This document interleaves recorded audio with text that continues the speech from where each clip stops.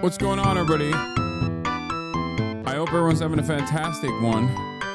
A fantastic evening, afternoon, pre-noon, no matter where you are in the world. I'm Hasan Piker, and this is the Hasanabi broadcast coming to you live from rainy California, Los Angeles, folks. We're live and alive, and I hope all the boys, girls, and Emmys are having a fantastic one because today's a beautiful day. Today's a wonderful day. Watch until the very end.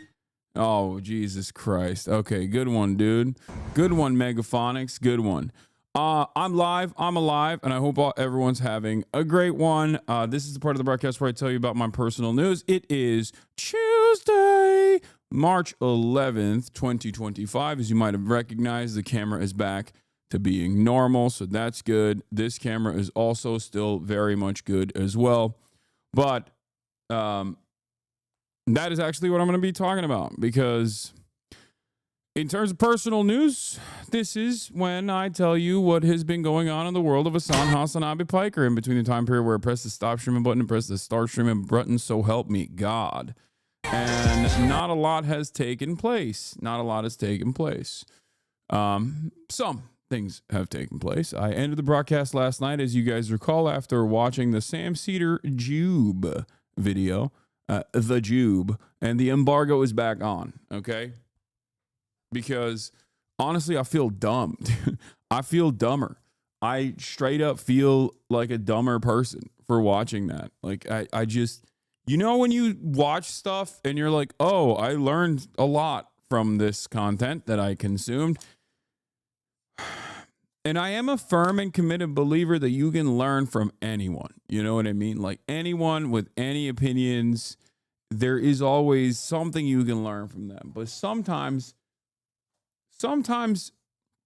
the damaging consequences of hearing something so stupid will greatly outweigh your mic is peaking, dumbass. It's not. I don't know why you're saying it's peaking. There's a literal limiter on it. There's like an actual limiter on it too, on top of that. Also, why dumbass? Been peaking since yesterday? Yeah, we fixed it.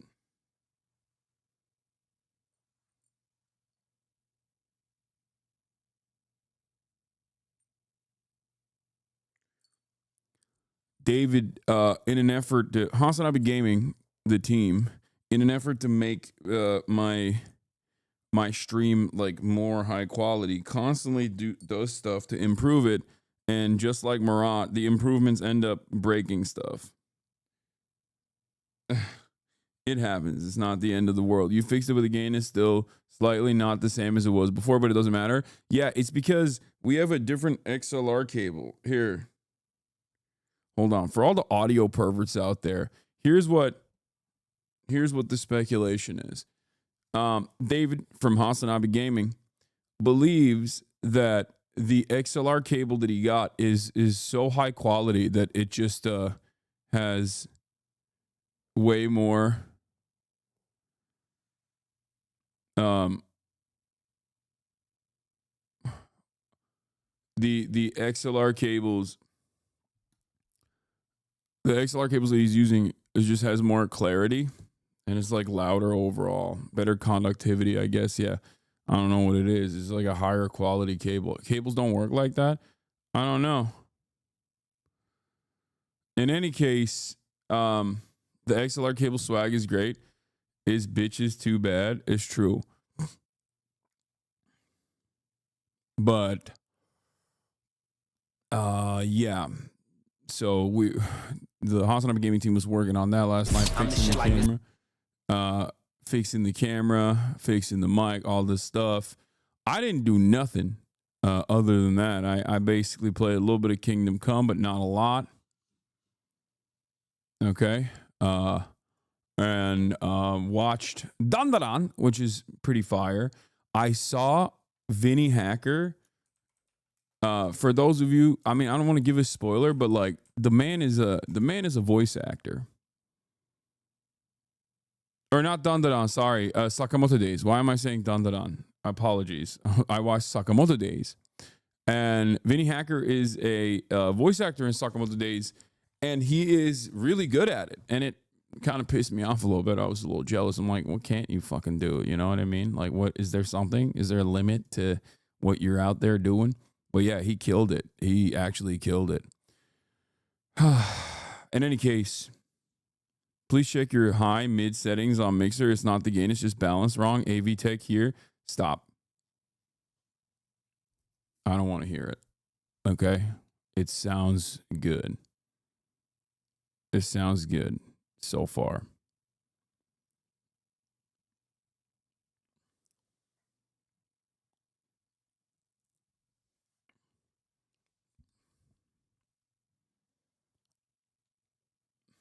In any case, personal news wise, woke up this morning, was supposed to hit the park, still hit the park. Yes, there's a new Noah Samson YouTubers who back the genocide. We will be watching that. Don't worry. Noah Samson has come out with another video. But park was too wet. Park was too goddamn wet. That didn't stop Kaya from running around in the mud. But that certainly did stop me from being able to play basketball, which sucks. Had some calls. And finally, ladies and gentlemen, we got new badges. Now, you might have noticed that we have new badges. If you are just tuning in on Twitch, we have new subscriber badges that finally took place. That thing that I always have put off finally took place. Shouts out to Mass Stupid Art. He did the dang thing. It took a while, but we're here. And yeah, I'm very excited to show you. I'm very excited to show you the new badges. Okay, I'm gonna go through it. Don't worry. I'm gonna show you all of it. As you guys know, subscriber badges are what you can get if you subscribe, and it indicates how many months you've been a subscriber. And Twitch has obviously some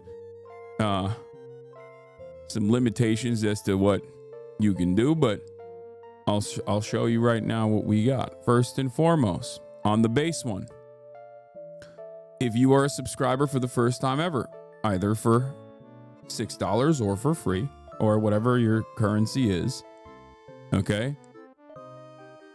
I'm an audio tech. Your audio is fine, but I definitely prefer how it was before you changed what you changed. Something in your signal chain might be clipping when you get louder. Okay, whatever. Anyway, as the base on the badges, you get Baby Kaya. At 2 months, you get Teenager Kaya. At 3 months, you get Kaya with a bone. At 6 months, you get Kaya with glasses. At 9 months, you get Kaya with hair and yellow sunglasses. Gym Rat Kaya at 1 year. 1.5 year, you get MAGA Kaya. At 2 years, you get Kaya with the Fez. 2.5 years, you get Kaya with the Ushanka. 3 years, Australia Kaya. Kayar. 3.5, Devil Horns. 4, USSR Commander. 4.5 years, Luffy. Pink Cowboy. I think this is supposed to be like a I don't know if it's a Mexican hat, but something along those lines. I got to go back to the drawing board on that one. Yeah, you got Commissar Kaya. 4, 6 years. Yeah, it's a Mexican sombrero. 6 years, you got Flower Kaya. And then you have 6.5 years, you have Halo. 7 years, you got Samurai. 7.5 years, you got Kaya with a crown. And then at 8 years, which doesn't really exist, I guess, for anybody yet, because I haven't been fully on this platform for 8 years, and but I mean, I've been here since 2018 technically, but at 8 years it's gonna turn into fish, and I wanted to do that because you know, it's a super rare. It's for those who were there when fish was there. You know what I mean?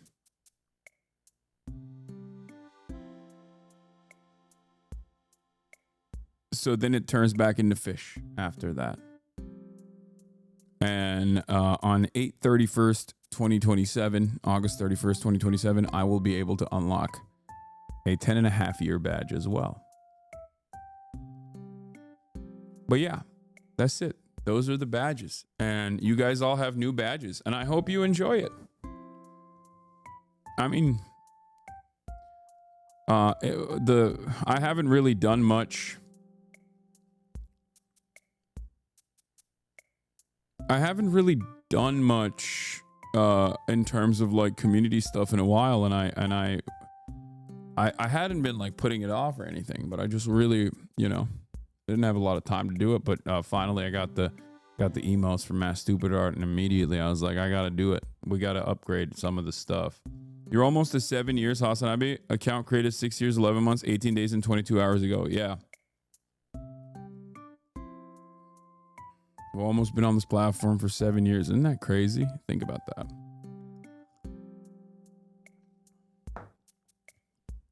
Be nice if you read chat every once in a while. True. Famously, I don't like doing that.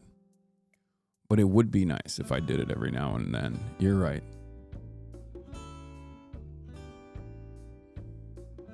I was watching an old interview of you the other day, and you said back then, your biggest motivation was momentum. Would you say it's your still biggest motivator? Yeah. My convictions, my worldview, and the unshakable nature of progress. That is what motivates me.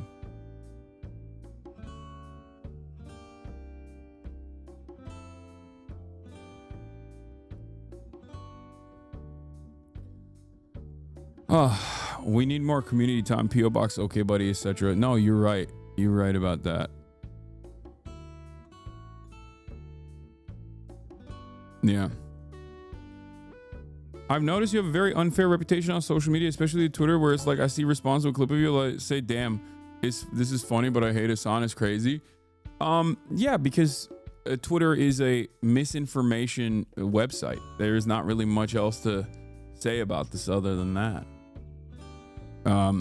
Twitter thrives on misinformation, and it's also very right-wing, and I think that a lot of people see me as like the avatar of leftism in America, and I think that's what it is. That's why people see it the way that they do, It is pretty funny though when you also have many haters on Tumblr, surprisingly. Guys, none of it matters. Most of these people are directly misinformed, okay? And if you want to correct them, you can. But the number one thing that you can show people is just the stream or a YouTube video of mine or a podcast appearance. You could just be like, hey, make up your own mind. Don't be misguided. Do you actually know what this dude is about? Or have you heard that he's a bad guy? And you've heard that there's he's embroiled in controversy. And 99% of the time, it's just vibes related. It's vibes based. I don't like his vibes. And I feel like he's always embroiled in controversy. So you can just either explain to them the context of clips that they might have seen, or better yet, just show them the stream. That's the reality of the matter, because the reality of the matter is if someone spends more than 15 minutes in this community, they're going to very quickly realize that a lot of what people are saying is just bullshit. My friend dislikes you for no reason, but your Theo Von appearance definitely helped him view you neutrally. That's it. That's it. That's literally it. Because if I truly was this piece of shit that people claim I am, then I think it would reflect in things beyond I think that reality would reflect beyond, 12-second clips. That's all I'm saying. Right?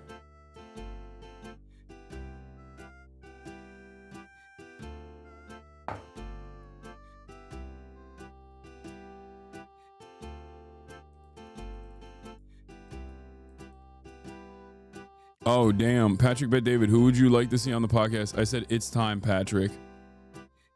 Go boost this. It's time for me and Patty Boy to finally have a conversation.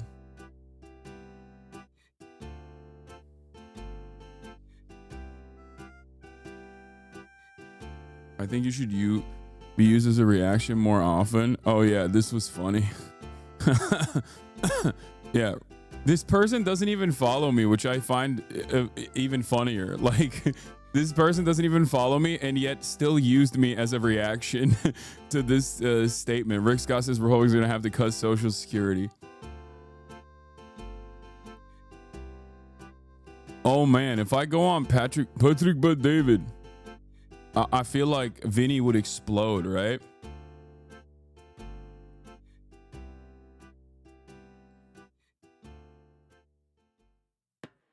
My husband wouldn't trust you while you said nice things about Asmund. It was after he heard you changed your mind that he was like, okay, maybe Hasan is just a trusting fella. Yeah, that definitely is one of the things that pisses people off quite a bit. Is the fact that I don't, I always will be as nice as I possibly can be to people, understanding where they're coming from, understanding the role that people's lived experiences play in their development, in how they get to the points that they get to, with the hopes that I can directly talk to them and move them away from reactionary thought. And when the beauty about this sort of thing is that when it succeeds, it's invisible, but when it fails, it's very, very visible. And unfortunately, everybody only talks about the failures. What is this? Cutie Cinderella Lud is now low-key hotter than Hasan. What? There's 0% chance this is a real Cutie Cinderella title.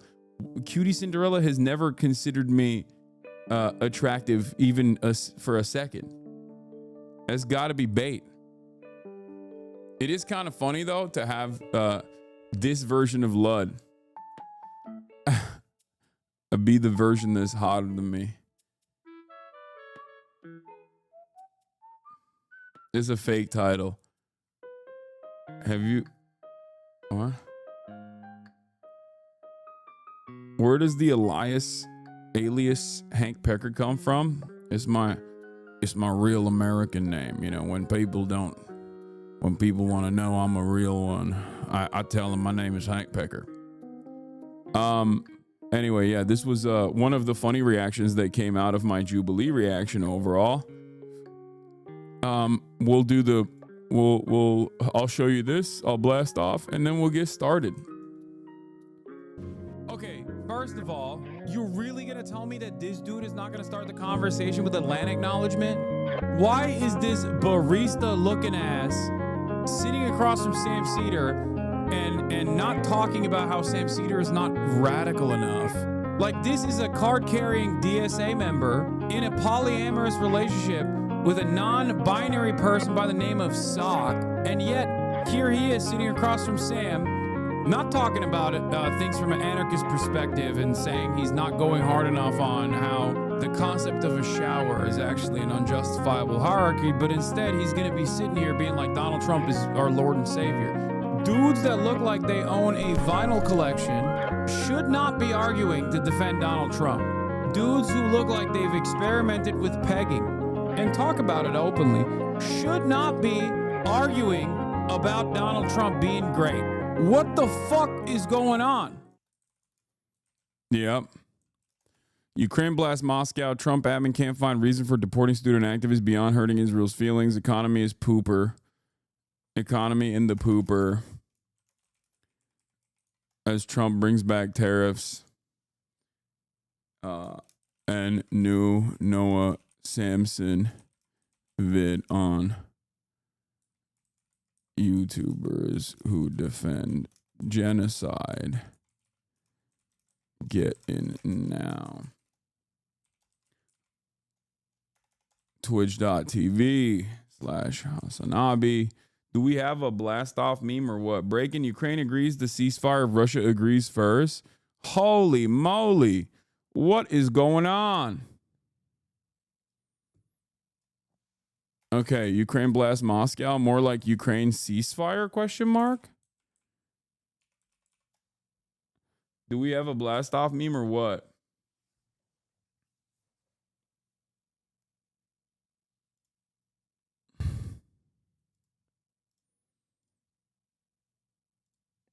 Okay, there's a Patrick Bet David one here, but whatever.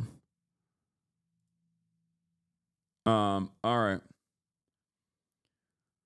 I'm pretty sure you've seen this by now, but your title says Colombia instead of Colombia. Just FYI. Did you see Jason's going to be on Netflix? Oh, that's amazing. I love that. This guy did a "You're Witnessing the Death of American Capitalism" video from Ben Jordan from 2 days ago. It's already almost had 1 million views.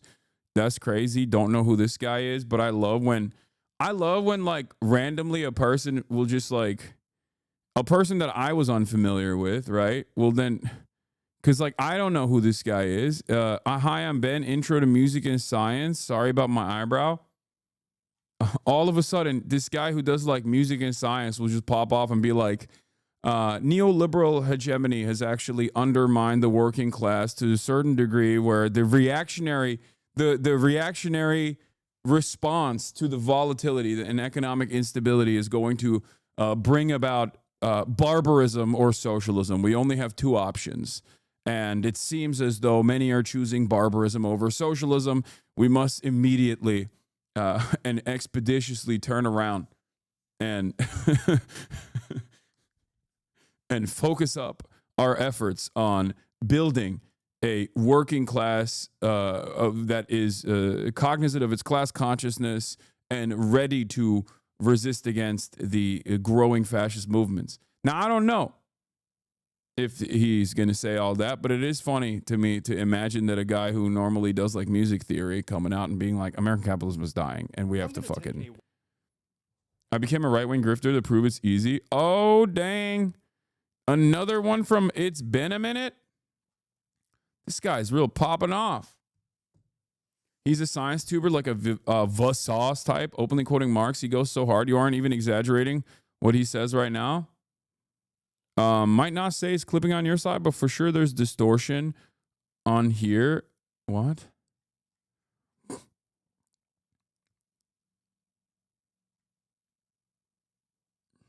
I've been following your VODs for a few years. Finally sub. Thanks for everything you're doing.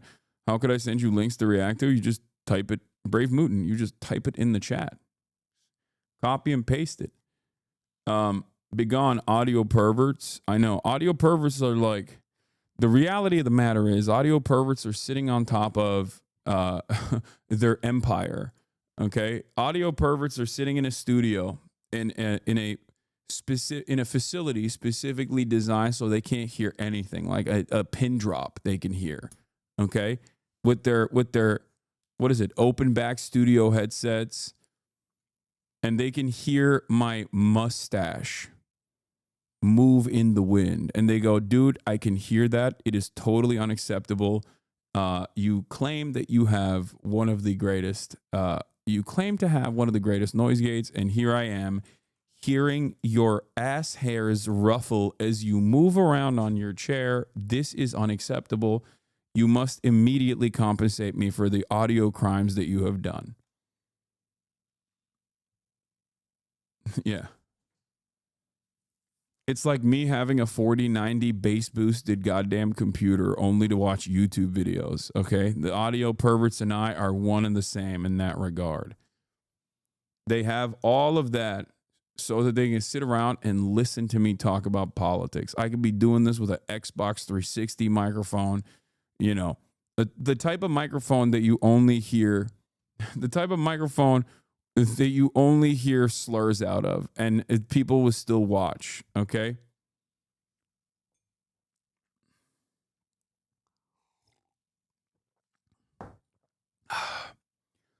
You need to cut 3 hairs in your mustache. I can hear 3 are longer than the rest, and they're rubbing incorrectly. That's what I mean.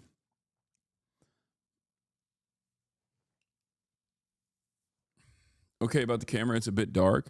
You don't know what darkness is like. I will show you darkness if you keep this up. Okay. Bill Burr's going crazy mode. I know. I love Bill so much. Bilbo Baggins is just absolutely popping off over and over again against all the liberals, popping off against the Democratic Party, popping off against the Republicans, popping off against billionaires in very meaningful ways. He is truly the George Carlin, okay, of this last generation of comics. Straight up. I love him. And I have a firm commitment that Stavi will be the George Carlin of the next generation. There's always going to be a George Carlin, and I really hope it's Stavi baby after Bill Burr passes down the torch. You know what I'm saying? Hasan, back away from the mic like it's a 50-year-old Republican from a 10-year-old. Okay, a few centimeters. Okay, stop. Until the audio is fixed, I'm adding 1,000% tariff. I like just tariffing things. I like tariffing things randomly. Like, yeah, this displeases me. Enjoy your tariff.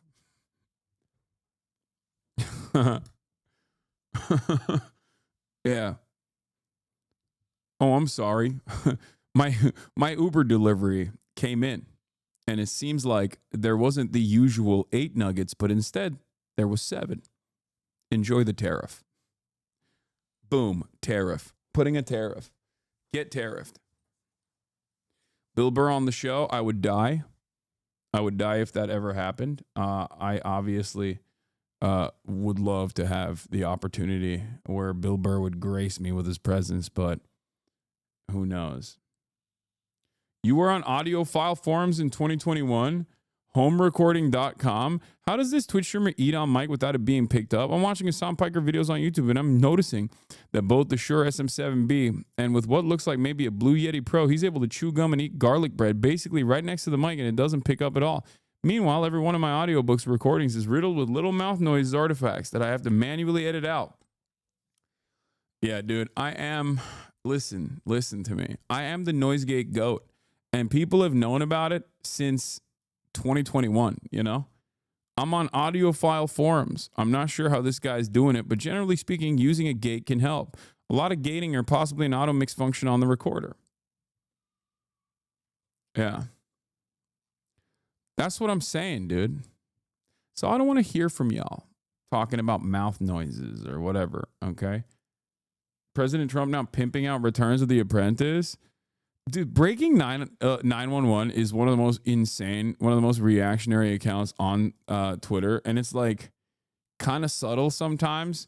And then in other instances, they go mask off. Like with the Mahmoud Khalil arrest, like they just straight up came out.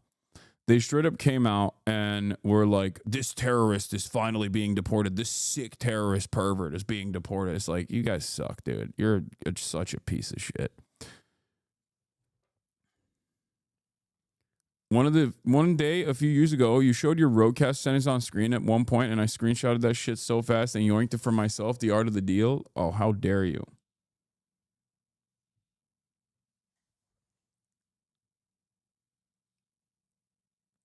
Anyway, yeah, I know that one of the only negative consequences of my audio, my noise gate being so good is, of course, that when I stop talking, people think that the stream has accidentally paused if they're not paying close attention. That is truly an issue, which is why I always try to have some kind of noise. But when I do stop, people go, maybe the stream is broken. Maybe the stream is busted. Oh, anyway. But let's get started on, first and foremost, the massive Ukrainian attacks that took place. And then we'll cover... wait, hold on. There was a fan cam that you wanted me to react to. Let's start with that.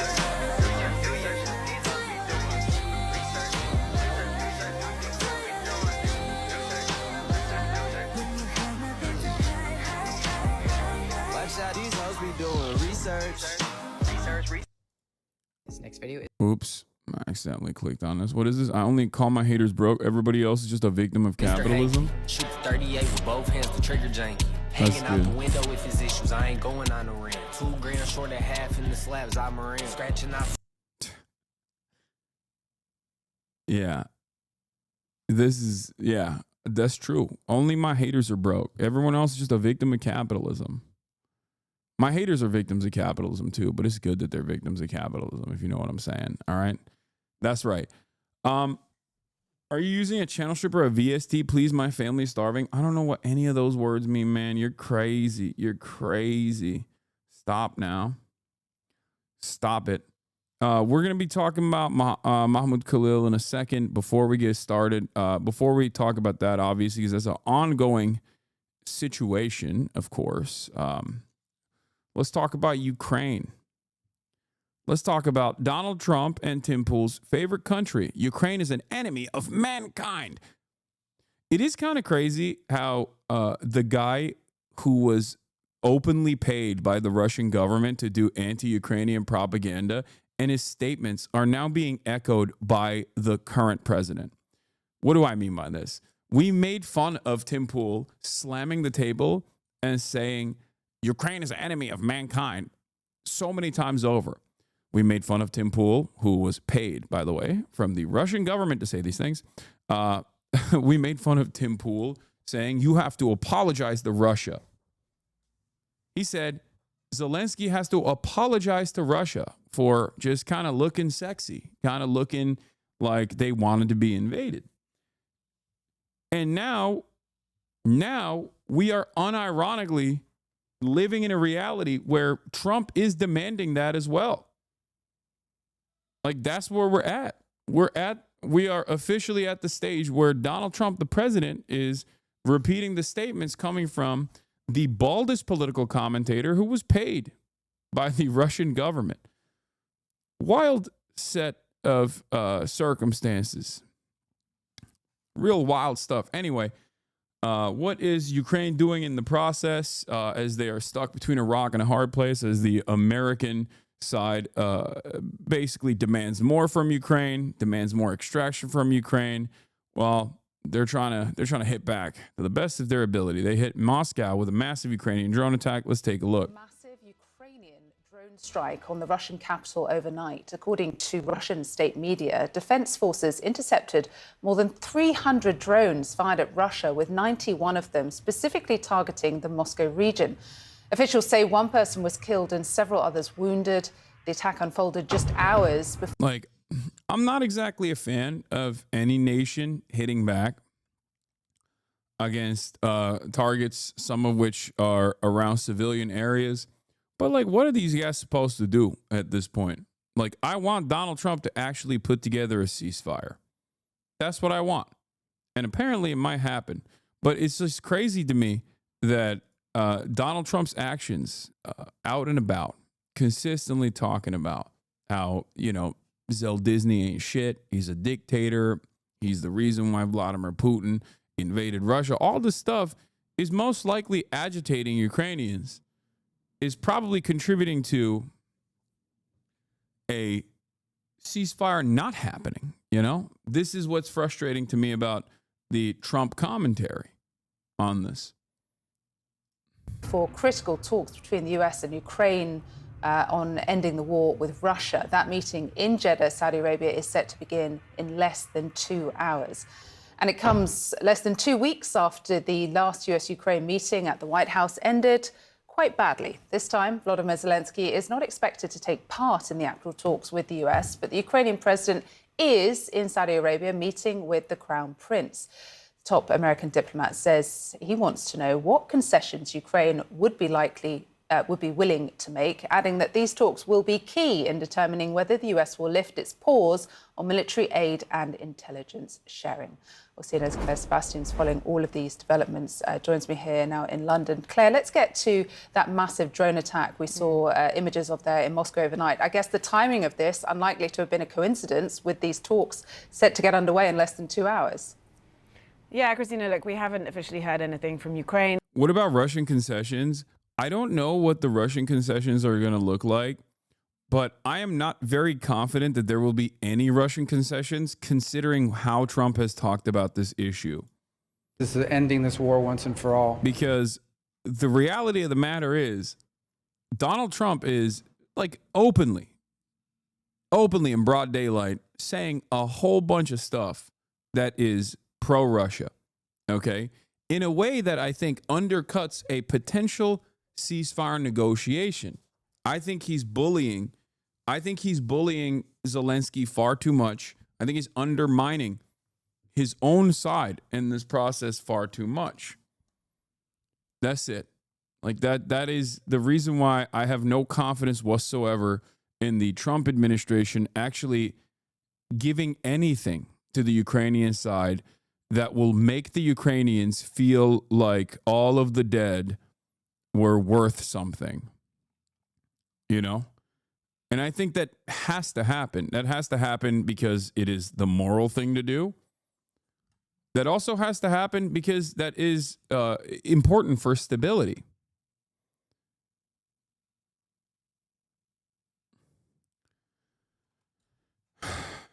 And yet, do I have any confidence that Donald Trump will do anything like that? Absolutely not. I don't. Let's continue. On this very large barrage of drones, some 337 in total shot down in various different regions, 91 over the Moscow region, according to the Russian Defense Ministry. Ukraine hasn't said anything, but I think, as you say, timing is hardly coincidental coming ahead of these critical talks in Saudi Arabia. It was a fairly disruptive, not to mention destructive attack, one death. It's pretty rare to see deaths from Ukrainian drone attacks as far away from the Ukrainian border as this. I think there's only ever been one other in Moscow, and that was last September. So definitely noteworthy disruption as well, with airport closures and delays to flights there. And I think this is potentially, from Ukraine, a way of sending a message. Their long-range drone program is something that has been homegrown, that has proven extremely effective in this war in terms of hitting Russian military sites, energy infrastructure, and of course, on several occasions, the capital itself, again, far beyond. There is something also interesting about this, where even when they talk about Russian targets, like, although Russia is the foreign adversary here, mainstream media, when they talk about Russian targets, they still use different words than the way they would use when talking about Gaza. I do think that that is like underlying white supremacy for sure. Because like Russians are the bad guys, right? They present the Russians as the bad guys. They present the Russians as like asking for it, deserving of retaliation. And to a certain degree, I understand why like Ukraine would do everything in its power to try to make this invasion costly. In the exact same ways that I understand why the Palestinian population that has been held captive for 75 years, 76 years of occupation will try to make that occupation costly. What's interesting, however, is that even when the Ukrainian retaliation is being talked about, and they talk about like Russian casualties in the process, they still recognize the humanity of Russians in a way where you rarely ever hear that recognition when it's Israel blowing up entire blocks of their captive civilian population in Gaza. Just something that I've noticed. Like, we don't extend grace to, we don't extend the same grace to victims of our foreign adversaries as we do to Ukraine.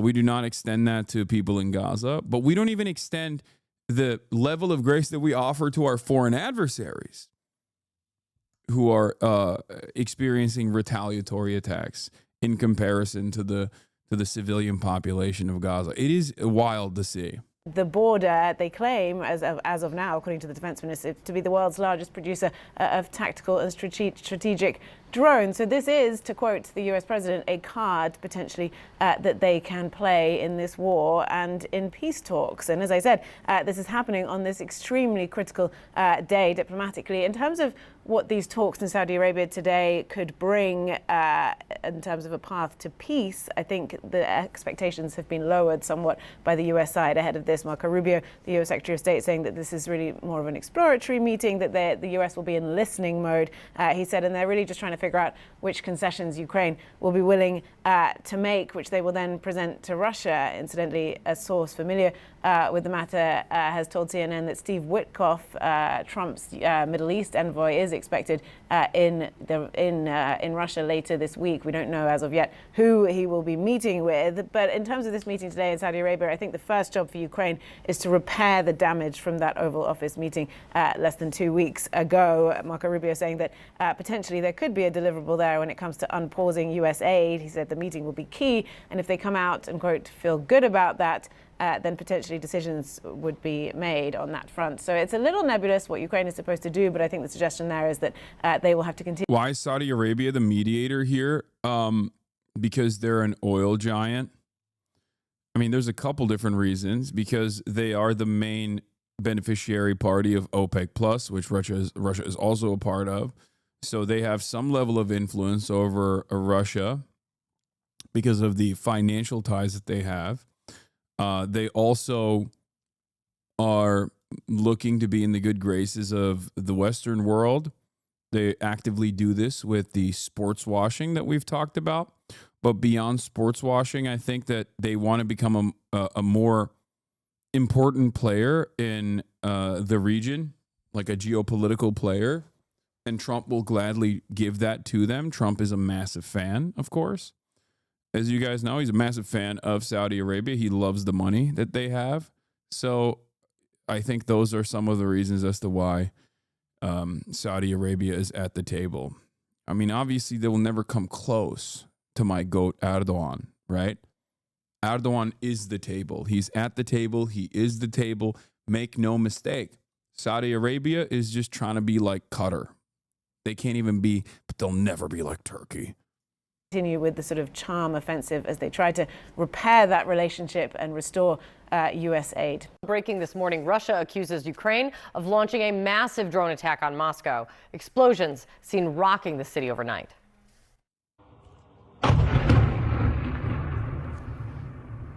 In all, Russia says more than 300 drones were fired, nearly 100 targeting Moscow, and 2 people were killed. In Ukraine, more than 30 people have been killed since last Friday. The war raging on as the possible peace talks finally resume.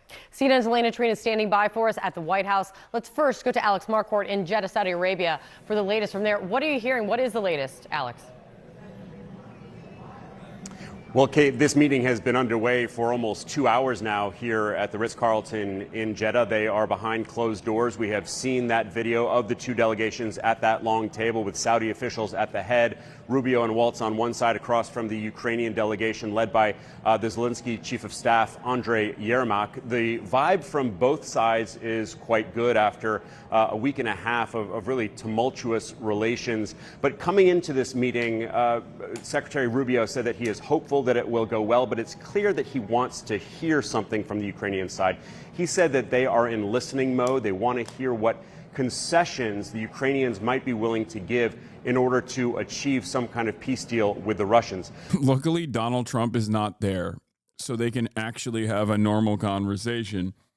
And Marco Rubio can play the role of that he's supposed to be playing, which is like, you know, a normal war hawk politician that will go along with whatever the American State Department's true vision is for Ukraine, rather than have someone like Donald Trump actively throw Molotov cocktails in any sort of conversation for pure narcissistic desires that he has.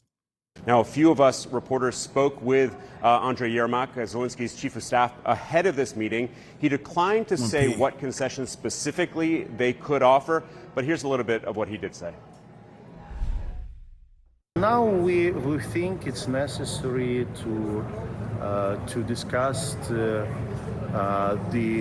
most important how to start this process, and we're very open.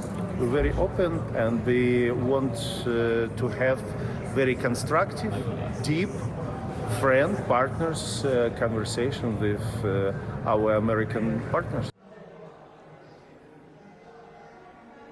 So the priority, Yermak is saying, is jump-starting this process. Kate, we should note the U.S. has not specified what concessions they are expecting the Russians to give.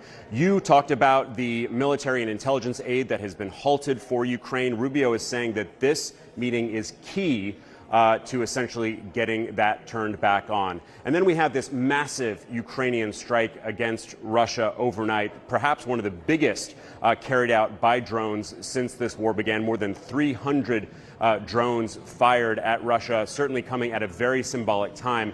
Presumably, Kate, whatever comes out of this meeting between the U.S. and Ukraine will be communicated to the Russians as the U.S. tries to bring Ukraine and Russia closer together. And we have just learned late last night that Steve Witkoff, who is the Middle East envoy, but very much involved in these talks, should be going to Russia later this week and could be meeting with Vladimir Putin. Kate?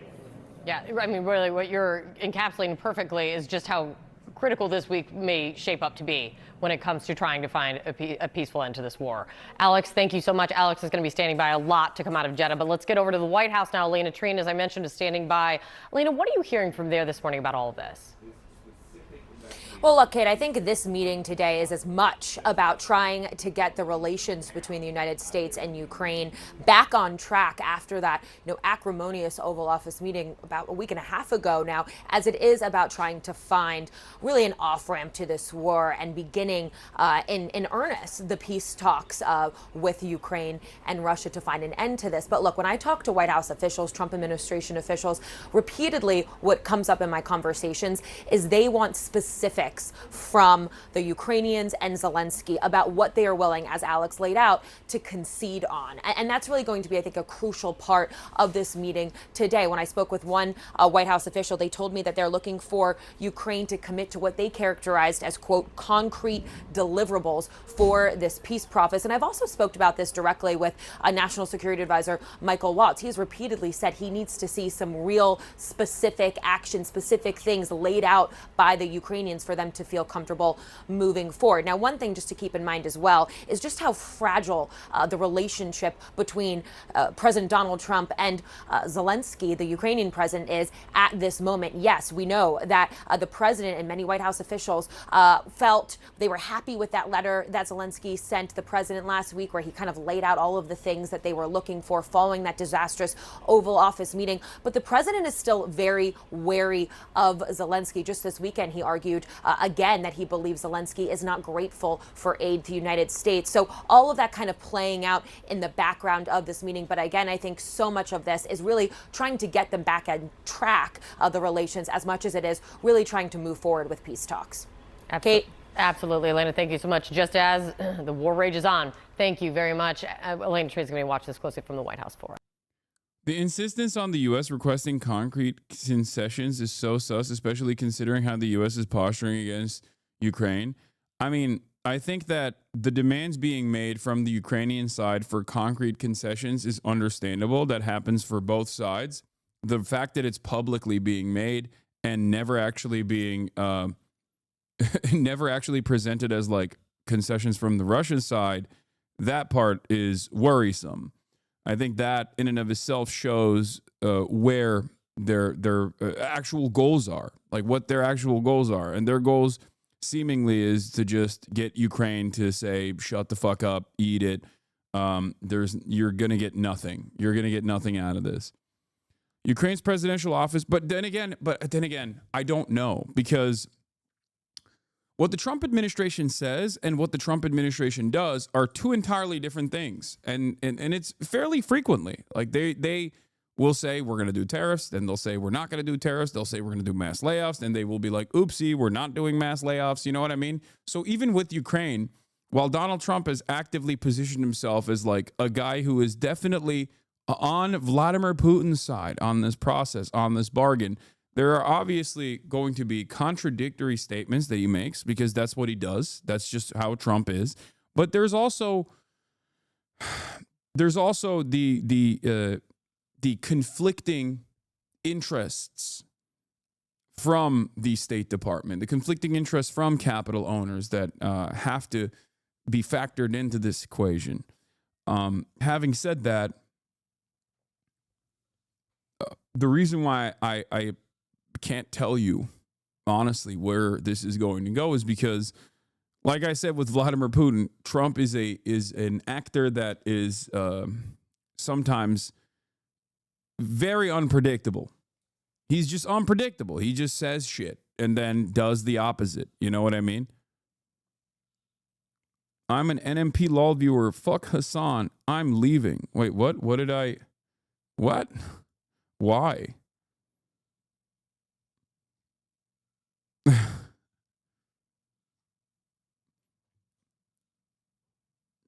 All right. Here's some details since that video came out. Obviously, Ukraine has accepted a U.S. proposal for a 30-day ceasefire. There's a Rubio-Waltz news conference taking place. This is coming out of Jeddah. Ukraine has agreed to accept a U.S. proposal for an immediate 30-day ceasefire and to take steps restoring a durable peace after Russia's invasion, according to a joint U.S.-Ukraine statement on Tuesday. The two sides, meeting in Saudi Arabia, also agreed to conclude as soon as possible a comprehensive agreement for developing Ukraine's critical mineral resources. So that was a brief blip that came out. And in that, hold on, there was also this. Ukraine also said that Russia has to agree first. So I'm going to show you what the Russian demands are, and I'll show you what the Ukrainians said as well. Ukraine's presidential office, according to Jackie Heinrich, who is the senior White House correspondent for Fox News, says the Ukraine's presidential office presenting this as a joint statement following talks with the U.S. delegation, which featured, of course, Marco Rubio, Waltz, and also, who can forget, Goatkov, my goat. Two notable points that they made were the United States will immediately lift the pause on intelligence sharing and resume security assistance to Ukraine. Both countries' presidents agreed to conclude as soon as possible a comprehensive agreement for developing Ukraine's critical mineral resources to expand Ukraine's economy, offset the cost of American assistance, and guarantee Ukraine's long-term prosperity and security. So, basically, it's what they said, that they were going to get out of the situation.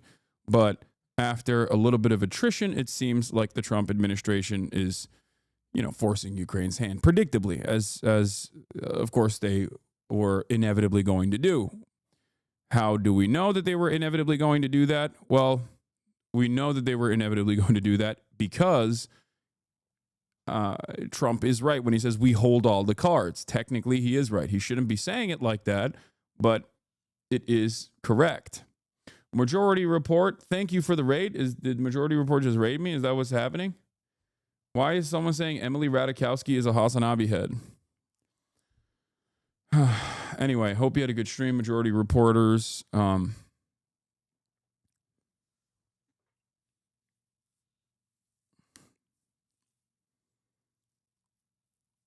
was talking to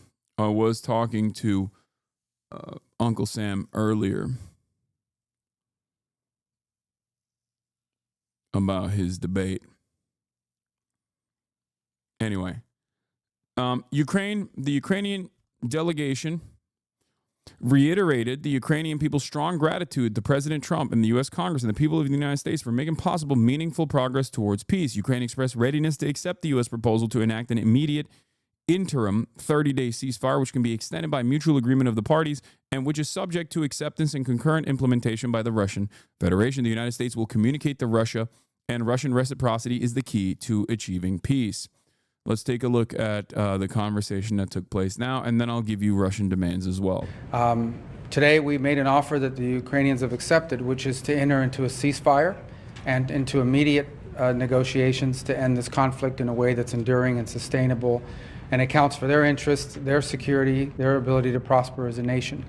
I want to personally we both want to thank the Kingdom of Saudi Arabia, His Majesty, for hosting us, for making this possible. They've been instrumental in this process, and we're very grateful to them for hosting us here today. And hopefully we'll take this offer now to the Russians. And we hope that they'll say yes, to peace. The ball is now in their court. And but again, the president's objective here is, number one, above everything else, he wants the war to end. And I think today Ukraine has taken a concrete step in that regard. We hope the Russians will reciprocate. Well, just to add to the Secretary's comments, the Ukrainian delegation today made something very clear, that they share President Trump's vision for peace. They share his determination to end the fighting, to end the killing, to end the tragic kind of meat grinder of people and national treasure that's happening on the front in Shonda Black, thank you for the raid. Hope you had a good stream. in Let's Ukraine. go. Number one. Number two, they made concrete steps and concrete proposals, not only accepting our proposal for a full. This messaging is so much different than Trump and Vance. It's a bit jarring. It's not. The reason why, I mean, I get why you are confused because Donald Trump is like so insane in comparison to these guys. But what these guys say is more important.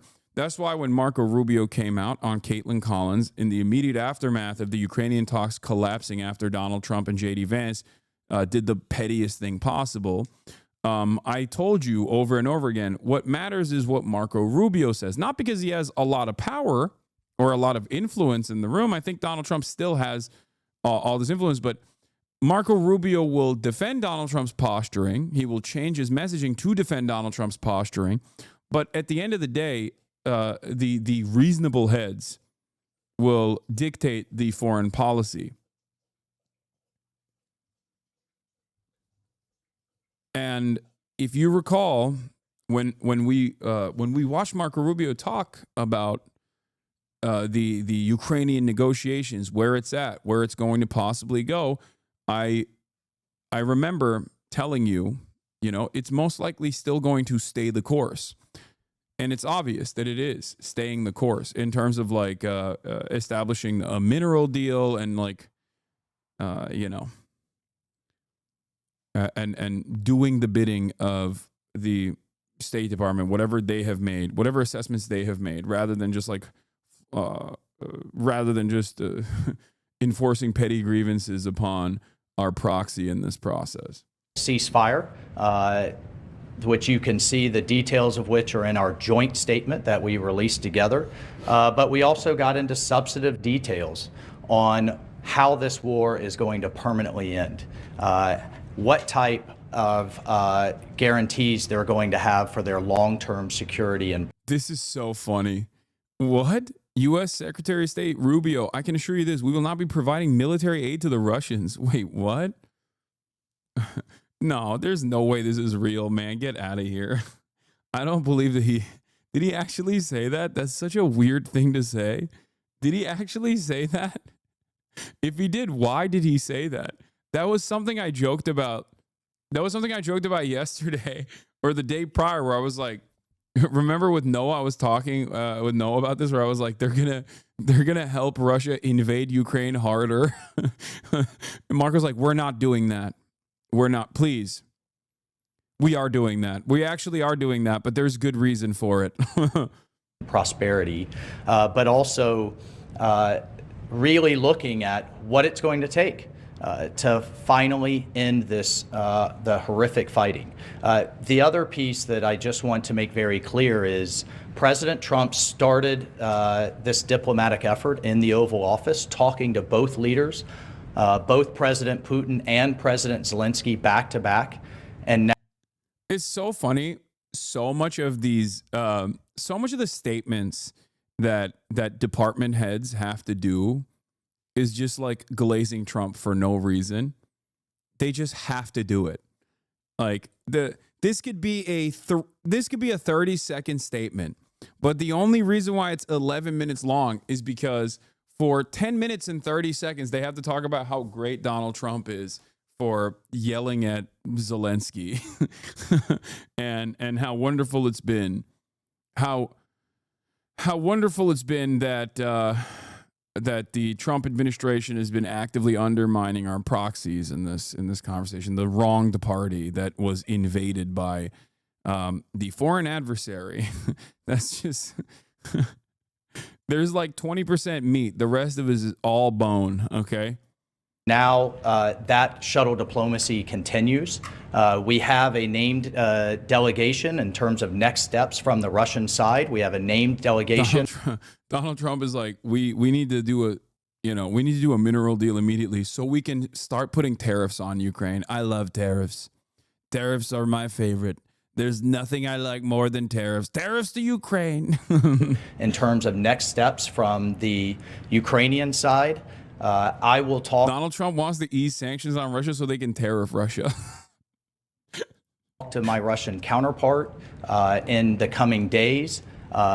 Secretary Rubio will be with G7 foreign ministers in the next couple of days. We have the NATO Secretary General in the White House on Thursday, and we'll take the process forward from there. So, as a result of that, and I think as a result of this positive step forward, the president has decided to lift the pause on aid and on our security assistance to Ukraine going forward. And that's effective immediately. All right, your colleagues have chosen 3 questioners. Let's start with Alex Marquardt of CNN. Thank you. Several questions on the ceasefire. We understood that coming into this was a Ukrainian proposal for a partial ceasefire. How did this become an American proposal for an immediate 30-day ceasefire? And to be clear, you're talking about a complete ceasefire across the front line, not just the aerial and maritime ceasefire that the Ukrainians proposed. And then finally, how do you expect to take this to the Russians? Is it Mr. Witkoff, who we understand is heading to Moscow later this week? Will he deliver that to Putin? Will it be President Trump to President Putin? Will it be you and your counterparts? How will that actually happen and when? Well, on the first point, your question is yes. That's the offer. The offer is to stop the shooting. The goal here is the only way out to end this war is to negotiate out of it. There's no military solution to this war. The solution to this war and the way to end it and to achieve the president's objective of peace is to negotiate. But before you can negotiate, you have to stop shooting at each other. And that's what the president has wanted to see, and that's the commitment we got today from the Ukrainian side, their willingness to do that. Obviously, now that'll be delivered to the Russians. It'll be delivered to them directly through multiple channels, meaning not only... Now he's quoting you, Rubio's a Hasanabi head? Yeah. Marco Rubio is a famous Hasanabi head. And also a Russian op, just like me. Well, they obviously see it. It'll be communicated to them through our diplomatic channels, through conversations and other methods. But they'll obviously be well aware. And our hope is that the Russians will say yes, that they will also agree. So the shooting will stop, the killing will stop, the dying will stop, and the talks can begin about how to end this war permanently in a way that's acceptable and enduring for both sides. Look, there's been all kinds of discussions in terms of different types of ceasefires. You know, there was the deal in terms of grain moving years ago. There's been discussion of halting aerial attacks on each other's infrastructure. The president has made it clear and certainly made it clear to us that all fighting needs to stop. And the Ukrainians have agreed to that proposal. They're ready for peace. And now we'll take that to the Russians and get their response. All right, next, Jennifer Jacobs, CBS. Great. Hi. Are you expecting any goodwill gestures from Russia? Do you have a deadline in mind for when you're hoping for them to reciprocate on that? Those 2 things. Well, we're going to take the offer to them. What if Russians say no? They already have. But that's a spoiler. I'm slowly but surely going through the story, even though in real time there's updates coming in. No spoilers, okay? We'll get to that in a second. We're going to tell them this is what's on the table. Ukraine is ready to stop shooting and start talking. And now it'll be up to them to say yes or no. I hope they're going to say yes. And if they do, then I think we made great progress. If they say no, then we'll unfortunately know what the impediment is to peace here. But the president's been abundantly clear. He wants the shooting to stop. He wants the warfare to stop. He wants the dying and the suffering to stop. And he believes, and rightfully so, that the only way to end this war is to negotiate an end to it. And we think that it's always easier to negotiate an end to the war when people aren't shooting at each other. That's how the president believes. That's what we hope to achieve. The Ukrainians today have expressed their willingness and readiness to do so immediately. We hope the Russians' answer to that will also be yes. But no deadline set, sir. Well, the deadline is we hope to do this as soon as possible. Every day that goes by that this war continues, people die, people are bombed, people are hurt on both sides of this conflict. The president wanted this war to end yesterday and the day before. The president's been clear. He wants peace. And so we wanted to see it as soon as possible. So our hope is that the Russians will answer yes as quickly as possible so we can get to the second phase of this, which is real negotiations, not never-ending dialogue, talk forever, but real negotiations to end this conflict in a way that's acceptable to both sides, sustainable, and that ensures the stability and security of Ukraine for the long term. The goodwill gesture, is there anything like the return of the stolen children or anything that you're expecting in return? Look, we've discussed a number of things, prisoner exchanges, folks that were detained and what have you, but the fighting has to stop. I mean, that's what we agreed today. And just think about it. We've gone from if the war is going to end to now how the war is going to end. And this was an important first step. And that was under President Trump's leadership. He has literally moved the entire global conversation to where we had a very senior Ukrainian delegation with us today. We've had engagements with our Russian counterparts. And now it's how the war is going to end. And that's under President Trump's leadership. Just to answer your question. It's really interesting because I think constantly undermining Ukraine and you know, handing it to Russia and making it seem as though Russia is actually honestly and earnestly trying to pack this stuff up, and it's actually Ukraine that's like forcing this process to fall apart, might actually end up exploding in Trump's face. Because if Russia does stuff like this, where they turn around and say, yeah, no, we're not going to do a ceasefire, how about that? Then Donald Trump looks like an asshole. You feel me? And when you have no way of strong arming the Russian side because they are a foreign adversary, unless you also bring China to the table, for example, you're kind of going to look cooked. The Russian State Duma deputy Sobolev says the U.S. will rearm Ukraine in 30 days of ceasefire and will start the war anew. Russia will not go for it. This is pretty funny, especially because this is literally the argument that the Ukrainian side, or rather people who defend Ukraine, have been making in terms of not doing a ceasefire. It's like, oh, we can't do a ceasefire because Russia will rearm and then pummel us further. And it's like, I've always maintained the position that a ceasefire is good because it allows people to feel safe for even a brief moment. That has been a consistent position that I've maintained. But it's hilarious that the Russian side is now saying that. It's also additionally ridiculous that the Russian side is saying that, considering that the American side is not even like interested in offering intelligence until today. Like they restarted sharing intelligence with Ukraine. They had stopped it already. It's like obvious that Donald Trump is not interested in giving more. I mean, it's obvious that Donald Trump, at least in the way that he talks about this, is clearly more on Russia's side than any other previous administration. I think the reason why Donald Trump is at least aesthetically presenting himself as like pro-Russia in this process is because if I am to look for logic here, and it's very difficult to find a logical through line in the way that Donald Trump behaves because he is a madman, I would say that he recognizes that the battle lines do not favor Ukraine. They're not necessarily great for Russia either, but obviously Russia has more manpower to throw at the problem. And therefore, he wants to get out of this without hurting his own reputation. So he wants to basically pack up the Ukraine thing as a libtard Democrat thing, right? He wants to say like, no, it was the liberals and the Democrats. Ukraine is a gay, woke, liberal nation. And it's like a Democratic Party project. It's not me. That's why he's like actively trying to present himself as like anti-Ukraine and maybe even come across sometimes as though he is pro-Russia. There's obviously his own personal grievances against Ukrainian leadership. We talked about this before, whether it be obviously like the first impeachment, the perfect phone call that he had where he was looking for blackmail on Joe Biden, and that didn't happen, and he got impeached over it. He never really let that go. The fact that he also likes authoritarian strongmen, and Vladimir Putin certainly fits that bill.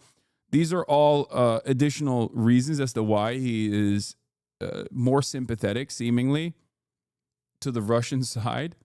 Having said that, I think ultimately he recognizes that the exit from Ukraine is always going to be bad. It's going to make America look bad because no matter what, any concession to your foreign adversary against your proxy is going to make you look weak.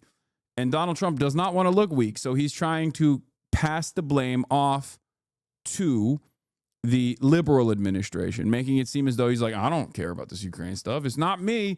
I don't care about this. I've never been pro-Ukraine. I'm pro-Putin, actually. It's just those liberals that were pro-Ukraine, and they fucked it up. And that's why there's a loss that the American side incurred here. And I think that's what's going on. That's what I think that's the closest I can arrive at like some logical reason for why Donald Trump comes across as so Putin without broaching Krasnov KGB agent conspiracy theories. Caitlin Collins reports President Trump makes his first comments on the 30-day ceasefire that Ukraine has just agreed to following his talks in Saudi Arabia. He says, hopefully President Putin will agree to that. Also, and we can get this show on the road, Trump says, I think ceasefire is very important.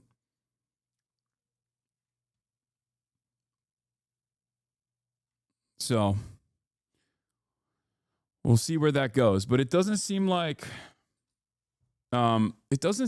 he's it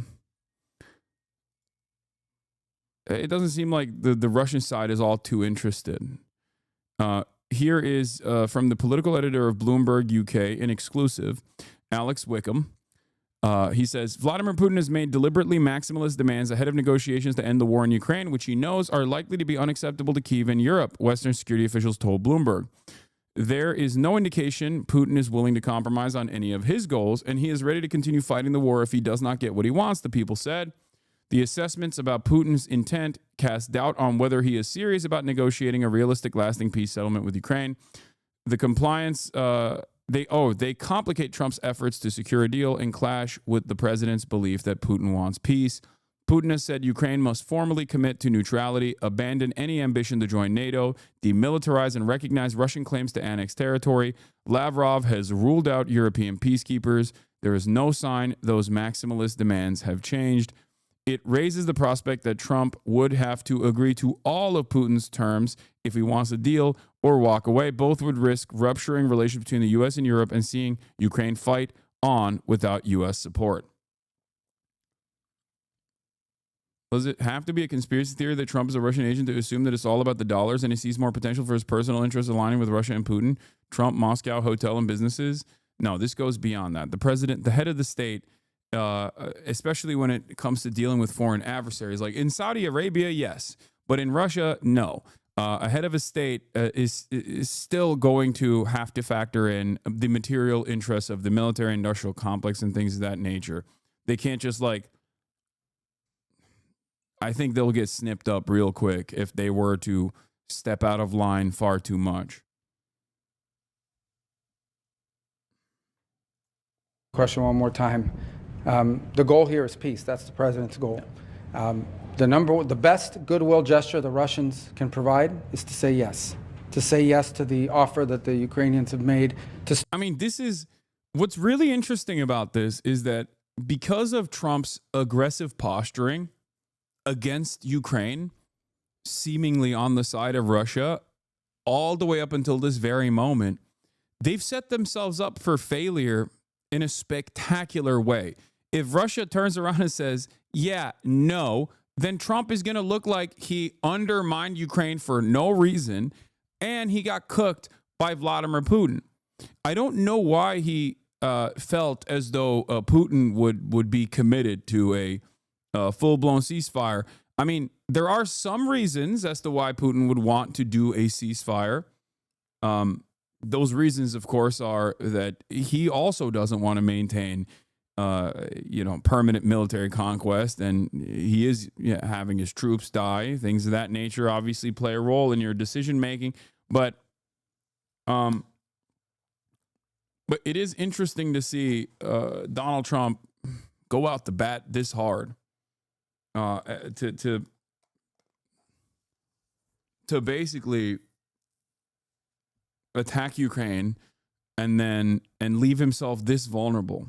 We'll see. stop the shooting, to stop the fighting, and get to the table. If they do that, that's the best goodwill sign we could see. Obviously, as part of that negotiation, as we're talking about how to end this conflict, there will be a lot of issues to unravel. Among them, not the least of which is the humanitarian concerns, the children, the prisoners of war, all the things that sadly come with these conflicts. But the number one goodwill gesture we could see from the Russians is to see the Ukrainian offer and reciprocate it with a yes. And next, for Reuters, Daphne Saladakis. Thank you so much. Could you clarify what security assistance will be resumed? Does this include the PDAs? And why wasn't the minerals deal signed today? What are the outstanding issues there? And if I may, is the relationship with Ukrainian President Zelensky back on track? Do you back him? Well, let me answer the second or the third. You had two, and then I'll let the security advisor talk about the defense and security assistance. On the second question, well, let me answer first on the minerals deal. As part of our communication today, that is something that was negotiated through our Treasury and his counterpart on the Ukrainian side.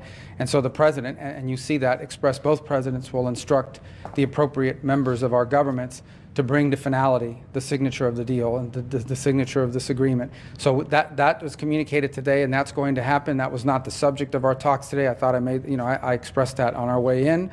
We were here in pursuit of peace. That doesn't mean the minerals deal is not very important. It most certainly is, and we expressed that today in the statements we put out jointly, that the president, our respective presidents, have instructed the appropriate members of their governments to bring this to finality and to conclusion. The second part of your question was? Does the security assistance include? No, there was one after that. And the Zelensky relationship There we go. back on track. Yeah. What's back on track here, hopefully, is peace. That's what matters the most. I know everyone's looking for who likes this is serious stuff. Okay, this is not Mean Girls. This is not some episode of some television show. I mean, that's kind of funny. You're Trump's State Department lead. You're Trump's Secretary of State. Is like pretty funny. He literally said this makes good television after nuking the mineral deal that he bullied Zelensky into signing. This like ceremonious deal, and then he just like cast it aside specifically because he wanted to make good television. He said it himself, and you've been actively defending that this whole time. Is crazy. This is very serious. Today people will die in this war. They died yesterday, and sadly, unless there's a ceasefire tonight, they'll die tomorrow. The president wants that to stop. That's what he's interested in here. That's why we came here. That's why we're grateful for the Kingdom of Saudi Arabia hosting us here.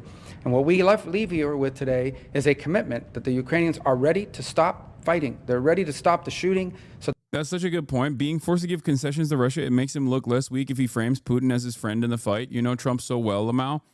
I mean, I think it only works if Vladimir Putin is down to pack this up. Like, if he wants to undermine America, this is the perfect opportunity for him to do so by just refusing, by simply refusing to concede on demands that he's forcing America to take to Ukraine. He can just like he will just sit back and watch Donald Trump sever relations that exist with European nations, and then also make him look like a fool. Weirdly enough, it makes it seem as though Vladimir Putin holds all the cards when it's supposed to be Donald Trump that holds all the cards.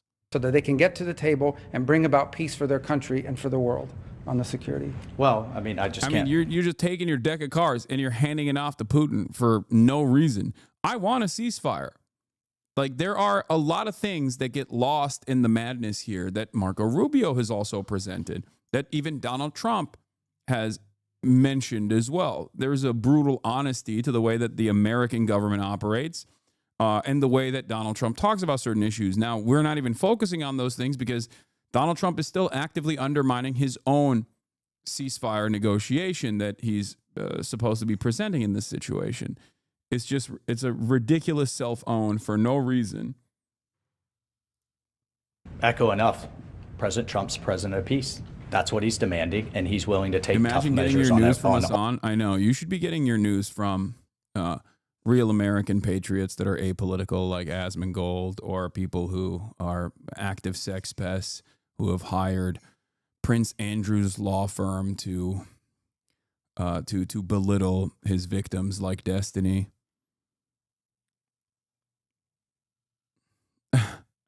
or OAN, One American News Network, baby. You should be getting your news from Fox News, brother. Imagine getting your news from Hasan. Goddamn. All sides to drive that home. And in terms of the security assistance, it's the current presidential drawdown authority. I'll refer to the Defense Department on the eaches of what munition was where in the process, but it's the current PDA that will proceed to the Ukrainians. All right, everyone, thank you. Thank you. Thank you very much. Thank you. Yeah. So that's fun stuff.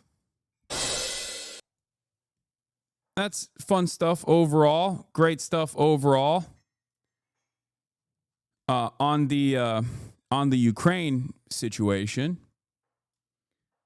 today, will you cover Duterte finally being arrested and taken to The Hague yesterday? Yeah, we'll talk about Duterte because of the things.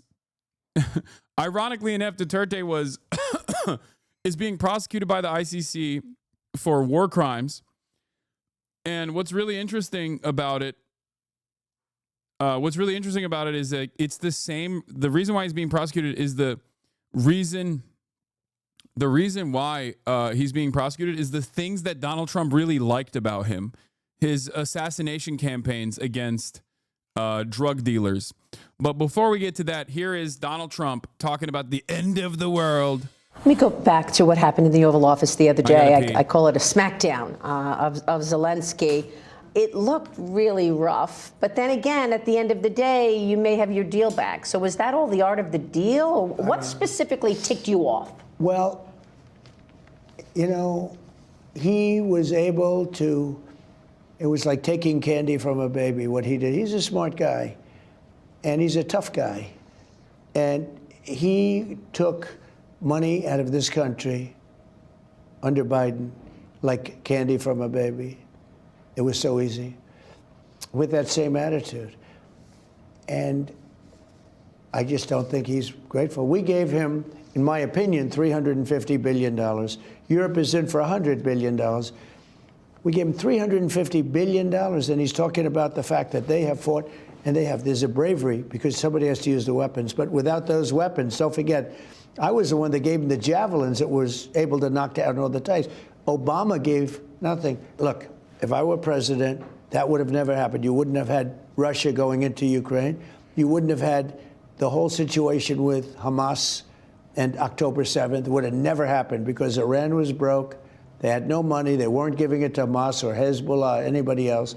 You would have never had the worst evacuation anyone's ever seen, which is Afghanistan, which was the most embarrassing day in the history of our country. And you know what else you wouldn't have had inflation.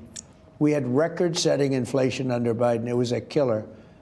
It's one of the reasons I won the election. But you may get it again. Silence. Mike Goat is talking about Obama. Okay, a lot of you are not ready for the beautiful takes coming from the beautiful president about Barack Obama. With these tariffs, right? I mean, one CEO said to me, my input costs have already started to go up. I'm going to have to raise prices. In the meantime, guess what? Interest rates are down for the last 3-4 days at good levels. I mean, you know, when you add interest rates, you're talking about it's gone down. I've been saying, let's get interest rates down. You know, nobody ever gets rich when the interest rates are high because people can't borrow money. Interest rates are going down. You know what else is going down? What have I been trying to get down? Oil. Energy. Energy's going down. I'd love to see energy go down. You know, energy is really what caused it. They screwed up my energy. I had the most energy, and they screwed it up. Then they went back to it. It was going through the roof. They went back to some drilling, but it was gone. It was hopeless. It was lost. But energy's gone down, and interest rates have gone up over the last week. That's a big thing. I love that. Do you expect Zelensky to come back? Do you expect to do that rare earth minerals deal? Yeah, I think so. I think it'll happen. Are you sure there's the content that you think there is there? Because some people were questioning if, in fact, there is the titanium and the lithium, all those the rare earth minerals. Do you think it is rich with those things? Well, I do. I mean, Maria Bartiromo was like, I don't I don't know if there's a lot of rare earth minerals, which you keep calling raw minerals, raw earth minerals. What does that really mean? And I've had it checked. I've had it checked by the best. Oh, it's very valuable. But with all that being said, he's had it Biden checked. should have never put up $350 billion. He should have equalized with Europe. All he had to do is say, you got to stay even with us. They're in for 100. We're in for 350. How does that? And we have an ocean in between us, right? We're not in the danger that they are. They are in much greater danger, if you call it danger. He should have never done that. You know the other thing with Europe that bothers me? They've given Russia more money, by far, for buying their oil than they put into Ukraine. So they're paying all this money to Russia, and we're in there for $350 billion. Biden should have never done that. I spoke with the president of Poland the other day. President Duda has great respect for you. Yeah. And I said to him, what if the U.S. walks away and stays away? Here's what he said. Without the United States, do you believe that Europe is capable of offering meaningful security to Ukraine? I would like to believe it, but experience to date shows that this has not been the case. The entire history so far of the last 3 years of the war shows that without American support, Ukraine will not survive. Are you comfortable with that? The fact that you walked away and Ukraine may not survive? Well, it may not survive anyway, but, we have some weaknesses with Russia. It takes two. Look, it was not going to happen, that war, and it happened. So now we're stuck with this mess. Think of what he stuck me with. Open borders where we have 21 million people came into our country, many of whom should not be here. Many are criminals. Many are criminals. Many murderers, drug dealers, drug lords. We got that. We have the whole mess with Israel. I don't even know if the Trump supporters believe this. Like, as far as the tariffs, like the necessity for the tariffs in terms of combating like fentanyl trafficking or whatever, like oh God. Is there any way to talk to Trump supporters that believe that? I don't even know. Like, it is perhaps one of the dumbest excuses. He's trying to actively pair that with a thing that he's been talking about on the campaign trail. That's it. If he talked about bananas on the campaign trail and stabilizing the price of bananas on the campaign trail, that's the reason why he would do the tariffs. He'd be like, no, we're doing it because bananas are too expensive. We're going to fix it. Like, that's it. The only reason why he's talking about fentanyl is because, one, the executive office has some control over immigration and protecting America's borders. So that's one way that he can implement these tariffs without it just actively being a decision that he's making for, I don't know. I don't even know what the reason is for the tariffs, especially because he keeps going back and forth on them. Like, he said he was going to do the tariffs on Canada this morning, right? And then he turned around and he said he's going to cut the Canada tariffs. He's looking at backing down on the 50% duties on Canada, may back off, doubling steel, aluminum, Canada tariffs. Trump on Canada will probably make different tariff decision. Like, what is happening here? Is it because he just wants the stock market to collapse or something? He's just like actively wielding a will they, won't they situation with tariffs in an effort to cause volatility and insecurity, in an effort to cause a direct lack of confidence in the stock market, in an effort to forcibly drive these stocks down so that his rich buddies can buy the dip. I don't know. I don't know what the hell's going on. I genuinely don't understand it. And I feel like it's so weird. It's such a weird thing that he's doing that, like, even his supporters can't. I have yet to hear from anyone, with maybe the exception of like Yanis Varoufakis, as to why the way that Donald Trump is operating with these tariffs is intelligent. Like, what the underlying goal is. Yeah, it's so he has a national security emergency, so they have some legal footing. Otherwise, Congress would have to implement them. I understand that. That's the reason why he says it's a fentanyl. Fentanyl is a national security issue, and the president can make unilateral decisions on stuff like that. That's why he's implementing tariffs. But the real reason why he's implementing tariffs is economic reasons. But I don't even understand what the economic reasons are, especially because he's not following through on them because they keep pushing back. Everybody, he keeps saying, we're going to do tariffs. And then everybody goes, don't do that. That's going to cook us. That's going to destroy us. What are you doing? And then he goes back. He's like, no, okay, I won't do them. And then the next day he'll be like, I'm doubling the tariffs. And then everyone's like, what the hell do you mean you're doubling the tariffs? He goes, just kidding. And the only thing that causes is instability in the market. And I don't know. I don't know why, what the goal is there. Like, unless you want to drive stock prices down aggressively and then, I don't know, maybe consolidate power in the hands of your select few wealthy individuals. Like, is that what it is? Is that the point? Israel on October 7th. We have all of the ramifications from the worst and dumbest withdrawal in history. Both Ukraine and Israel were both attacked by aggressors.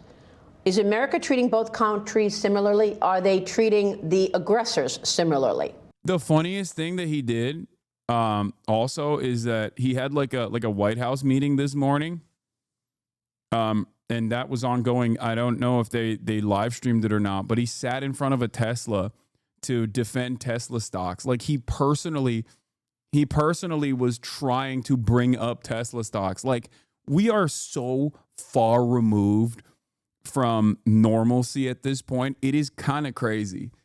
Like, having a U.S. president single out his favorite billionaire that gave him $100 million and just being like, his stock prices are getting pummeled. Let me tell you, this is a good car. You got to buy it. You Americans have to buy it. I'm the American president telling you, you have to buy it. Like, that is insane. That is an insane thing that's going on. I know we've like completely lost the plot on the Hatch Act. You know, that's woke and gay, of course. But like, this is kind of crazy. I mean, am I wrong? Am I insane? Am I the insane one? Yeah, he said the Tesla boycott is illegal. He's like, you can't do a BDS on Israel and you can't do it on Tesla. President Trump says he's going to buy a brand new Tesla tomorrow as a show of support amid the left-wing boycott. I mean, this is incredibly desperate. Will it work? Probably not. Why is he even doing it? Like, what? Oh.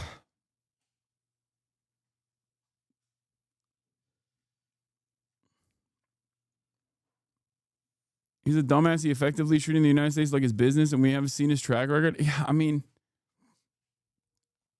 it's illegal not to buy a Tesla. Every American must buy one. If you die in a Tesla, we will honor you. We will put your name on a board. Every American baby needs a Tesla. What is going on? I mean, look at this. Look at this. Look at this. How can anybody look at this and go, that's right, he's my base president, dude? Hello, President Trump. Are you looking to buy or lease today? Well, I'm going to buy.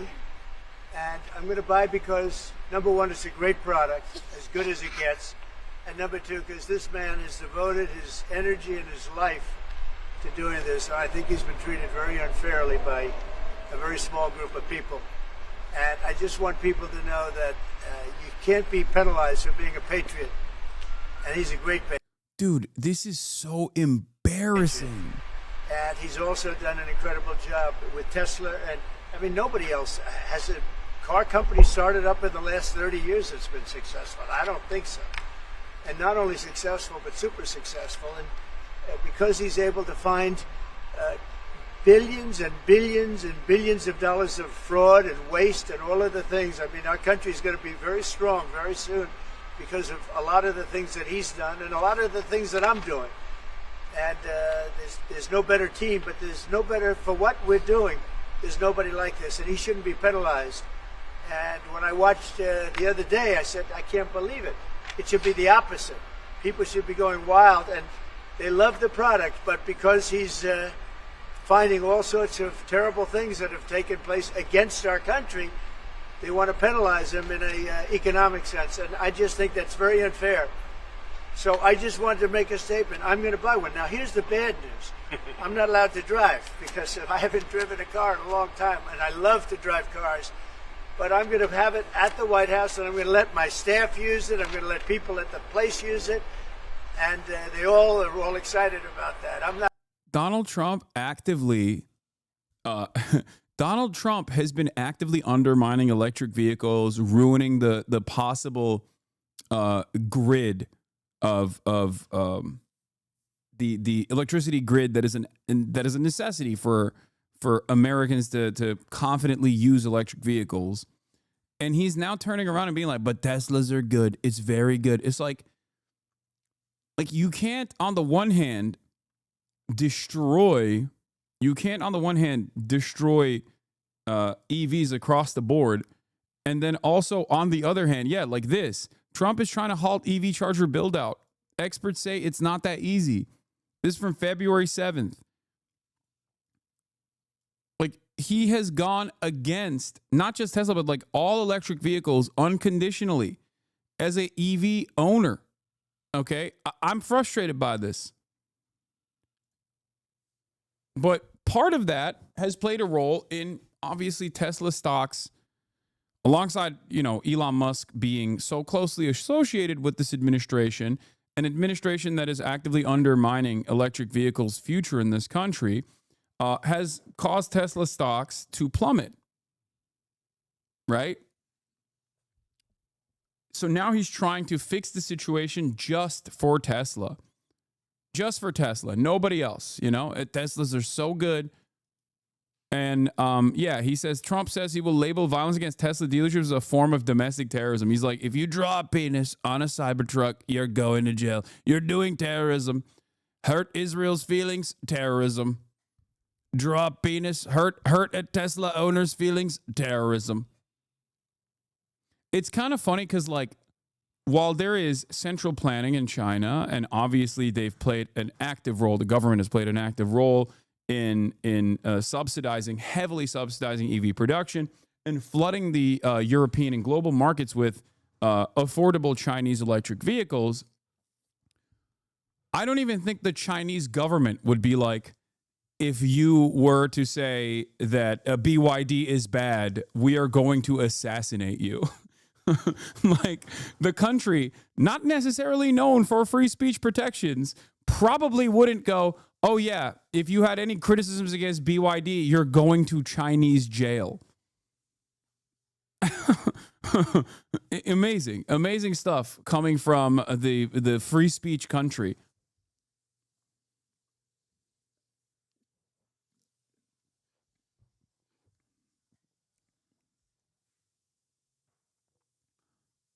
We are going to do our very best to claw back the Tesla stocks. Wow. That's beautiful. This is a different panel than I've had. Everything's computer. Wow. Everything's computer. I love it. It's computer. So much computer. That's beautiful. Wow. Nah, I think Tesla, confidence in Tesla is at an all-time low. Confidence in Elon is at an all-time low, which is why confidence in Tesla is at an all-time low. And I think Donald Trump associating himself this openly with Tesla is probably going to piss people off, especially because his fan base have actively shit on electric vehicles. Donald Trump has actively shit on electric vehicles. Trump supporters are not necessarily big electric vehicle fans. They think it's gay, it's woke, it's lib shit. Yesterday, Tesla stocks were at its lowest point, as in it had dropped so much that it was at the same point it was in 2020. Tesla stocks had gotten down to a point where if you had purchased Tesla stock in 2020, you had the same, this was the Your Tesla stocks was worth the same as they were in 2020. Now, it's unfortunately up 5% today. Yeah, I mean, when the president comes out and actively promotes Teslas, I'm sure it'll go up a little bit. But having said that, I think people's anger and resentment towards Teslas being branded as the swastika mobile is probably going to continue.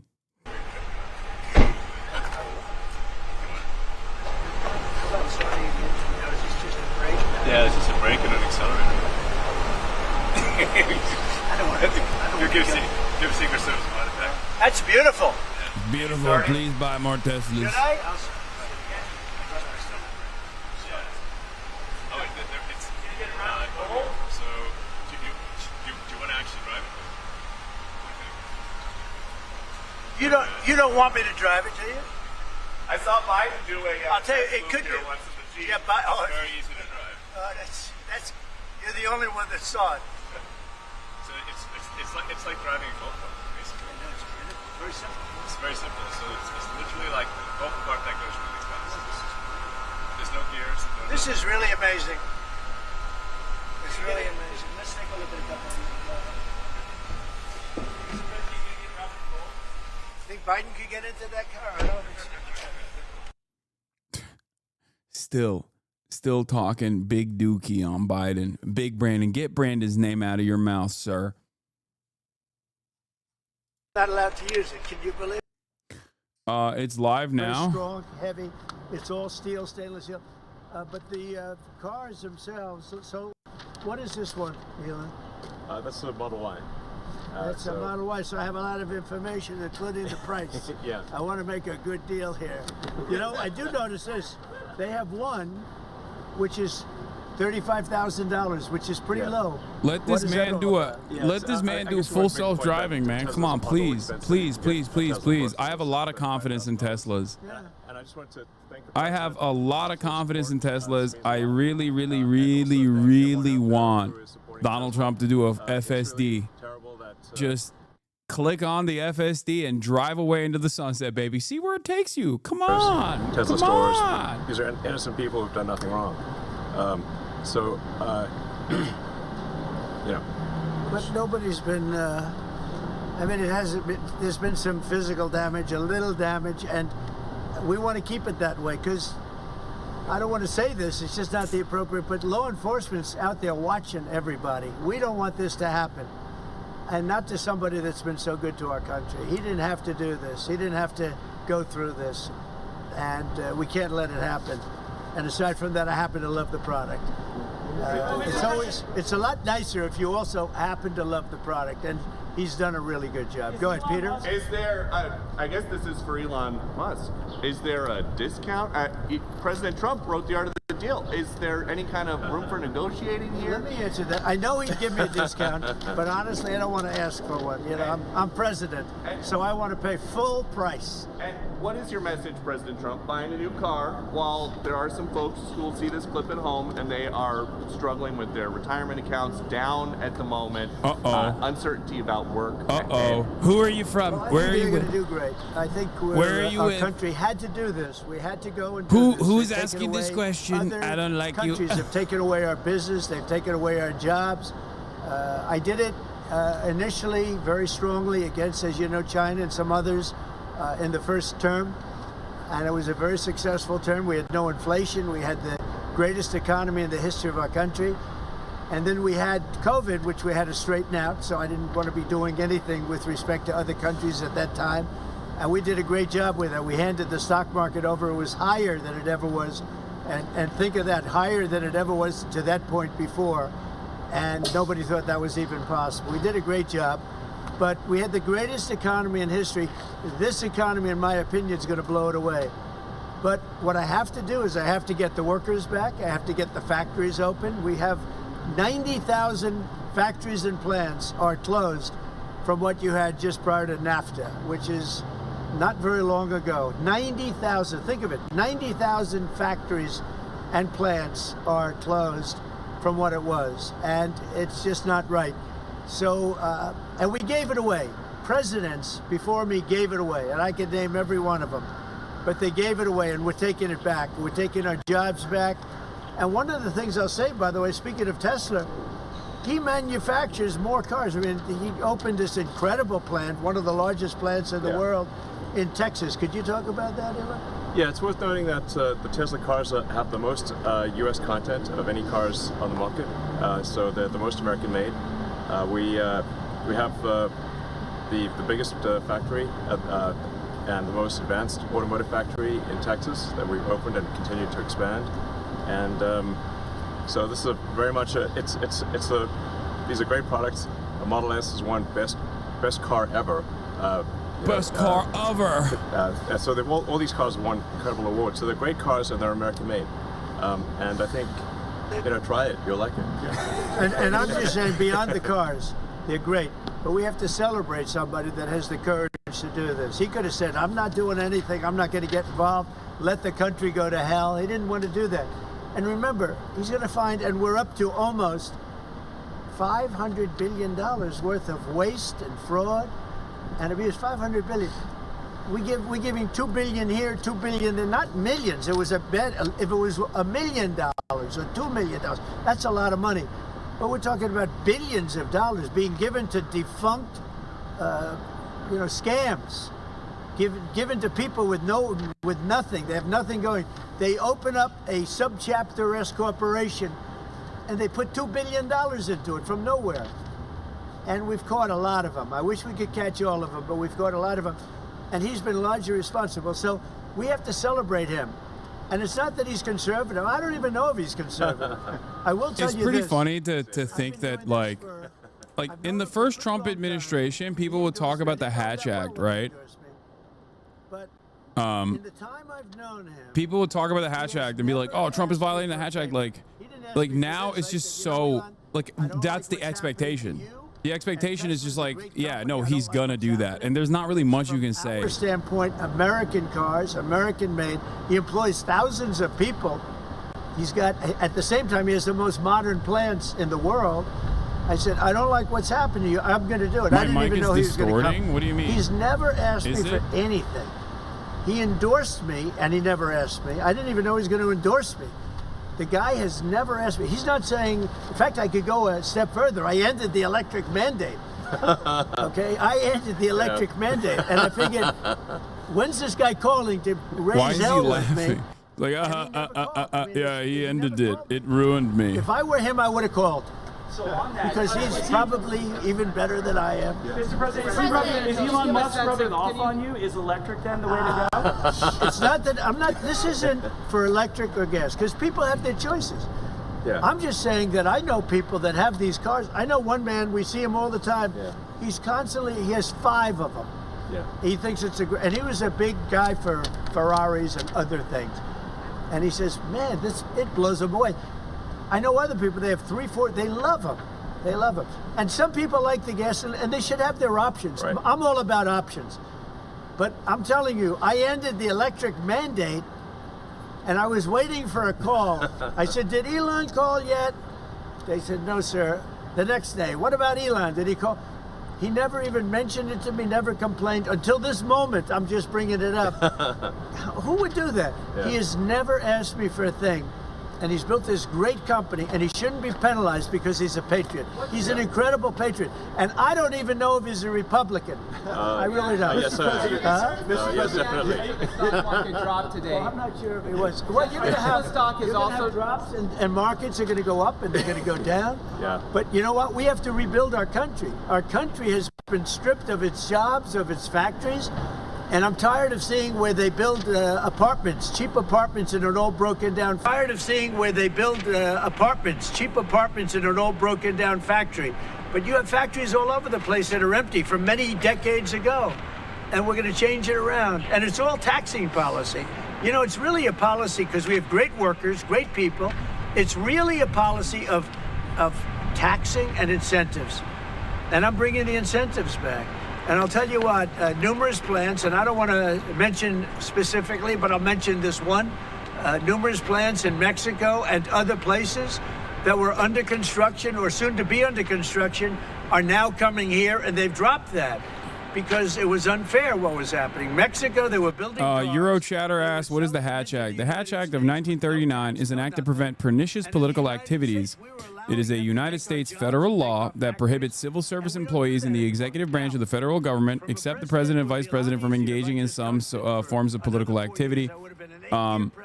Basically, it's you're not allowed to do this, exactly this, which is for your own personal gain or for any other reasons to promote, like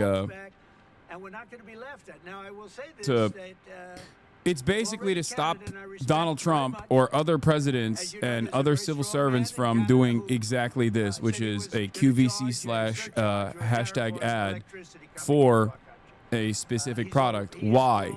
Why would that be something that the federal government would want to stop from happening? It's because they don't want someone to get $100 million in campaign contributions and then with that $100 million have the president do an ad when the stock prices are tanking for your company. It's because it's you have from the bully pulpit, you have awesome power and responsibility, and utilizing the bully pulpit to do an ad for one company after someone gave you money would be pure corruption. Pure corruption. That is what this is. This is the exact reason as to why they don't want this to, they wanted to stop this from happening. Could have done it the easy way. I could have coasted. It forbids the intimidation or bribery of voters and restricts political campaign activities by federal employees. It prohibits using any public funds designated for the relief of public works for electoral purposes. Forbids officials paid with federal funds from using promises of jobs, promotion, financial assistance, contracts, or any other benefits to coerce campaign contributions or political support. Are doing an incredible job, but he left us a horrible situation. And we're changing it. But one of the things we're changing is we're going to make our country really wealthy again. We're going to bring our jobs back. Right now, we're like a chicken that's being plucked at from all over the world. We're not going to let that happen anymore. Mr. President, but very importantly, and I said it, Ukraine, ceasefire. Ukraine, ceasefire. Just agreed to a little while ago. Now we have to go to Russia and hopefully President Putin will agree to that also. And we can get this show on the road. We can get this horrible war where 2,000-3,000 soldiers a week, every week, 2,000, 3,000, 4,000 sometimes. I get the reports. And they're not American soldiers. They're Ukrainian and they're Russian. But people are being killed outside of that. People are being killed in the cities as things explode throughout the cities. And we want to get that war over with. So I think it's a big difference between the last visit you saw at the Oval Office and this. So that's a total ceasefire. Ukraine has agreed to it, and hopefully Russia will agree to it. We're going to meet with them later on today and tomorrow, and hopefully we'll be able to wipe out a deal. But I think the ceasefire is very important.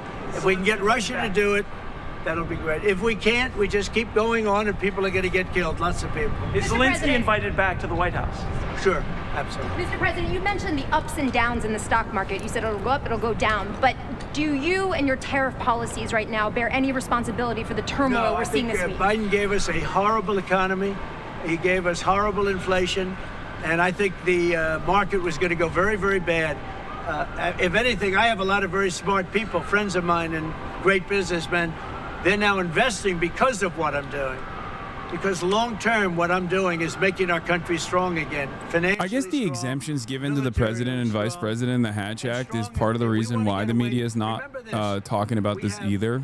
Because there are exemptions because the president and vice president have more power than the regular federal employees. So that's probably part of the reason why people don't even talk about it. But the other... Major terrorists. Biden would have caught. Why didn't he catch him? The other reason is because no one gives a shit. 5 weeks into the presidency, I caught the man responsible for Abbeygate, and he's going to pay hell right now. He's a bad dude. He's a bad guy. But we didn't have these problems. I had no inflation. I had a great economy. I mean, he did admit He gave you high prices. You couldn't buy bacon. You couldn't buy anything. And also, I inherited a situation with eggs. The price of eggs was through the roof. Well, now the price of eggs has come down a lot. Interest rates have come down. Gasoline prices have come down. It's all coming down. It's all a beautiful thing. I can do it the right way, the wrong way. We're doing it the right way. And I have tremendous confidence in this country and the people of this country. Tremendous confidence, much more so than if I sat back for 4 years and had a good time in the Oval Office. I want to look at cars. Trump's tariff flip-flopping isn't a bad strategy. It is this strategy. Chaos keeps markets, media, and the world leaders off balance, making him the center of attention. He doesn't care about policy, just controlling the narrative. He threatens to backstop to claim victory. No, I think it's that market volatility, that instability actually causes stock prices to go down so that they can engage in like some semblance of market consolidation at the lowest possible point that they can, only to rebound with stability, I guess. But that is the only logical conclusion, and that's kind of what Donald Trump was talking about right here, too. He's like, buy the dip when the market is down. But it doesn't make sense. It truly does not make sense. Because this level of instability is going to make it harder for people to have confidence in the market. When's the last time you bought a new car? Well, I buy a lot for through my children because they run the company now. I used to buy a lot. I haven't bought a new car in a long time. What was your first car? The only thing I know is the Beast. I got a big car with very thick windows and thick side panels. Is that going electric? We buy a lot of cars. Actually, I bought this one for Kai. Do you remember your first car? The Ontario Premier calling you and giving you his decision about the electricity surcharge, and you said you were pleased about that. Will you make a different decision now about the tariffs on Canada? Will you reduce it? At that, but probably so. Yeah, he was a gentleman. He was a gentleman. Look, I said it before.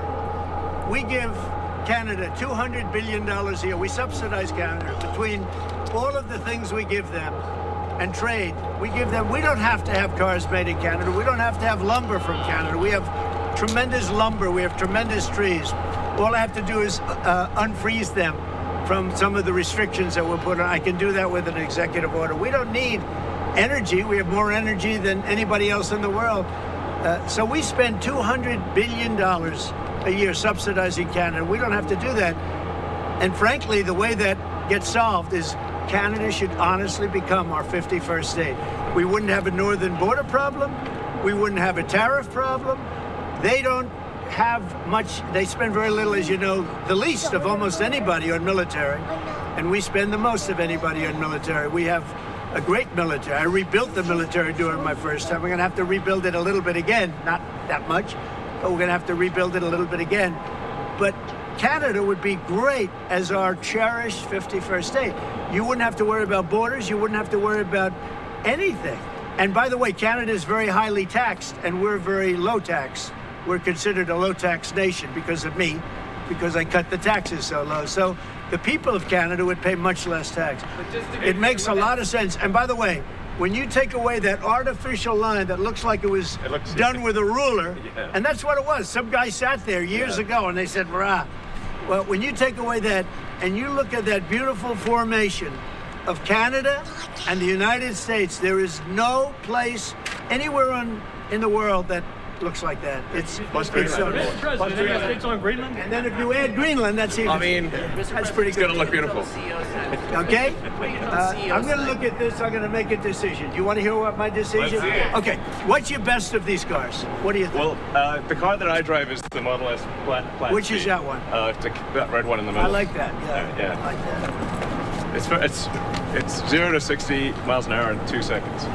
So faster than a Ferrari. That's pretty fast. I don't know if my people can handle it. They're gonna be using it more. I'm not allowed to use it. That's fast. That's a fast one. Just to be clear, that's sir, beautiful. the 50%, is that going to go into effect on Canada or no? Which one? The 50% tariffs? I'll let you know about it. Yeah. Okay. I'll let you know. Like, I'm doing an ad. Shut up about tariffs on Canada. I thought it was nice. This is beautiful. Whoa! Should I get in? Get in. Okay. Let me get in this. I'm doing an ad. On the Tesla? Do you want my notes? Yeah. Don't worry about the tariffs on Canada. I can check it. Thank you. Incredible. Let me get Incredible, sir. I'll watch Secret Service go crazy. Thank you. I mean, if you actually drove it around, it would really be well. Wow. My goodness, other side. That's beautiful. This is a different panel than I've had. Everything's computer. That's beautiful. Wow.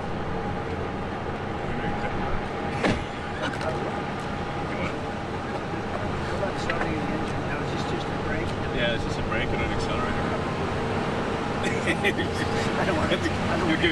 Give Secret Service a heart attack. That's beautiful. Yeah. Can you start it? Should I? I'll see the engine. Yeah. Oh, it's gonna get around the hole. So, do you want to actually drive it? You don't want me to drive it, do you? Yeah.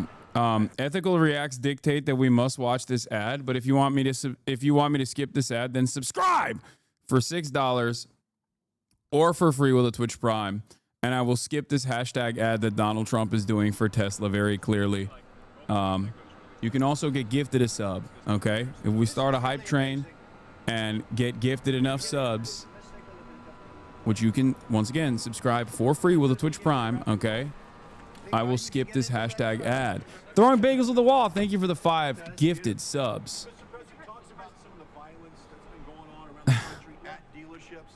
Some say they should be labeled domestic terrorists.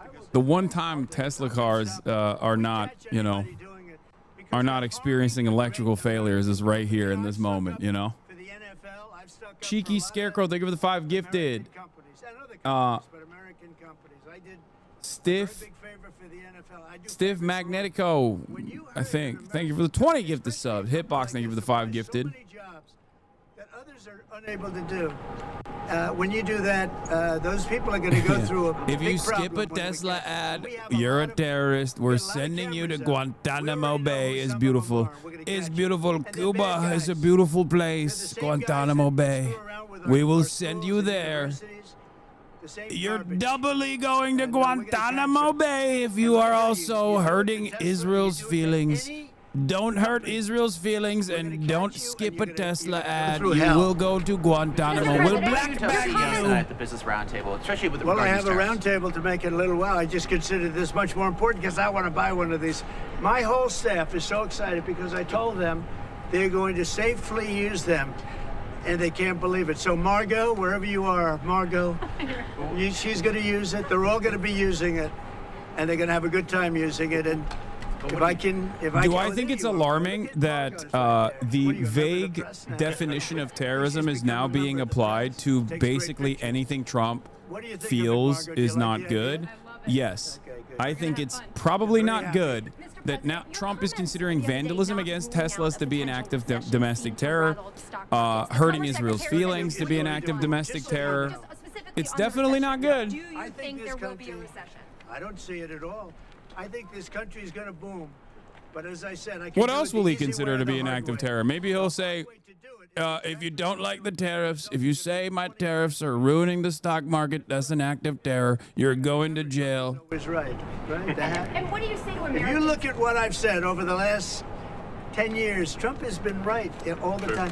This is the way to do it. We're going to make America great again. To make it great, you have to have jobs, you have to have factories, you have to have. I look at some of the things that, like this last administration, he was the worst president in the history of our country. Nothing was happening. Nothing. He had no idea what was going on. Our country went to hell. And then to allow millions of people to come in that are prisoners and mental institution patients. What do you mean? Because he said so. That's it. That's it. It's just whatever he says goes. That's it. Going to do that. But on the financial end and the economic end, what we're doing is, to me, it's the most exciting.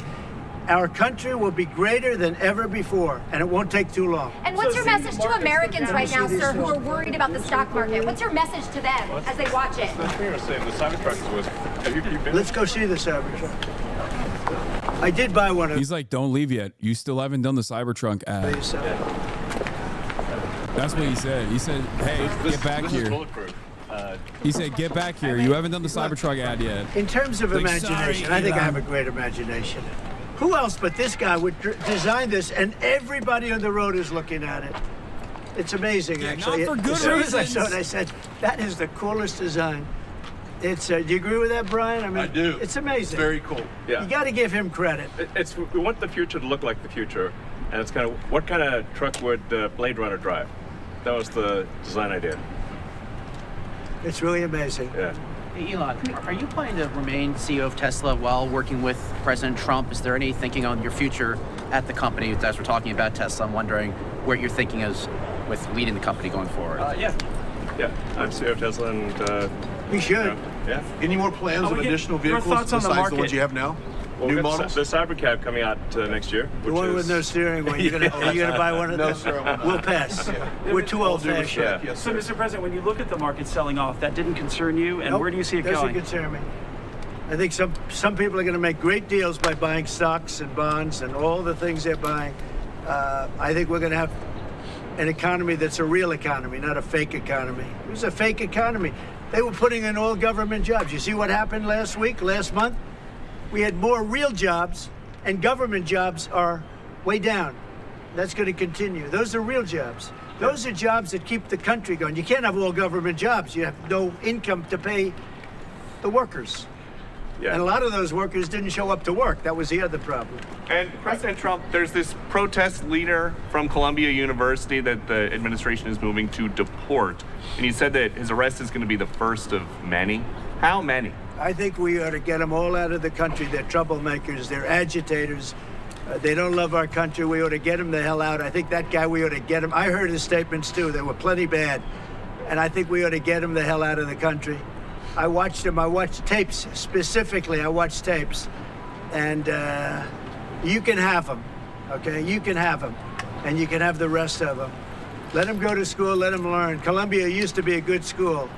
Now it's been overrun because of bad leadership. That's what happens. Happens to countries, and it happens to universities, and it happens to companies. And I don't want it to happen to a guy that did nothing wrong. He did everything right because he did a great company.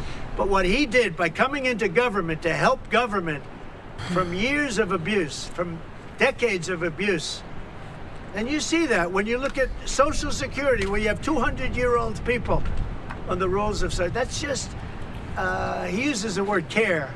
People don't care. Everyone knows that.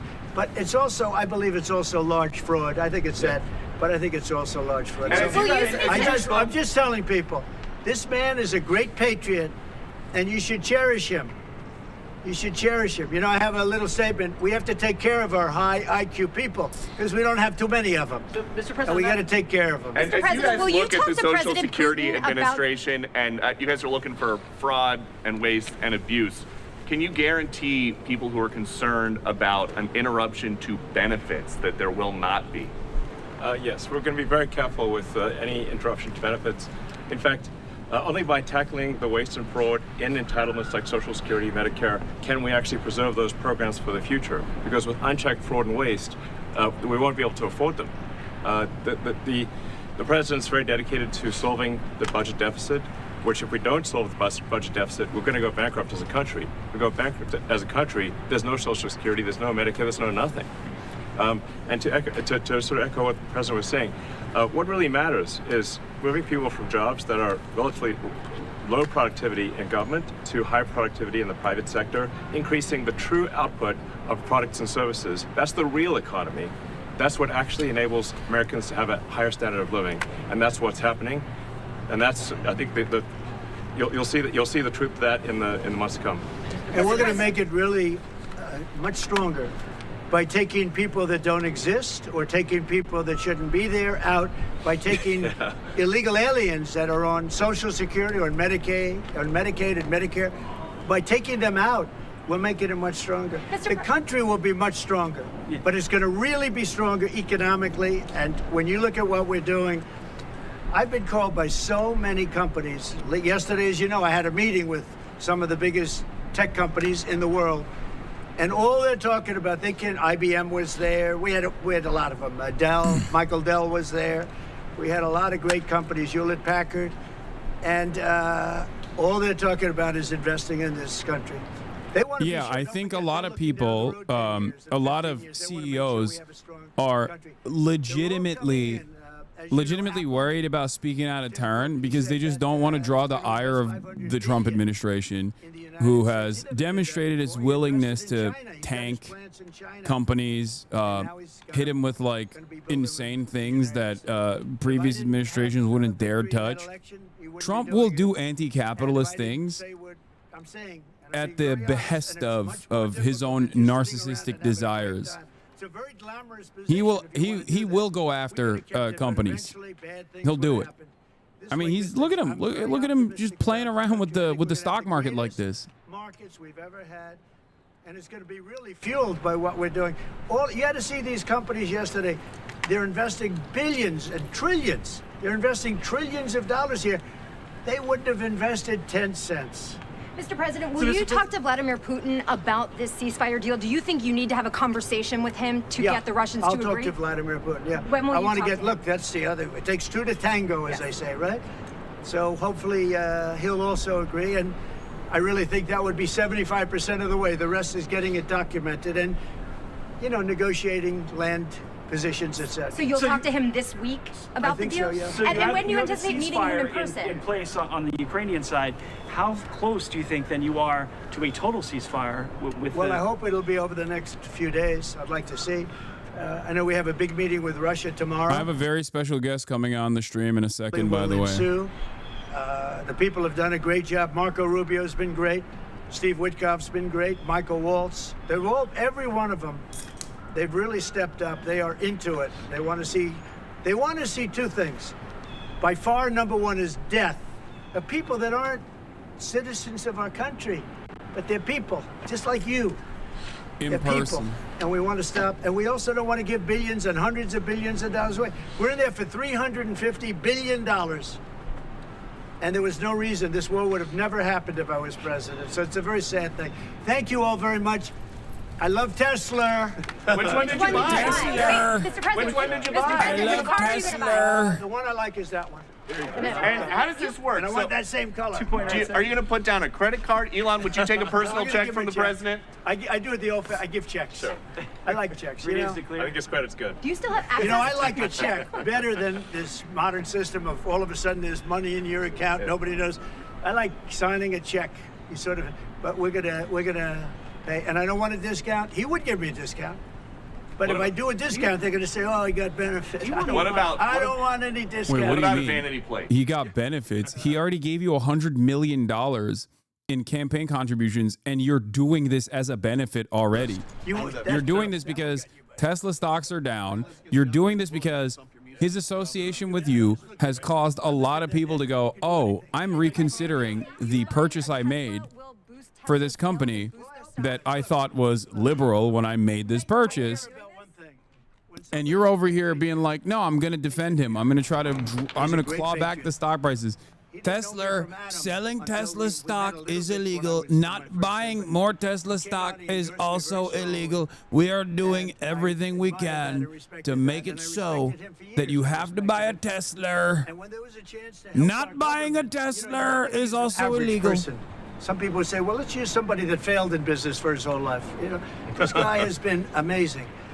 And the kind of thinking is from a different age. It's really from a different age. When we said, let's cut 2%, he said, let's cut 60%. And he turned out to be right. And a lot of people are just not here. They don't work for us. I mean, they're getting checks and they don't work. And you know, Peter, look, we have so many different stats and so many different figures. And it's so embarrassing to us as a country. No, we're going to have a streamlined country with good people. And one of the reasons, and I called for it wasn't a cabinet meeting, it was just a meeting of some cabinet members and Elon. The one thing, and I think he agrees with me 100%, it's one thing to cut, but we want to cut the wrong people, meaning we want to cut people that aren't doing the job. We want to keep the right people. Absolutely. And I said, I don't want to just say we're going to cut 50%. I want to cut the people that aren't doing the job, the people that aren't there, the people that are scamming the system. And he agrees with that 100%. And are you sure you don't want to take a test drive? I'd love to do it. Maybe I'll do it some other time. Do you want Elon to keep working with you throughout your first term? I mean, is there going to be an end date for the two of you working together? I don't know. You know, I was thinking about that the other day. I think he'll know when it's time. Okay. Well, he doesn't want to stay around. He has up to 130 Although I days, think he does like it. There's no place like the White House. Elon, Okay, so maybe. would you want to stay? I don't think that. I think he wants to get the job done, get back to his businesses. That's what I think. I just want to. I'll stay as long as it's useful and productive, and if I can help the country, I'll stay and do so. Okay. Thank you, everybody. Thank you. President Trump. Thank you, President Trump. Good-looking guy. Elon. Thank you. Thank you, everybody. Thanks, guys. All right, just listening in there is President Trump buying a Tesla alongside Elon Musk. You see the Cybertruck, the red Tesla outside there of the White House in our nation's capital. And coming in just a little bit ago, tape playback, if you will. And of course, plenty of questions about the economy today as the markets fluctuated due to those tariffs. We did hear that Canada will be pulling back on that 25% tariff against electricity. Also talking about and reiterating, calling this a period of transition, not ruling out a recession, but obviously saying that they had to go through some of these, saying the economy and the stock market does not concern him. Of course, a post here from Margot Martin there outside of the White House of this event as President Trump and Elon Musk, they hop in a Tesla. No test drive, though, for the president. And he says he doesn't really remember the last time he bought a car. He does through his company. He doesn't remember the last time his first car as well. So plenty to get to, an interesting site outside of the White House. Plenty to get to here on Live Now from Fox. We'll be back after this. All right. Ladies and gentlemen, we got Stavy Baby in the building. What's up, you little fuckers? That's right. We have Stavros Halkias in the building. Stavy Baby. For those of you who don't know, he's a comedian. That's right. Okay. He's other than being a sex icon. And you missed it. Donald Trump did a fucking QVC ad for like the past hour. What was he selling? Teslas. Teslas? Yeah, because Tesla stocks, everyone's been drawing dicks on Teslas and like putting dog shit You're on a Teslas. fucking loser if you have a Tesla now. Yeah. That's what you get, pussies. Which is why, and the Tesla stocks have been tanking. There's been like vandalism against Teslas all around the world too. So Donald Trump decided to save the Tesla stock by doing a straight up QVC. Dude. Look at this in front of like. He was doing this. Yeah, no, like literally. Look at this. The president of the United States of America is sitting in front of standing in front of three different Teslas, being like, "Wow, Teslas are so wonderful. Believe me." The truck is not gay. Yeah, the Cybertruck does not look like shit. I know. I originally said You're it was cool gay. if you get it. I know I said it was gay 2 years ago. I said it was gay. I don't believe it's gay any longer. I love the Teslers. He also said Tesla, which is pretty awesome. Respect, Tesla. Yeah, This is Elon's over there with his little hat. This is the situation now. This is where we're at with the current current administration. Dude. He also, I mean, we're gonna be talking about Mahmoud Khalil as well in a brief moment. Free him. Yeah. But that's the situation. We're using the American government for wonderful things. He also said I don't know if you've been paying attention, but like he's been talking about these tariffs, saying that he's going to do tariffs, and then going back and saying he's not going to do tariffs. This was the funniest part, I think. Oh hell, did he pop in? He pops in. And he goes, "Wow, here." He's so lithe. Wow. That's beautiful. This is a different panel than I've had. Everything's computer. Everything's computer. He didn't even. He's never even been in one. No, he has. The last time he was in a Tesla was a Cybertruck because Aiden Ross had a Cybertruck with like the Trump's worst moment in his life, almost being assassinated on the side of it, and he was like, "Wow." What's Aiden up to? He's been quiet recently. Yeah, he's been trying to get back on Twitch. He's been trying to get unbanned. He's like, "Yeah, that was the old me when I had Nazis on my stream denying the Holocaust, and as a Jewish man agreeing with them." Damn, dude, it sucks to be that fucking stupid. Yeah, he was. I mean, it's like really funny if it wasn't serious. You know what I mean? Yeah, I mean the whole Trump too is like, it's just it's pretty hilarious. Like it's like a bit. As a bit, it's pretty funny to be like a Jewish guy that's so dumb that he believes when Nazis tell him that like Adolf Hitler was a good guy. But Damn, that is that level of stupid. no, he literally did. Yeah. God damn. What is it? Is he streaming on that other one? What's the other one? Kick the one. Yeah, the cryptocurrency Oh, pedophilia hell yeah. one. Yep, that's the one. Yeah, that's the good one. That's the good website.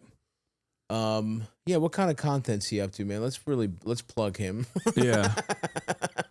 But now it's gonna get to a point where it's like if you criticize Aiden Ross, there's also terrorism. Yeah, it's great. It is. I actually saw a really interesting video about you, man, and I don't know that I'm even comfortable being here anymore. Oh no. What's the video? I saw something. It really kind of shed light on you in a way. Yeah. That I really didn't know stuff like that. What's it you about? kind of like have leftist politics and stuff like that.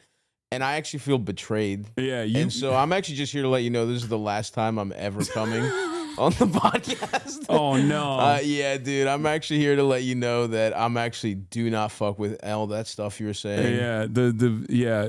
Well, I was here. Honestly, I was here because the first time I was just hoping, I don't know, some kind of maybe I could get on have the this. Hamas gift basket. Maybe I could get some You pussy come in from. and sneak a little bit. Honestly, I really hadn't read up on it. It just seemed like hotter women were into the whole Hamas thing. So I was trying to get some head from a curvy Middle Eastern woman, and that hasn't happened. So I'm ready to switch up. Yeah, you're done. So unless look, ultimately, ultimately, Israel like high. you, I'm a capitalist, and whoever makes me the best deal, aka the most head, I'm switching up. So you have 48 hours, and if I don't get head from a curvaceous woman of Arabian descent, or I guess a classic e-girl. That's the other thing. I've got nary any streamer pussy out of being your friend, and what is even the point? I know. I'm sorry. Just I come here. I make your chat funny every 4 months. It's the best stream you have. It's usually you just being like, "Can you believe this? Whoa, that is what I do. Whoa, what the hell is this? Is that your impression of me? That's you. Oh, what the hell is these clowns in Washington? What the hell are they up to? Why am I? Come here, provide a little mirth. 45-year-old man. My political That's commentary your spirit. Yeah, that's your spirit. 45-year-old man going, these clowns in Washington. No, I'm apolitical. Yo, you got the hat? Yo, check that. Check it. This one? Yeah. I put this hat on. Boom. Instantly not political. You know what I mean? That's how you know. I can switch it around. Dude, that's so true. Yeah, everyone looks at the hat and goes, oh, that guy obviously just loves America. He just loves America. He wants to make it great again. Yeah, he has a nuanced and balanced perspective on this stuff. You know who's not apolitical, though? Bill Burr. He's been fucking popping off. Shout out to Bill. He's the fucking man. Yeah. He went on Fresh Air and he had some choice words for Elon Musk. Let's take a look. Is beyond me. And where my comedy act is right now is I'm trying to get regular people to stop yelling at each other and realize that it's a select few group of nerds. Yes. Okay, eating raw almonds and doing their stupid workouts and everything and just competing with each other to have the biggest infinity pool, and the rest of us are getting pushed down. And they've politicized the whole stupid thing. And we're falling for it. Yes, sir. And who's the they?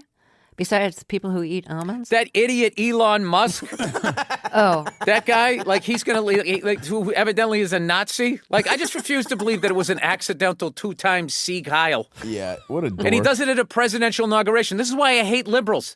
It's like liberals have no teeth whatsoever. They just go, Talk to oh, my him, Bill. God.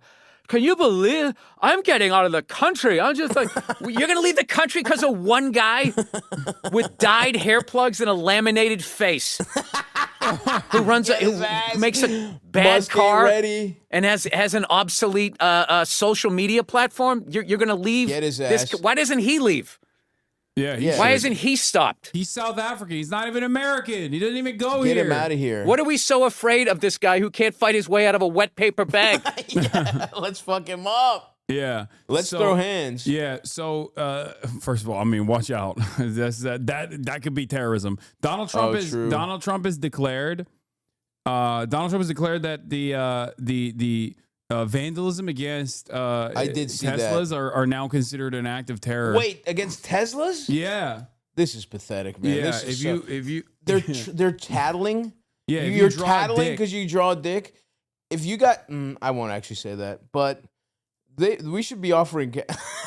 Wow, they called you a Turk. How though. dare you? They called Look, you a Turk. The first part of that is good. He's a delusional cosplayer. Yeah, I am a real. You are a Turk. No, I'm a son of the ancient Greek Empire. I don't know, man. Of which the entire world has know. taken their culture, I don't know. including Turks. The other night I was talking to Elders like you were looking. Take real, this down. You were looking real Albanian. Take this down. Don't you ever call me Turkish or Albanian, you motherfucker. I don't know. I'm about to leave, dude. Have I'm you about to ever take done- 4 have you fair done- lives and leave. Have you done? Have you This done? man stays with the protein, by the way. This is what your fucking Twitch dollars are going towards. Yeah. Have you done Microplastic 22 proteins. and me? A 22 and me? Like one of those like genealogy 23 and me, things? dumbass? 23 and me? I don't Fucking know. idiot. Why would I 22 know? and me? I've never done it. I don't know. I don't even know what it's fucking That's called. so stupid to call it that. To get it wrong by 1 digit doesn't even make sense. No, you actually have a 20. Yeah, you have an extra chromosome. You need to take a 24 in me, Okay, Hasan. so 23 a and 25 in me. You have 20 some kind of rare Turkish form of Down syndrome where you Yeah. get 2 extras. Yeah, me and Shane, we avoided it by a slim margin. Okay, listen. It only affects the way you decide to dress. That's the only way. Okay, dude. Listen. Is this one of your shirts? I'm that looking you can beautiful, finally- dude, you with can your finally silk fit fucking into? pants. Yeah, it is. Yeah, it looks good. Why are you wearing silk pants in your own home, dude? Bro, it's who are you comfy. trying to impress? It's comfy as fuck right now. I'm feeling it's rainy out. You know what I mean? I'm in my hoodie. Get some fucking khakis. You're a grown man. I do sometimes Show wear. some respect. I wanted to, like I said, I wanted to be comfy today. But listen. Have you done a 23andMe? I have not. You have not. I don't Dude, need the man. he's I don't need the afraid. man having my He's- DNA. You know what it is? He's afraid. I'm not he's afraid. that it's gonna come out that he's like fucking 50% Turkish. It's gonna come out It's direct gonna descendant ruin- of Alexander the Great. Yeah, it's that's gonna what come- they're gonna say. it's gonna They're gonna come- say direct line from Alexander the Great to you, and I just don't want to put that on everyone. For them he's- to understand, I'm your new conqueror. No, he's fucking worried that I'm he's not worried at all. That it's gonna be like he's like 75% Turkish. I'm not worried at all. Yeah. First of all, you can't be Turkish. Being Turkish is a fake identity. Okay, Albanian. Albanian is even faker. You're just a bunch of Turkic horse lords that settled in a former Greek colony. Okay, you're not even. You're in the steppe. What is it? You have no what's that- culture, what's no that? marble. Where the fuck are the Turkish marbles? Wait, hold your on. best building is our old fucking church that you stole. That's the best fucking building you cocksuckers have. So fuck you. Yeah, where is that? Where is that church? Former church? It's in What's it called? Constantinople. Yeah, it's called Istanbul, right? It's in Constantinople. that's Fuck right. you. That's Build your right. own shit, you fucking thieves. 1453. You horse thieves. 1453, best year of my fucking life, baby. 1821, we needed a little time to get ready, and then we came out and we fucked your asses up, dude. Yeah, we got it improved back. it. We and improved it. We took a couple of things from your cuisine and we made it better. Oh, okay. hell We took no. a couple ideas and we fucking improved it to the maximum, dude. 1453, best year of my life. It's called Istanbul now, and it's called Hagia Sophia, okay? Hagia Sophia, where did you get that from? Yeah, it's just... You stole it. Yeah. You motherfuckers couldn't build something so beautiful if you Yeah. had 100 fucking years now to do it's it. now it's a mosque, baby. You already know. Good. Well, that was part of the plan. We made it out the steps. None of son. those prayers get to Allah. They stop at Jesus. You're in one of our There's a buildings. cutoff. There's a cutoff for it. It's like, it's no. a trick. You think they're getting to Yeah. Allah, but no, we're taking them and we're Yeah. supercharging the one true God, Greek Orthodox Christ. Yeah, not even. Who is different than Catholic Yeah, Christ. not he even doesn't Catholic. fuck kids. That's the big difference. Yeah. None of his boys fuck Oh, yeah, kids. Greeks famously never fuck kids. We got that out of our system. We got that out of our system before God got to us. Yeah. When it was still Zeus and Hercules, we got that out of our... Look, boys will be boys in ancient Greece, okay? They were like, and we're then done. once God got around, we were like, all right, we're done with that. We're going to leave that to the Catholics now. That's documented. That's history, dude. Yeah, they weren't able to We got it out of our entertain system. the pleasures of childish flesh. It was a different time. Yeah, it was normal back then. It was really good It back was a then. different time. Oh man. Anyway, okay, all right. Listen, Hasan, don't laugh. The most Greek pedophilia happened on Crete. Is that so? Okay. Crete is where my right. That's grandmother. exactly right. My grandma's You from are Crete. a great. That's the thing. You're a pretender. But I'm you're a Turk. You're a great sign that being Turkish is fake. You're a Greek who just fucking had a couple doner kebabs. It's gonna be really funny when it comes out, when you do the 22andMe, not 23, and it comes out that you're fucking Turkish. I will not have a fucking drop of Turkish blood Yeah, inside they're gonna me. be like, damn, Straight from the fucking Acropolis. Yeah, just wait, bro. Just wait. It'll happen. I have the blood of Hercules coursing in my veins. You should do it though. I think it'd be funny. Give the government your. I won't do it, man. They already probably have your ID. They probably do. They probably do. But yeah, They could honeypot me and get it through jizz. But yeah, Trump was talking about the brand new Tesla that he's going to buy today to show support amid a left-wing boycott. He said that it's like leftists that are boycotting. He wants to make it illegal. You can't boycott Israel and you can't boycott Teslas. I don't know what's next. That's fucking awesome. Yeah. These fucking poor hillbillies, man, that are fucking losing. They're losing like funding for local education and all this shit. Now they have to pretend that Teslas are something they love, and they don't just want to use Toyota Tacoma. Yeah, like they want. It's fucking pathetic. Yeah, they spent most of their year.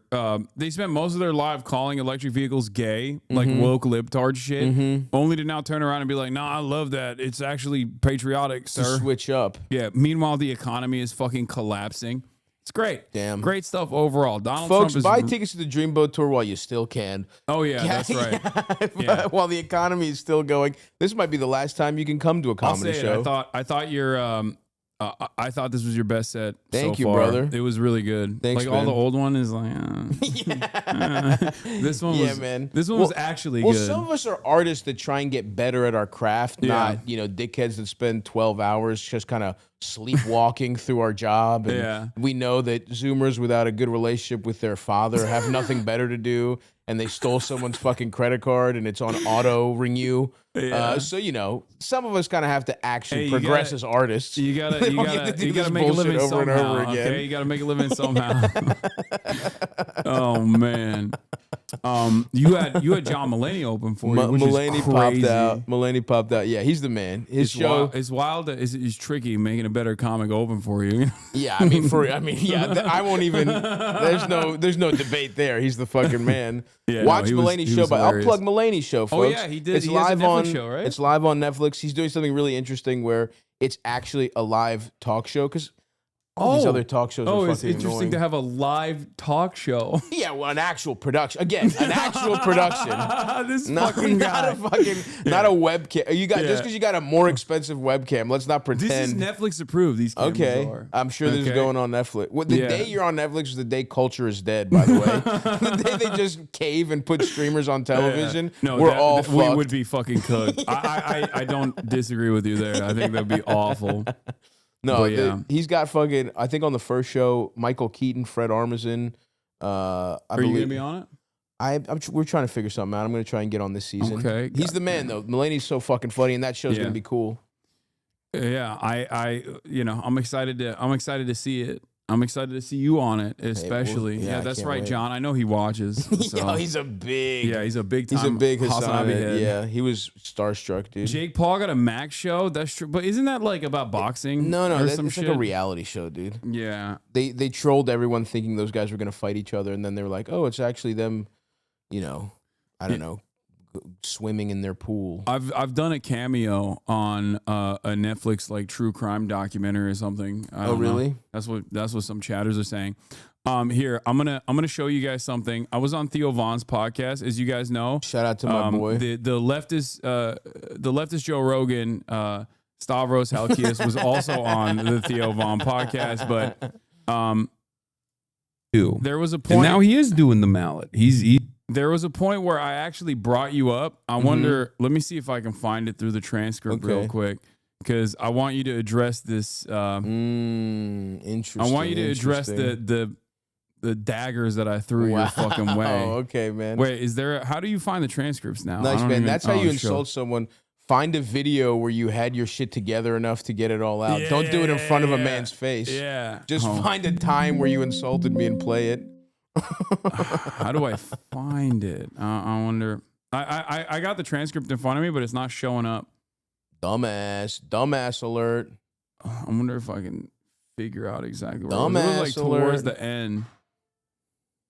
Air traffic controls, man. I've been talking about some boring ass, nerdy ass shit, dude. Boomer fake turd. Boring, nerdy ass shit. Boomer It's at fake the very turd. end. Washed. Yeah, let's see. What do we got? I think it was like $170,000 or something. A corner where you can express pathetic, care. Dude.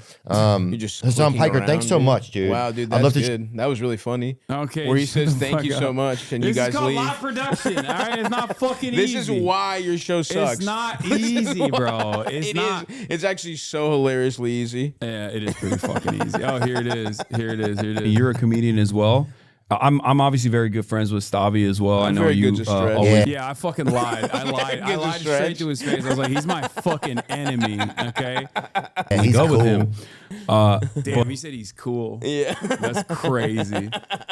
That's crazy that he said you're cool. But He the mailed thing, me some cookies his mother made him. oh, dude, me too. Yeah, Did he? when he was out here, Oh, okay. I ate all of it. Oh, you did. You got mad. You gave me the cookies too. You fucking slut.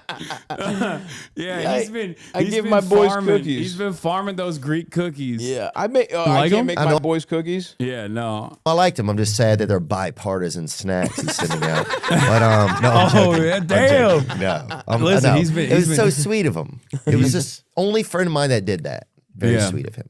He did. He also. He was like, my mother wants to see. It was just fucking good. Did he also shill his fucking calendars, his naked calendars? Give you I those think he too. did, dude, yeah. Those shits have been sitting on my desk every Yeah, time. right. I'll have like, Let's pull them bro, out. I'll have like, you know, prominent figures like activists and shit at my house, and I'm interviewing do I them. Like there was embarrass you in Motaz front of these Aziza, prominent activists, bro. Yeah, Hasan? you got like, Fuck you. I had fucking Motaz Aziza who survived a genocide in Gaza, and he's sitting there, and your fucking naked belly is right Yeah, in front of him. that's all right. I'm interviewing him. He Again, literally Greek survived the culture. genocide. He's a photojournalist from Gaza. And fucking Stavi's naked body is just sitting there on the fucking desk. I'm like, oh my God. Like, I had to like, That's what you get for not displaying it more I had to proudly. like awkwardly hide it. Like, just like throw some napkins on it. Like, don't look over there. I was like, He would have been stimulated by my art. it's fucked up. It's fucked up. Being friends with Stavi is fucked up. That's why you can't trust the Greeks. Oh, now that Okay? look, Let finally me tell you, as something a that Turkish man, we're both let me tell you, both sided agreement on right there. yeah, bipartisanship on that front for sure. Fuck you Not guys. trust- Fuck Turks and fuck Louisiana hillbillies. Yeah, you he both gave can it suck to- my dick. He gave it to the Greeks, dude. That's both right. can suck That's my why I wanted fucking to dick. show you. Yeah, whatever. Fuck These you Greeks. guys. Yeah, the third month of his calendar is Gorgonzola or whatever. I'm like, this seems like fucking. It was like January, February, March, April, baklava, June, July. I'm like, that seems. That's the other thing. Yeah, Nothing wrong with baklava, stealing my great people's month. food, saying it's his. Oh, Okay. that's right. That's Baklava's You're out of your Turkish, fucking bro. mind. You're so out of your fucking mind. We took your little primitive That's recipes and we made them delicious. Yeah, I made Your dip sucked. Tzatziki's fucking awesome. Yeah. You don't even, you know what I mean? Get the fuck out of It's here. mello macarona, not cookies. Melo macarona. Mello macarona. Meli. What is that? It means fucking honey in Greek. Pussy. Meli. Melo macarono. Mello maca. Is it macarona or macarono? Melo macarono is a singular. Stop Macarona looks is like more than one. he'd give you cookies if you robbed him. That's not true. Yeah. I'd fuck Yeah, you, rob up him if you and robbed you me, get cookies dude. out of his pockets. I'd fuck your ass up, dude. I'd elbow your ass. M Hood's calling you out, dude. It's Turkish. we have to talk about that next time. Would you have Trump on if he would podcast Fuck with you? yeah. Do you feel like you're that far removed from getting to talk to guys like that? No. No, I mean I've talked. Well, You'd I mean, have you talked to Trump on, Sam- dude. what? You would do Trump. You Fuck you yeah, have him on here. Dude, hold on. I Fuck yeah, dude. What do you mean? What do you mean? That's the big dog. Hey, yeah. I would. It's just never gonna happen. Yeah, because he doesn't. He only goes on podcasts where like he is shrewd media. He actually does have great media literacy. Yeah, where he knows who's gonna glaze him. Yeah, he's not gonna go on a podcast like Plus like you're an anti-Semite. Well, I don't. And think he loves Jews historically too. He does. Yeah, but like in a way where he's like, they're the magic money guys. yeah. They got so much money and power. They control the media. I love it. Yeah, he thinks of different ethnicities the way you like they do Dungeons and Dragons characters. Yeah. Where it's like he wants a Jew to look at his coins. He wants like a gay guy to dress him. You know what I mean? Like he's that's how he thinks of different they get types racial of people. passives. But I would have Trump on, but he would never come on. Yeah, because I would definitely definitely have some questions. But it's the same reason why like Democrats won't come on here either. Yeah, true. Like Kamala Harris not coming on my podcast because like the fuck. What's she up to, man? Dude, what do you think her and Doug are up to? I don't fucking know. I thought that they were on the outs a little bit after the election failures. I think that Kamala's team was like trying to say there was a brief moment where Kamala's team was claiming that like Doug's controversies, which by the way, apparently he had controversies. What were I didn't know they? that. Bro, other than that man, apparently, what's Doug up to? Apparently he had like a case of abuse or something, of a formal like spousal abuse or some shit. Oh shit. Which is crazy. Like on her or somebody in the past? No, not Kamala. I feel like Kamala would beat his ass. Yeah, probably. But I also like I was just like shocked to hear that because he comes across like such a timid dude. Or no, he had an affair, which is even weirder. I don't think it's let weird. me see. It's one of the most human things. No, for Doug, I mean. If your partner is some weird politician, you're not gonna want to try and get a little pussy on the side? A little carefree pussy on the side. Let me see if I can find it. Doug affair Kamala. Emhoff acknowledges affair during first marriage after tabloid report. Who gives a fuck? But like, do you think he doesn't strike me as the type of dude? Unless the affair was with a dude. Everyone likes getting pussy, dude. Unless it was an affair. Everyone likes I getting. think Doug is gay. Oh, he's interesting. Oh yeah, no, I was a Doug is a beard truther. Well, then that's more. Or Kamala's a beard, I guess technically. Yeah. Yeah. I would, maybe sucking guys off. Who, good for him, man. Yeah, but apparently it was like he had a affair with a babysitter or something, and the Kamala Harris campaign was basically claiming that's why they lost. That this is why they lost, and it's like, dude, nobody knew that this was a thing. Even conservatives weren't fucking talking about this shit. Also, it's like, they lost to Trump. Yeah. Because he's the guy cheated. Are we fucking kidding? The upstanding moral beacon, Donald Trump. That's what cooked the Democrats. Speaking of Democrats, I'm gonna switch gears here for a second, and we're gonna talk about some serious stuff. Are you ready for that? Yeah, I don't care. I'm not staying long. I just want to pop in and say I'm hi. gonna fuck off anyway. I'm gonna leave. I gotta get on the tour bus, head to Fresno. Yeah, well, it's wonderful. That sounds like a fantastic experience. It's gonna be whatever. You like the tour bus though? The tour bus fucking rules, dude. Yeah, tour bus life fucking rules, dude. Yeah, you've been getting laid on the tour bus? I have not. I have yet to get slurped off on the bus. Okay. But, it's been a nice tour. Okay. If anybody's interested in applying for a slurp job? For a slurp. Okay. Contact Hasan directly. Yeah, no, I got you. Don't worry. Hell yeah, brothers. Stavi in Fresno. No one has ever been excited to be in Fresno. Tomorrow, we got tickets to the late show. Yeah. Still available. First show sold out. We got a couple for the late show if you're in Fresno. And then for some reason, my agents put me in Bakersfield the next day. It is not, I'll be honest with you guys, I am not selling a fucking ticket in Bakersfield. It's going to be half empty. Bro, so if you're in Bakersfield, come through. Bakersfield heads, free meth if you go to the Bakersfield show. But after that, we're going to Phoenix and Vegas. And then, next at the second half of the tour, Chicago, Minneapolis, Nashville. We're going to a lot of cool places. Stavi.biz, folks. Shitting on Bakersfield. Oh, it's going to suck dick. I'm fully prepared for that. But. I thought someone said, oh shit, I thought Bakersfield would be sold out. Nah, dude. There's... It ain't. Let me tell you this right now. It ain't fucking sold out. They put that. I feel like might just put that there to humble me, to remind me. Yeah. At the end of the day, you can have a great show in LA, but you're gonna go get your teeth kicked in fucking Bakersfield. I'm sure you'll make it work. It'll be fun. It actually will be fun.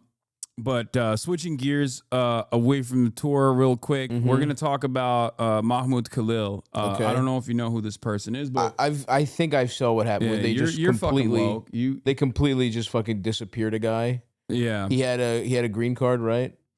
Yeah, so Mahmoud Khalil is a Columbia University student who is a I who love has freedom. Who I has love a green card. It's Yeah. cool. It's cool that protesting, these cocksuckers that we're talking about, it's so pathetic. Everyone was talking about, and I get so pissed at fucking comedians who were pretending that like Yeah. Trump was going to be the free speech candidate. You fucking morons! And now they're just fucking black bagging essentially a guy who was protesting. It's fucking pathetic. Yeah. And it's like what's been crazy about it so far is that they broke in. Initially, they thought that he was on a student visa, right? Yeah. And then they were like, "Oh, he has a green card, actually." And fuck it, black bag him regardless. They didn't tell his lawyer or his wife, who is an American citizen, who's 8 months pregnant. Oh my god. Whether or not, like where he was, where his whereabouts were. They immediately took him out of the state into New Jersey, and then quickly sent him to Louisiana because they Holy judge shop. fuck. And there's like a judge there that they consider is more, Yeah, I mean, yeah. racist. Yeah. Yeah, he's like, oh, Louisiana judges will allow us to deport him. Yeah. Apparently, they also threatened to arrest his wife, and that sort of thing. There was another student protester, a student activist who was with the UAW, that they also tried to nab as well in the process. But they basically kidnapped this guy, okay? And what's been interesting about this is they're not even like trying to make up a good reason for why they did it. And they're just simply saying like, nah, he was protesting Israel. That's not allowed. Which is fucking nuts, dude. Which is fucking insane. Exactly. This is the point where it's like, we can't even pretend anymore. This is fucking straight up. We're not on the route to fascism. This is it. And if they're not even pretending, it's almost worse to not try and have, like, at least George Bush would pretend there was some legal reason to torture people. Yeah. At least Dick Cheney would get on the phone and be like, tell them it's for this reason. Now they're just like, no, we can fucking do it. Yeah. We're so fucked, dude. Completely psychotic.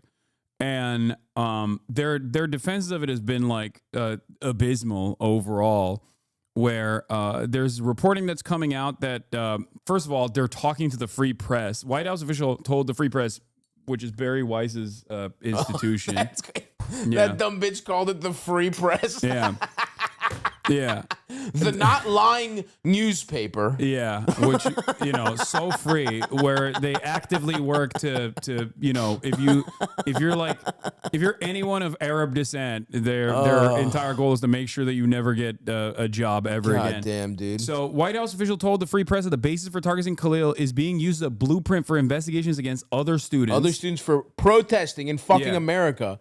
You pieces not of even shit. Protesting in America, not even against America, by the way, against a fucking foreign country, which is psychotic.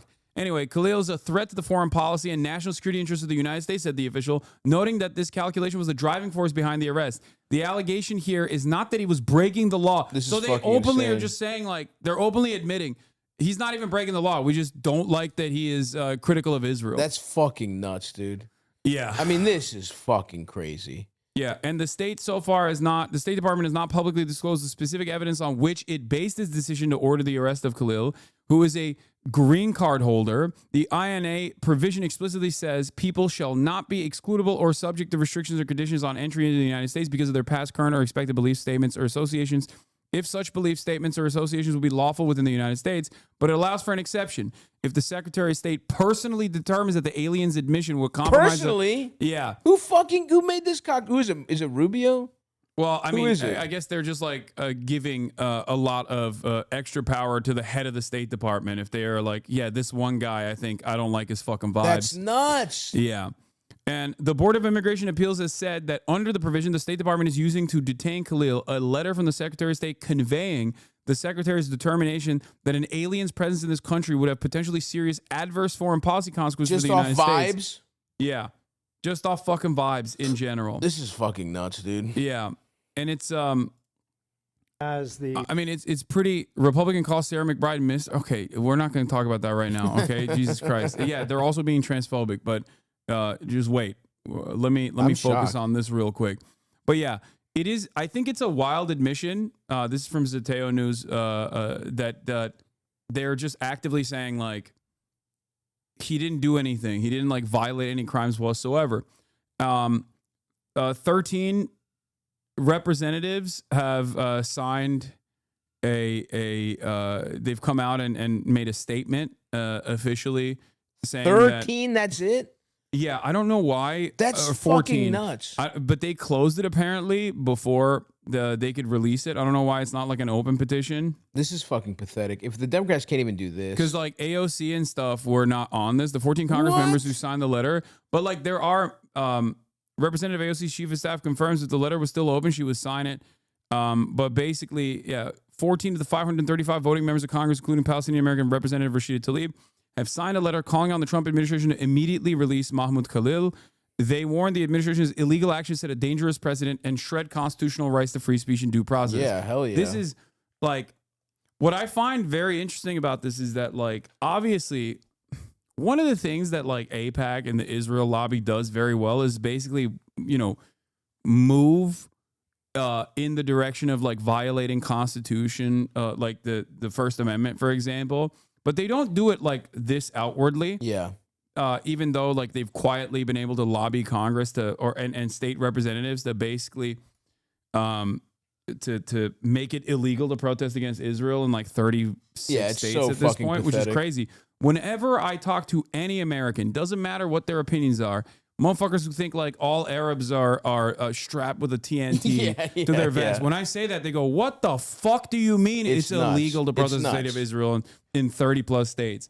So it's one of those things that like AIPAC gets away with because they do it quietly. This right here directly is happening in broad daylight. Like this very obvious shredding of the First Amendment and numerous other laws really is happening in broad daylight. And I think that this is going to make people go insane.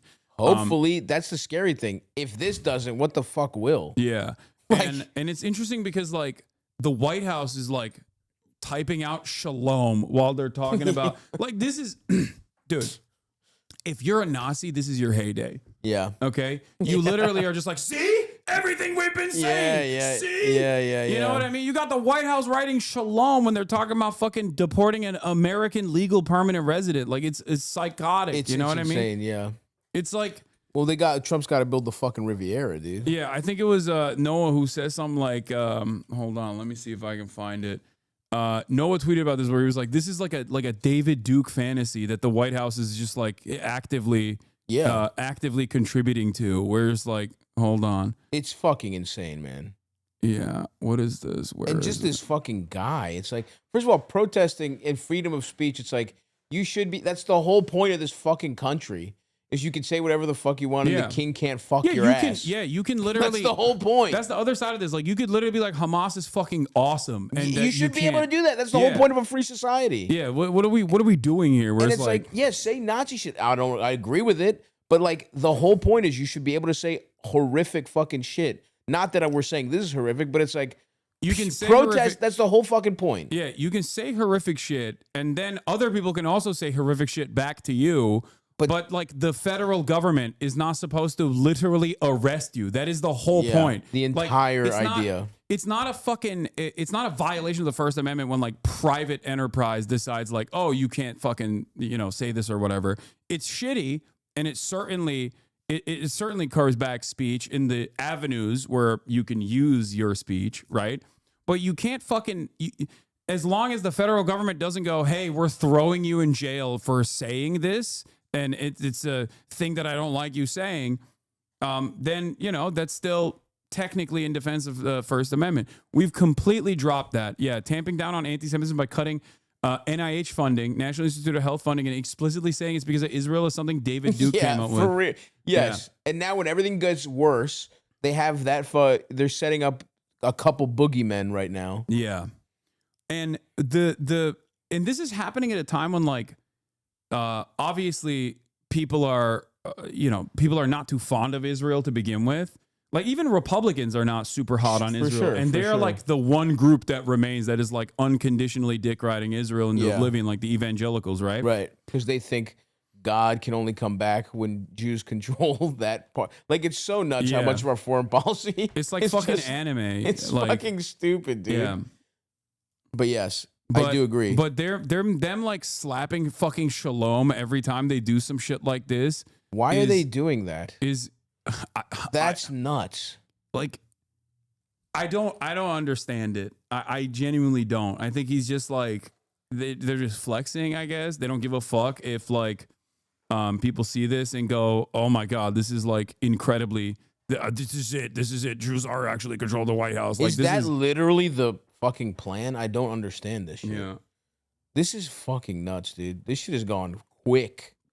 These motherfuckers are not wasting any fucking time. Yeah.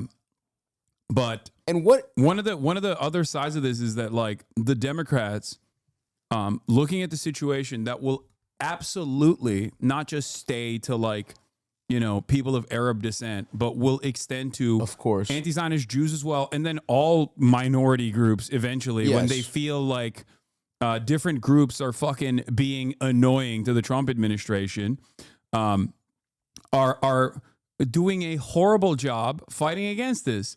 Look at this shit. This is what Chuck Schumer's response was, which is psychotic. Like, this is the most psychotic response of all time. The fact that it's 3 paragraphs. Well, the fact that it's not, this is insane, or just something is crazy. Yeah, he Felix had some choice words for it, which I'll get to in a second. Okay. But he goes, I abhor many of the opinions and policies of Mahmoud Khalil. That's where we start, you fucking piece of shit. You start with talking about him being a fucking asshole? Yeah. Are you fucking out of your mind? This guy's a real terrorist. Oh my fucking Trump God. is right. He has hurt the feelings of Israel. And oh therefore, my fucking God, we're so fucked. It's insane. Yeah, dude. and have made my criticisms of the anti-Semitic actions at Colombia loudly known. Anti-Semitism in the first fucking sentence? When a guy gets fucking disappeared in America? Yeah. Oh my God. Mr. Khalil is also a legal permanent resident here, and his wife, who's 8 months pregnant, is an American citizen. While he may well be in violation of various campus rules regarding how the protests were conducted last year, that is a matter for the university to pursue. Oh my God. This motherfucker went beyond states' rights and went university rights. Yeah. This is a matter for the universities. It's also fucking psychotic because, like, none of what he's saying is correct. Yeah. Like, the entire purpose for why the student activists chose Mahmoud Khalil to represent them is because he is like the most balanced. Like, he doesn't like pop off or say anything that could be misconstrued. Like, a lot of student activists have been very good at messaging discipline in an effort to not give any sort of not to give any sort of fucking leeway to like people claiming that they're being anti-Semitic. And what's incredibly frustrating is, and I know this fucking personally, obviously, from all of the people that claim that I'm also a vicious, rabid anti-Semitic Islamist fundamentalist, Hamas, Hezbollah supporter, or whatever the fuck, is that you don't have to really say anything. All you have to say is that you're against Israel, that you are anti-Israel, that you're an anti-Zionist, and that's all it takes for these guys. But at this stage, they're not even trying to fucking clip chimp my man. They're just basically saying no, he's a vicious anti-Semite. But also, he shouldn't be deported. But like the fact that this is the opposition, this motherfucker should be saying how this is illegal and that Trump should get arrested if they do this. That's like, they should be talking about how they're tearing up the Constitution, not starting with talking about how bad student protesting is for Israel. It's so fucking pathetic. There's like validity. Even if you believe that, right? Even if you fucking believe that, it's like your job is to fucking provide some kind of opposition to these people. And no matter what you do, you're not allowed to fucking just kidnap a permanent resident. You're not allowed to do it to anyone, theoretically, but definitely not a guy who's here on fucking, legally. On a green card. And he's then he goes on to talk about pathetic, I've encouraged them to be much more robust in how they combat anti-Semitism, maintain harassment-free campus that protects the safety and security of Jewish and other students. The Trump administration's DHS must articulate any criminal charges or facts that would justify his detention. Oh my God! Give us a reason, please. Please, Daddy. Please don't let me be. Please. Give us a reason as to why you blackbagged this dude beyond the fact that you don't like his vibes. Oh Which my I agree. God. I don't like his vibes either. He's a weird guy. He's giving me the ick. Yeah, I don't like his vibes either, but like, please tell me why it's appropriate. This is so fucking Please tell me pathetic, why it's man. appropriate to fucking blackbag this guy. We want to suck your cock. Can you just fluff it for us, Mr. Trump? Like, I'd love to choke on your nuts. Unacceptable levels of capitulation. It's just like completely psychotic. God, I fucking hate. I hate. If the administration cannot prove he has violated any criminal law justified taking the severe action and is doing it for the opinions he's expressed, then that is wrong. It took That's 3 the wrong paragraphs. part. It took 3 paragraphs to get to like, oh, it's just wrong to detain him. Like, this is literally worse than if Chuck Schumer just like stood quietly. For sure. They are violating the First Amendment protections we all enjoy and should drop this wrong-headed action. I mean, if this isn't proof that the Democratic Party's done, I don't know what the fuck is. Felix They're said- just completely done. Yeah, to which Felix responded, I've seen a lot of very qualified defenses of Mahmoud Khalil from libertarians who are opposing this solely on legal grounds. And Coulter had a fucking better statement about Mahmoud Khalil than Chuck Schumer. Pathetic. Okay? How Pathetic. fucking psychotic. Like, Ann Coulter Fucking was like, pathetic. Ann Coulter literally came out and was like, I've never seen a motherfucker I don't want deported. Yeah. I I love I deporting. flick my bean to I deportations. love when fucking other ethnicities leave America. Like, she literally was like, but it seems like this is just because he's against Israel. Like, that's what she said. It's crazy. None of them took this much time to express how much of a supposed anti-Semitic rule breaker they find him as Chuck Schumer does here. Fucking astounding. The other side of the story, of course, is that a member of Chuck Schumer's caucus, obviously, the recipient of a heart attack, brain concussion gun that turned him conservative and pro-Israel, John Fetterman, worked with a sex offender to effectively enact the most restrictive and draconian speech laws in the entire Western world. One of the people involved in the kidnapping of Khalil was Ross Glick. Have you seen this fucking guy? No. Brace has been around him in the past. He's like some rabid freak from an organization called Beitar that openly and actively say they're Kahanas, which is like used to be considered a terror group by fucking Israel. Wow. Yeah. Oh Like, my God. That's how fucking freak like these dudes are, that even the Israeli state was like, we love killing Palestinians, but you Like, guys come are a on, little guys, too chill. invested. Yeah. And this fucking neo-Nazi terrorist, okay, that does like that actively and openly does this like doxing operation that is now saying that they're working with the Department of Homeland Security to create lists of people that are on student visas that are criticizing Israel. Like, that's what they're doing. You got these rabid ultra-Zionist freaks creating lists of people with names to go and tell the fucking fascist government who to deport. How do you not see the irony in this as nuts. As an organization that calls themselves a Jewish organization? Like, how do you not put 2 and 2 together? I don't Governments know. of the state knocking on doors and saying, any Palestinians here? Yeah. Any Palestinians on visas here? And the fact that they're like, even those guys are like, well, at least they have to have visas. Yeah. Like, that's what's crazy.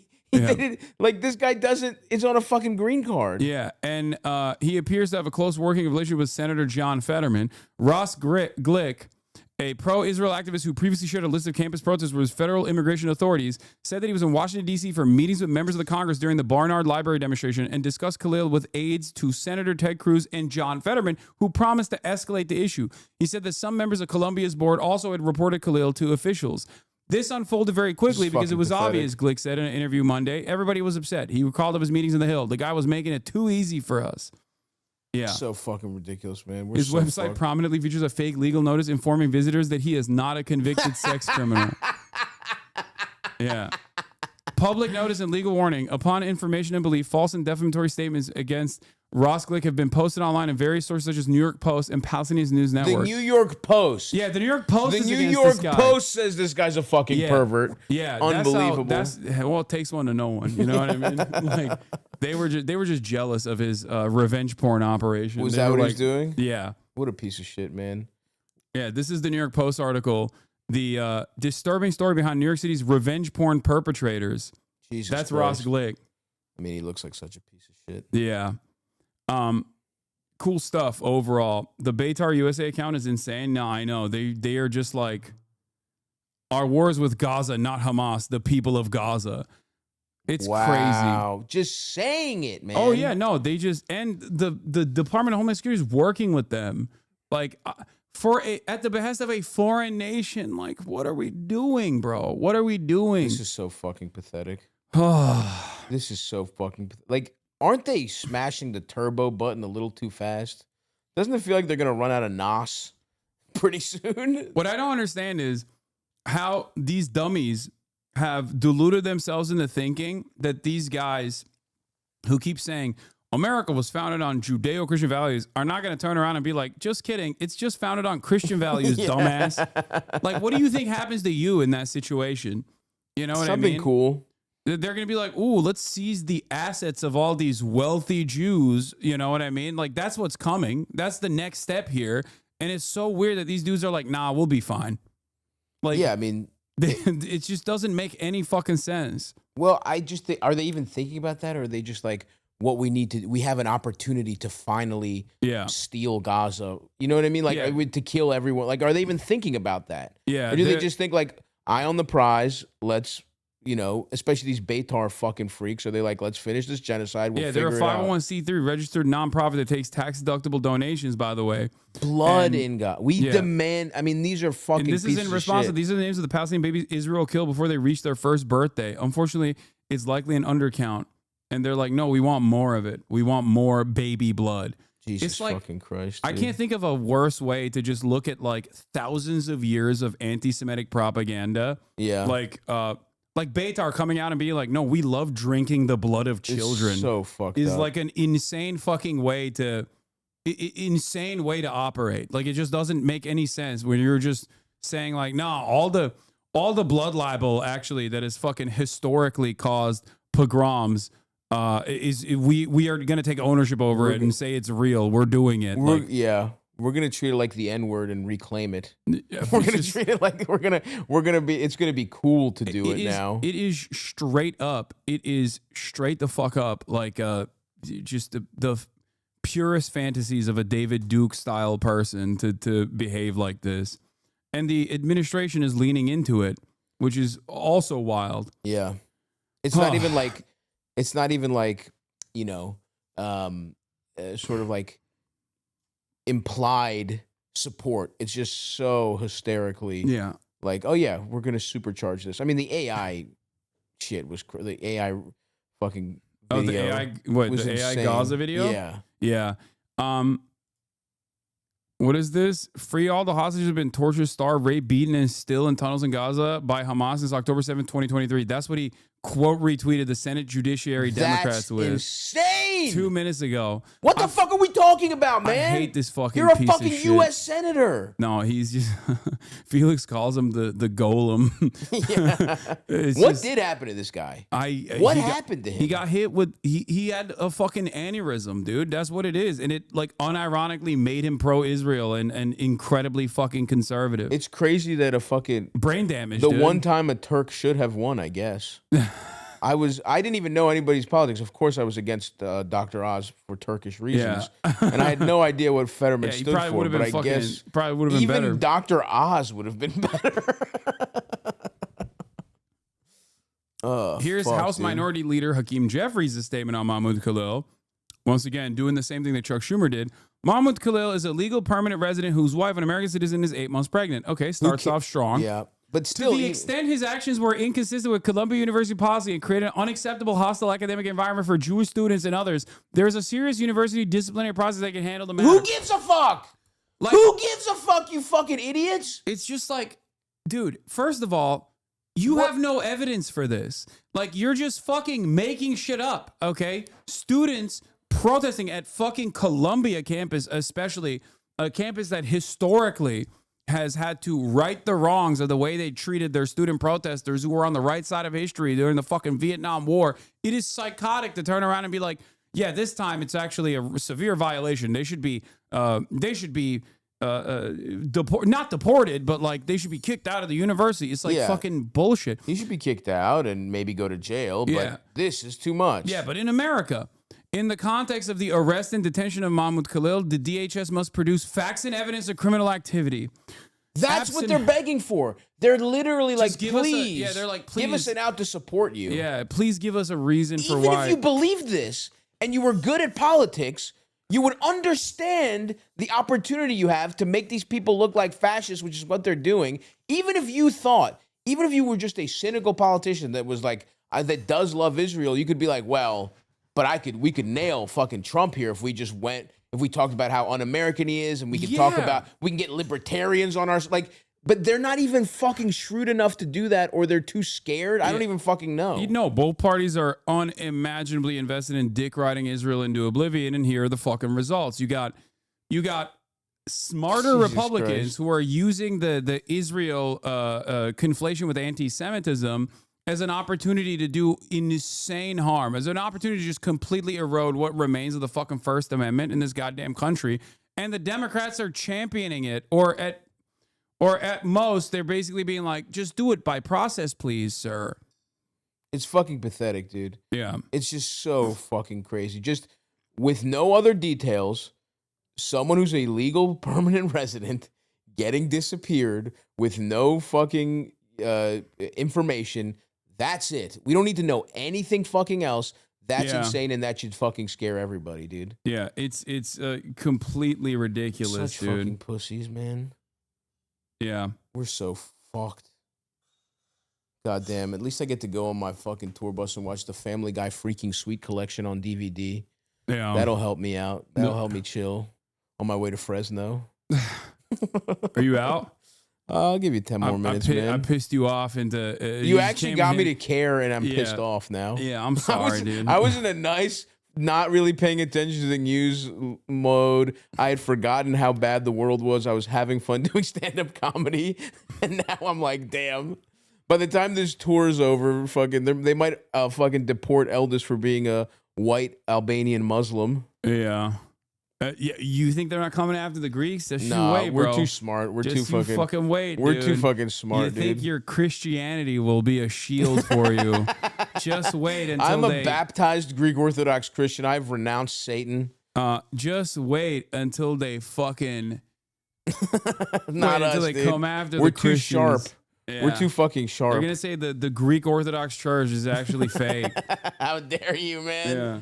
How dare you? All right, I gotta piss and get the fuck out of here. All right. Thanks, buddy. Good to see you. I'll be back next week, probably. Everybody. What are you plugging? You got a show. You got some shows still. Yeah, I have a ton of shows. The tour has just started. This is our second full week. I'm going all over the place. Yeah, we have Vegas this weekend. We have Fresno, Bakersfield, Phoenix, and then next weekend, I don't fucking know where I'm going. Denver. We have a couple tickets for Denver left. And then, yeah, Oklahoma City, Nashville. Go to my website, stavi.biz. Chicago, Toronto, Montreal, a ton of them.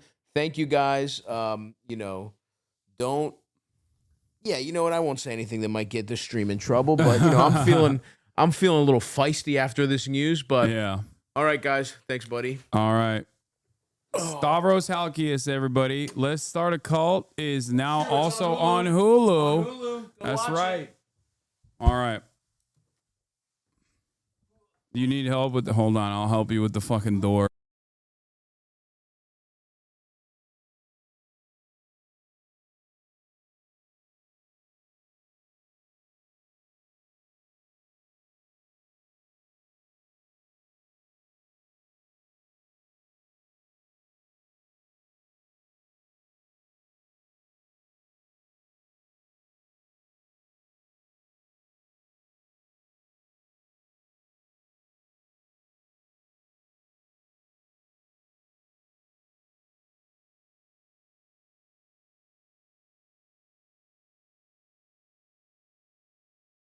Noise gate is top notch. Yeah, you already know, baby. All right, back to full cam. Please address the rat man calling vandalism terrorism, please. I already did. It's ridiculous. Hold on. Let me Yeah, I had to kiss him goodbye. All right. Getting back to the Colombia protests and the immigration arrest that took place, the ridiculous arrest that took place right now. Immigration I gotta arrest piss of a as well. former student activist at one of the country's elite universities is causing an uproar. A judge has ordered that Mahmoud Khalid should stay in the U.S. until a court hearing tomorrow. Khalil is a Palestinian from Syria with a green card, allowing him to live in the United States. He's accused. What? It's all muted? You're still muted? Dog, I think you're muted. My man accidentally. Wait, I'm silly. My Twitch was muted. That's so funny. Oh, that's hilarious, dude. Of anti-Semitic activity in last year's student-led protest that paralyzed the Columbia University campus. I gotta pee. Lilia Luciano has more. Where is Mahmoud Khalil now? Protests erupted in New York City Monday after last weekend's arrest of Columbia University activist Mahmoud Khalil. Our movement is very, very large. Khalil, who was a graduate student at the School of International and Public Affairs, was a prominent voice among the pro-Palestinian protests on campus last year. He had been briefly suspended for his role in the demonstrations before the school reversed its decision. Trump administration officials have said Khalil was arrested in support of the president's executive order tying his participation in the protest, which demanded that the university divest from Israel and called for the end of the war in Gaza with alleged anti-Semitism and support for Hamas. Any resident alien who commits a crime is eligible for deportation. But Khalil's attorneys say their client was wrongfully detained, saying federal agents incorrectly thought he was in the U.S. on a student visa, then arrested him anyway after learning he was a lawful permanent resident and were preparing to deport him until a judge temporarily blocked the order. Ramzi Qasim is a member of Khalil's legal team. The Department of State and the Secretary of State do not have the power to revoke green cards. Only an immigration court can do that. Mr. Khalil has committed no crime. Fellow protesters who know him deny Khalil did anything wrong. How did you meet him? Being in the encampment, I met him several times, and he's just a very sweet guy, soft-spoken. I see him equally supporting Palestinian students, Arab students, Jewish students. And student protesters told us Khalil's arrest has already had a chilling effect on free speech. We've been really over-monitoring ourselves and our speech right now. Trying our best to just make sure it's not hurting any of our peers who are immigrants in any capacity. According to ICE's detainee locating system, Khalil is being held at a detention facility in Louisiana. His lawyers, who say it's very unusual for him to be moved to another state, have filed a motion for him to be returned to New York. Yeah, for the record, they did move him to another state exclusively because they were judge shopping and they knew that the Louisiana judge would be easier on the erroneous claims being made. That's why they sent him down to Louisiana, for the record.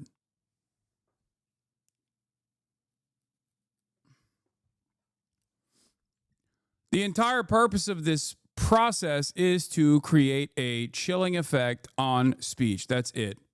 That's it. They want to stop you from protesting against Israel. They can't, but they will try to do everything in their power and erode the constitutional protections in the process to try to stop people from saying Israel is bad or Israel's in the wrong. We see smaller versions of this in the deplatforming efforts against all pro-Palestinian content creators from people who shamelessly defend Israel. I'll obviously be covering that in a second. Noah Samson, the YouTubers who backed the genocide, is his latest video, which I think covers all this stuff in a very decent way. But the denaturalization is like the last step of this process, where I feel like the first step of the process is, one, lying, consistently smearing anti-Zionist activists and claiming falsely that they are anti-Semitic. Okay? And then the second part of the process is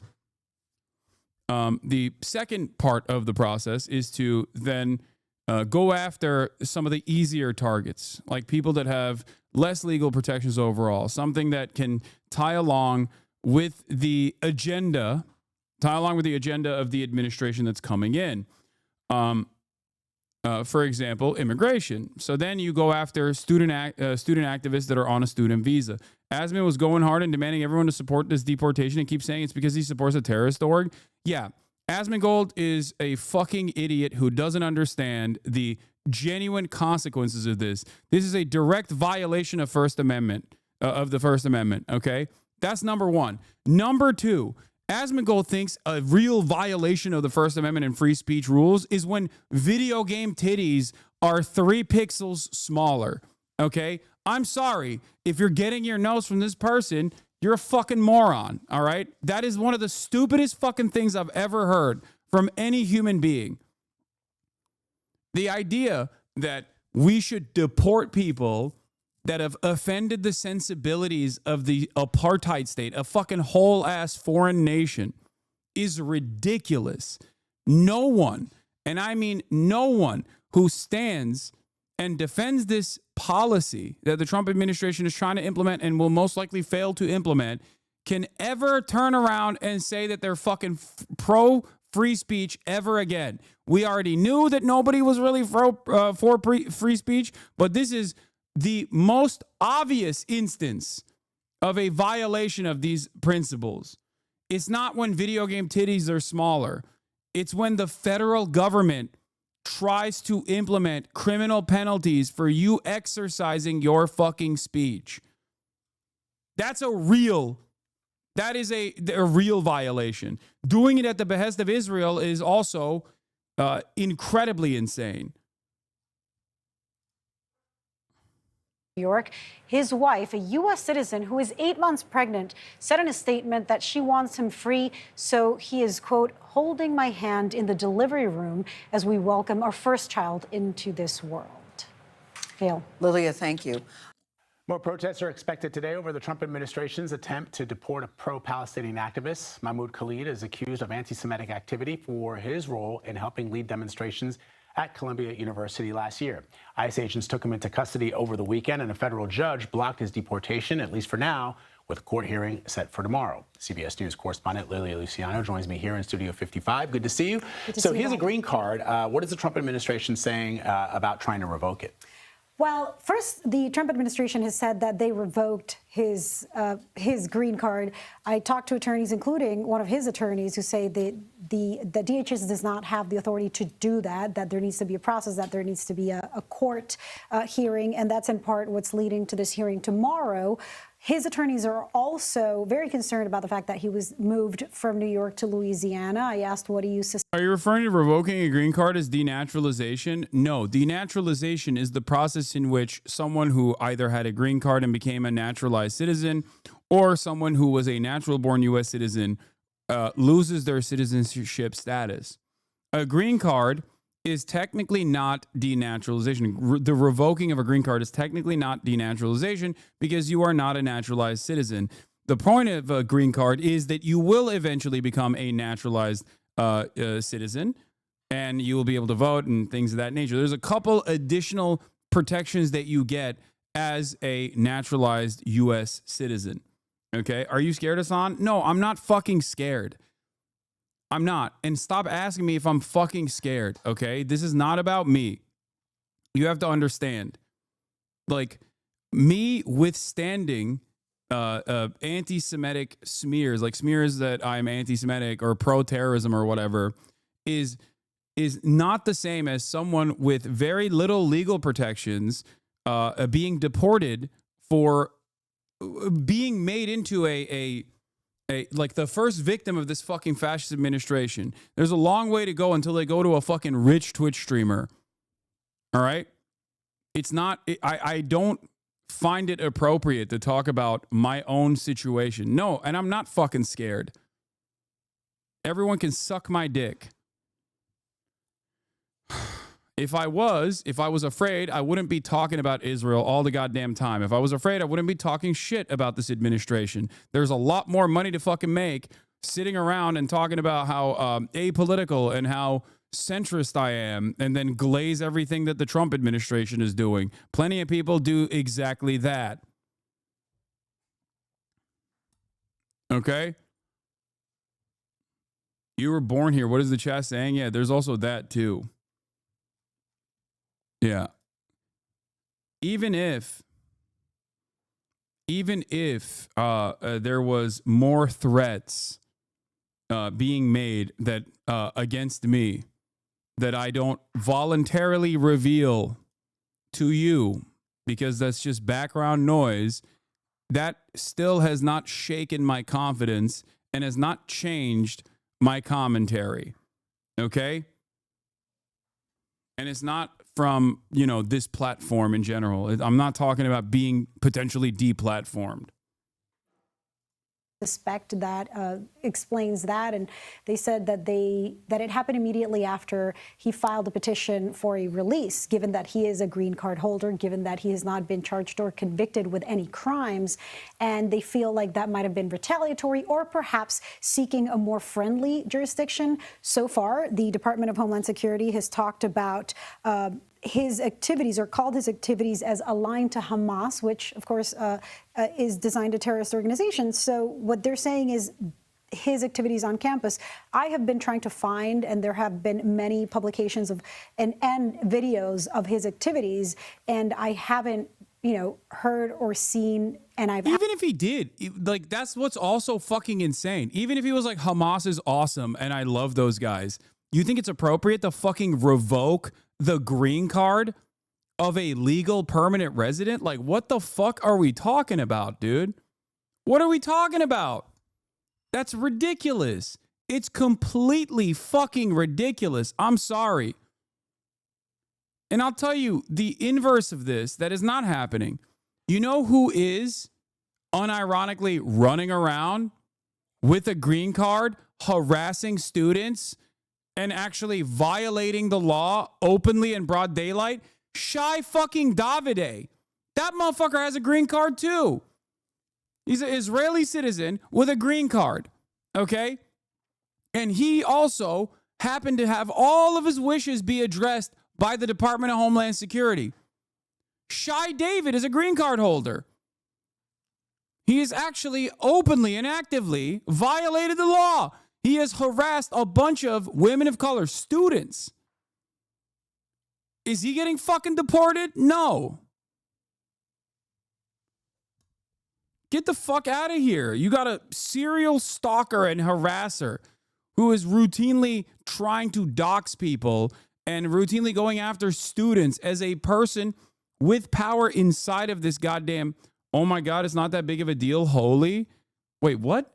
It's not that big of a deal that the Trump administration... Wait, first of all, from the fact that you just said holy, I suspect that you are a dumbass fucking Bonercelli sex pestiny orbiter, okay?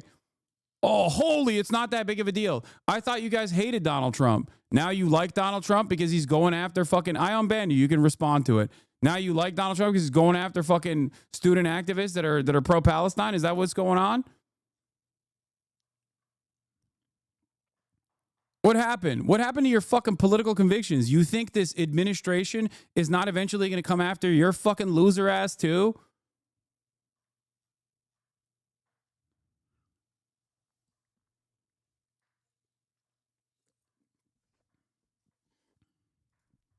Refresh and ban. That was the most easy rage bait ever. Sick, dude.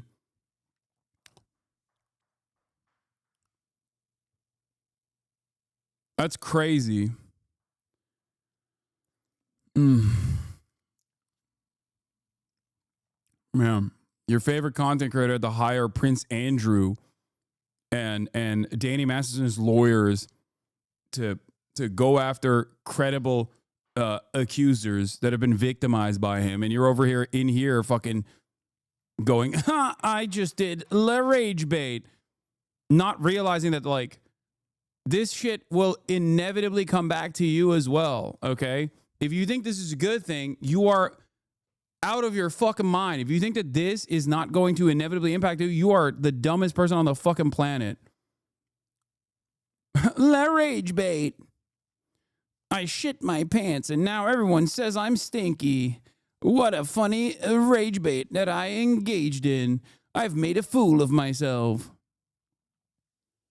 Like, we're over here talking about a fascist administration blackbagging someone for the crime of protesting against a foreign nation, and you're over here being like, no, it's the rage bait time.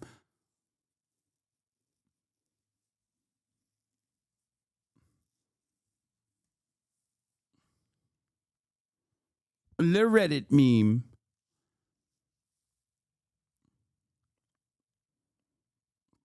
Ugh. Anyway. Trump administration actively is going to be setting up fucking death camps, and these guys will still be trying to get an own on their sex pest content creators, like least favorite content creator. We did it. I'm on my way to the death camps right now, but at least I epically owned this person. Anyway, here's a funny thing that happened. Donald Trump literally doing a QVC ad for Tesla. It has the Tesla pricing on his fucking notes, dude. How crazy. There is zero tolerance for acts of vandalism against Tesla. Ro Khanna, quote, retweeted, end wokeness. Oh my God, the Democrats are, I can't imagine how much lower they can be than the position that they're in currently. There is zero tolerance for acts of vandalism against Tesla. Spraying the words Nazi cars or lighting fire to a dealership and charges is wrong, period. All Democrats should condemn it. Like, what you choose to focus your time and effort on matters, okay? Like, obviously, my expectation is not for a Democratic congressperson to be like, it's awesome to burn Teslas. Like, obviously, they're not going to say that. But there's no reason for you to take ownership over this and then, go out to be like, oh, it's really messed up. Like, yeah, we get it, dude. It's obviously fucking illegal. Like, why are you even spending any time talking about this? For what it's worth, some of those photos aren't even from the United States. That account isn't really a level actor. Yeah, this is what the Democrats should be doing. Ugly ass truck.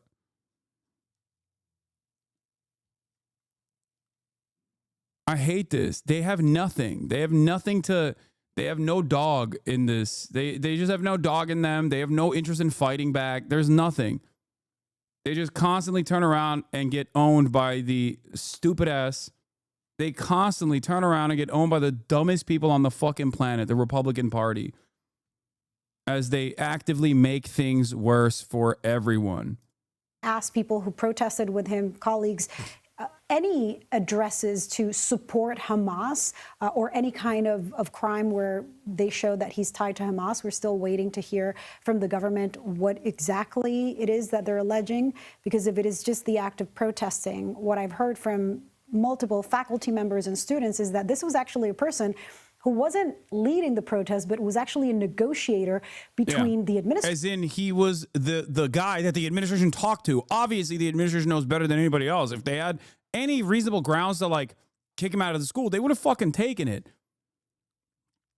They specifically went after someone with a completely clear reputation. Okay? That is deliberate. It is just as deliberate as, like, the ADL, for example, not spending any fucking time on the likes of Candace Owens or Dan Bilzerian, but coming after someone like myself. The reason why they do that is because that is the person that they're actually afraid of the most. A person that is not anti-Semitic, but anti-Zionist. That's it. And the reason why they're doing this is because, listen, we're taking out dudes from this country and revoking their citizenship even if they haven't done anything anti-Semitic, which still would have been ridiculous if he had done something anti-Semitic, and having them revoke their citizenship is psychotic, okay? Deportation is an inherently violent act. The crime has to match the violence that they are subjected to.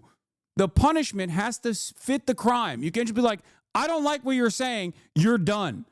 That's fucking Nazi shit. Administration and the student protesters. And so it seems like his role was actually in trying to keep the peace, not inflaming the discourse. So on one hand, the Constitution of the United States under the First Amendment protects freedom of speech, even for people who protest the government's actions.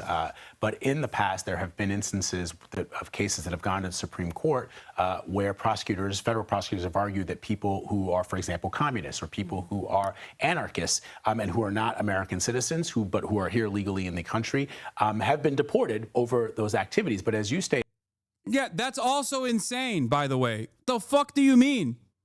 By the way, not for Nazis. He's not wrong. It is in the law.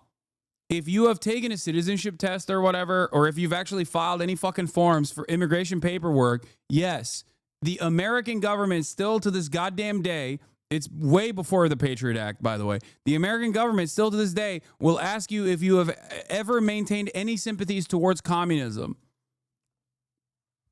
Yeah, it's a McCarthyist remnant. It's a McCarthyist relic. Communist Control Act of 1954. For those of you who don't fucking know, this is why I always say freedom of speech only goes in one direction.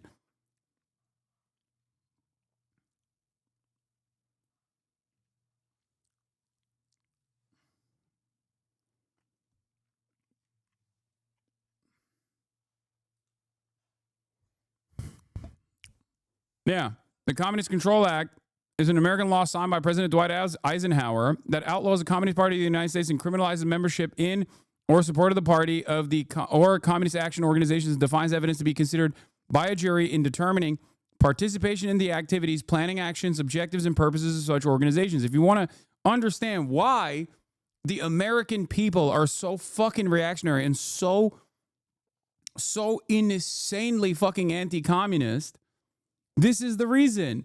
The government has been against communism in ways that they would never be against Nazis in perpetuity. Okay? Yeah. Emma Goldman was a Lithuanian-born anarchist revolutionary, political activist, and writer. She played a pivotal role in the development of anarchist political philosophy in North America and Europe in the first half of the 20th century. Here. Where is it? Feminism, sexuality, state, capitalism, and labor. As the events preceding World War II began to unfold in Europe, Goldman reiterated her position to wars waged by governments. Much as I loathe Hitler, Mussolini, Stalin, Franco, she wrote, I would not support a war against some of the democracies in which last analysis, typical anarchist, by the way. Oh, where the fuck? Sacco and Vanzetti is another example. Yeah. Goldman found it difficult to acclimate to the German leftist community in Berlin. Communists despised their outspokenness about Soviet repression. Typical anarchist. But where the fuck is it? Yeah, deportation hearing in October 27, 1919. Goldman refused to answer questions about her beliefs on the grounds that her American citizenship invalidated any attempt to deport her under the Anarchist Exclusion Act, which could be enforced only against non-citizens of the U.S. She presented a written statement instead. Today, so-called aliens are deported. Tomorrow, Native Americans will be banished. Already, some patrioteers are suggesting that Native American sons to whom democracy is a sacred ideal should be exiled. Goldman and Berkman were released from prison during the United States Red Scare of 1919 to 1920, when public anxiety about wartime pro-German activities had expanded into the pervasive fear of Bolshevism and the prospect of an imminent radical revolution. Now, I don't agree with all of her perspectives. She is an anarchist after all. Having said that, I think like deportation is fucking insane. Understand that America has always had an anti-communist, anti-Bolshevik attitude. America has always been actively and openly anti-communist, anti-anarchist. But in the second Red Scare era, this came down. The Communist Control Act of 1954. Created during the period of the second Red Scare, the act was one of many bills drafted with the intention of protecting the American government from the threat allegedly posed by international communists. During this time, some argued that the pursuit of subversive aims, even by peaceful means, should have been outlawed. Thus, many opposed communism because of its explicit explicitly declared an historically demonstrable goal to undermine liberal democracy. In the words of Ernest von Den Haag, there was no place in democracy for those who want to abolish it, even with a peaceful vote. The Communist Control Act was originally proposed as an amendment to the Internal Security Act of 1950, which has sought to combat the spread of communism and labor unions.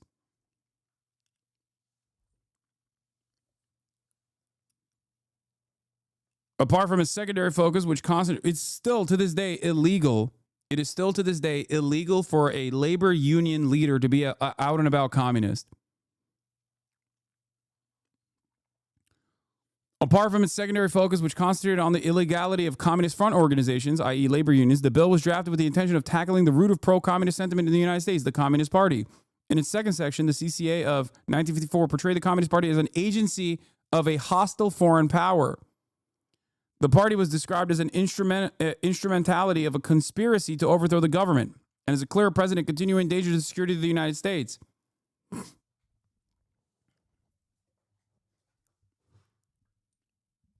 Incredible stuff. The act made membership of the Communist Party a criminal act and stipulated that all party members would be sanctioned with up to $10,000 in fines or imprisonment for 5 years or both if they failed to register with the U.S. Attorney General as such. Additionally, according to the third section, the Communist Party would be deprived of the rights, privileges, and immunities of a legal body.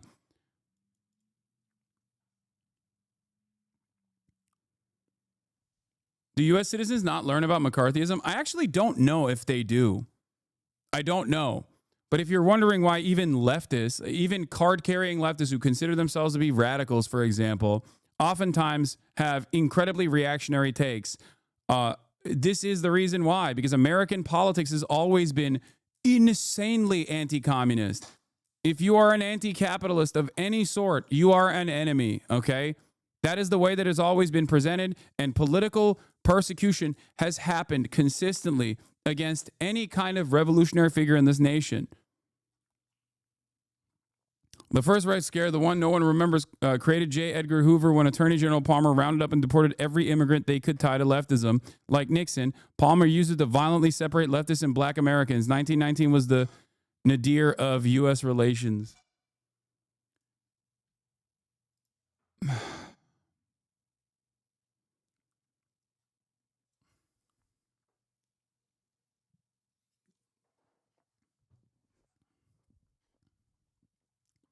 If you want to understand why America doesn't have any sort of like revolutionary sentiment or any sort of class consciousness, it is because of the consistent attacks against any sort of display of communism in this fucking country. Okay? First they make it illegal, then you slowly but surely stamp it out over many, many years. And at a certain point, you don't even have to actively use this law that exists.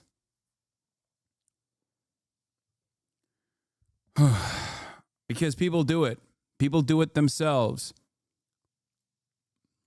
On that note, let's get to the YouTubers who backed the genocide by Noah Samson, who made a wonderful video. There's a bunch of TOS in it. I am going to hold on. Let me see. What else? Does anyone have all the TOS notes from the video?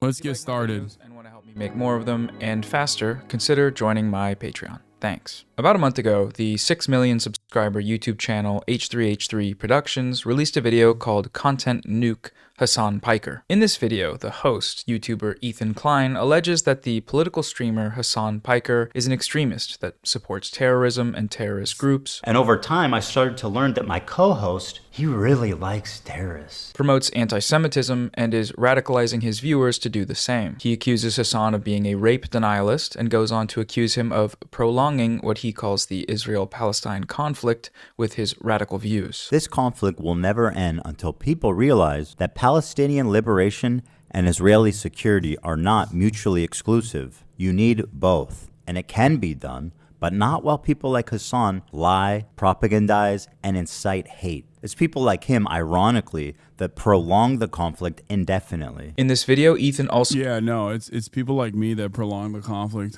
for sure.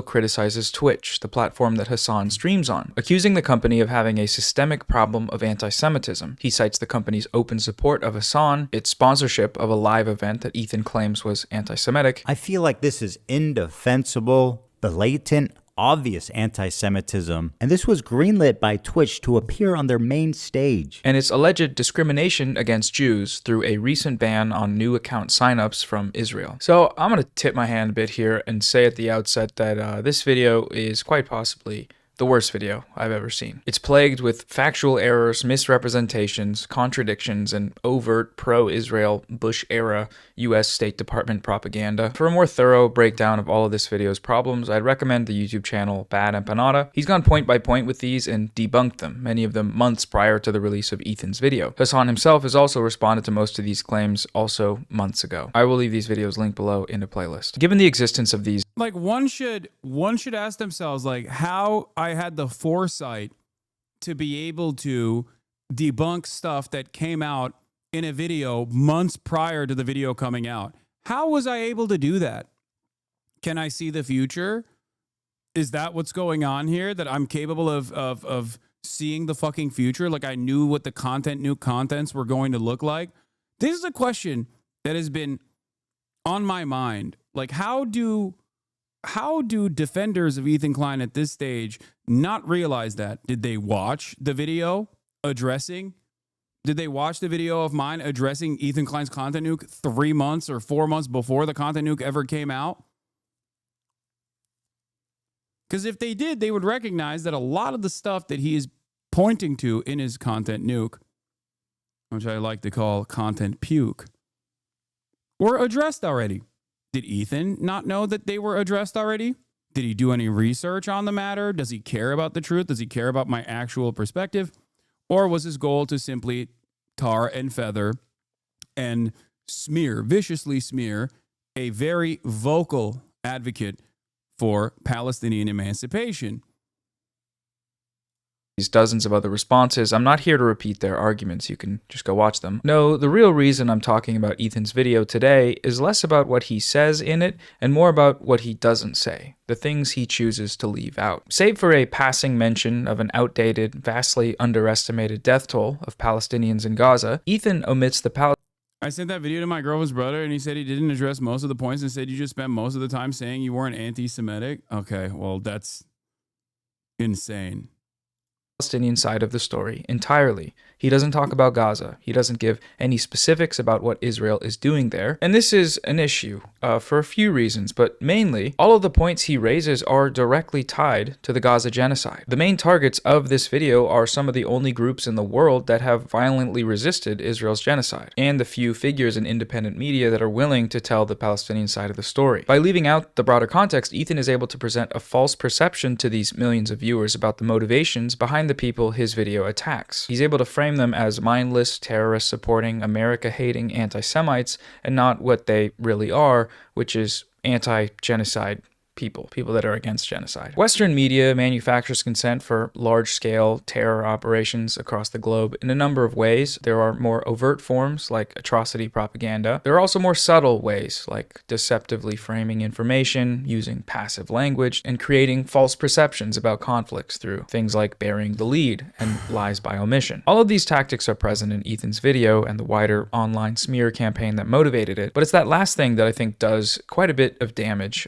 lying by omission. The way Ethan's video is framed seems to imply that Israel's genocide in Gaza is not actually a genocide. He never explicitly uses the term himself, but it's presented as just another thing that's happening in the Middle East that's sad, but ultimately the product of a war. That there are deaths on both sides, and that all we need to have peace is rational dialogue between these two sides. This could not be further from the truth, and to better understand this, we need to talk about Gaza. Thus far, I've been using the term genocide in reference to Israel's actions in Gaza, but it seems like a lot of the people using it on social media here have a general lack of understanding of the gravity of what that term actually means. Genocide isn't just bad thing that's happening where people are dying. No, that's not what it is. It's a Holocaust. The US-Israeli Holocaust. That's what it should be called. Israel is using everything in its power to eradicate Palestinians from the planet. The fact that Israel's actions in Gaza amount to genocide isn't controversial, not among the experts at least. This is the near universal consensus among top human rights groups and humanitarian organizations operating on the ground in Gaza that Israel is committing genocide, countless war crimes, and crimes against humanity. There is the Amnesty International report, a 300-page report that accused Israel of genocide in Gaza. There was the Human Rights Watch report accusing Israel of crimes against humanity and genocide in Gaza, specifically through the intentional deprivation of access to clean drinking water. The United Nations, Euromed Monitor, Doctors Without Borders, the International Committee of the Red Cross, Israeli human rights groups like B'Tselem, various Holocaust scholars,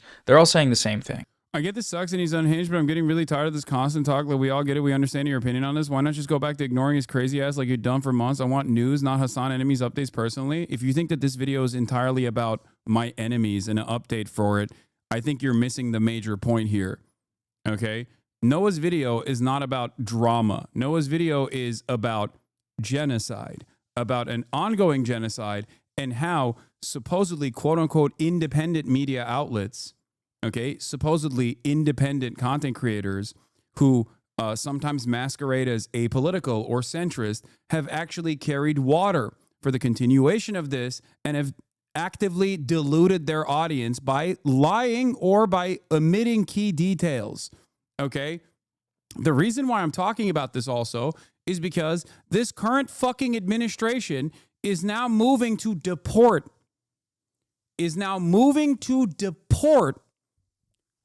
legal permanent residents and students on student visas by using the fucking same exact smears that these supposedly apolitical, centrist, or even liberal pro-Palestinian content creators are using against people like myself.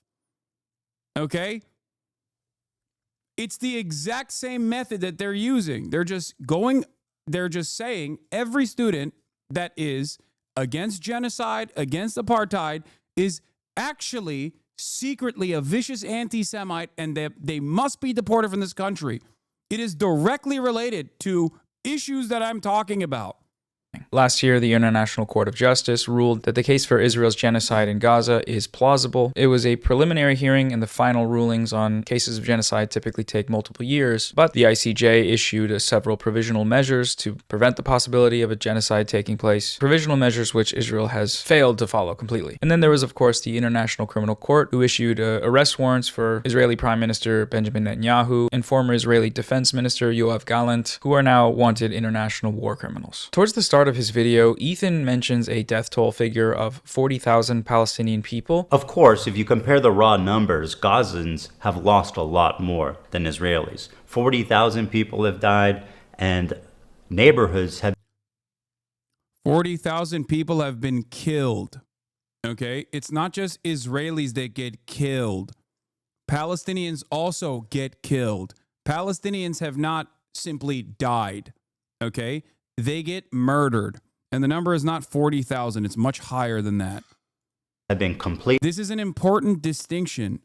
It's not simply just drama, okay? It is an important distinction because this verbiage, utilizing terms such as this, are important to, like, whether the person using that statement is aware of it or not doesn't even matter. Passive language of this sort is an attempt to pacify the audience that's listening. Okay? If it wasn't so successful, the New York Times would not consistently utilize it.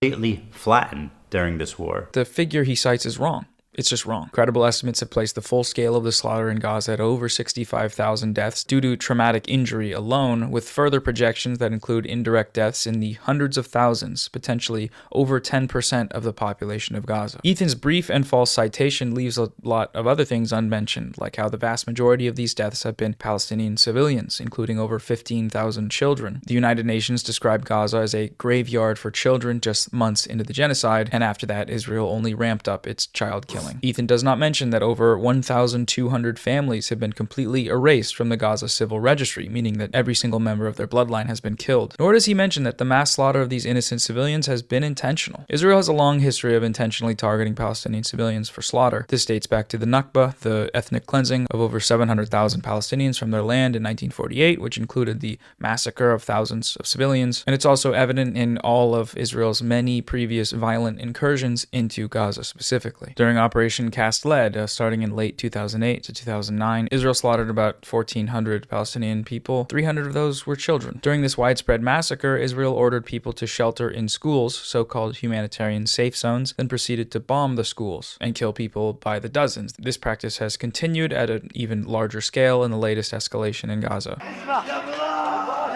Firas, my brother Firas, he screams. The There's pain TOS is here. overwhelming as corpses lie by his feet.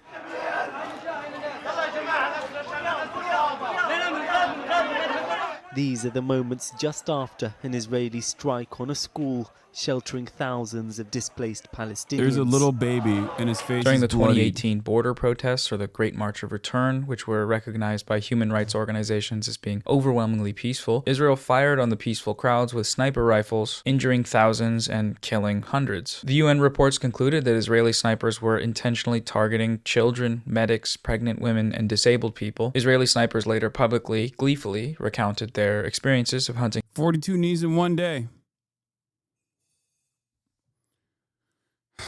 The IDF said, we know exactly where every single bullet landed after this. They tweeted it out. And then when people were like, what the fuck? So you're saying you deliberately kneecapped Palestinian children who were engaging in an active peaceful protest? They deleted the tweet. Palestinians for sport, bragging about the number of kneecaps they could shatter. This trend has continued in Israel's latest escalation since October 7th to an extreme degree. IDF snipers are intentionally targeting children for execution by shooting them in the skull and in the heart. Healthcare workers have testified to seeing Israeli drones hovering outside of hospitals, picking off children. That's where they're shooting them and injuring them and then circling back to execute them. What I think I found particularly disturbing was that a bomb would drop maybe on a crowded, tented area, and then the drones would come down and...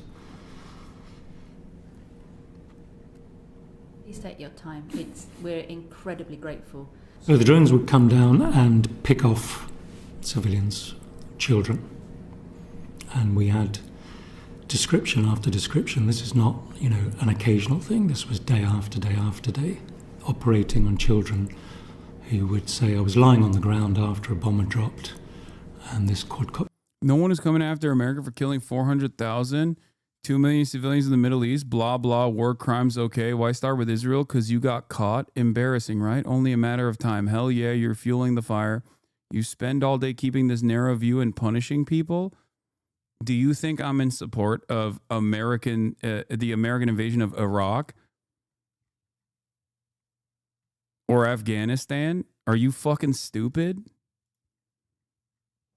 Are you insane? Helicopter came down and hovered over me and shot me. And that's a clearly... Like, that viewpoint is so fucking stupid, by the way. It literally is just like, so what? So what if Israel does a little bit of genocide? America gets to do it all the time is an insane way to fucking argue your position. You know what I mean? Saying blah, blah, war crimes. Absolutely psychotic. A deliberate act, and it was a persistent act, persistent targeting of civilians day after day. We had 1 or 2 mass casualty incidents every day, and that meant 10 to 20 dead, 20 to 40 seriously injured. Just hunting Palestinian children for sport. It's pure terrorism. The Israelis also have a history of murdering Palestinian civilians by running them over with bulldozers and tanks. Recall the story of the killing of Kamal Zair from April of 2002. Israeli tanks shot and killed him and then proceeded to run him over. He was 57 years old, wheelchair-bound, and waving a white flag. Another prominent case of this was Rachel Corrie, a 23-year-old American peace activist who was murdered by an Israeli bulldozer while protesting the destruction of Palestinian homes in Gaza. Israelis, for years after her murder, celebrated the day by making pancakes with Rachel Corrie's face painted into them. In the latest escalation, individual Israeli soldiers have admitted to committing these atrocities by the hundreds. The only reason we have these admissions is because Western outlets have written articles with concerns over how the mass murdering affects these soldiers' mental health. Literally. It's like that's the only time you get the coverage of like some of the more heinous acts that like IDF bulldozers have engaged in Gaza because of how it hurt their feelings and how one of the Israeli occupying force soldiers actually killed himself because he couldn't deal with it. He couldn't eat meat any longer because it reminded him of the fucking bodies of the Palestinian children that he rode over with his fucking bulldozer. Element to the case that Israel is committing genocide is its continuous intentional deprivation of the basic necessities for life for Palestinians in Gaza. They've been using starvation as a weapon of war, a war crime, and a crime against humanity. Most recently, Israel's response to the quote-unquote ceasefire in Gaza is to continue this mass starvation while explicitly stating it as a matter of policy. They have blocked humanitarian aid throughout the genocide in violation of international law, the ceasefire orders, and the ICJ's provisional measures against genocide. The pretext they've fabricated for this policy of intentional starvation is that Hamas is looting these aid trucks. They have provided no evidence for this claim. What we do have evidence for is that Israel has protected and supported criminal gangs with ties to ISIS in areas that Israel has full control over, and these groups have been looting aid trucks. Israel is intentionally depriving Palestinians in Gaza of access to clean water. Oxfam reported that Israel has destroyed over 1,000 miles of water and sanitation networks, leaving less than 7% of pre-war water levels in Rafah and North Gaza. Israel has also partially or entirely destroyed over 80% of water and sanitation infrastructure in Gaza, including all 6 of its mainline wastewater treatment plants. Brutal, violent attacks on the healthcare system are another aspect of the genocide. They've damaged or destroyed every single hospital in Gaza and murdered countless medical workers, doctors, nurses, rescue workers, and healthcare staff. They've kidnapped doctors and held them without charge, where they've been tortured. Dr. Adnan al-Bursh, Gaza's leading orthopedic surgeon, was kidnapped by Israeli soldiers, brought to an Israeli prison, and then reportedly raped to death. The latest UN reports have concluded that over 90% of the buildings in Gaza have been severely damaged or completely destroyed. If you watch any of the footage coming out of Gaza, this is made quite clear. Israel's destruction includes every single school, hospital, mosque, cultural center, church, residential areas. Everything has been bombed. It's estimated that it will take a minimum of 15 years to remove the debris and unexploded ordinances from the Gaza Strip.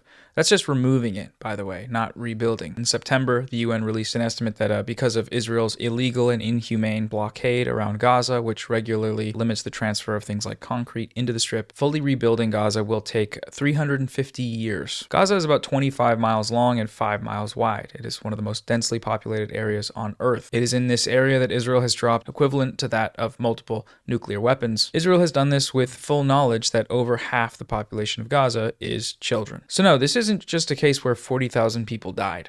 A lot more than that happened. One of the most tragic elements of the Gaza genocide is that, as crucial as it may be for the factual record and eventually holding the perpetrators accountable, merely recounting these statistics does not afford Palestinians the dignity of humanity. They are simply reduced to numbers, to tens of thousands of names on a registry, as if they aren't human beings with dreams, hopes, hobbies, interests, and love for the people around them. If you've had this feeling as well, I want to recommend a book. It's called If I Must Die. It's written by renowned Palestinian poet, author, and teacher Dr. Rafat Al-Arir. It's full of stories and poetry and history about life, or rather survival, in Gaza during occupation and genocide. It is beautifully written and humanizing beyond anything you'll ever get from most coverage of Gaza, especially in the West. I have a friend from Gaza. His name's Ahmed Sarsour, and he's a very talented poet. We got in contact on social media, and when I read his work, it moved me in a very similar way to the way Dr. Rafat's words have. Ahmed has a sister, Rania. She is a mother and a gynecologist from Gaza and is seeking help after being displaced in February of last year. She and her children were forced to flee their home, and her life was further devastated when her home and her family members' homes were destroyed. She gave birth to her baby, Rose, in a hospital without proper care and no anesthetic, and now faces a dire situation with limited resources. I've linked her fundraiser in the description. Support if you can. The funds raised will go towards essentials like diapers, baby formula, medicine, basic living items, rent, and travel expenses for relocation. Another friend of mine, Ahmed Matar, is a 27-year-old inventor inventor from Gaza. He makes these brilliant videos showing the process of constructing creative inventions to use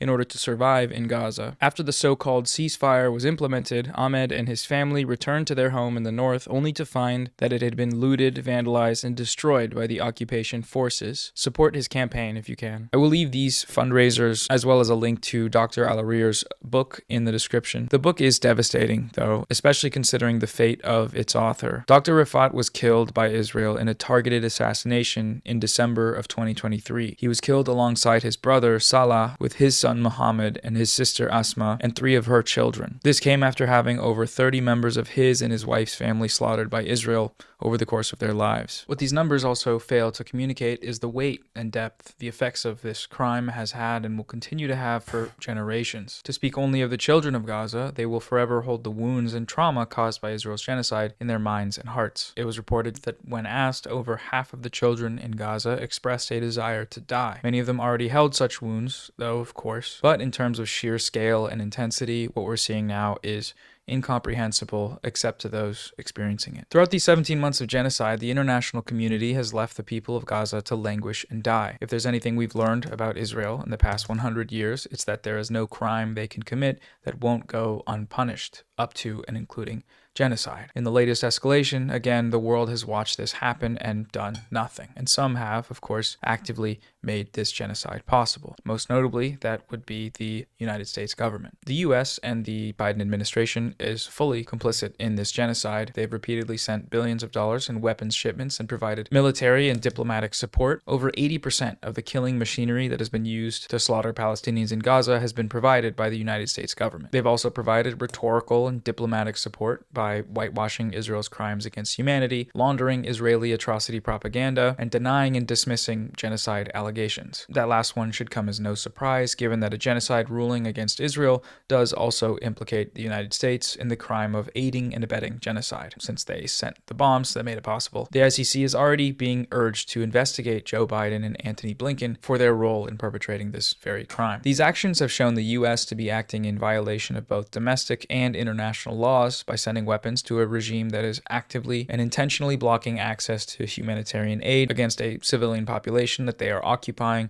and ignoring the arrest warrants issued by the International Criminal Court against Netanyahu and Gallant. This is just another plot on the long chart of the US and Israel's position as rogue states in the international community. There's a comment I saw on Ethan Klein's video. It read, "I feel like a lot of people can't separate Israelis and the Israeli government, and the same with the other side. Like, you are allowed to hate on the people who actually kill people and not hate the innocent adults and children that are being killed from both sides." This is a popular framing among liberals and liberal outlets, that we should separate the Israeli people from the actions of their government. While there are some examples from the past where this may be true, such as the case of the American public's attitudes towards the end of the Vietnam War, which diverged from their government, the same cannot be said in the case of Israel. The vast majority of the Israeli public supports this genocide. Months into the genocide, polling showed that over 95% of Jews... Which, by the way, I have actively shown that there are, albeit a very small number, but still a number of Israelis who are themselves anti-Zionist. So to say that about someone like myself is especially ridiculous. That's another reason why this is fucking insane. I've also, of course, talked about this quite a bit as well, in terms of the active championing of the ongoing genocide in Gaza by the Israeli voting public. Having said that, there are still a small number of, I guess, very unique to Israeli society, but still a small number of Israelis who are themselves anti-Zionist. So coming after me with that assertion is even more idiotic. Jewish Israelis supported the IDF's actions, with a majority of those indicating that the IDF was not using enough force in Gaza. The force in question there being, genocide. They wanted more. It wasn't enough, apparently. 17 months later, and nothing has really changed. Just weeks ago, polling indicated that the Trump administration's plan to facilitate the ethnic cleansing of Gazans was supported by over 80% of Israelis. This headline refers to Israelis as a whole, but that 80% support statistic is actually only the perspective of Jewish Israelis. A majority of Palestinians with Israeli citizenship, or Arab Israelis, as the Israeli government tries to call them, considers this ethnic cleansing plan to be immoral. When it comes to Jewish Israelis, however, that number drops to just 3%. This should come as no surprise, given Israel's history. A country that exists on the logic of ethnic supremacy and colonization requires a certain level of dehumanization to keep its inhabitants from collapsing under the weight of the reality of their rotten society. Another way to get a handle on the seemingly ubiquitous genocidal fervor among Israelis is by just talking to them. How many civilians have been killed in Gaza, from what you know? Who gives a shit? Okay, but don't you feel like, for example, children? Children grow up to be Arabs. I read the numbers last week. My memory died and went to heaven. I don't think children should suffer, but they're always casualties. And since they do a lot of pruervu, that is the natural result. חפים מפשע נהרגו בעזה. טוב, אז כנראה שנעצור. את לא רוצה לענות על זה? תודה. אוקיי, אפשר לשאול למה? כי אני לא חושבת שיש מישהו שהוא חף פשע שם. צר. אבל ילדים אבל, נגיד. הילדים מסכנים, אין ספק, אבל הם לא יגדלו להיות ילדים חפים מפשע, לצערי. Most of the kids there that are getting killed, I never support little children dying, you know? But I never want it. But most of them will grow up not only supporting Hamas, which is a crime by itself, but joining them, which is the worst of the worst. בפשע נהרגו בעזה. לא, זה גם לא מעניין אותי. לא? למה? לא מעניין אותי. אני הייתי עד 7 באוקטובר האמנתי בשלום ובשיח ובדו-שיח. אחרי זה הבנתי שאין לי מי לדבר. כולם שם מחבלים. לצערי הרב. אבל ילדים, כאילו. לא, אני אומרת בכנות, לא מעניין אותי. There is no such thing as Palestinians. They're Arabs who have many countries to flee to and nobody wants them to. But if we do call them Palestinians, their parents use them as human shields to gain sympathy. Saying that with what I assume is the most Long Island accent obviously adds an additional layer to the irony that Palestinians could flee to other Arab nations. Meanwhile, the nation that you are currently inside of the borders of was invented through settler colonialism 76 fucking years ago. And it's very obvious to me that you certainly have somewhere else to go to.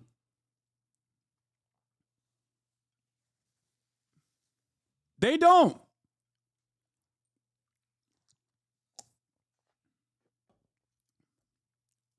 The natural instinct of a Jewish mother is to protect her child. Palestinian women do not have that. These people know that they're on camera and that these remarks will be posted on the internet or shared on the mainstream news. This is normal to them. This is normal in their society, which is a testament to the fact that their society is not normal. It's typically bad form to cite street interviews as being some meaningful indicator of widespread attitudes. But again, with Israel, it's just different. Not just because these attitudes align perfectly with the wider Israeli polling data, but also because it's almost impossible to find anyone in Israel saying anything else. The amount of truly anti-Zionist Israelis living in Israel numbers in the hundreds. This figure is according to anti-Zionist Israelis themselves. They are alone. Everyone around us are completely genocidal maniacs. I know they're in the hundreds because all 100 of them are in this fucking community. Everyone around you. And I don't mean it metaphorically. It's not metaphorically. It's literally everybody. It will be your family. It will be your teachers. It will be your colleagues. Everyone around you. So you're alone. Even if we will gather all of those anti-Zionists together from Jerusalem or Tel Aviv or Haifa or whatever, It will not be more than, I don't know, 500. There's no tangible internal opposition within the country. The Israeli left is a myth. This is reflected once more in the openly genocidal sentiment we see on social media from IDF terrorists who have been willingly, gleefully, posting their own war crimes on the internet for everyone to see for... So much so that the Israeli fucking occupying force had to give out a directive to stop posting your war crimes because it's gonna, you know, it's gonna cause you to get repercussions from foreign nations when you're visiting. A year and a half. They go into the homes of Palestinians, and they're often clearly staying there, and they just smash them up, and they film themselves smashing them up. They also delight in going through women's underwear drawers, and this is a sort of recurring obsession. You have to see Israeli soldier videos in the context of the broader output of Israeli society. If you gave me a button to just erase Gaza, every single living being in Gaza would no longer be living tomorrow, I would press it in a second. I would press it right now. Give me that button and press it right now. There you go. And I think most Israelis would. There's an Israeli song called This Was My Home. And what they would do is dress up as caricatures of obviously what they perceive Palestinians to be, being sung mockingly to people who no longer have homes. We're not looking at... There's also Arab face.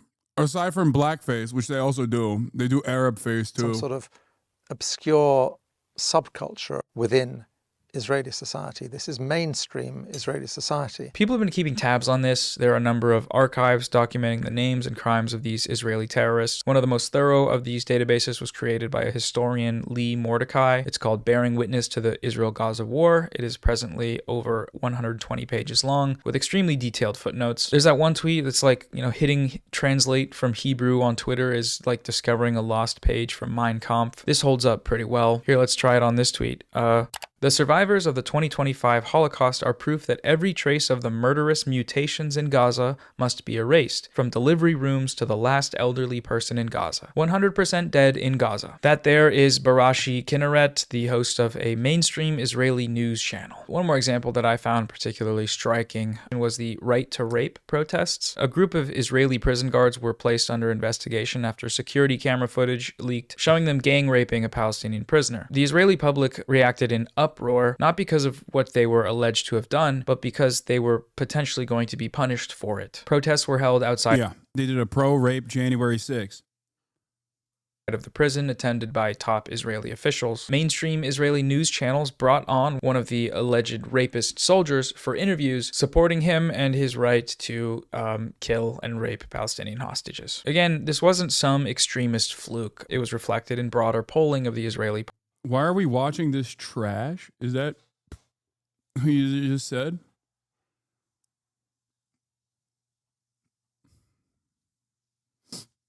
Are you okay? Does it hurt your fucking feelings?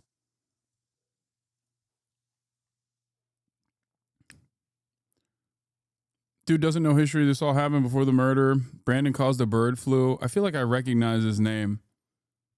What is the trash here?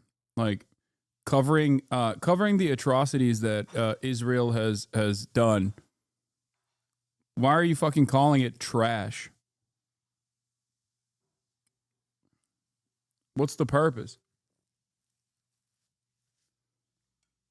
Public. According to a poll taken around that time, 65% of Israeli Jews oppose criminal prosecution for soldiers suspected of raping Palestinian detainees. And 47% of Jewish Israelis answered that Israel does not need to abide by international law and maintain moral values in the war. Simply put, it's a genocidal society, top to bottom. Perhaps the most complicit party to enabling this genocide, aside from the material support of Western governments, is the Western media. As previously mentioned, this support largely takes two forms: the more overt kinds, like spreading misinformation and explicit Israeli state and IDF propaganda, and the other more subtle, yet significantly more frequent and effective, is that of manufacturing consent. Reporting on Palestinians has some clear differences in coverage, language, and framing when compared with other groups. In the first 100 days after Russia's invasion of Ukraine, 262 children were killed. In the first 100 days of Israel's assault on Gaza, more than 10,000 children were killed. The true number is likely much higher. but mentions of child deaths and related terms were 33.4% higher for Ukraine than for Gaza. During this time frame, CNN mentioned child victims of the war 2,446 times for Ukraine versus 2,110 times for Gaza, and MSNBC mentioned child victims of the Ukraine war 1,775 times versus 1,522 times for Gaza.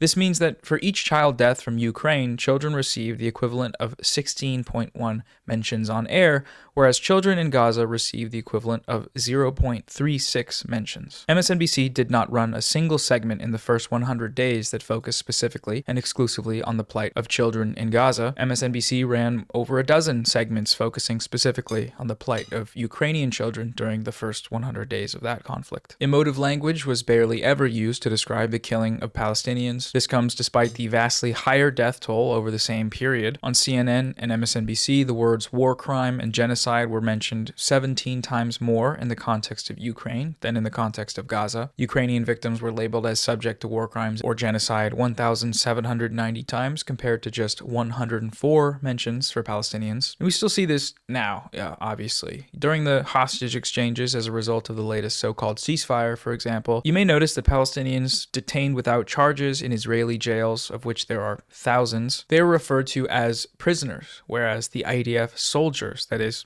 actual militants that were captured by Hamas on October 7th, are referred to as hostages. One of the greatest tweets of all time that I've ever seen described the capture of an IDF terrorist during October 7th as him being kidnapped from a tank. Kidnapped from a tank. Kidnapped from a tank, dude. Kidnapped from a fucking tank. This is incredible work. New things are happening in linguistics, in the field of language. This poor young boy was kidnapped from a tank. And yes, the person that we banned previously for saying, why are we watching this trash, says that they're Palestinian. It's okay. Stop arguing with that person, okay? I didn't mean to disregard the vid. I just have seen these clips so many times. I guess I shouldn't assume others have. Love how you all think I'm diminishing the suffering of others. Just curious what brought in this particular video, but that's okay. My bad. I'm Palestinian. I would never diminish this at all. Yes, the reason why we're watching this is because it's a new video that came out. Genocide denial and advocacy for genocide takes on many different forms, okay? The obvious forms in mainstream media is something that I've covered quite frequently. Noah Sampson, friend of the show's video, actually features a different side of independent media that also engages in a defense of these sorts of heinous actions. Of course, most of the video, however, given how much the internet and the marketplace is flooded with lies by omission, saying both sides have a lot to both sides have suffered tremendous repercussions and whatnot, because that is what is flooding the marketplace, that the video spends a good deal of time actively, accurately, in great detail explaining a multitude of different war crimes that the Israeli occupying forces engaged in the process of dishing out this genocide on top of the Palestinian civilian population that it holds captive as a belligerent occupier in direct violation of all international rules. Okay? That is the reason why it heavily focuses on the things that Israel is doing, so that people that come into this video thinking, oh, it's another drama video, will actually leave the video with more knowledge. This is incredibly important to do because I suspect that the second half of this video is going to feature how people are failing to mention any number of different things that he just mentioned in an either deliberate attempt to obfuscate or because they're fucking stupid. Is one or the other. Either you are lying by omission because you're a bad person and you're a genocide supporter, or you're just a dumbass. Kidnapped from a tank. Coverage has been focused almost exclusively on the condition of these IDF quote-unquote hostages, rarely making mention of Israel's contribution to their condition, like how they starve out the population of Gaza, which obviously affects all of the people in Gaza, including the Israeli hostages in Gaza, or the fact that they rain airstrikes on them all day, every day for 16 months straight. Is that good for your health? Is that healthy? The same cannot be said of coverage of the Palestinian hostages. Despite emerging from these Israeli jails with clear evidence of extreme physical abuse, images of the Palestinian hostages are rarely, if ever, shown. تعالوا جوا تعالوا في الغرفة جوا تعالوا غرفة تعالوا هون تعالوا تعالوا تعالوا تعالوا جوا تعالوا The assumption is just granted. It's relied on that they're terrorists, criminals, and whatever else. So whatever happens to them, that's just what happens in jail. The Western media lies in other subtle ways, like burying the lead in stories and deceptively framing headlines. This is especially apparent in coverage of things like ceasefire negotiations. These outlets have consistently framed the lack of agreement to terms as being Hamas's fault, that they won't agree to Israel's terms, but they interestingly decide to use only one definition of the ceasefire agreement, which is Israel's definition, that being one which is only temporary, with no guarantees that the genocide will end after these temporary pauses. They're not really ceasefires, but in order to frame Hamas as disagreeing with them, that's what they have to call them. The ceasefire that ended up being agreed upon in January was the exact same ceasefire that Hamas had agreed to over 6 months prior. Israel continually sabotaged these negotiations, but if you read any of these mainstream outlets, you wouldn't know that, not until the very end of these articles, at least. The latest reporting on these negotiations continued this trend of misleading coverage, such as this story from early February. The majority of the article, headline included, frames Hamas as the instigator to a potential ceasefire failure. However, both independent observers and Israeli officials themselves acknowledged that it was actually Israel who had already broken the terms of the ceasefire agreement immediately after it was implemented. To anyone with a brain and eyes, this would be apparent given the evidence we have of these violations, but because these outlets didn't show their readers that and also prioritize the input of party committing genocide, this citation here is crucial for its readers. They need to see this to understand what's happening. But the New York Times waited to mention it until 9 paragraphs in, like basically the end of the article. This is a textbook example of bearing the lead, but it also goes beyond that into just a lie, right? The entire article is framed in precisely the opposite way of what this confirmed fact revealed. If the Times weren't running cover for a genocide, the headline of this article would read, "Israel violates ceasefire, confirmed by Israeli officials." Probably the most insane example of this sort of thing is the following headline, once again from the New York Times. Lebanon's ceasefire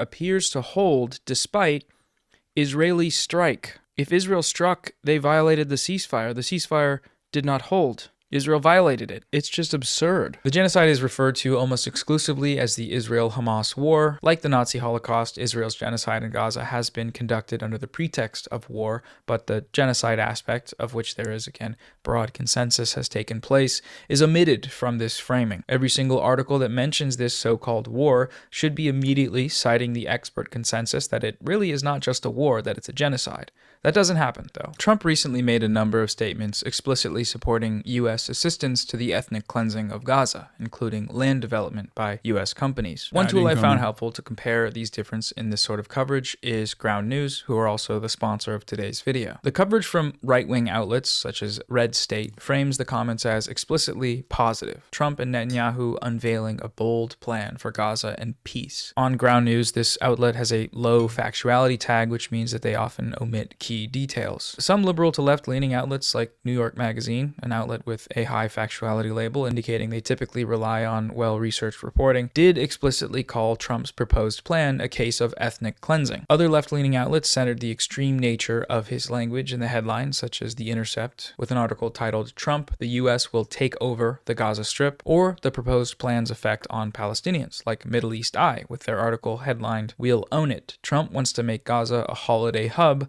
without Palestinians." Ground News is an app and website that lets you compare media coverage across political biases while calculating each source's reliability so you can see how framing shapes public perception from sources around the world. Without understanding the different biases behind the news you read, you might not realize how skewed the narrative is. Unlike other platforms, Ground News is independent and nonpartisan, so they have no stake in promoting any agenda, just the facts and how those facts are presented. It's not always about how a story is spun, but equally important, as we've seen, is the information that other platforms choose to leave out. Liberal outrage over this story has been almost entirely focused on Trump's comments, but ignores the bigger picture, the fact that it was the Biden administration who made this ethnic cleansing plan possible by facilitating the total annihilation of Gaza, and that it was the Biden administration that proposed this ethnic cleansing plan in the first place. And yet, there's only one source that leads with this crucial piece of context. Ground News made it easy to find this story and have it compared with all the rest. Ground News specifically specifically created their blind spot feed to highlight the stories only picked up by certain politically slanted outlets so you can see the world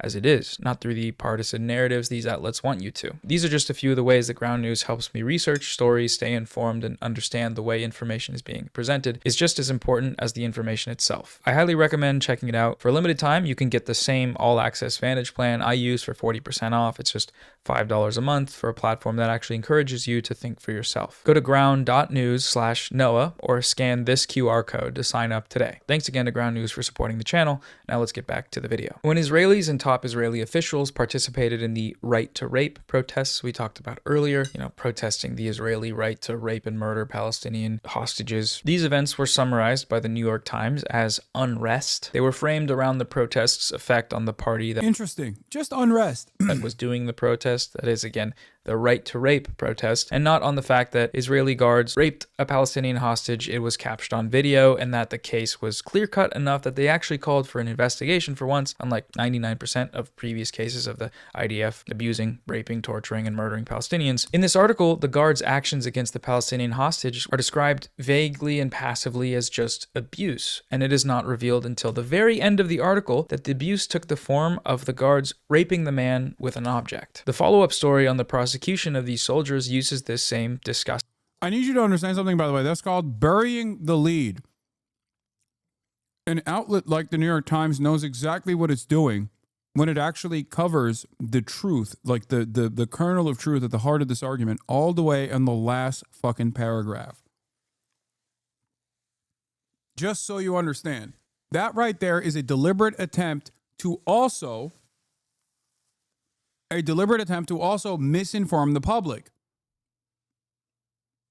There's no other type of story. Like, if it's a bit of a annoying cliche to say this, but like,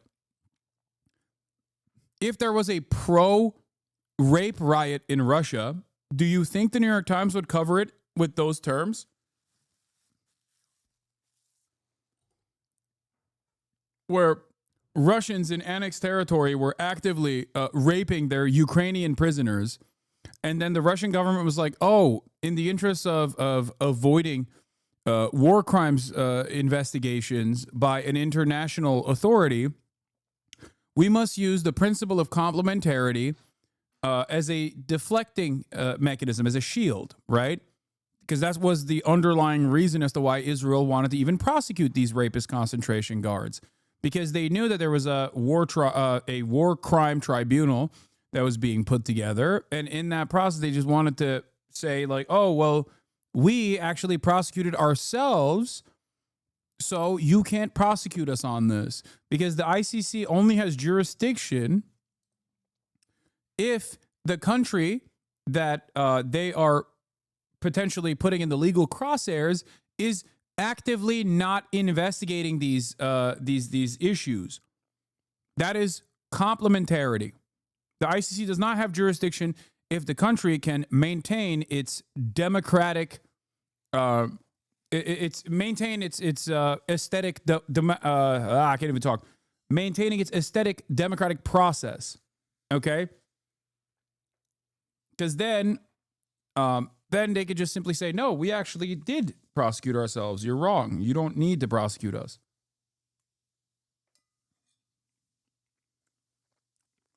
But Israeli society did not allow that to happen either.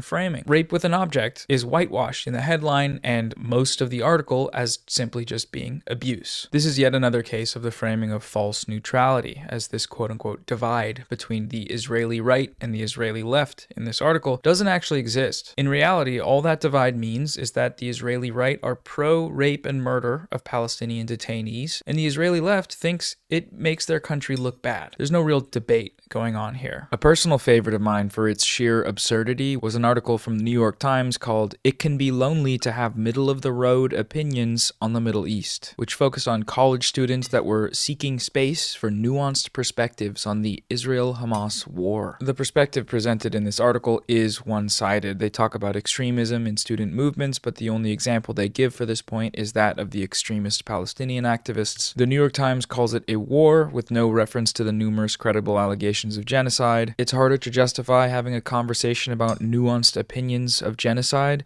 so they just call it a war. There's no nuance in genocide. There's nothing progressive about genocide. This tendency to falsely frame a genocide with neutrality will often slip into outright endorsement. Recall Israel's pager terrorist attack in Lebanon when they detonated over 1,000 pagers rigged with explosive.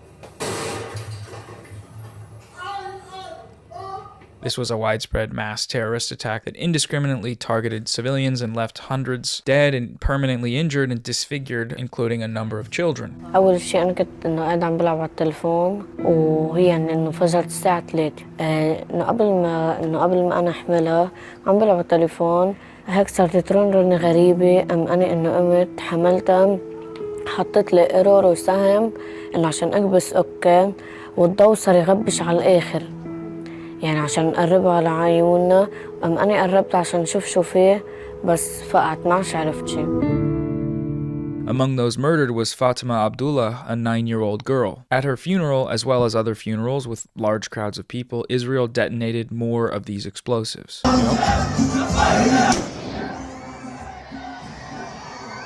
Yep. That's terrorism, by the way. There is no, like, I mean, that's the former, there were like former CIA heads that actively came out and were like, this is terrorism. This is going to have devastating consequences for everybody. The fact that we're not doing anything about this is completely and utterly insane. That's what it is. That's the most moral army. And people celebrated this shit. At the time, I couldn't believe it. All these supposed fucking liberal Zionists unironically were celebrating this, saying it's a brilliant tactic. Saying, oh, well, you don't want us to bomb indiscriminately. But when we do terrorism, also, again, which is basically a more complex version of bombing indiscriminately, because you have no notion of who you are bombing when you do this, as evidenced by the children, the child victims, and the many healthcare professionals that were killed in this process. If you know someone like Bonerbox or whatever who made jokes about this and tried to defend it, understand that their position on this is not of one of pro-Palestinian emancipation. They're just actively trying to defend Israel to the best of their fucking ability, and probably not doing a very good job at it, because it's virtually impossible to defend Israel if you have access to all of the information. Do you understand? Bro, are you trying to make up for October 7th? What? Make up for October 7th? Dude, I don't know how to fucking have conversations with people who think that I did October 7th at this point. It's like, dude, you are such a fucking horrifyingly racist monster. You're just like, yo, Hasan, are you trying to make up for October 7th? Like, I was there, dude. Like, I did it. Fuck you, dude.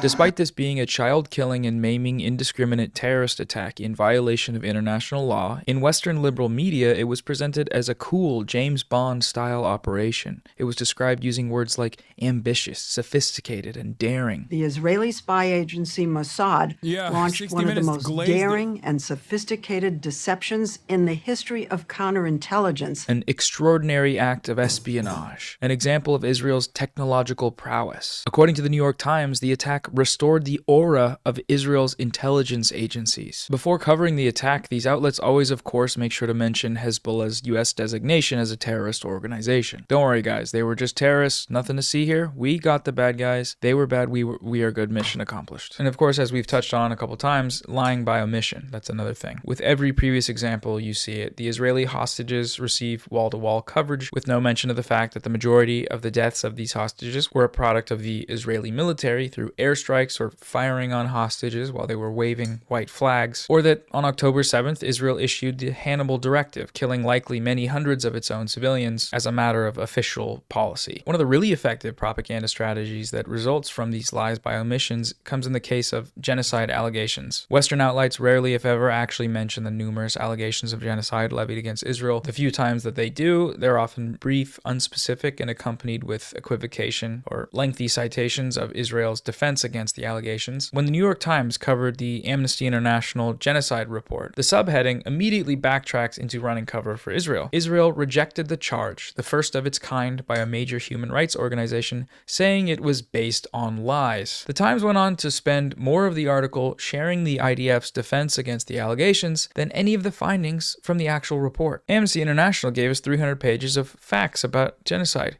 Israel says that they're just lies. I guess we'll never know what happened here. That's not journalism, that's propaganda. When Human Rights Watch released their report accusing Israel of committing crimes against humanity and genocide through its deliberate deprivation of access to clean drinking water, readers of the New York Times wouldn't have heard about that because the New York Times just didn't report it. That's one of the top human rights organizations in the world, accusing the #1 ally of the most powerful country in the world of the crime of all crimes. And they just forgot? No, they didn't forget. The editorial staff at the New York Times knows that they've helped this. They know that they are complicit in this. So any chance they get to just sort of forget to mention something as consequential as a genocide allegation from the leading human rights group in the world, they'll do it. Of course they will. This tracks with the BBC's repeated genocide denial, evident in repeated instances of reporters condemning or correcting guests for using the word genocide to describe Israel's actions in Gaza. Israel would deny that a genocide is taking place, saying that it is defending its right to exist. Its very existence, indeed, they would say, is under threat. So there are obviously two sides to this. This whole issue of right of self-determination. Yeah, you know who else would say that? Nazi Germany. And they did. That's precisely what Nazi Germany also did. You know, while they were doing the Holocaust, that's what they were saying. Or that they were restoring the glory of creating a homeland for the folkish Germans.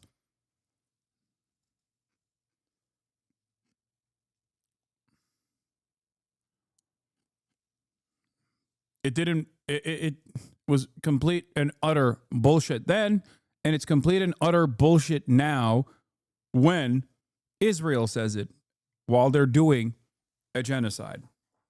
Self-defense has allowed Israel to inflict the mass murder and mass destruction, what the ICJ now describe as plausible genocide. This is not an act of you know what I'm going to have to say. I'm going to say Israel denies that. They say that they were in pursuit of Hamas terrorists who hid behind their own people. Like, what a fucking silly, cowardly way to get out of this conversation. I'm going to have to say it. I'm sorry. Oh, got it. Okay. Sick.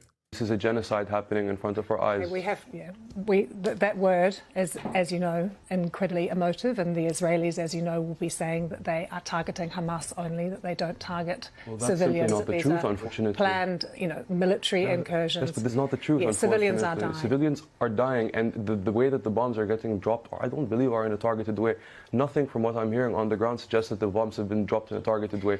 Our social media manager, all 5 houses around him got blown up. They estimate 100 people were killed in them. Yesterday, his house was the last one remaining in the neighborhood. They leveled an entire neighborhood. Thank you very much. Thank you, and I do need to make that qualification, of course, that that it is always denied by the Israelis that genocide is taking place. They say these are strategic planned strikes in Gaza and that they are targeting the militant group Hamas. But I'm here to let the world know that that's not the case. Kareem, you've been able to have your say. This is what the Israelis will always say in response to that. This effort to whitewash and run cover for the genocide has been intentional, of course, and we have the proof. It's been confirmed with direct evidence and testimony, with internal newsroom memos from not only the BBC, but the New York Times as well. And the last thing to talk about is just atrocity propaganda. One of the primary justifications for the genocide in Gaza is that members of Hamas are not just militants, but that they are monsters, pure evil motivated by nothing more than the sadistic hatred of Jews. This narrative has been fueled by... This, by the way, is a classic colonial propaganda tool. Okay? Wherever a colonial power has interest in domination, they will say their enemies are barbaric monsters who do not value human life, while they engage in atrocities that are infinitely more barbaric than anything they claim their enemies are doing. That is precisely what Israel did with the rape, with the war porn and the atrocity narratives that they greatly highlighted. There were atrocities that took place on October 7. Make no mistake. But the claim, without any evidence whatsoever, that the Hamas were rapist savages that were simply interested in kidnapping people exclusively because of anti-Semitic purpose or to do rapes to them, no evidence whatsoever has come out. That was deliberate. That right there was 100%. That right there was 100% atrocity propaganda, specifically the 40 beheaded babies.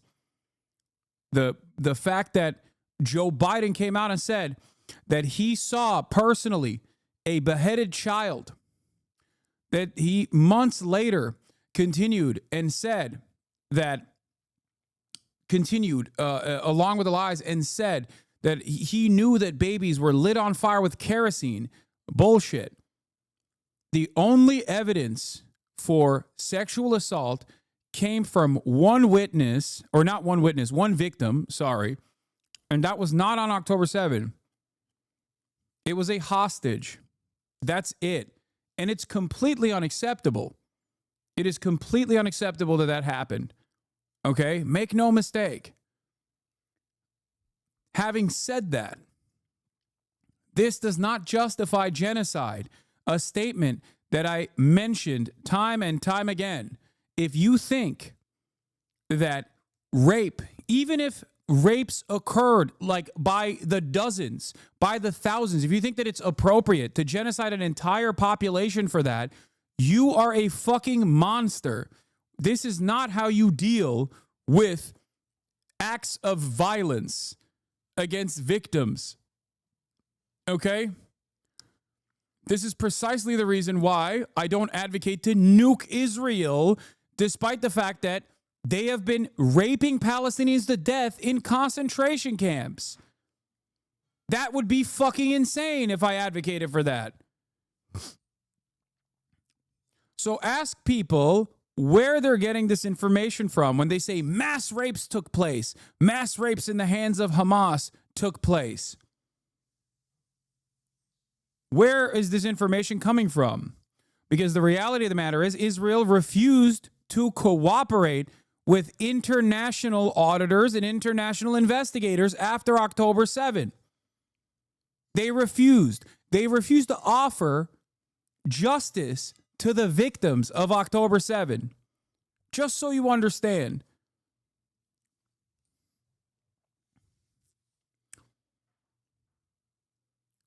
That's what's so fucking annoying about this. There was never any evidence whatsoever that there was purposefully directed mass rapes that were directed by Hamas. Not even a fraction. There were no 40 beheaded babies. There were no babies placed in ovens. None of that. But they kept going with it over and over and over again. And the reason for why they did that is the exact same reason why during the segregation era in the Jim Crow South, white people would routinely lie about black people also running around and doing rape. There is a million examples of this.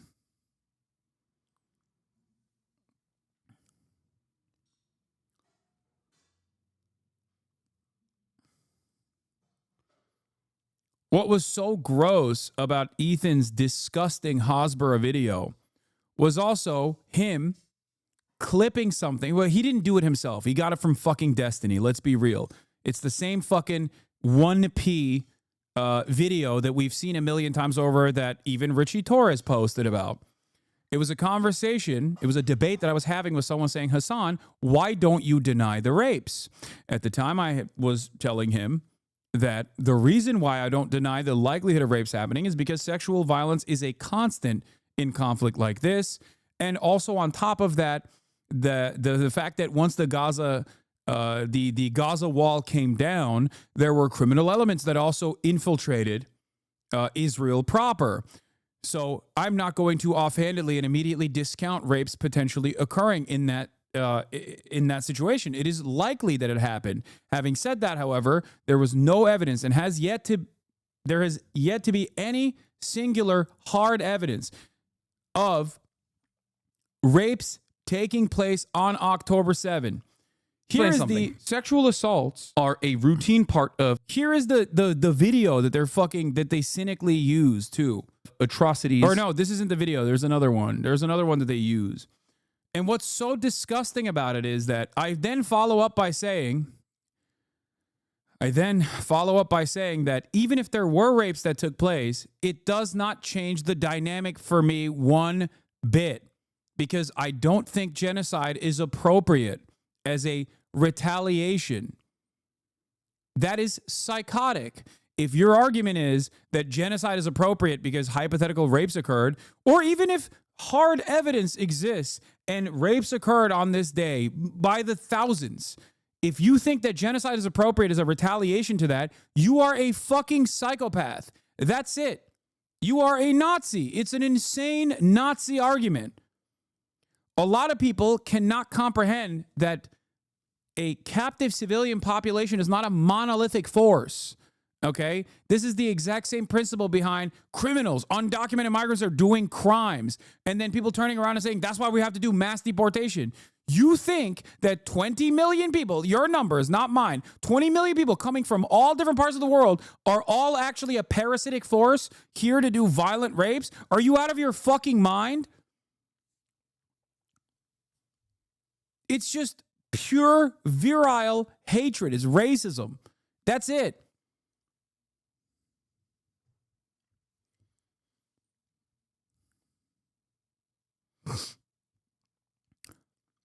What's obviously crazy is that in the past, Ethan actually understood my position. There's videos of him before making the content puke where he actually agrees with my position. He understands what I'm saying, exactly what I'm saying. But that didn't stop him from using it cynically in his video. Now, the question in that process is, was he being bad faith or is he a fucking moron? Why not both? During war, it can happen, and it has happened time and time again, which is why there is a likelihood that it could have happened on October 7th. This is a position that I've maintained since October 7th. There were plenty of atrocities that occurred on October 7th, okay, that are akin to acts of terror, because on October 7th, it wasn't just. There is no evidence of rapes happening. Is that maybe it happened, but there's still no evidence? Like, what is related for that disclaimer still? No, I am saying that there is, at this stage, no evidence. No evidence whatsoever. And the only evidence was secondhand, third-hand fucking accounts that, guess what, were immediately undermined by the hard data. The clip that they always use out of context is this one, none of which justifies Israel's actions. So it doesn't even matter. None of this justifies that Palestinians have a right to dignity, a right to emancipation, a right to live fucking free lives, free from. He now says that saying Hosber is an anti-Semitism dog whistle because it's propaganda in Hebrew. Yeah, I mean, he's a fucking moron, dude. I just stop telling me what Ethan is saying. Yes, it's no different than telling me what Asmongold's opinion is. Okay, yeah, he's a fucking stupid person. I don't know what to tell you. He's desperate to like hold on to anything. Michael fucking Rappaport ass.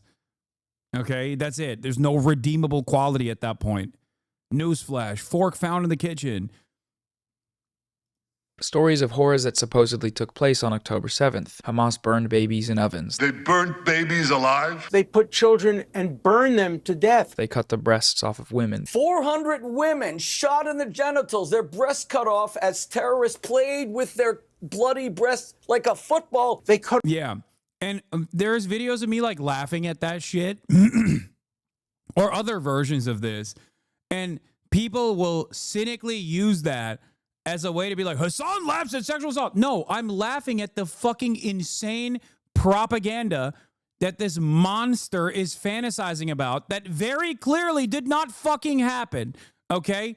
That's it. Because what he's doing, what Rabbi Shmuley is doing there in the background of an ongoing genocide is imagining psychotic things, okay, hallucinating things that didn't happen, and then using that hallucination, getting mad about his own hallucination, getting mad at his own imagination to justify a genocide. It is fucking insane.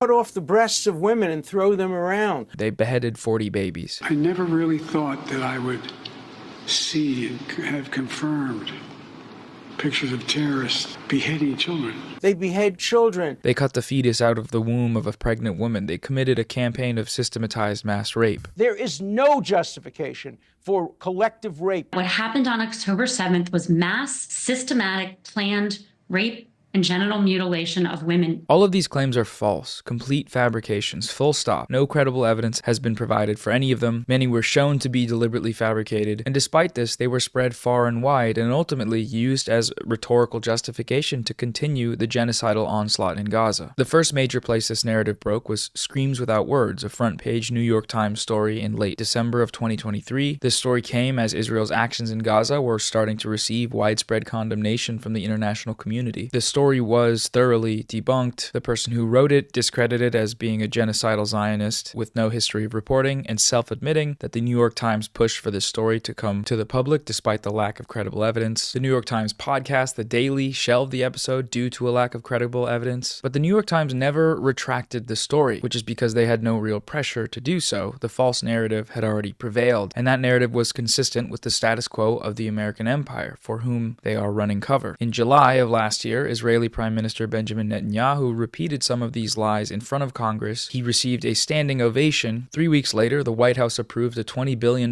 military aid package to Israel. They explicitly cited Netanyahu's visit as one of their motivations for doing so. Atrocity propaganda has consequences. So with that context out of the way about the Gaza genocide and its support from the West and within Israel, the broader media system that allowed it to happen, let's now return to Ethan's video. In the content nuke, you can find just about every type of what we just looked at in terms of manufacturing consent. Ethan spreads atrocity propaganda. He shares the Hamas mass rape hoax, the same hoax that was used by the Western.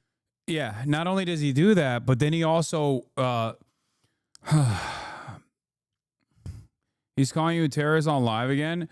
Yeah, dude. None of that is going to make people look at him like a fucking normal human being, okay? Everyone can see what the fuck is going on. People in his immediate circle can see what the fuck is going on. His fan base can ask themselves over and over again, why is it that we have the most unlikely allies? Why is it that like it's people like Keemstar or Joey Salads or the Quartering that's defending Ethan? Why is no one else defending Ethan? Why are no liberal progressives defending Ethan? On that position, at that point, if you are a member of his audience, okay, you have two options: to reconsider what Ethan is saying thus far and potentially realize that maybe, just fucking maybe, he's been lying to you, okay? And everyone else can see it. And even if they don't say anything about it, that's because they're worried about the fucking fan base coming after them, okay, in vicious ways. Or maybe you're just right-wing now and you're going to be right-wing, okay?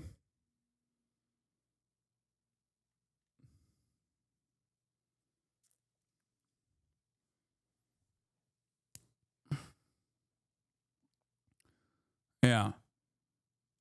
Ethan Klein is promoting Joey Salads wore a Nazi armband to a Trump rally, claiming it was a prank, and Quartering defends Hitler. Ethan Klein wants to deplatform pro-Palestinians who are not anti-Semitic on the basis of being anti-Semitic, falsely claiming that they're anti-Semitic, while simultaneously fucking hyping up actual anti-Semites.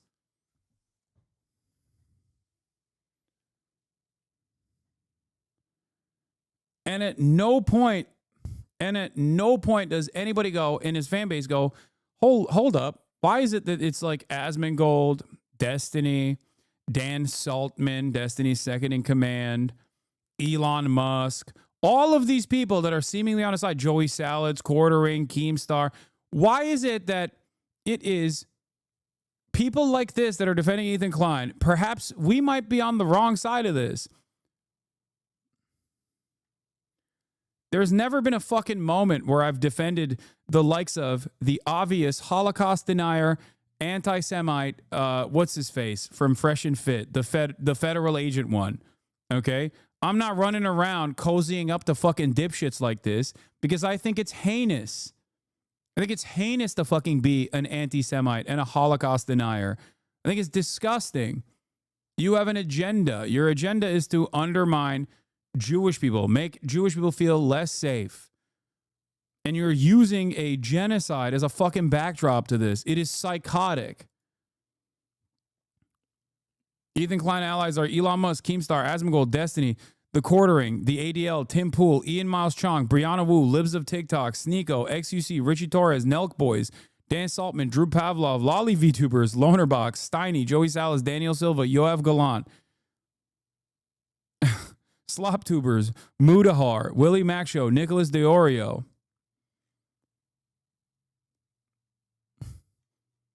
At some point, you got to be like, wait a minute. What the fuck's going on here? What the fuck is happening?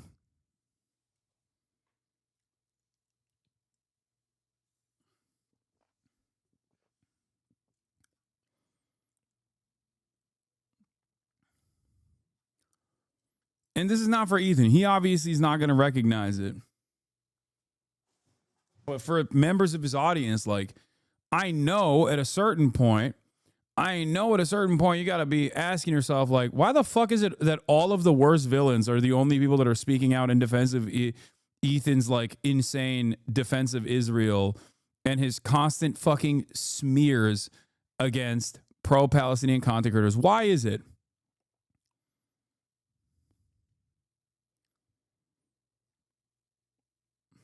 Media, the U.S. government, and the Israeli government to justify a genocide. He cites the same sources that these parties cite when they go on stage to legitimize more military killing machinery shipments to Israel. And October 7, last year, Hamas committed horrific acts of sexual violence. Cheryl, I thank you for all your work to bring to light the horrors of this issue and for your film about what happened on October 7. In his video, Ethan spreads overt misinformation, just straight up lies about Hezbollah and Ansar Allah or the... Yeah, he said that every single person that died in the fucking civil war in Syria was through bombing campaigns that Hezbollah had, implying that Hezbollah actually had fucking, like, fighter jets that were dropping bombs on Syria. Like, they killed everybody in Syria. That was all Hezbollah.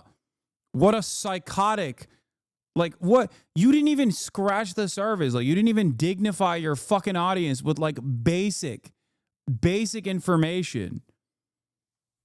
That's insane. Like, how do you put that out there after months and months of, like, putting together a fucking video? He did it today, too, and AB fact-checked them. AB disputed Ethan Klein's claim that Hezbollah has killed far more Muslims than the IDF. Ethan won't believe it. He claims he's done extensive research and Hezbollah killed 500,000 Syrians. I'm not trying to have a back and forth, but I think it's fair to say the IDF has definitely killed more than Hezbollah. I mean, if you want to... Hold on. You think the IDF killed more Muslims than Hezbollah? Are you talking about who you think is responsible or just killed in general? As a group. I thought you said... I said Hezbollah has killed a shit more load of Arabs than the IDF has. You're saying that's not true? Yes, it's not true. It is false. It is objectively a falsehood. What the fuck are you saying? Why is nobody in his fucking audience going, yeah, man, I don't think that's correct, actually? Like, is no one Googling anything at this point? What the fuck is happening? Because Hezbollah is credited with about 500,000 deaths. Time without an OVO. All the lies of mass sexual abuse have the effect of undermining real testimonies like the one Amit Susana gave last year, let alone thousands of Palestinian testimonies from the horrific Israeli prison system. It's the colonial hierarchy of information. The first storytellers are always the colonizing military. Then defectors from the power are heard. i.e. BTS local call. At the very bottom of the list are native inhabitants who by design are already under the rubble.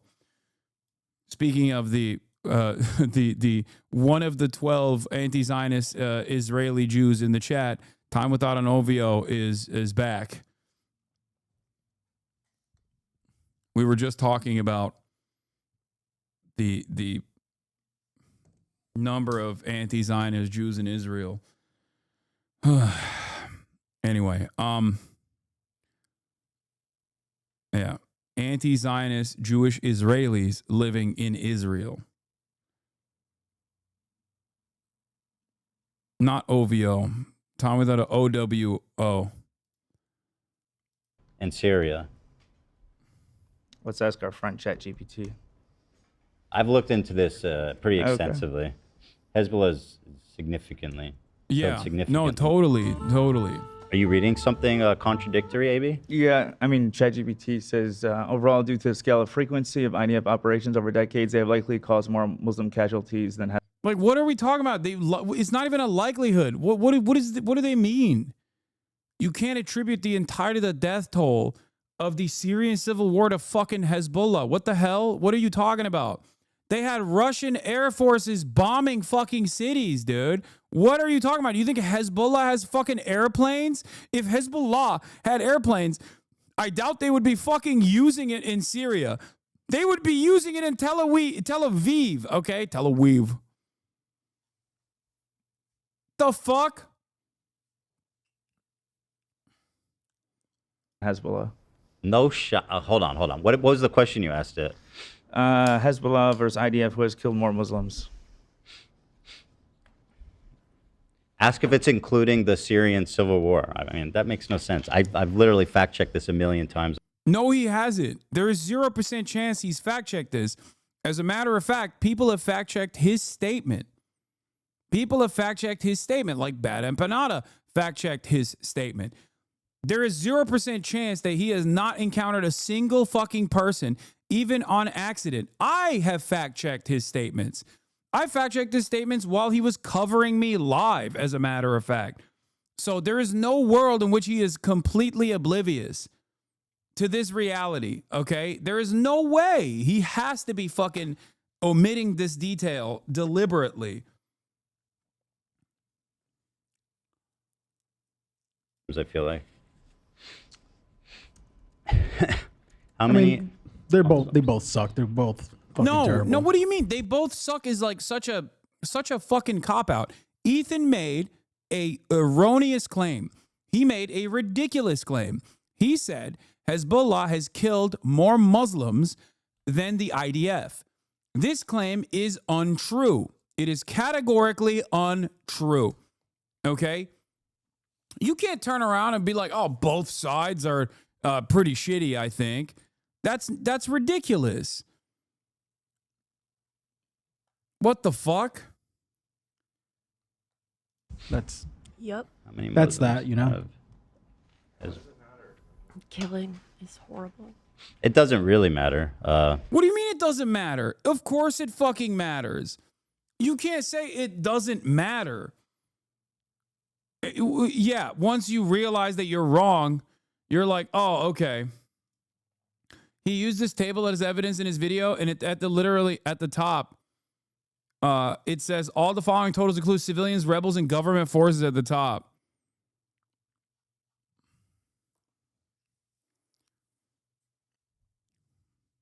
Ridiculous.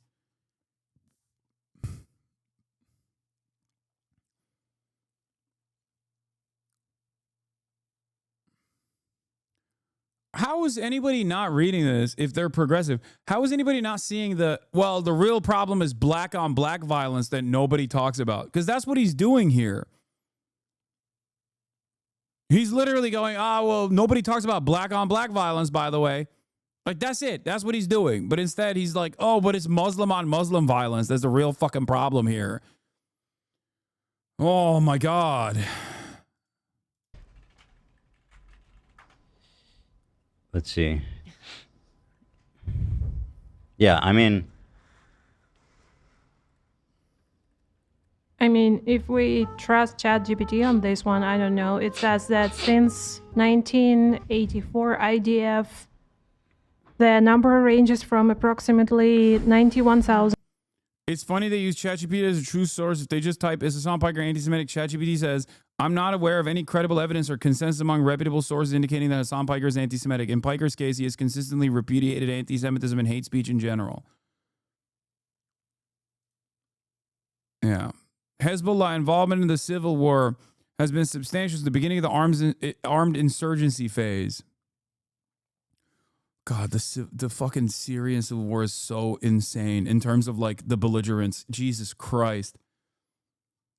It's wild because like with the exception of a couple militancies, almost all of it is either directly or indirectly funded by the United States of America, either by way of Turkey and NATO training and NATO forces, or directly funded by America, by the CIA. He checked it 1,000,000 times. He knows Hasan is anti-Semitic. Yeah. Wait, hold on. Let me finish this fucking video. How does this end? To over 115. Well, listen. Yeah, and Hezbollah in Syria alone killed double that much. What? Oh, did he fucking button? No. Well, listen. Yeah, and approximately 91,000 to over 115. Hezbollah in Syria killed double the amount of 91,000, as in 180,000, 182,000 minimum. He's saying that Hezbollah killed 182,000 people in Syria, minimum. Holy fuck.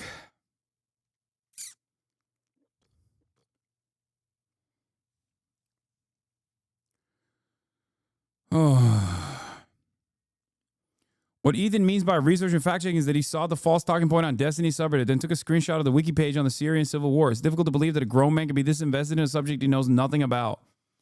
You'd think if you're going to spend this much time talking about something, then you would at least do some basic research. Ethan has been fact-checked many times on this false understanding of the Syrian civil war casualties, but he still very confidently repeats this nonsense.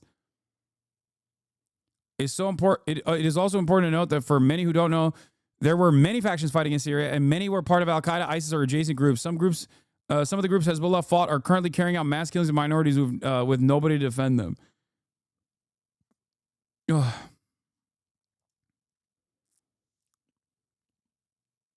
Jesus Christ, dude.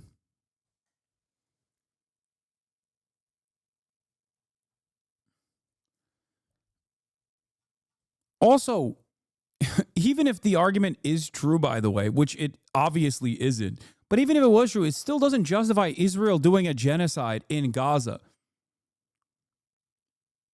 That's what's so fucking insane about the false argument that he's presenting. The only way that these arguments actually work is if your fucking brain is broken by war on terrorism and the remnants of war on terrorism, Islamophobic propaganda. That's it. You look at a situation and you're like, well, they're all the same, right? Like, I know because he literally goes, well, they're bad guys. They're terrorists. They're bad guys. Everyone's a bad guy. Hasan likes bad guys. It's Keemstar level political commentary. It's so fucking stupid. In order to delegitimize their struggle against Israel's genocide. He cites baseless claims from Saudi state propaganda outlets to attack the Houthis. He also cites a documentary about Ansar Allah, which he uses as proof of the claim that they brought back slavery when the documentary wasn't even about the Houthis. It was about the Yemeni government before the Houthi takeover. He spreads long debunked Nakba denialist talking points that have been used for decades to legitimize Israeli colonization of Palestine. Yeah, that was what fucking pissed me off. Like, that was one of the most annoying and very obvious falsehoods that he just slammed in the middle of that. 1 million Jews were forcibly and systematically expelled from surrounding Arab regions. So technically, more Jews were harmed during the Nakba is a fucking insane thing to say. None of those countries are Palestinian. Those aren't Palestinians. Okay? It wasn't Palestinians that did that to them. Okay? And even then, you're also wrong on the facts of that situation as well. They weren't systematically expelled in the same way that Plan Dalit was executed. by the initial Zionist brigades. Oof. Ethan cites sources that contradict his own claims directly, such as the UN report he claims proves the Hamas mass rapes allegation. There's a UN report that concludes it happened, which the report itself denies. He spends 20 minutes in the video smearing a 19-year-old survivor of the US-backed Saudi genocide in Yemen as a terrorist with zero credible evidence. He makes a number of transparently false anti-Semitism accusations, like his claim that Israel's ban on new account signups from Israel was anti-Semitic. Around the end of the year, when people started talking about anti-Semitism on Twitch, Dan Saltman discovered this. Yeah, also, how was he not embarrassed to fucking post about Dan Saltman and his goddamn content nuke? Like, that's the other side of this. This is Destiny's fucking co-host. Like, he literally took, he most likely deleted a lot of Destiny mentions from his content nuke, I suspect. That's why it got pushed back another fucking, another week after it came out that Destiny was filming people, sometimes with consent and sometimes without consent, when he was engaging in sexual acts with them, and then unconsensually distributing that pornographic material to other people that he was trying to fuck, which is a gross thing that he was doing. Okay? This is his co-host, who has also been actively doxing former members of their community that have been calling out Destiny, and you fucking posted him on your content nuke. Like, you gave him props. It's crazy. Well, I guess you had to give props to the guys a little bit, considering you fucking plagiarized their whole operation, their smear operation. The Israel ban. When he was sent the code proving the block happened. In reality, it literally says right here, disabling signups by email from Palestine and Israel IP addresses. Like, it says Palestine and Israel right here in his own fucking video. The ban also affected millions of non-Jews living in Israel and Palestinians in... And yes, it's not that Israelis were, or specifically, because he says this is anti-Semitic because Jews were being stopped from signing up. No, they forgot to fucking turn on email signups from Palestine and Israel. They use the same ISPs. Okay? Just for the record, just so people understand. People can still sign up on their fucking phones. And Dan Saltman literally lied. Bloomberg reported on Dan Saltman lying about this. He sent tens of thousands of botted emails to every single advertiser, leaving him legally liable, if Twitch wanted to do so, legally liable for slander, for operating a mass brigading, a fairly sophisticated mass brigading and slanderous operation where they basically lied to every single news outlet that would entertain what they had to say, which no one did, obviously. And the only one that actually entertained it was Bloomberg to cover it and be like, this is fucking ridiculous.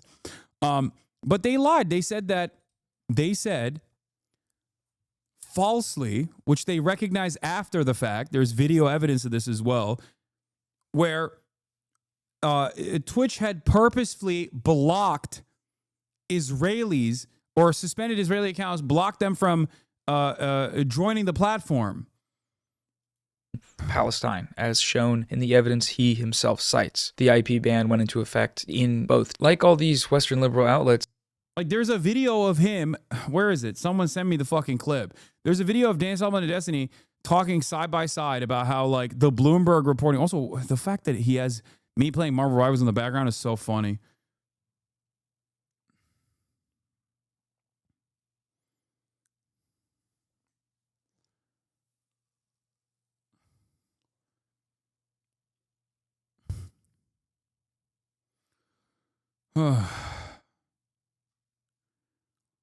It's just so obsessed. It's so fucking obsessed. It's so wrong.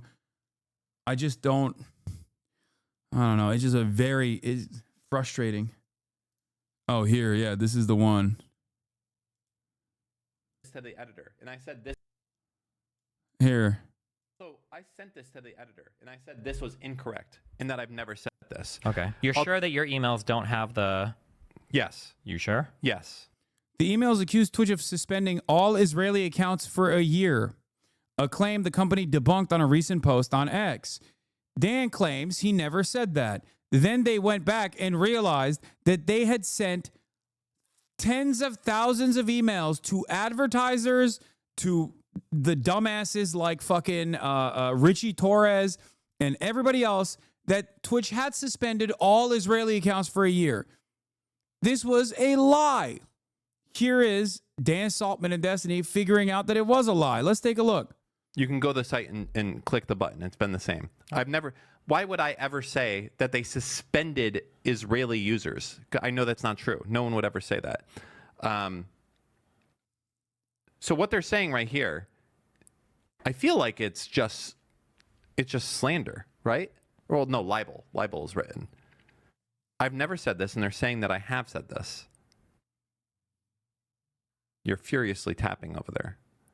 I'm just checking the email. Double checking. I did. Listen, I sent an email to the editor, and I said I demanded a retraction or a correction on it. If they don't, fuck it. I will sue them. Oh, no, wait, hold on. What's that? Chicken Big Mac. Forget it. Delete this part of the VOD. Okay. Why? Because it's your fucking dumb email does say that. No way. Even more troubling, Twitch previously suspended all Israeli accounts for a year without public acknowledgement or explanation. Suspended creation. All right, well, never mind then. The level of research that these guys put into their slander operations are obviously minimal, right? They're not particularly intelligent people. They have created a sophisticated network of mass slander, mass botting, things of that nature. But what is really interesting about it is that you don't have to have a particularly sophisticated or a real interest in like actually manipulating the truth in a way that suits your purpose. You can just fucking straight up lie like this, okay? And media outlets will go long and hard to try and verify those claims, find out that they're not correct at all. And even after that, other fucking morons like Ethan will still defend people like Dan Saltman in their fucking content nuke and use idiotic things that they posted in the fucking content nuke. The worst part is people think this is research and get 1-2 punch when Asman and other people spread it as if it's true. Exactly.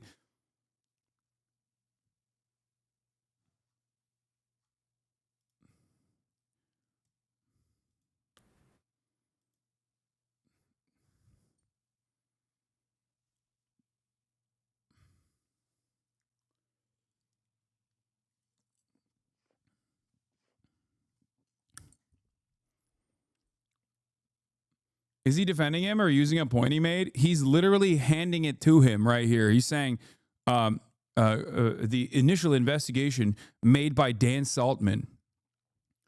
If your primary researcher that you're using as a primary source is actively and openly fucking lying about this issue, then they're not a credible source.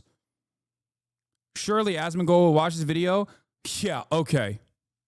I will gift 500 gifted subs in Asmongold's chat if he sits through this entire video. He doesn't need the money, obviously, but that's how much I know he will never fucking in a million years watch this. I'm betting 500 gifted subs in Asmongold's chat that he will never watch the YouTubers who back the genocide. It goes against his previous fucking claims. He hinted he's going to sue Noah for this. Yeah, good luck. Mr. Litigation. That's the other sad state of affairs here. He his claim to fame was, having a landmark decision that set the precedent for fucking fair use and protection for content creators. And now he is actively trying to undermine all that goodwill that he had cultivated years prior by trying to sue anyone and everyone for being like, dude, what you're saying is wrong. It's so weird. It's such a fucking weird thing to do. In both. Like all these Western liberal outlets, Ethan just takes the State Department line of thinking when it comes to terrorism, which his video is ostensibly a crusade against. By his own definition of terrorism, both the US and Israel are the largest terrorist organizations in the world, given their history of killing millions of innocent civilians across the globe. His focus is not on them, though, rather the groups that they consider to be terrorists, aka, the bad guys. He actually uses those exact words. He says they're the bad guys. They are a designated terrorist group by the US, by the EU. These guys are clearly the bad guys. The entire video is kind of a lie by omission, simply because of everything we just went over. How none of it is a factor, how none of the people viewing the video that are unfamiliar with what's happening would ever come away with his video knowing the full picture, knowing some of the very... His lawyer telling him about Article 230 and him throwing a fit like a child was quite edifying. Has Ethan always been like this, or has he gotten more radical throughout the war and backlash he's received for his hot takes? I think, I don't know. I'm not super familiar with Ethan's work beyond like the couple things before Leftovers. And during Leftovers, I know that he like hated Ryan Kavanaugh or whatever. And I'm sure, and I think like a lot of the people that he shit on were objectively not very good people. And perhaps that is the reason why, even if he went above and beyond and certainly was like engaging in some kind of fucking harassment campaign, like I didn't even think about it because, you know, he's going after like a fucking billionaire like Ryan Kavanaugh. Or, you know, people like Keemstar and shit like that. And then obviously when he turned his crosshairs over to people that were pro-Palestinian, I started realizing that he was just using such underhanded tactics. I can't speak on whether or not he was using underhanded tactics against those other people, and I'm not going to say that. But god damn, dude, it is very obvious that he's just like actively disinterested in the truth. He avoids it like the fucking plague. Two things he avoids like the plague are obviously accountability, like any sort of open-mindedness to like maybe what I'm saying is the reason why people were correctly pegging me as a Zionist, and also avoiding the truth.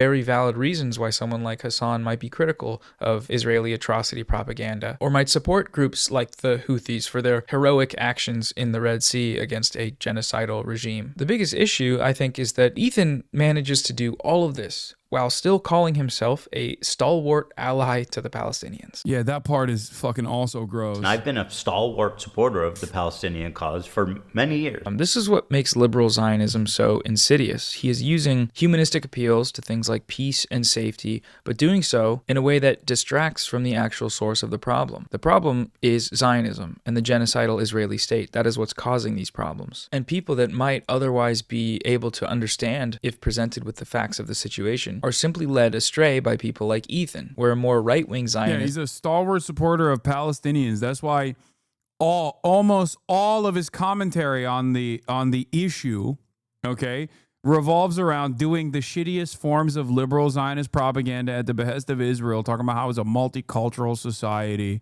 and yada, yada, yada. And also simultaneously fucking attacking every single pro-Palestinian voice he can. Every single one. Ethan Klein gets to dictate how you protest against Israel. Nobody else, okay? If you are even marginally different in your opinion than Ethan Klein, when you are defending Palestinians, you are a rabid anti-Semite. What a ridiculous worldview to craft around. Like, you have to unironically be super disinterested in politics across the board to look at what he's saying and go, yeah, that makes sense to me. Might put off the average liberal with extremist claims and overtly genocidal language. A liberal Zionist draws you in with the facade of empathy. He wants to appear empathetic, as if he cares for these people, as if he doesn't ascribe to a genocidal ideology. So, in order to do that, he has to lie, and roping in otherwise progressive people into a death cult. Aside from this video being a nonsensical genocidal propaganda piece, it's also entirely unoriginal. The video is a culmination of a months-long campaign against Hasan and all these other creators and Twitch, the company, to smear them as terrorists and anti-Semites and get people, in trouble. The campaign began as a response to What is this? Ethan Klein thinks Hasbara... Wait. Sorry, Matt Lieb and Daniel Mate. I thought your podcast about dismantling Israeli propaganda used to justify genocide, but scholar of anti-Semitism Ethan Klein has informed me that Bat Hasbara is code for lying Jews and you're just interested in shitting on Israelis. Okay, big mistake from Ethan is going after the likes of Matt Lieb You want to know why? Because his audience obviously is not very well educated. So when he starts talking about how these Jews are also anti-Semitic, his audience that is not very educated and doesn't fully understand everything is probably going to be like, wait a minute, what? You're saying now Jews are also, these aren't Arabs, okay? These aren't Muslims. Whoa, hold on. These are other Jewish people that you're now calling anti-Semitic. Here it is. I just want to show you the beginning of this. By the way, Bad Hezbollah, he has a podcast where he just solely shits on Israelis. That's what Bad Hezbollah is. It's like a meme. Hezbollah in Hebrew means propaganda. It's like a weird slur that people started picking up, calling just like Hezbollah means like a lying Jew. Ethan has said twice now that he wants Matt Lieb fired from Good Mythical Morning over Bad Hezbollah. Ethan loves Good Mythical Morning, so he's just butthurt. Matt don't like him. A slur. Hasbara is a slur. It quite literally is actively defined by the Israeli state as what they want people in the Western world to do, specifically Zionist Jews in the Western world to do. This is not a fucking conspiracy. This is just like a part of the Western propaganda that Israel utilizes. Everything's a fucking slur, man. Holy shit. Actually, it's become like that.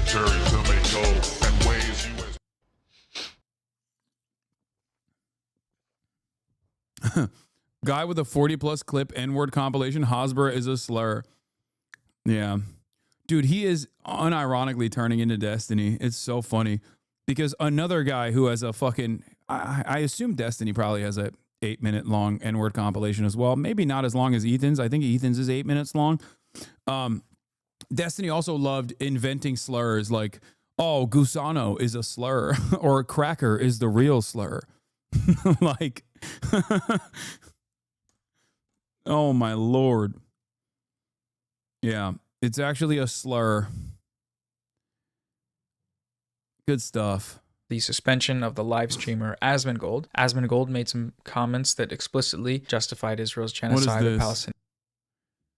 Holy fuck, this has 37,000 likes. I swear to fucking God, I can see Hasan in my carpet. Ethan Klein POV. How the fuck does this have 37,000 likes? Oh my God. Oh my God. This is supposed to be like a fucking incredibly niche joke. The fact that this has 37,000 likes means that this is not a niche joke at all. Like everyone is aware of the delusions. Taylor Lorenz posted it on Instagram. I'm moots with Simon. They're freaking out about it.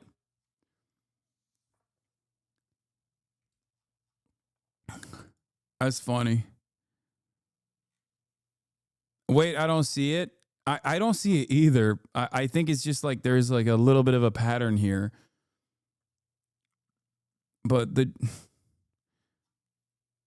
this means is broken containment. And he thinks people are on his side. I don't think he thinks people are on his side. I think he also secretly recognizes that the people that are on his side are people that he shit on for most of his career. And that probably hurts his feelings even more. That's why he actively lashes out against like people who are not sufficiently pro Ethan. Yeah, he recognizes that his mania is something that most people are trying to avoid.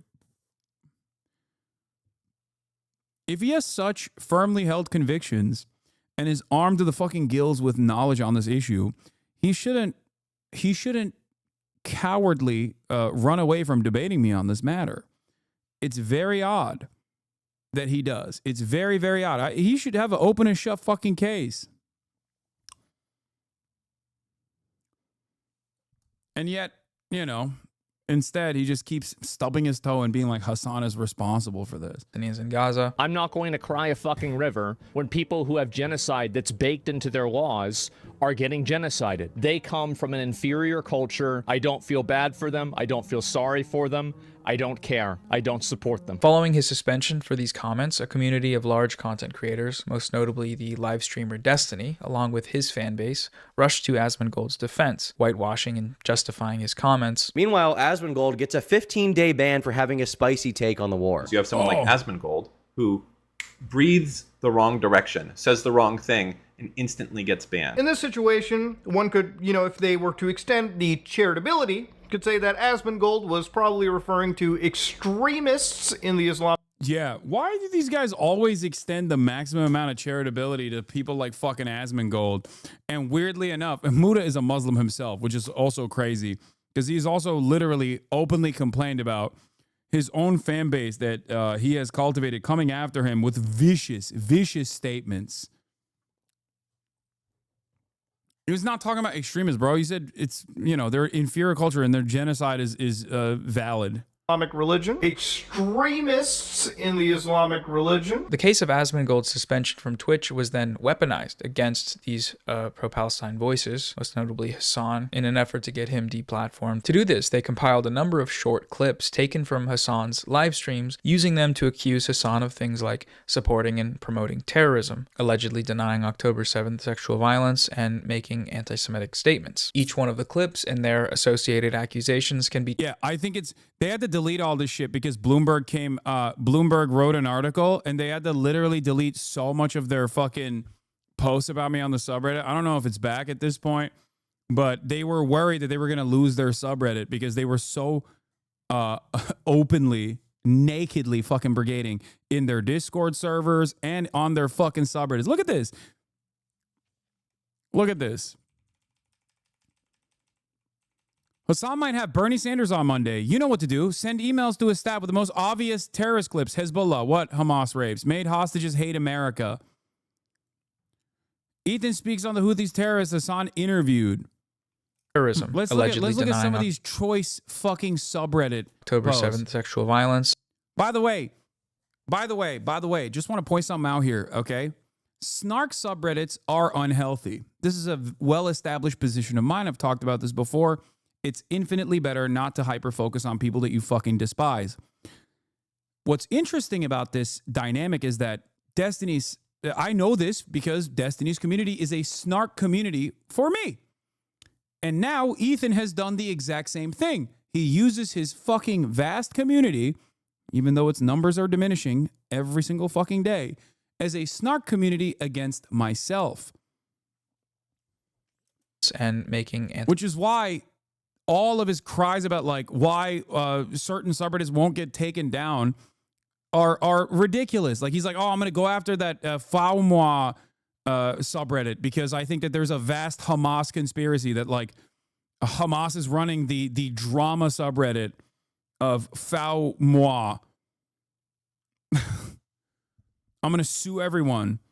I'm gonna hit them with litigation so that I can fucking find out who they are. And then actively tell everyone that they are being anti-Semitic, falsely smear them as anti-Semites for the crime of what? Fucking complaining about being banned from his community as long fucking fans who had a disagreement with his opinion on Israel. Anti-Semitic statements. Each one of the clips. I think it's morally okay to target Hasan's sponsors and advertisers on Twitch. This is the thing, okay? This is the thing I want to mention to you, okay? This is the thing I want to mention to you. This kind of shit back in the day was seen as a no-go zone, okay? When a content creator used his community in this way, every other content creator would be like, oh, you're trying to fuck up the bag. You're trying to fuck up the bag.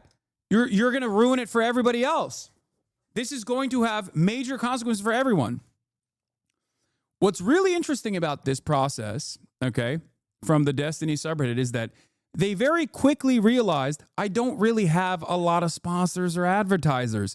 That is precisely why they went after the entire platform. That is precisely why they tried to take Twitch, an Amazon subsidiary, down in its entirety. Or at least force Twitch to fucking ban me. Okay? And Ethan went along with it. Because if I had fucking sponsors... if I actively had long-term sponsors, they'd go after them like G Fuel or whatever the fuck, right? The type of sponsors that everybody gets sponsored by. But because the bulk of my support comes from you, and because of that, I don't ever feel the need to get sponsors in general, and I do it every now and then, and I deny most sponsors that come to me with the opportunity then I accept them for the most part. Yes, you are my sponsors. You. That's why they actively try to separate you from me by smearing me over and over again to be like, he's not progressive. He's transphobic. He's homophobic. He's anti-black. He's not sufficiently pro-Palestinian. I guess they don't really say that because they're too fucking horny to say everyone who's pro-Palestine is actually, a racist terrorist. Epstein himself shat on who? Keffels for the no bad taxes, only bad targets nonsense in his manifesto back in the day, but these days their community proudly repeats that line. Yeah.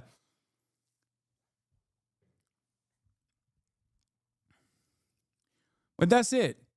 It's my subscribers that help me maintain my editorial independence regardless, okay? And they know that, which is why they try to get me fucking banned. And it didn't work, and they fucking lost their goddamn minds when it didn't work. Holy shit, dude. Thank you, Cutie McBitty, for the 10 gifted subs.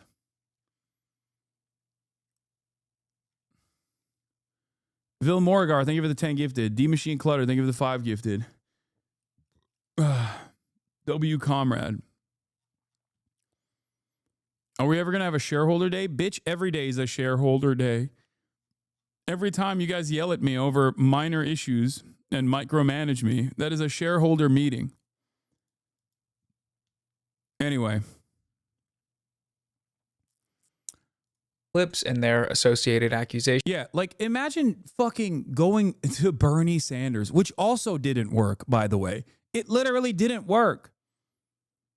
Like they were like, oh yeah, let's go tell Bernie Sanders that the guy he's about to talk to is a vicious anti-Semite.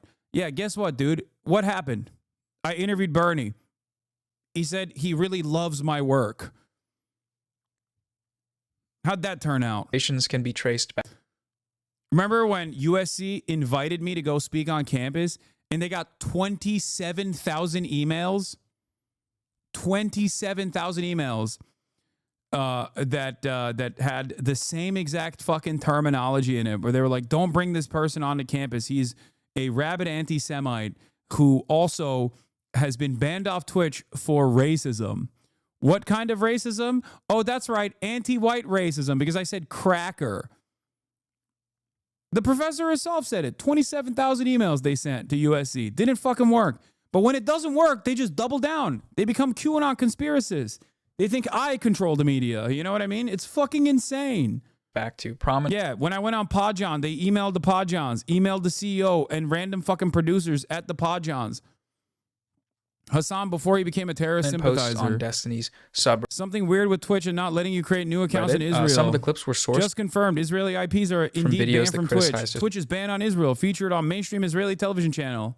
On from well over a year ago. These clips were initially hosted on a website created by a member of the campaign called HamasPiker.com. Soon after, another website was created. Dan Clancy. HamasPiker.com, by the way, was created on October 10th, 2023. Think about how fucking insane that is.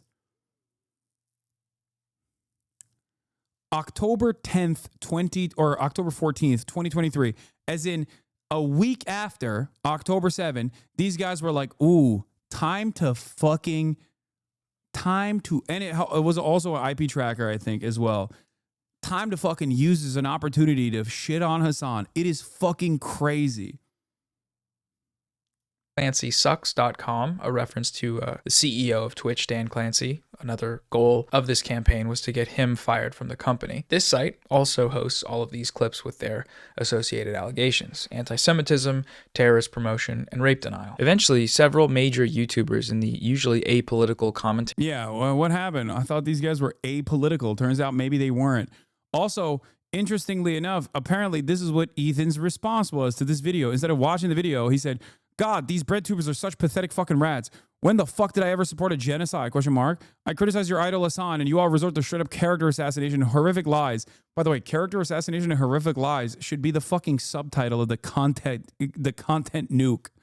Should be called the context nuke. You fucking nuked context. That's what you nuked. It's always projection, bro. It's always fucking projection. Watch the video, Ethan. Watch the video. Watch the video live on your stream, okay? A campaign which resulted in the CPS call and harassment like I've never experienced in my 15 years of YouTube. Fuck you and fuck your movement. Socialism deserves better. What is the idea that like the CPS call is also attributed to like Noah Sampson or myself is also fucking insane. I would never in a million years think that that is an appropriate thing to do. It is a fucking morally repugnant thing to do, to fucking falsely call CPS on someone, okay? You're out of your fucking mind. Ridiculous. I swear to God, dude, someone could be a fucking straight up neo-Nazi, okay, who hates Ethan because he's Jewish, and he would still be like, this person who is a neo-Nazi who fucking also hates me, right, is actually a Hasan fan. Yeah, I'm the first time people fucking hated Ethan online, guys, famously. Even though I spent probably the entire year telling my audience to get over it and stop talking about Ethan and how it is utterly irrelevant in the grand scheme of things what he has to say about Israel and Palestine. And there was a fucking active genocide going on. If anything, Ethan has probably pushed people to start liking me more because of the way that he fucking behaves, or at the very least, cause people who have their own personal opinions on Israel doing a genocide in Gaza to go, wait a minute, let me actually take a look. I feel like this Hasan guy, people fucking, if Ethan is talking about him like this, and I don't agree with Ethan, and I know that Ethan is wrong on this Israel stuff, maybe this Hasan guy isn't fucking actually the asshole that I thought he was. Maybe other people were smearing him too. So thank you, Ethan. Your context puke probably is the reason why I have fucking 38,000 people in here.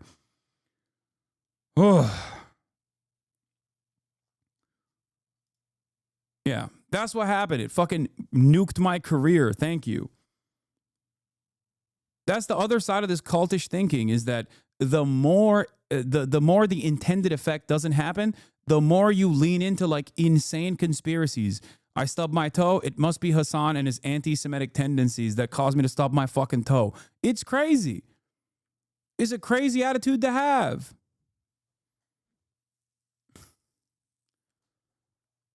So welcome to the other side. He did poison the well by bringing up Nazis, bomb threatening him to prime his audience into hating you. This chat, Denim, Trisha, Ian, Anisa, Snarkers, Reddit CEOs, Twitch CEOs, Sam Cedar, the CPS case worker. Wait, that's the other thing I understand. He knows that I get fucking bomb threats from Nazis too. What the fuck? There was a point in time when Ethan wasn't aligning himself with a lot of these people that are now defending him, where he knew very well what those people were doing to me. We actually bonded on our mutual experiences from these very same communities and the fandom from these very same communities that were actively also fucking coming after my family and whatnot. The reason why I don't talk about this stuff, by the way, openly, as opposed to Ethan here, is because the reality of the matter is there is very little prosecution that comes out of this, okay? There's very little you can do. I have a lot of experience in this field, but the reason why I don't talk about it is because nothing ever fucking happens, okay? Most of the people that are on the criminal justice side of this issue are old fucks that don't understand the cutting edge of internet live streaming, the parasocial nature of fandoms, and how some fucking rabid stalkers will go to insane lengths to ruin your fucking life.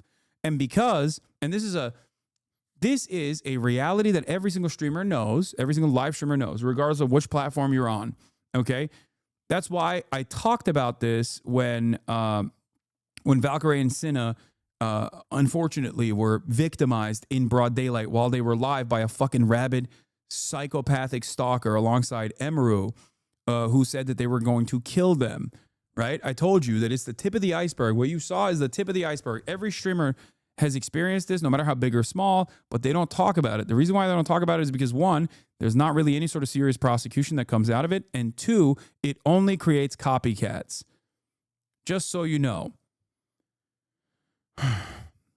As a victim, he has every right to talk about it publicly if he chooses to do so, but just make no mistake, this doesn't mean that this doesn't happen to fucking other content creators, okay? Maybe not the CPS call thing, but, you know, bomb threats, doxing, swatting, things of that nature.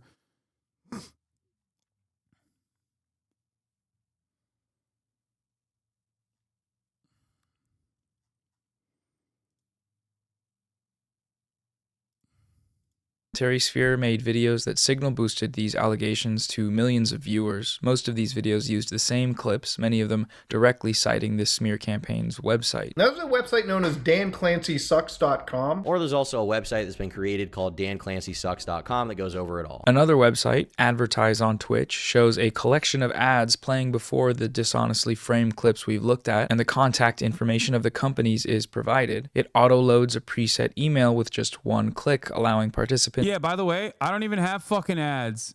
I don't run ads. They would literally go so far as to like show ads that people that I was hosting were running.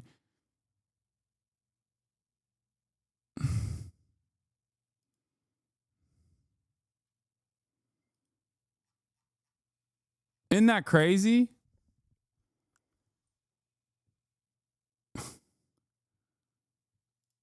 In the campaign to mass. Yeah, I understand you may have encountered messages like this before, but I'm reaching out with genuine concern. Why are you advertising on Twitch in proximity to extreme content? Recently, your ads have appeared alongside disturbing content that includes discussions minimizing the reality of October 7th attacks in Israel, promoting anti-Semitic rhetoric. Even more troubling, Twitch previously suspended all Israeli accounts for a year. A fucking lie! They sent straight up lies to every single news outlet. They mass emailed every single news outlet. Isn't that fucking nuts? Isn't that fucking insane?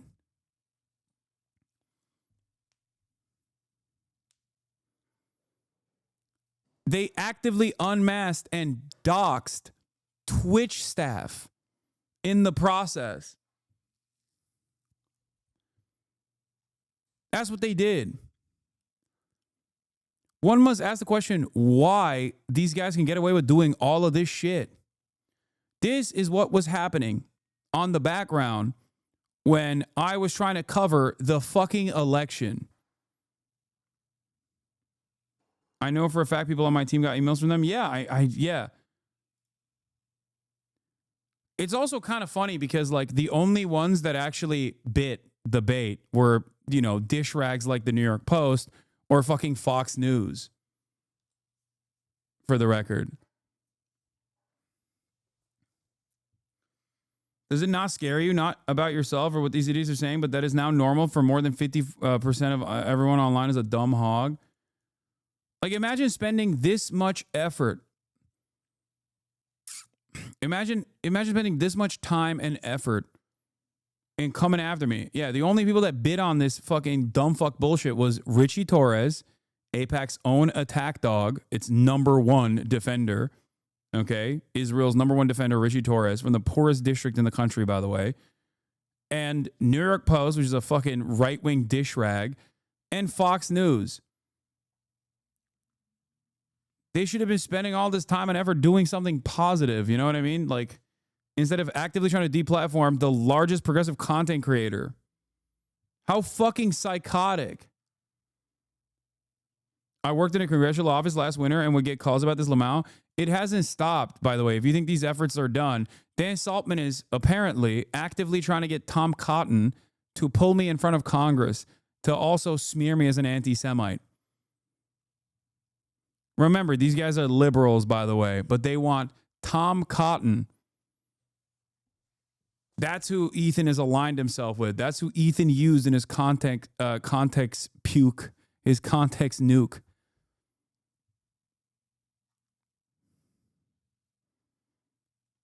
Like, think about that. That would be peak television. I don't want to fucking do that, man.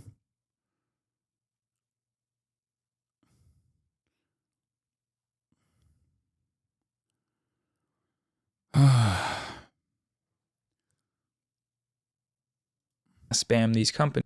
Here's a video of your ad sponsoring Jew-hating content.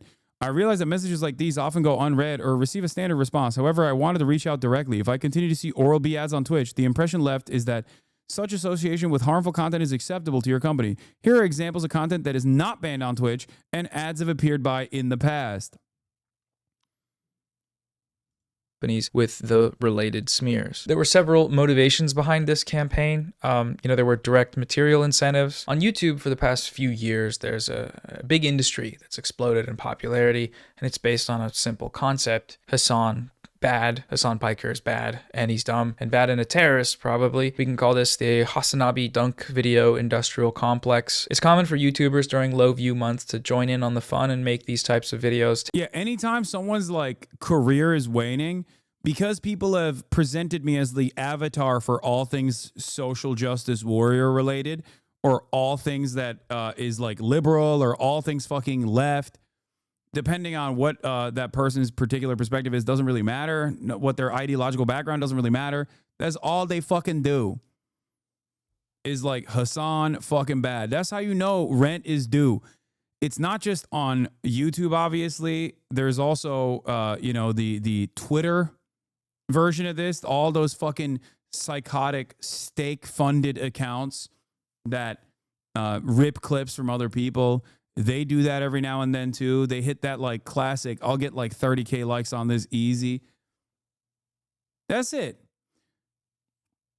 There's a major reason why, there's two reasons why this hasn't really stopped me from, continuing to do what I do and to reach levels of success that I hadn't reached prior. One, because I have a fucking real ideological conviction, and many people that actually do come here realize, oh, when this person is not framed in a negative way, I realize that maybe I was duped, okay? I was maybe being played, and I think that this person is a bad person, but it turns out I was lied to about his actual intentions, his actual worldview, okay? The other reason also is that virtually all of these people lose their minds in the process of doing the fuck Hasan nonsense, and then inevitably they out themselves as horrifying monsters one way or another. Taking short clips from Hasan's thousands of hours of live streaming to misrepresent what he's saying, usually parroting the exact same talking points they're getting from the same YouTubers in the same community. They're watching each other's videos and making each other's videos. It's all recycled.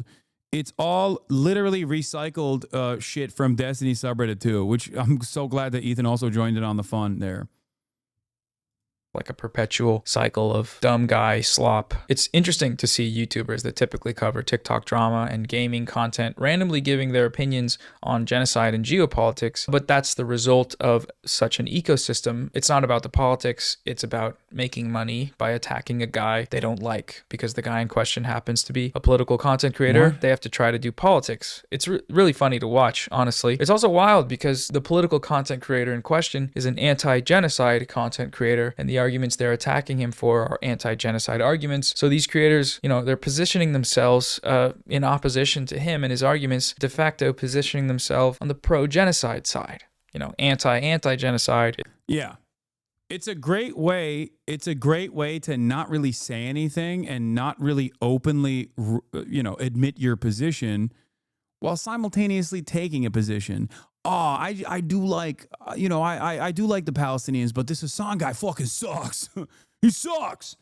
You can't say that I'm like, anti-trans. I just think Hasan sucks.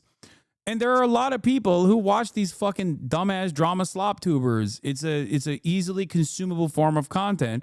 So they get their nose from those guys, and instead of making up their own goddamn minds, they just go, all right, well, I've seen this everywhere, so I guess it must be true. Is pro-genocide. It's quite the precarious predicament they've placed themselves in. Do they realize it? No. Do they care? Probably not. But that's what's happening. That's what they're doing. The success of Ethan's video, which garnered over 3 million views in its first month, is a testament to the algorithmic viability of Hasan bad content. Get in front of a politically illiterate. This part I don't agree with, because Ethan's last content nuke was on Keemstar. And all of his videos on that channel 4 years prior, when's the last time he ever fucking posted on that channel, had a shit ton more views than the fucking content nuke. I think Ethan thought that content nuke was going to change the game. It was going to get 10 million views, or maybe even 8 million views like the Keemstar video did. And he thought that he thought that the internet would treat me like they're currently treating him. Either be totally quiet about their involvement with anything related to me, or just actively come out against me, be like, oh my God, it turns out this Hasan guy was bad all along. Okay. And when that didn't happen, he lost his fucking mind. He literally thought that like mainstream media would cover it. Why the fuck would they do that, dude? The very same people that actually gave you the information, the fucking 2 hours worth of clips out of context, they already tried this in a more sophisticated way than you could ever imagine by, presenting themselves as concerned citizens randomly by sending this shit to every outlet that would listen, to every outlet that would watch. And of course it wasn't going to work.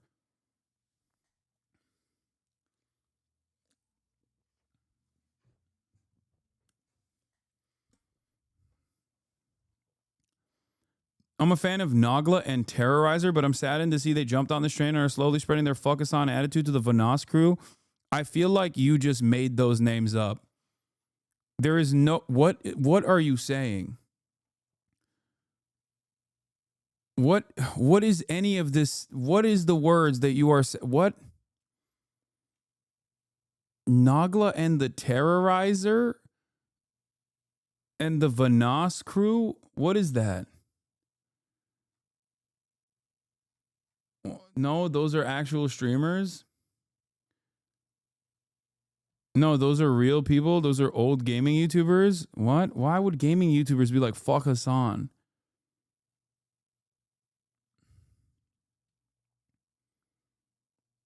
Yeah. Every time someone comes in here and says some shit, this is what I think. It's on Tubu. It's literally on Hebe. It's on Pootie with the ads. It's literally on Dippy. You can probably find it on Weeno. Dude, it's on Gumpy. It's a Phoebo original. It's on Poob. You can watch it on Poob. You can go to Poo. That's what I think. Every time someone comes in here and is just like, you don't understand, dude.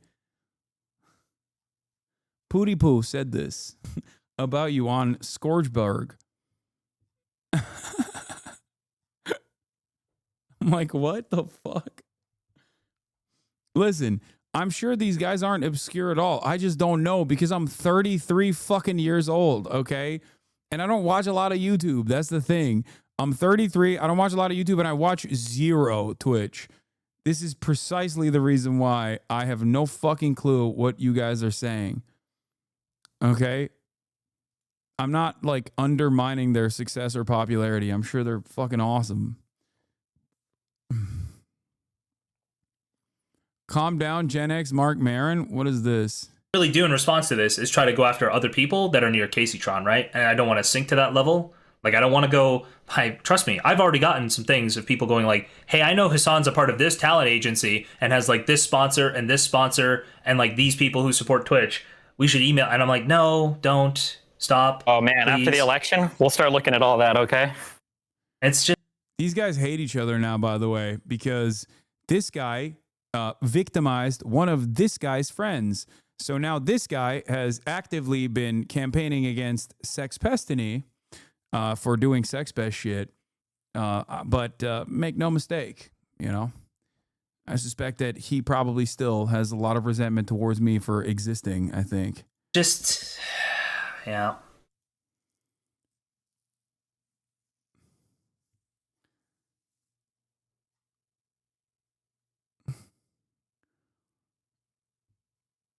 Yeah.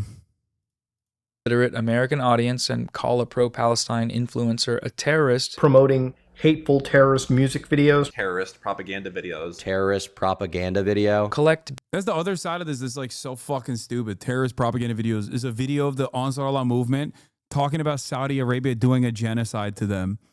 Like, I watch all matter of terrorist propaganda videos. I watch American military videos. I've watched Israeli military videos on this fucking broadcast.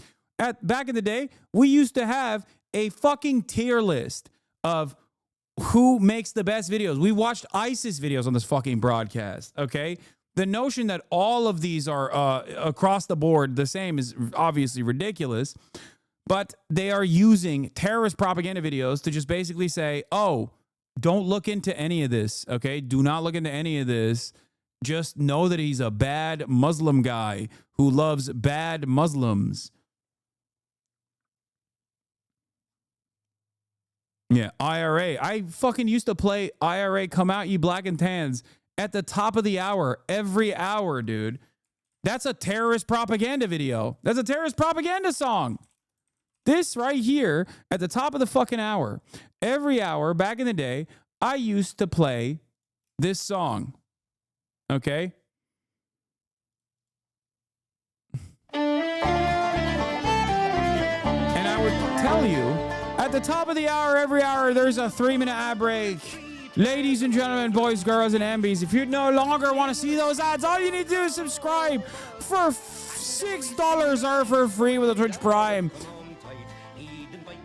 By connecting your Amazon Prime account to your Twitch account, you get 1 free Prime subscription a month. Use it on your favorite broadcaster.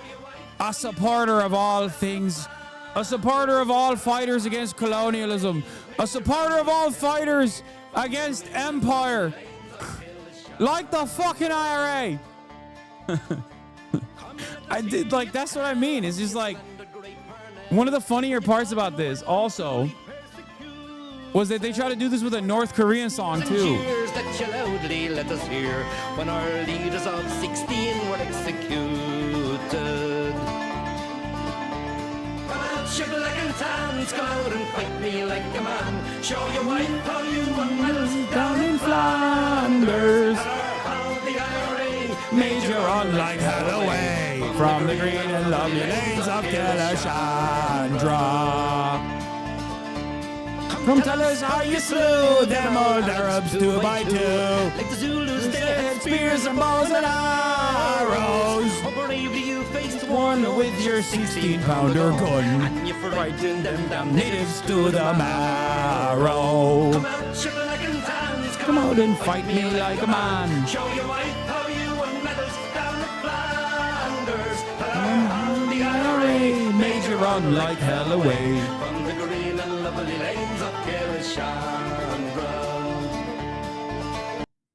Anyway, the existence of the Irish and the Scottish negates the need for the British. I agree. So, you know, it's more so about like where you shift your attention and priorities to. It's obviously like a little bit harder for people to be like, oh my God, I can't believe he's doing like pro-IRA propaganda because they're white.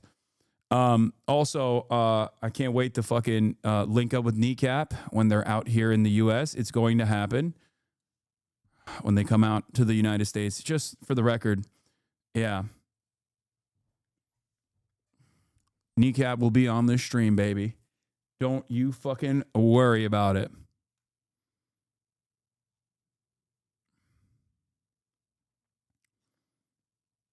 Let's continue. I'm an Irish Republican patriot. Big fat AdSense check. That's how it goes. And Ethan knew it would do well too and made sure to get a sponsor for the video. Thank you to ExpressVPN for sponsoring this video. Which was a VPN company that happens to be owned by an Israeli billionaire with a history of funding and supporting the IDF. He's not a Zionist though, apparently. Apparently he's not a Zionist, and he's pro-Palestine. I've been a stalwart supporter of the Palestinian cause for many years. A few years ago, Destiny was banned from Twitch. Since then, he has repeatedly attempted to be reinstated on the platform, and the latest attempt by using the campaign was probably the closest he's ever been in terms of putting pressure on the platform. We're tired of your site changing the rules every week. Nobody knows what's going on. Get your shit together, unban Destiny, and fucking make a site that people actually want to go to. Dedicated the last like 2 weeks of my life basically to Steve's cause. You're talking about the Twitch thing? That's the guy that Ethan had on his video, by the way. Hey guys, hey, he's not linked up with these dudes, even though it came out that he was directly emailing Dan Saltman, by the way. Yeah, destroying Twitch. Some of the motivations for the campaign are political in nature, though, obviously. You know, Hasan Piker is one of the most prominent pro-Palestine voices on YouTube, and this campaign has been orchestrated by Zionists. The website that started this campaign, HamasPiker.com, doubled as a donation page for a prominent Zionist organization. Since learning about the existence of Israel on October 7th of 2023, Destiny has positioned himself as its #1 cheerleader, showing up to debates to defend the genocidal apartheid state using Zionist talking points and denying that a genocide genocide is taking place. On the Lex Friedman Israel-Palestine debate, Destiny justified Israel's slaughter of 4 Palestinian children in the Gaza beach bombings using talking points plucked directly from IDF spokespeople. Those kids weren't just on the beach, as is often stated in articles. Those kids were literally coming out of a previously identified Hamas compound that they had operated from. They literally did. You could Google it. You could Google it. With all due respect, you're such a fantastic moron. It's I think this probably, like, this was amazing because it was such a visible debate where this fucking sex pest was so thoroughly undermined by an interlocutor that knew so much more than he did, by 2 interlocutors really, that even his own debate partner was just fucking laughing at him. Like, what an incredible moment. Because, like, up until this moment, I don't think a lot of people knew him as anything but, like, the guy who autistically dunks on some of the stupidest fucking right-wingers you've ever seen, right? Clips like that would go viral all the time. I think people just basically knew him as that guy.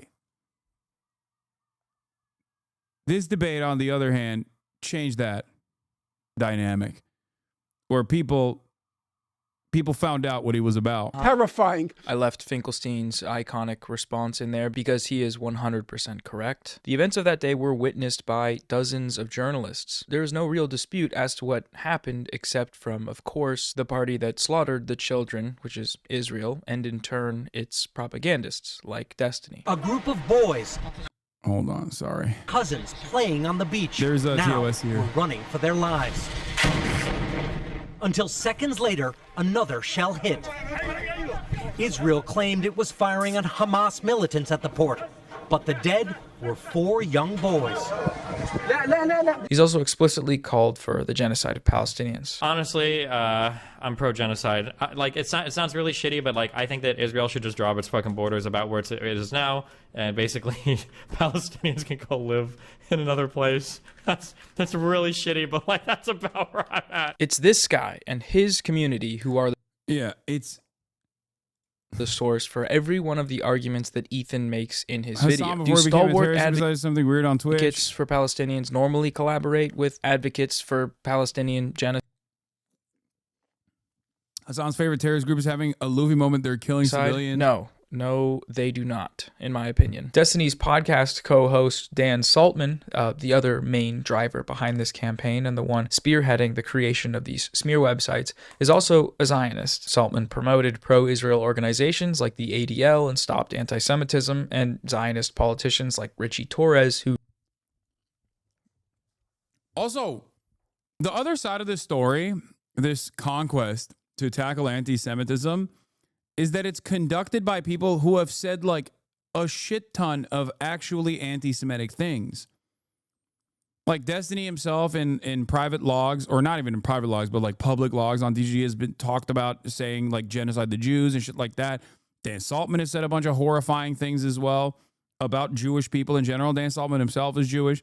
Ethan Klein himself has actively said awful shit about Orthodox Jews. Like, he tried to make it seem as though I wasn't calling the KKK inbred, and that I was actually calling a bunch of young, industrious Jewish folk in Israel that weren't fucking actively burning aid going into Gaza, but instead I was calling all Jews inbred. That's what he kept saying over and over again.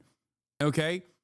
Meanwhile, I obviously wasn't directing this at all Jewish people or whatever the fuck. I was talking about these specific rabid terrorists that Ethan also called charity workers, which was fucking ridiculous. But nice, benign dudes who are doing charity. Okay? Insane. But that's not, there's so much more that he has done and said that is infinitely, infinitely more anti-Semitic than the claims that he's even making against me without any sort of evidence whatsoever. The evidence is just a clip copy. Yes. There's videos of you calling Ahmaud Arbery's killers inbred. You've called extreme fundamentalists conservatives inbreds for years and years. Exactly. What's the difference here? Yeah. Here is Dan, Hark Dan Saltman.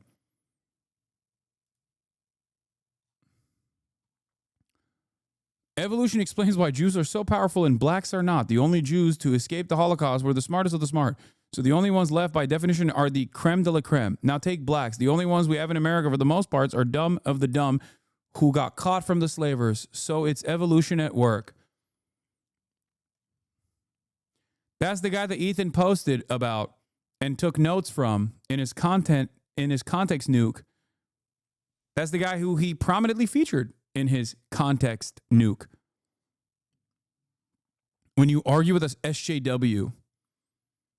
Now, these logs are from 10 years ago. You might be saying, oh, I'm sure Dan Saltman doesn't have this kind of opinion now. Yes, he does. He 100 million% does, okay? He says shit like this and more on a daily fucking basis. Who shared and boosted the campaign, he consistently weaponizes Zionist talking points, like asserting that any reference to Zionism is actually just coded anti-Semitic. Yeah. I mean, he literally fucking retweeted like Sam Hyde and other neo-Nazis recently because they were dunking on me. Sam Hyde defenders. I don't know. Call me crazy. I don't think this guy gives a fuck about anti-Semitism. Language, the implication there being, of course. Yeah. He's also talking about like Elon Musk, like retweeting Elon Musk and shit. Any reference to Zionism is actually. Yeah. He's actually he's just coded claiming that anyone that says fucking Zionist is actually using it as a substitute for Jew. First of all, in this fucking day and age, when anti-Semitism is literally seen as a benefit, okay, by right-wing content creators, why the fuck would anybody hide their anti-Semitic tendencies? Semitic language, the implication there being, of course, that criticizing Israel and Zionism is inherently anti-Semitic. That's a very common Zionist tactic. It's like the Zionist tactic, in the West at least. Perhaps the most significant motivation, though, and indicative of the sort of unserious nature of this campaign, is just spite. These people all seem to have deep personal vendettas against Hasan and these other creators that should give one pause when considering the seriousness of the campaign that they're running. God, he's so cringe. He's like such a cringe loser. I would pay we'd raise $1 million to send this dude to go fight in Yemen, and then all of us would volunteer for the Navy. Holy shit, he's such a cringe. Destiny has for almost 5 years just obsessively talked about Hasan on his channel. He's made video after video about him. The frequency of these videos increased after Destiny was banned from Twitch. In the span of time since then, he has uploaded almost 80 videos about Hasan out of a total of like 450 videos. So that's at least Jesus 1/5 of his working life. That is fucking crazy. 80 videos that directly mention me in the fucking title or thumbnail. Holy fuck! These motherfuckers have the audacity to say I'm rent-free, bro. What the fuck? Bro, my own parents don't love me and think about me this much. Holy fuck, dude.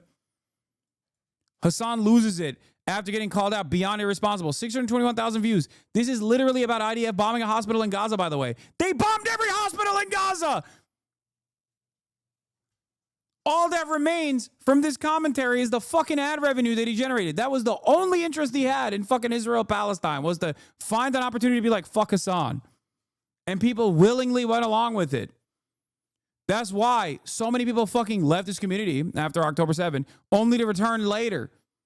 To be like, okay, my bad. Quietly coming back to be like, okay, maybe you were kind of right. Because I'm fucking finally realizing that maybe the things you said about Israel is not incorrect. What is this? You don't know the half of it? If you only knew how he mentions you daily? What the fuck is this? Oh, this is a way to track, like, search Hasan, upload date descending. This is virtually every video that he's mentioned me in. Holy fuck. How many times a day is he mentioning me?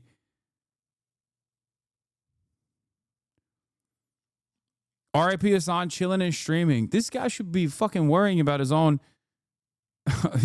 sex charges, okay? His sex pest charges. Hasan's illiberal. Reddit Hamas network exposed, and Dean told Hasan is illiberal.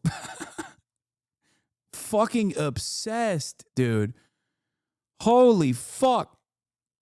There's 1,500 clips found from channels, Destiny's channel, Last Night on Destiny, Destiny clips, Daliban headquarters highlights, and Daliban headquarters. 1,500 clips.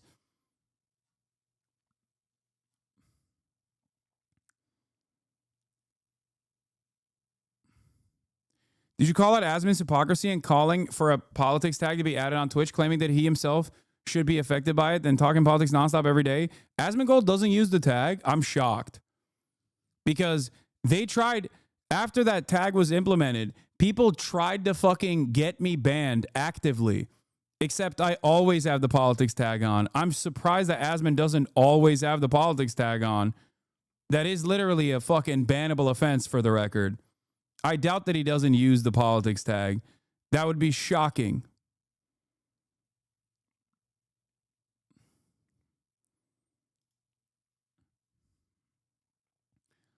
Why do you spread hate? Yes, dude. I'm spreading hate. My hatred, don't do genocide. If you think don't do genocide is spreading hate, then maybe you are the hateful person.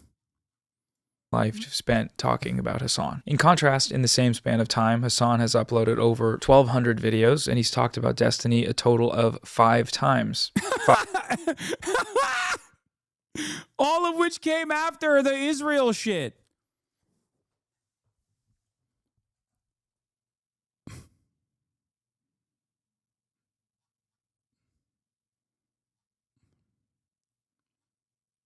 Oh my God.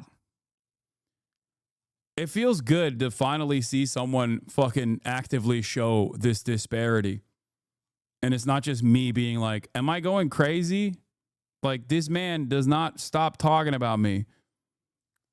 5. 4 of them have come in the last few months while covering Destiny's role in this smear campaign and the credible allegations of sex crimes against him. So that's less than 1% of his coverage. This isn't an internet beef. Hasan has a stalker. With Ethan, I feel like I can kind of spot the moment that he started going into this direction, which was the moment that people started calling him racist for saying racist stuff. It was one argument he made where he compared Jewish Voice for Peace anti-Zionist activists to capos. There was Jewish collaborators with fucking Nazis. that Ethan, were don't do informers. that. Please don't say that the Jews' Voice for Peace are akin to capos. Like, that's... I'm telling you that the mere existence of Jewish voices it's not a leg to stand on. I don't understand that. The chat started calling him a Zionist freak because that's a Zionist freak thing to say. And then since then, he's sort of constructed an entire... Which was really interesting because at the time, I thought genuinely that he was actually stepping on a fucking landmine, which you can see in the conversation that we're having. Okay? I was like, oh, dude, come on. You're pro-Palestinian. Why the fuck are you saying this? Like, obviously, people that don't understand that you're pro-Palestinian are going to think, if this is their first introduction to you, that you are a fucking Zionist freak. Because that's what Zionist freaks say. Like, it's just like you are so freakishly pro-Israel at that point that, like, that is what people are going to think about you, okay? That's what people are going to think about you. Why are you doing this? That was the conversation that I was having. And then for a fucking year, I literally told my chat over and over again, like, stop going after Ethan. It doesn't matter. Remember back in 2021 where he posted that thing about Israel? Like, far before October 7. Meanwhile, in that process, unbeknownst to me, he literally was fucking running around saying way worse shit.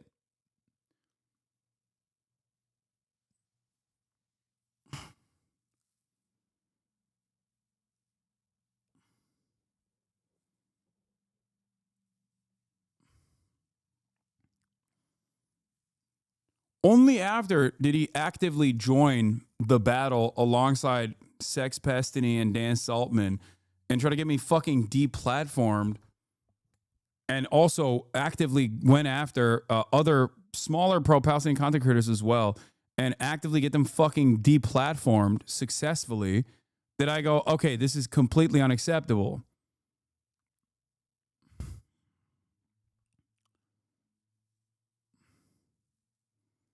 mind prison around the idea that he's not racist and anyone calling him racist is actually the real racists. And because Hasan's community is politically oriented and is able to spot the racist rhetoric in question, that means they're all extremists and Hasan is leading them, so he's an extremist. And that Hasan and them are all the problem and that he's a perfect angel, which is the direction he's taken, it seems like.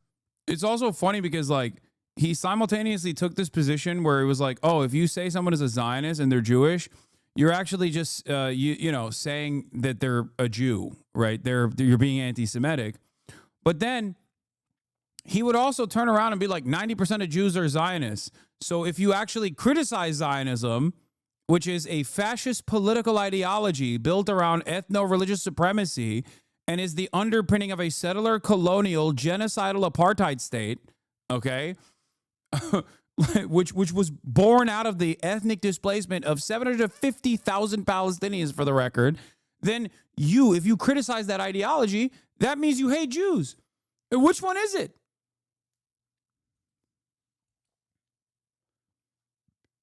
What is it? My only crime is wanting a two-state solution. And yeah, don't spouse Zionist discourse, then shrug. You're just showing you're a Zionist, Ethan. He's actually so racist, Lamau. He's so Islamophobic, Lamau. It was correct. They were right. Why did you put this in your fucking nuke? That's what's so crazy.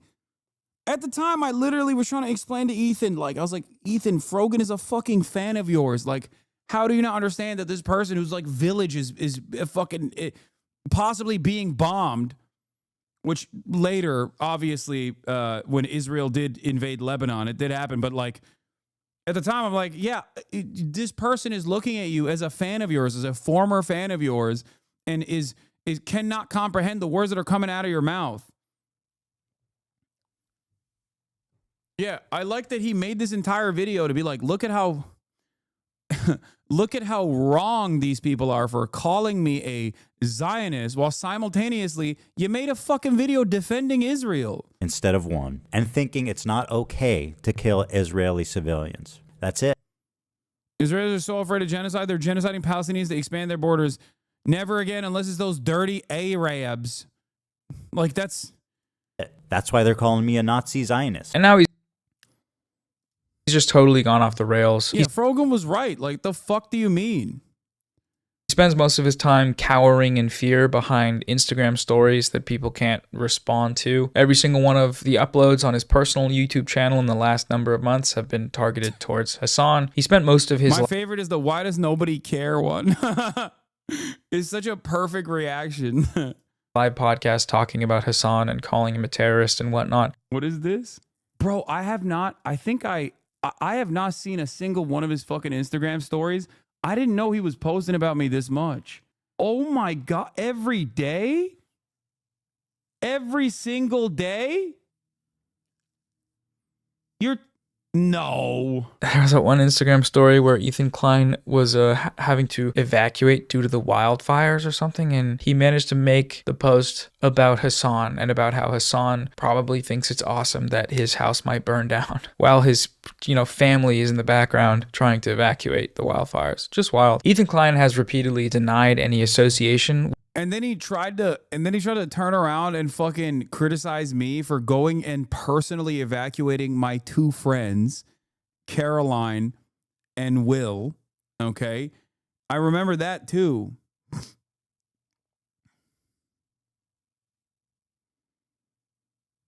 That was also hilarious, where he was simultaneously shitting on Caroline while also seemingly defending Caroline by saying Hasan is laughing in their fucking face. Hasan is laughing in their fucking face. With this campaign and Destiny or his community, that may have something to do with the recent credible allegations that Destiny is a sex criminal, but this is false. Ethan has been caught on his live podcast browsing the Destiny subreddit for arguments. Yeah, Destiny mods urgently ask for clips of Hasan discouraging people from voting. Okay, within minutes, folks, I need to find some clips of Hasan discouraging people from voting. Give me what you can. And they couldn't find it because there is no fucking clip of me urging people not to vote. I've never been an anti-vote guy. Arguments to use to attack Hasan. Yeah. Destiny's mod request examples of Hasan discouraging people from voting again at 4:06. Hasan leaked Discord logs show Dan Saltman admitting to exchanging emails with Ethan and the H3 team personally during the campaign. And even if there wasn't evidence of direct communication, the far more important connection is that Ethan is saying the exact same things, using the same out-of-context clips that everyone else used to call Hasan a terrorist or whatever. It's been a group effort. That's just what it is. So just a few final thoughts here. Zionism is Nazism. It's an ethnic supremacist, expansionist, colonial ideology. You can't have Zionism without genocide and ethnic cleansing. That's the end goal of the project. It's what it is. Palestinians are there, and for the Zionist project to be complete, they have to go. Starve them out, bomb them, destroy everything they need to live. Those are the methods. Those are what they're employing as we speak. And like Nazism, Zionism cannot be defeated through reform or debate. It must be destroyed from the outside. How long do these freaks start trying to make AI videos of you because they can't find real videos of doing the shit they say? Doesn't Ethan use like a AI voice of me already? So it's not long. It's been happening. Someone told me. I don't know if it's actually...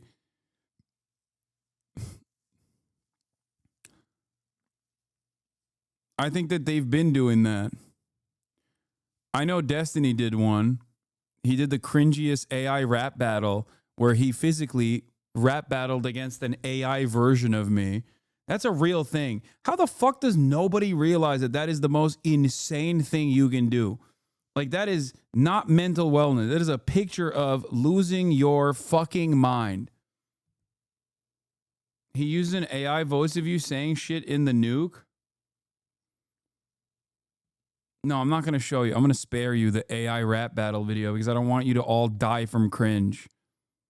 Outside through efforts made by the Palestinian people, the Palestinian resistance, and coalitions of allies. As history has shown, the downfall of these kinds of racist ideologies is possible, but Zionists cannot be a part of this process. They're Zionists. They uphold Zionism by spreading Zionist propaganda and spending all their time and effort attacking anti-Zionists, even as those anti-Zionists are actively fighting against a genocide that Zionism is the ideological pretext for. In the case of liberal Zionists like Ethan Klein, using his weird personal Zionist crash out as a jumping off point to educate people about the ideology that he adheres to is a great use of time, I think. And Bad Empanada has done a fantastic job with that. His videos have reached pretty wide audiences and exposed them to the reality and history of the genocidal Zionist project. That's a really good thing. That's a really important thing that he's doing, and I think many of you can probably also help out with that. Most of you have smartphones and cameras and TikTok, so go ahead. Start posting about it. Spread the word. Aside from being a morally good thing to do, it's also becoming sustainable.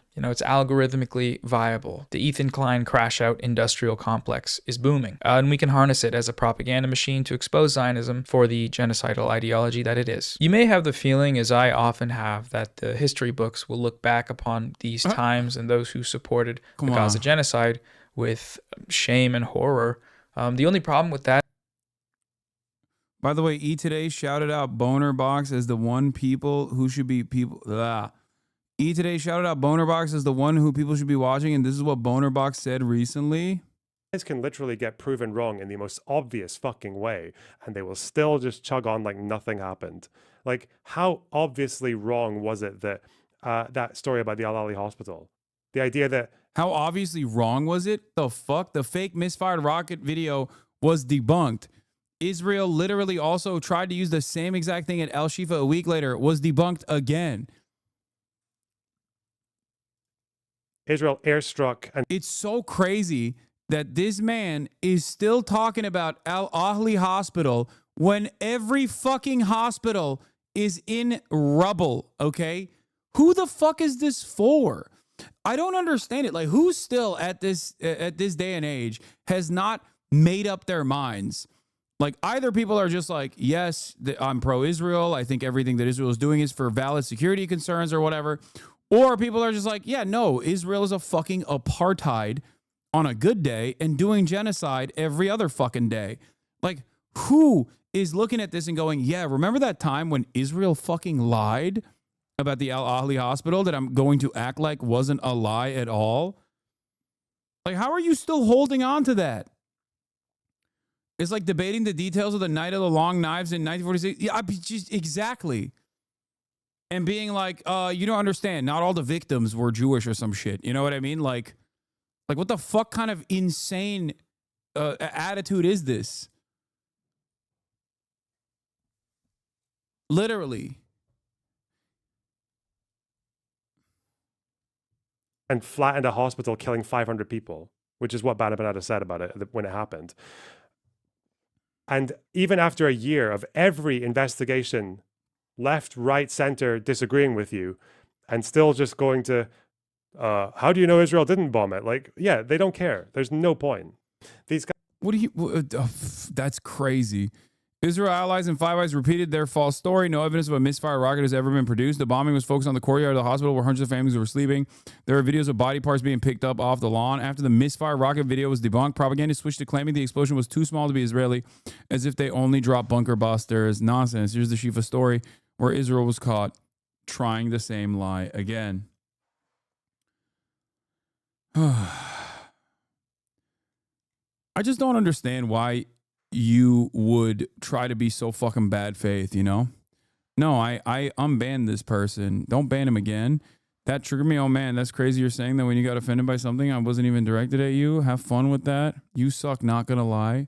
I'm unbanning Tony. I think Tony's got some good ideas. That is that these people feel no shame. They're here to make money and to convince themselves that they aren't evil. And the way they do that is by lying, by spreading liberal Zionist propaganda. It's profitable and it's easy and it's acceptable. You're allowed to say that you think all Palestinians should die. I'm pro-genocide. And still get invited to Jubilee as the resident liberal. You're allowed to do it and run your quirky, epic, silly podcast and make hundreds of thousands of dollars doing that because the Western media ecosystem encourages it. There will be no justice for the Palestinian people if all we do is watch content about what's happening. Consumption is not politics. There will be no justice for the victims of this genocide unless we all actively fight for it. From the position that most of the viewers of this video have, that's by using the resources and time to continue to speak out, preserve the record of what's actually happened in Gaza, name the perpetrators, and highlight and boost the voices that understand these facts more than anyone in the world. That is,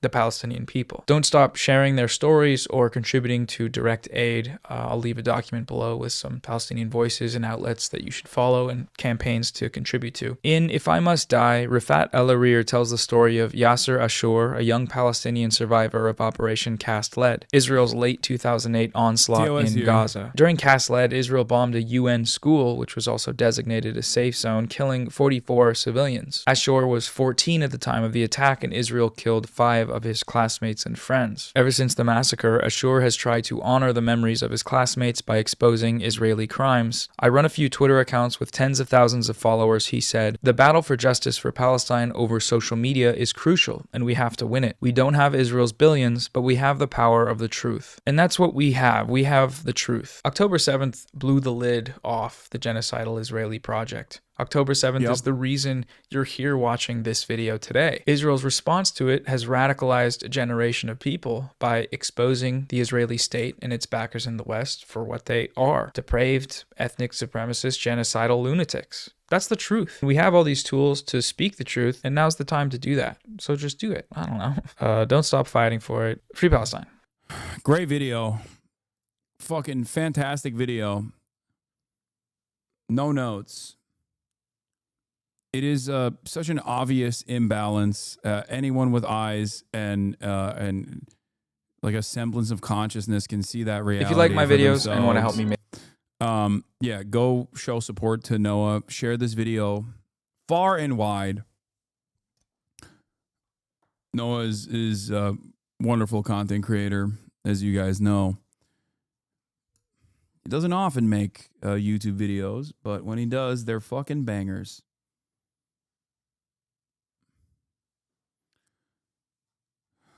Great job, Noah. Plot twist. Noah is a chatter that wanted to put this shit to rest once and for all. Oh, Philly D showed your statements in a new video. Yeah, this is Ethan Klein says snark Redditors call CPS on his kids. We'll talk about that. Philip DeFranco put me in his video.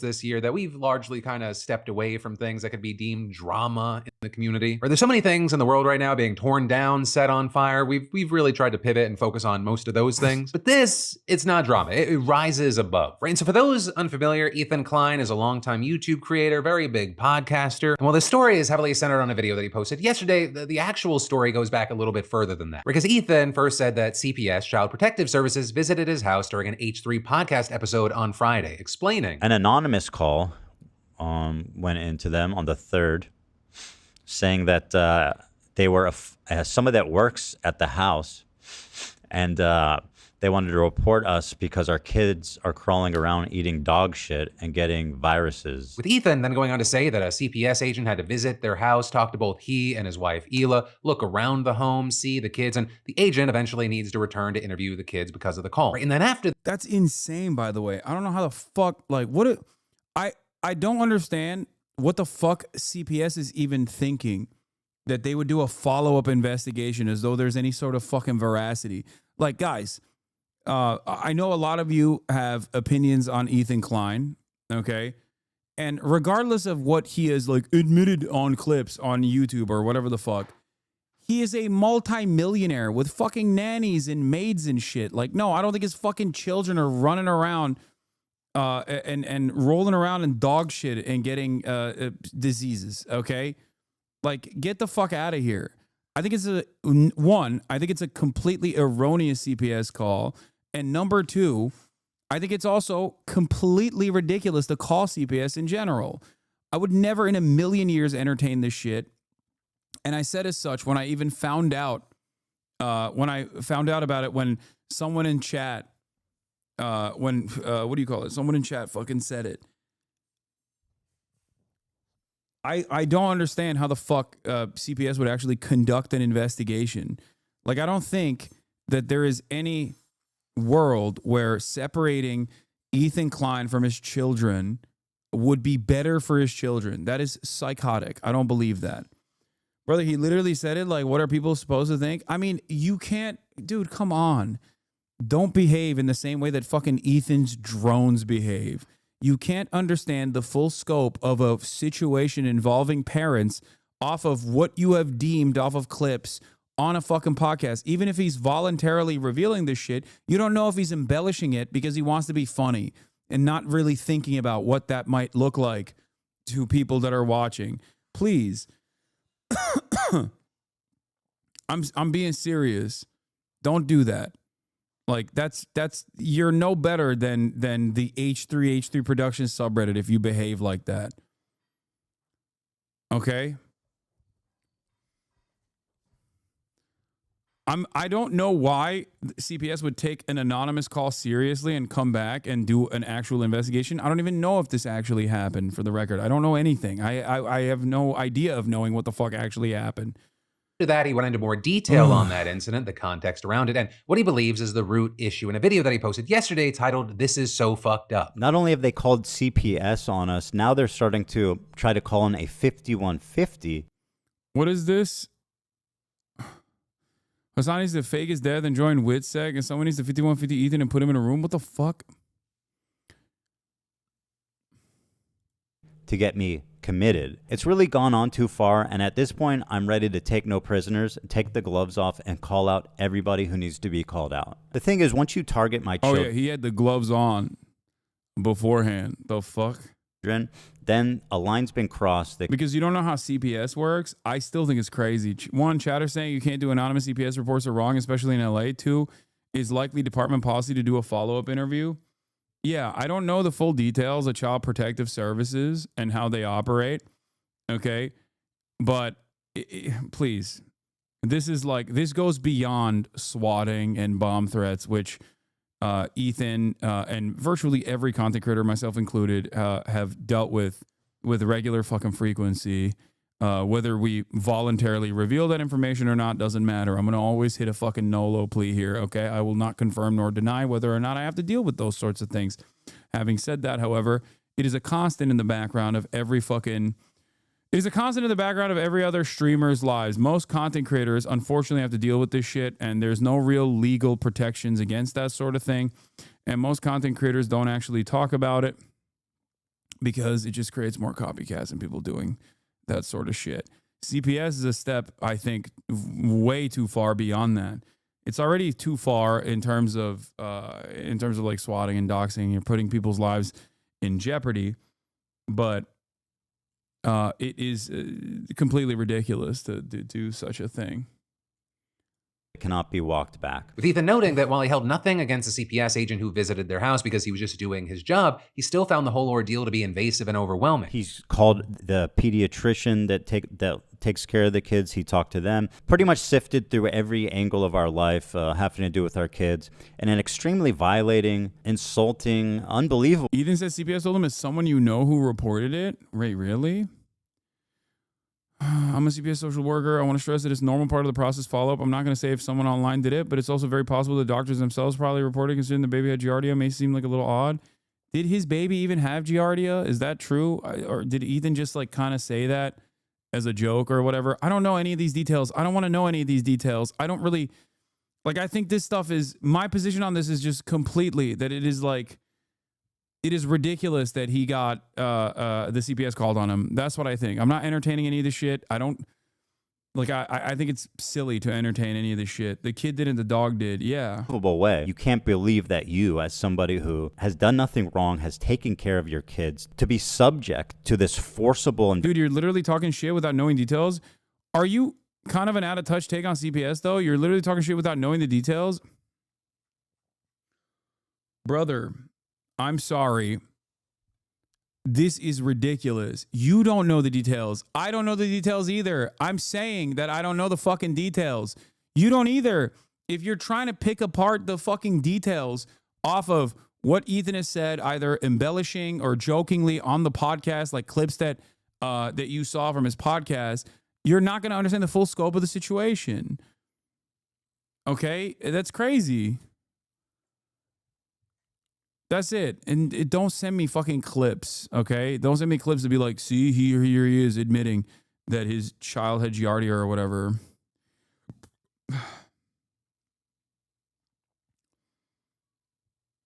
Like, that's wild. Don't do that. Investigation because of some freaks online. And as far as who did this, he said that his digging brought him to Snark subreddits. With the first one being dubbed H3 Snark, though it looks like it's now moved over to a new page called H3H3_Productions. And for those that don't know, a Snark page or subreddit is essentially devoted to criticizing or making fun of that topic, right? There are general Snark pages for calling out influencers, ones about not liking certain. Don't entertain this. Anything you say will be spun against you. That clip of you condemning the likely fraudulent CPS call when you first heard it was used by the usual actors to shit on you for not condemning it enough, saying you made it about yourself or something. Do not entertain any of this. Yeah, I mean, dude, I don't care. Like, oh my God. Are you telling me that people are going to fucking yell at me regardless of what my position is while not understanding what my position is, or saying I'm not sufficiently condemning it, or they want me to falsely take ownership over it? Yeah, that's ridiculous. I'm still going to fucking, I'm still going to say what I'm saying, what my suspicion is in this celebrities, situation. And it goes on. And so an H3 Snark page would be anti-H3, anti-Ethan and Hila, and Ethan doesn't think that Reddit's doing enough about this overall problem. But also, he thinks that major creators are allowing them to thrive. The problem is that this subreddit, this community, is being legitimized by creators such as Hasan, such as Denims, such as Mike from PA, and all these leftist commentators who think they can get one up on me by sicking and participating and legitimizing the most crazed psychopaths on the internet. With Ethan specifically accusing Hasan and other creators of, at the very least, minimizing what the subreddit has done, and at one point appearing to suggest that Hasan's fans were responsible for the CPS call and other targeted harassment towards him. And that, as Hasan and Ethan have been at odds for a long time now. They're former friends, former podcast hosts, and there are a lot of recent tensions that are tied to their opposing views around the war in Gaza. Their relationship and the fallout, it's long and storied. But going back to Ethan's video, he then went on into more context as to why the CPS call specifically accused him of letting his kids eat feces off the floor, and he showed a stream from the beginning of the month where a creator by the name of Denims reacted to a creator by the name of Bad Empanada. The house is just like Meanwhile, you had no idea of any of this at all? Yeah, I don't. But it doesn't stop people from speculating that I'm actually secretly coordinating all of this. I'm entangled in a deep, dark conspiracy. It's just like,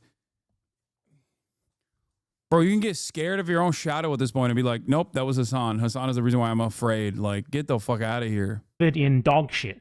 And he has kids, and his kids like crawl into the dog shit, and God forbid, I don't know what they do with it. I don't know if they eat it. How is it that like maybe once a week I look into what Ethan Klein's been up to, and every time I manage to find more and more terrible shit.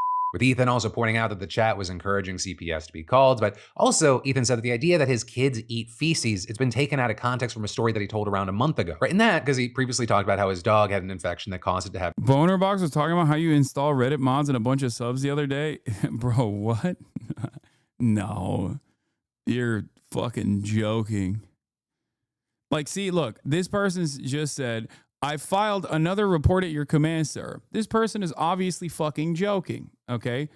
Is it a subject that is not a laughing matter? I agree. I don't think it's a subject that's a laughing matter. But this person is not making fun of the subject itself, but rather how silly the claims are that I'm somehow involved in this. Now, you can take that and screenshot it and post it on the fucking H3H3 production subreddit, which has become a Hasan snark subreddit, ironically enough. And you can have, I don't know, maybe 1,000 upvotes talking about how Hasan's community is actually actively doing this, actively making fun of it, making light of a situation. This is how it works. This is why I also say, like, it's hard to get a full assessment of any kind of situation off of clips that you've seen of a podcast, you know? It's just why I'm saying, like, a lot of this gets lost in translation. A lot of the context gets lost.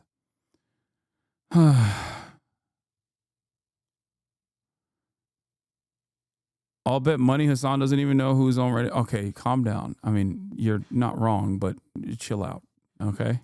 Have diarrhea, and then their baby, who's crawling around the house all the time, also started having diarrhea. So they assumed that the baby might have caught the dog's infection, right? Not from eating the dog's poop, but from constantly touching or licking any surface that the dog and its shedding fur came into contact with. So there, you had Ethan saying that it turned out that the baby didn't actually have the same infection as the dog. Phil not pointing out that Ethan runs a snark Reddit and podcast and YouTube channel is insane bias. No, it's not. Come on, dude. Philip DeFranco is a fucking YouTuber.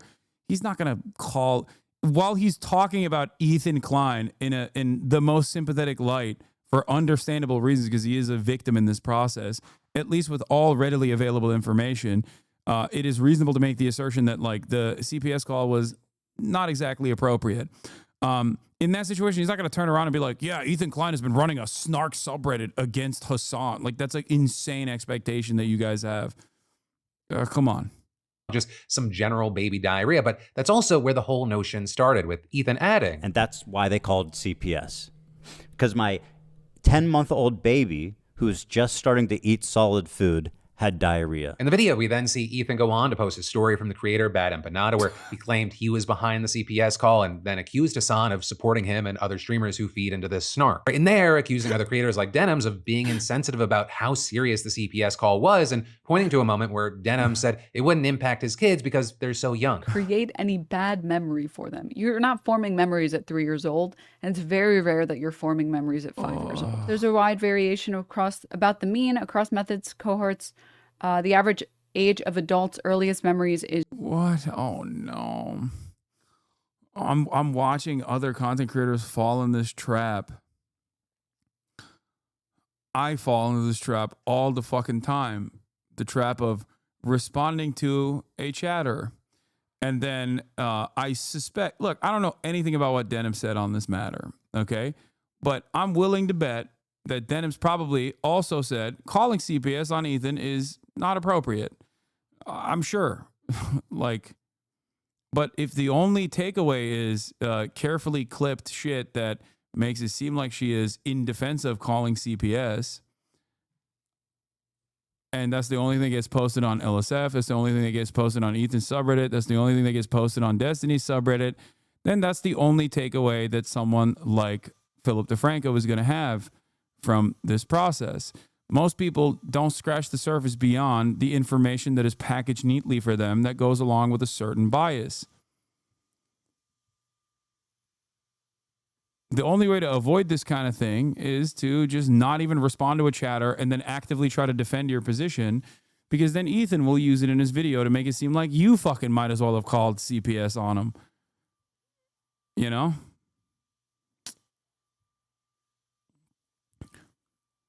She said it multiple times. She even said to direct any anger you have at calling political representatives. Yep. Yeah, there's no reason to engage with this shit. No, I hate this shit. There's an entire economy of streamers representing the left, but dragging out useless drama content like this, knowing you are going to tank the flag that comes from it, and they know what comes from it. They know they need to grow up. I mean, they can cover whatever the fuck they want. I'm not going to tell them not to cover something. I don't have any control over them. They are adults in their own, okay? Like, calling CPS was good, though. Okay, dude. Calm down. Oh, yeah.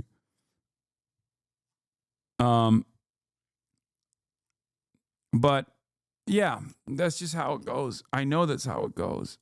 Is 3.5 years old. You're not really forming. It is pretty funny that like I somehow get mentioned in this when like I fucking have no knowledge of these events that transpired, no interest in entertaining the claims being made, like absolutely ridiculous. And I'm actively anti-calling CPS on YouTubers, unless they're like fucking family tubers that are very clearly abusing their children on camera. You know what I mean? It's just like, how the fuck am I getting involved in this? How am I mentioned in this at all? Ugh, God. Memories at 3. You literally just read out of your mouth that the average adult starts forming memories at 3. What is happening? Her defense for sending the CPS to break up our family and to interrogate our 3 and 5-year-old is that, don't worry, kids don't remember stuff. But then from that, Ethan goes on to focus on how he thinks that snark pages at large have just gone too far. He's saying that they knowingly spread false rumors, accusing the mods of doxing it. Yeah, you know what I was doing at that time, dude? You know what I was doing at that time? I was covering fucking Trump's tariffs, okay? Because I don't think, Ethan doing whatever the fuck is all that relevant. And in terms of, once again, the CPS being called on him, I think it's completely unacceptable. That's my position. Holy fuck. I don't think you're like actively defending the Palestinian cause by doing such things. I don't even think anyone in this community did it anyway. I think it's like a fucking I think that's a silly ass way to like get me involved in this conversation so that I say something and then they can be like, see? Even he had to call out his own community. It's like, no, it's not my fucking community that did this. I will never entertain that shit. Okay, get the fuck out of here. We got adults in here. Yeah, motherfuckers are more worried about egg prices and the tariffs and what that's doing to their 401ks rather than, tackling the minutia of Ethan's commentary on a day-to-day fucking basis. The only time I ever talk about Ethan is when I'm addressing a very clear, very active, ongoing smear campaign that he's engaging in, where he has lied in such an obvious fucking way in an attempt to also turn around and desperately brigade some podcast that I've been a part of or whatever. That's the only time I ever fucking bring this shit up. Or Hasbro. His office and adding, has Reddit done anything? Despite us complaining, making noise, reaching out for the past 2 years about this snark community. With him going on to say that not only has Reddit not helped, but he believes they're protecting these snark groups. And that in part because he's tried to get these pages taken down, but that's resulted in no long-term success. And this is other major creators have been able to get them removed for harassment, so he thinks there's a double standard with him also explaining. This is one of my favorite examples. We made a subreddit called Snark to make fun of snark subreddits in general. And the community was actually starting to pick up steam and become pretty active. Well, it was removed. Why was it removed? Wait, what? What? You made a snark subreddit?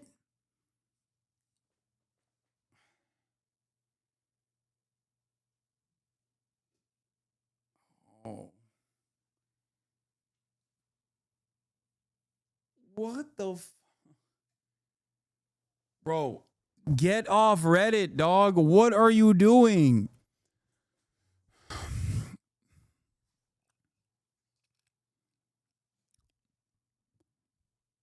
I already had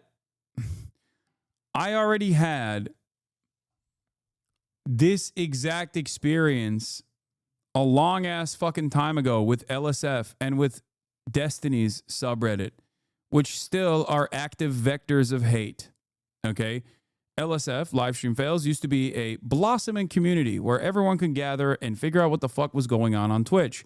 Then LSF was brigaded all the time, consistently, and then literally exchanged ownership into the hands of someone who was petitioned to be Sex Pestini's Orbiter of the Year, Stale 2000, who used to work at Twitch and became an active and prominent member of Destiny's community, and also simultaneously it became the mod of LSF as an Orbiter. He still is very active in Destiny's community. They openly say all the fucking time that they're manipulating LSF with regular frequency. Sometimes Destiny's community yells at Stale 2000 for not, whipping the fucking the LSF community in Destiny's favor because too many people know about his sex crimes now. You now get banned if you mention Epstein's sex crimes at all for 28 days. That's hilarious. All they're going to do is basically melt the entirety of the subreddit user base at that point. What exactly does it mean when you have ownership of the subreddit? They did like a hostile takeover. Basically, he became the main moderator of LSF. Now, the reason why I'm bringing this shit up is because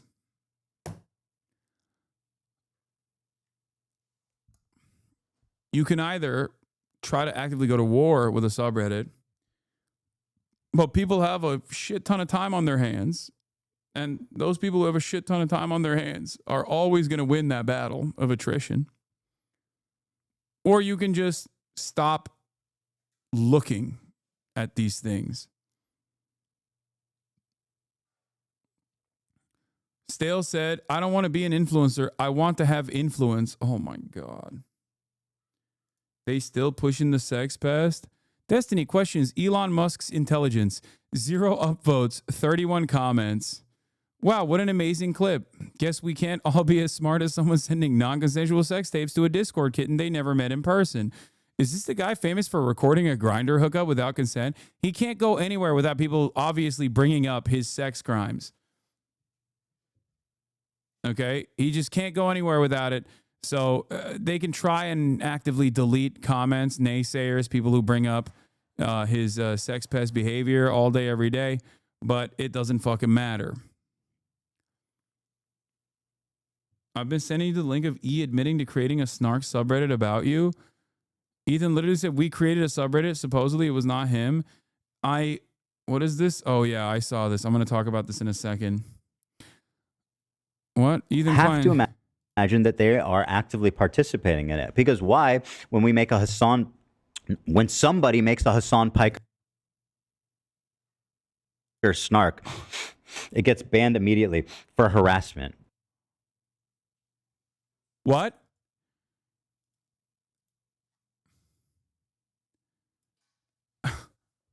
That I have to imagine that they are actively participating in it. Because why? When somebody makes a Hasan Piker snark, it gets banned immediately.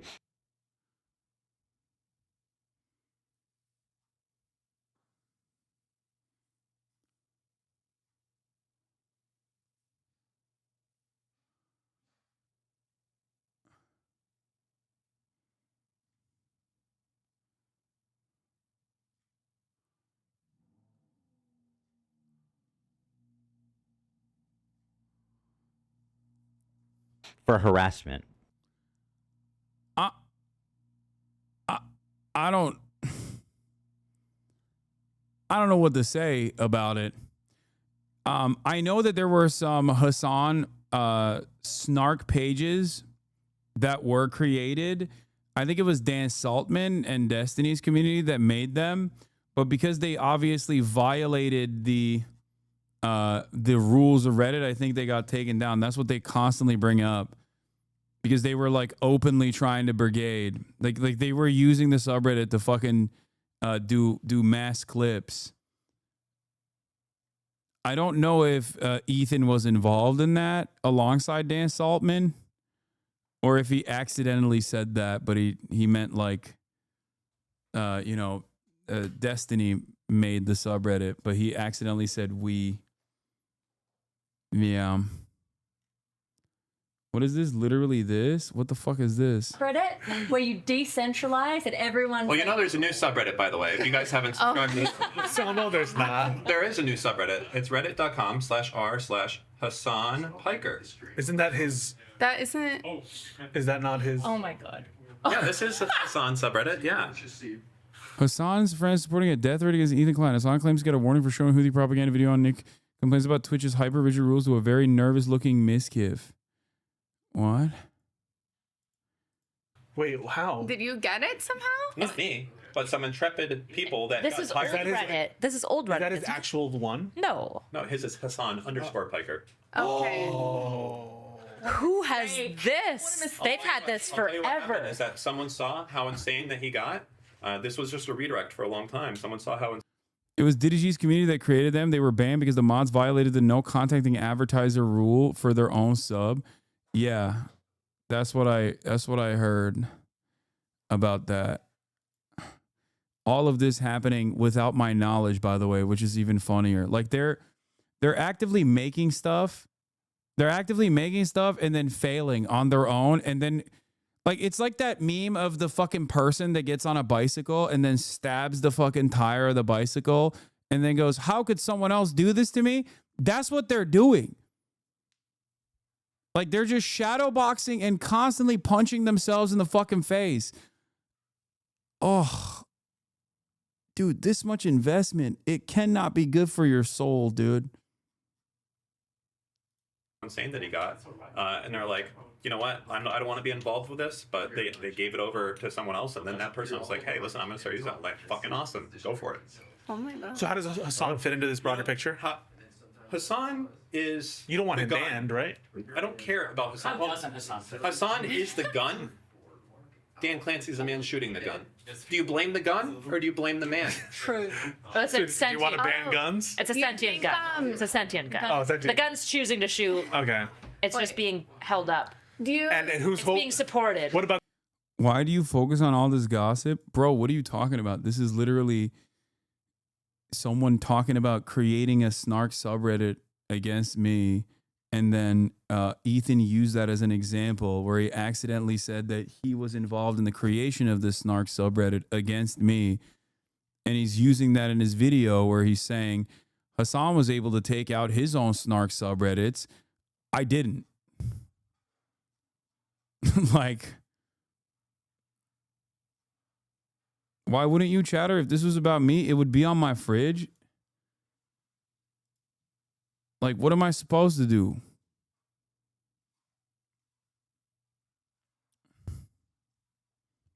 Bro, I love gossip.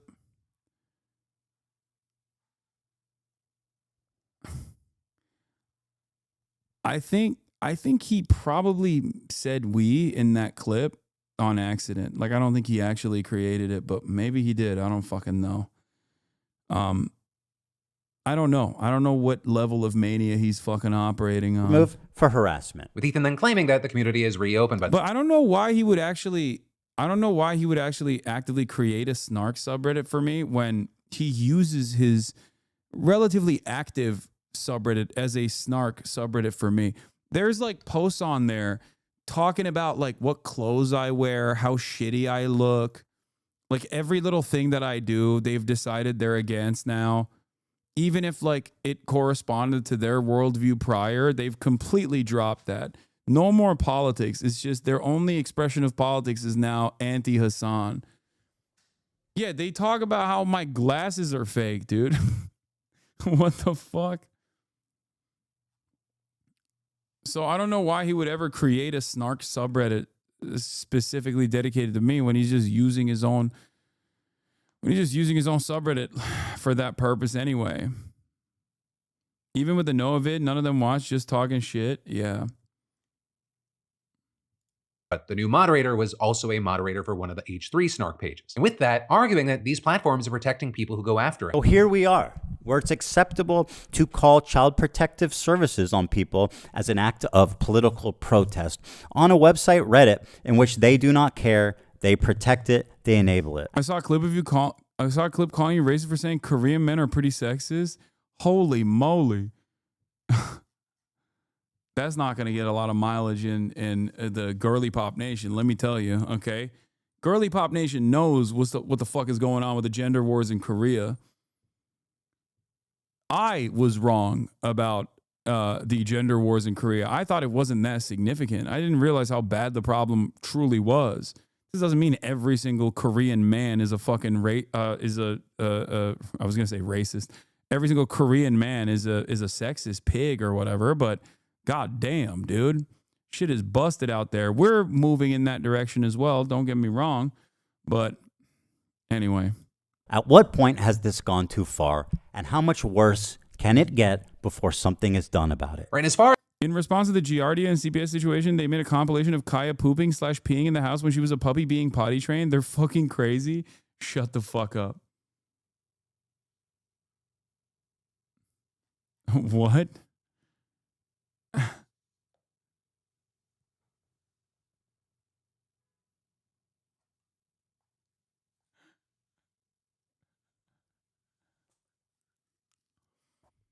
Okay.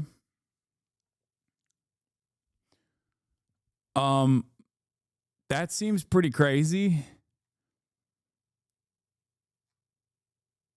I kind of want to watch the compilations now to relive Kaya's fucking glory days. Look at her ass now, just sleeping. They're unhinged. They clipped the piss maxing. Yeah. Notice how there are pads on the ground. Compilation of Hasan talking about his dog pooping and peeing inside of his house. 1K upvotes. Love this. It's almost as if this is a normal aspect of dog / animal ownership. Who knew? But also, Ethan and Hila never said that their dogs poo or pee inside the house. I've never said, what the fuck? The only time I made an inference was when I said my dog is trained. That's it. And his dogs are objectively not.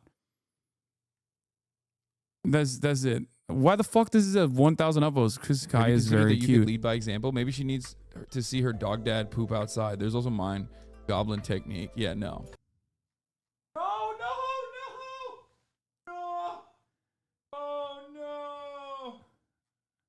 Kai decided, oh, it's time to fucking piss. Oh, look at how fucking cute she is, dude. Look at that. Look at that little nugget. She was so tiny. I cannot believe that that is the same dog. Literally all over the house. I will be pissing everywhere, looking directly at you. I'm falling asleep after a long night of pissing all over the fucking house, and then came back and then pissed in the middle of the living room. And I said, no, stop it. And then she turned around and did not proceed to stop it. She still had so much piss left in her. She started running away and pissing at the same time. Just running and fucking piss maxing, dude. Oh. And she thought that, like, it wasn't her in the wrong. It was I in the wrong for being upset at her pissing in the fucking middle of the goddamn house. She pooped inside in a random place that we didn't even find out until later. But lately has been just going out there, fucking around, hanging out, and then coming back inside to pee, which is very frustrating. She just looks right at you, walks in, looks right at you, takes a shit or a piss directly inside of the house. Everyone around me's sick. My mom is sick. I went to go work out this morning, and I told my mom to take care of her for a little bit. Immediately, she was like, oh yeah, I brought her outside, and then she played, and then she came back inside and pooped in her office, and then pooped in another fucking corner. She pooped inside twice. An absolute pooping monster. Look at her. Oh, it's so funny. Did you get Giardia? No, I did not get Giardia. What the fuck? No. This is all when I was training her. Notice how there is a training pad right there? I was training her to piss and poop outside.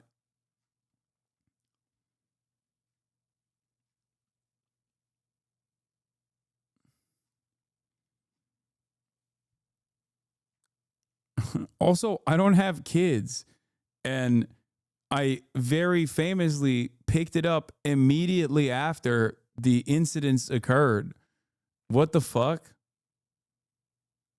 This is a dog shit argument. Yeah, it's cute. It's unhealthy that someone was like, "Oh, I'll show him." Compilation of Hasan talking about his dog pooping and peeing inside of his house. They're like, "Yeah, it's time to call what? Like Child Protective Services? Like the fuck?" When's the last time she had an indoor accident? A couple weeks ago, she had diarrhea. Like she was sick, and she rushed into the bathroom and just laid one out. But she's good now. I mean, but it was because she was sick, to be fair. But other than that, she has not had any incidents. Call CPS, cute puppy spectators.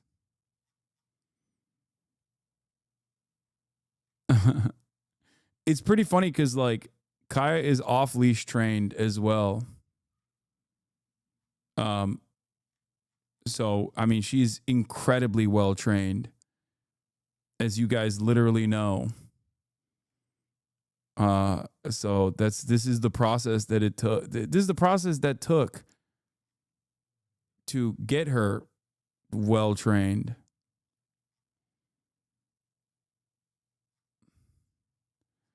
But yeah, I mean, this is a testament to this subreddit being utilized as a snark page.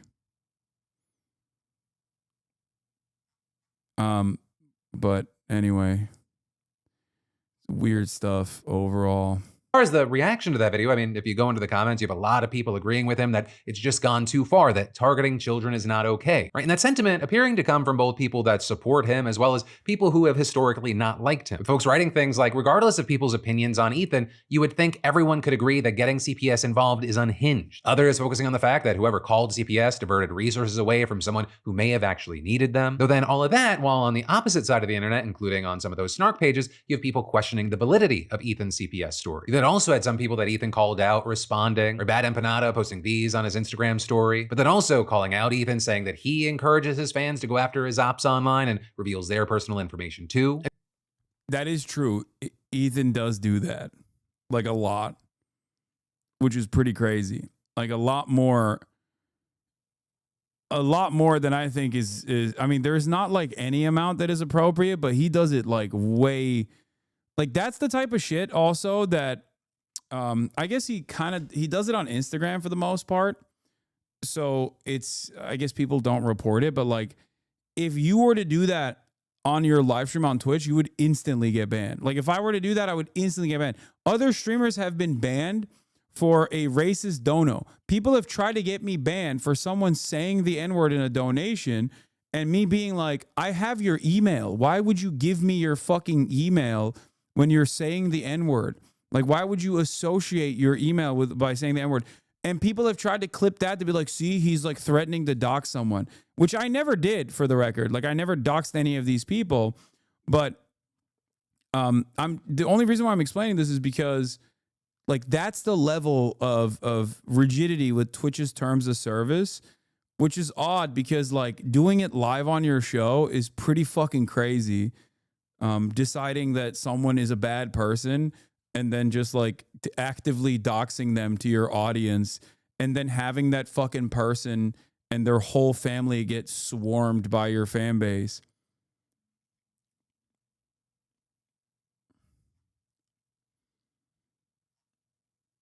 Like, additionally, you had Hasan reacting on stream to the claim that his fans were behind the CPS call by saying, why in the ever-loving would I ever do that, or even one of my fans would ever do that?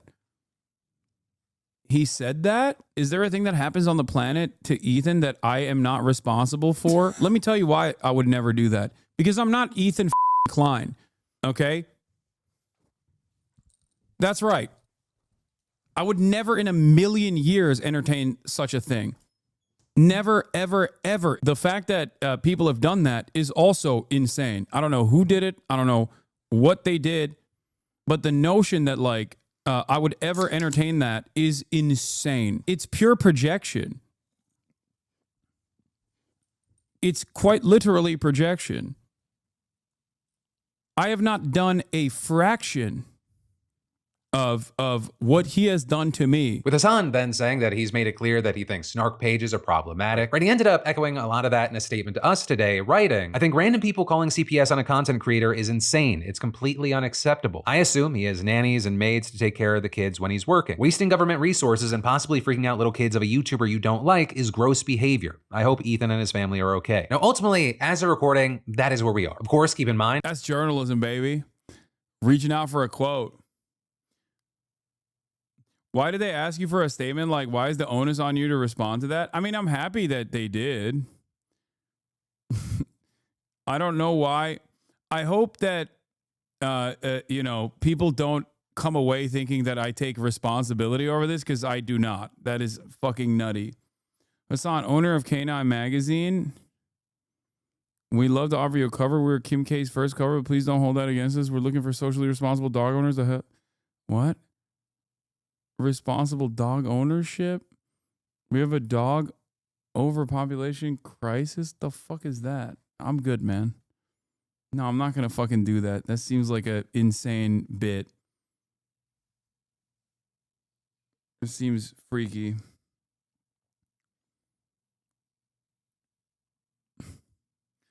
That seems freaky.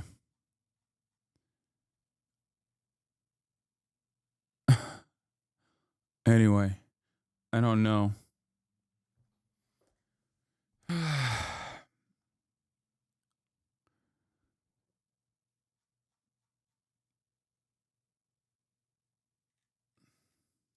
with the people that we're talking about being content creators, it's moving at the speed of the internet. But for now, what I want to do is say, you know, that is a story, that's the news. I'd love to know your thoughts. And I do want to share a bit of my opinion here. You know, I can't speak to the back and forth between Ethan Klein, Hasan, Piker, or any of these other creators involved. But what I can say is that to call CPS to harass a creator or someone you do not like is genuinely fucking insane. It is disgusting, it is wrong. It's not just a waste of government resources. I would argue this is just a different version of trying to swat someone. If someone gets swat. Yeah, I agree with this, by the way. I think it's fucking ridiculous. Now, of course, if information comes out that it was like his doctor that did this or some shit, obviously that's very different. I doubt it though. It doesn't seem it doesn't seem like a valid concern from someone. It does seem like someone just like directly did it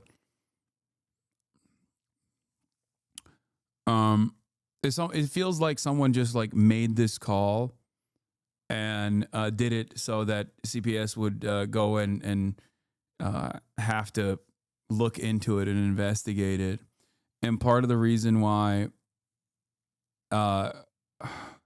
they had to is I assume they just like use these clips that of him talking about his dog pooping or whatever. And then they were like, this is enough evidence or some shit. He said on air that they told him it was someone he knew. Yeah. Has Ethan ever provided proof that CPS even showed up? I don't know, but I don't think he's lying about that, dude. Also, what am I supposed to do? Look up like fucking Child Protective Services and like the way that they operate in California? Like, I have no reason to investigate these claims. I'm going to take it at face value because of what I do know about the ways in which content creators get fucking routinely harassed. You know what I mean? Like, that's it. You want to harass, you want to scare them. Worst case scenario, someone gets fucking killed. If someone knowingly calls CPS to harass, they're trying to harass you, they're trying to scare you, and then worst case scenario, the system is fucked and you lose your family. And I'd want to see the people responsible for fake CPS calls punished in a similar fashion to swatting calls. I mean, how many stories have we covered over the years where there are children that are genuinely being abused and mistreated and need help, and you're fucking taking resources away because you want to harass a YouTuber? That's not warranted. It doesn't get validated or get a pass whether I like the person or I fucking hate the person. You know, ultimately, that is the story, and then separately, my opinion, and then of course, I'd love to know your thoughts in those comments. A rich white family, but hey, I mean, yeah, that part is what kind of makes it even more ridiculous. Like, he has the resource to take care of his children. Like, come on, dude. Like, the way I think about it is like, CPS like separating Ethan's kids from Ethan is going to cause unimaginable harm to his children and Ethan as well. Like as opposed to him being a responsible parent, which I have no reason to believe he's not. His delusions online do not factor into this consideration. You know? What? He said in his latest video that there's a massive conspiracy and collusion between Twitch and Reddit to harass him. What? Reddit board member found at Twitch, Michael Seibel, is currently the board of... What? Okay. Yeah, no, it's... Hasan controls the media. Hasan controls Twitch. Hasan also controls Reddit.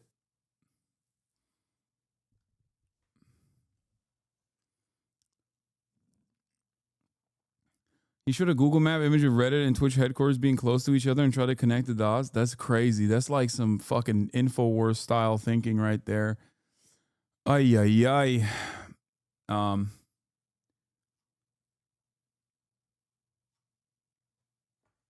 Anyway.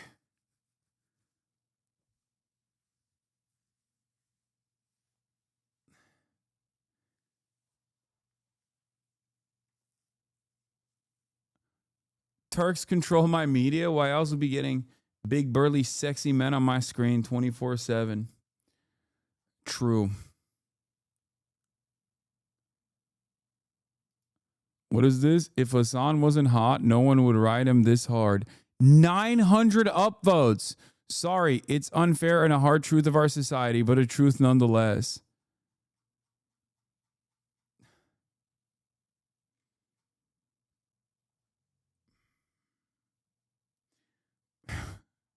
Why are so many of my haters constantly talking about how much they want to fuck me and ride me? That's crazy.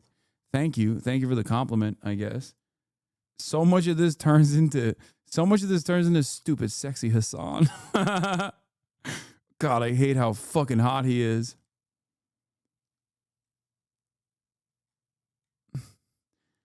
Okay, we need to stop. We need to stop looking at this. Oh, I fucking hate it. He's sexy as hell. Oh. Oh. Oh, I hate that his sexy ass armpit is in my face. I want to smell it.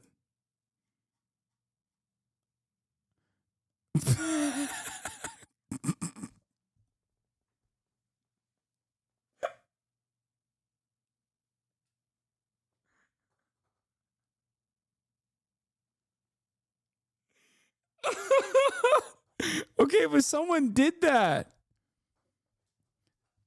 Like, in order to source all of those videos and put together a 1 minute and 30-second clip compilation, you must have, at a certain point, like that process probably took like hours just to source all of those videos, right?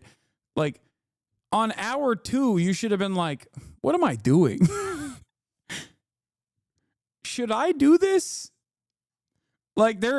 Like the second hour, you should have been like, I don't think this is a smart thing to do. What have I done with my life? How did I get here? You know? He's got the tongue out, like on the side of his mouth, just like on fucking Final Cut Pro. It doesn't even have Premiere. Yeah. This one's going to do numbers on the subreddit.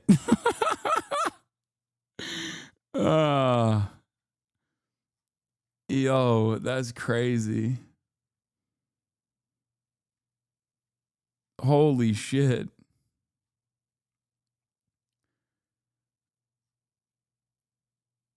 Anyway, fuck.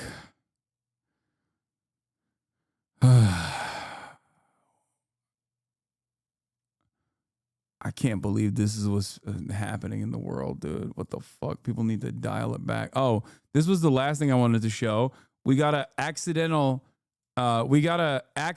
attack on Wee Woo, friend of the show, Taylor Lorenz.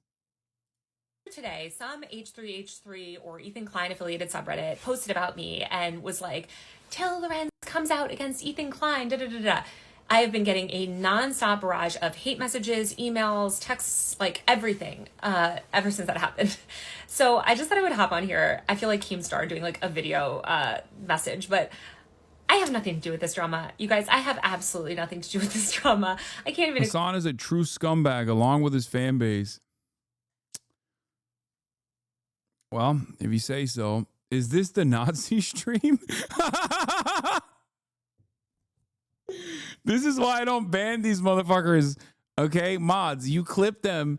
You end up clipping their wings. Okay, when you clap them ahead of time, you end up clapping them before they can say the funniest shit, dude. He's like, "Is this the Nazi stream?" That's such a funny way to approach this. Like, imagine. Yeah, dude, this is a Nazi stream. Fucking idiot. No, that's down the street. That's next door. You knocked on the wrong door, friend. Oh, shit. You'll get him next time, though. Don't worry.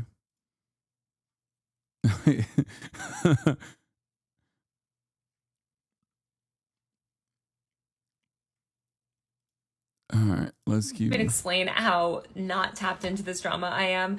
I'm so busy writing about other things. I've been following it tangentially, and I did share a meme that I thought was funny that was basically like, you know, kind of making fun of Ethan seeing Hasan everywhere. It was a meme like, oh, Ethan seeing Hasan in his carpet, because at least on my timeline, all I've seen for 9 months is Hasan posting about Ethan. And so I just was like, oh, yeah, he really can't shut up about him. He really talks She meant Ethan posting about Hasan, not Hasan posting about Ethan. about him all the time. I'm not taking some sort of like stand. That said, you know, I have seen obviously what Ethan is dealing with the snark subreddits. I've written extensively about snark subreddits. This is a topic that I cover a lot. I wrote about it a lot in my book. I've interviewed influencers that have sued to get their snark subreddits taken down. I've written a lot about the company's policies around these things. So if I was to cover anything, I would cover that side of it. And from what I understand, somebody on these subreddits called CPS on him and all this stuff. That is concerning, right? Like, I worry about the effects that these sort of online mobs can have on people's real life, and when children are involved, that's concerning. That said, I'm not writing about it right now. I haven't really been super up on it. If there's things that you think I should know, please send them to me. I would love to be up to date on the situation. If I made a comment that was, you know... I'm looking at the stupid ass... Sorry. I'm looking at my stupid ass community post on the side. Haas carpet is real, and I'm tired of pretending we don't see it. Here's a handy guide for seeing the truth. Stay vigilant. Stay woke. You guys are so stupid. I swear to God. I can't believe that fucking post got 37,000 likes. Holy shit, dude. The caca. I'm making a caca compilation.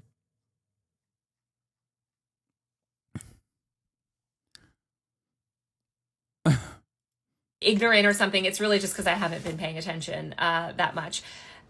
Everybody knows where I stand on Israel and Palestine. Obviously, I think what Israel is committing is a genocide. I don't think it's my... I mean, she literally privately said the truth about Joe Biden, and then a bunch of fucking narcs in the media outed her and made a whole ordeal about it. And in the process...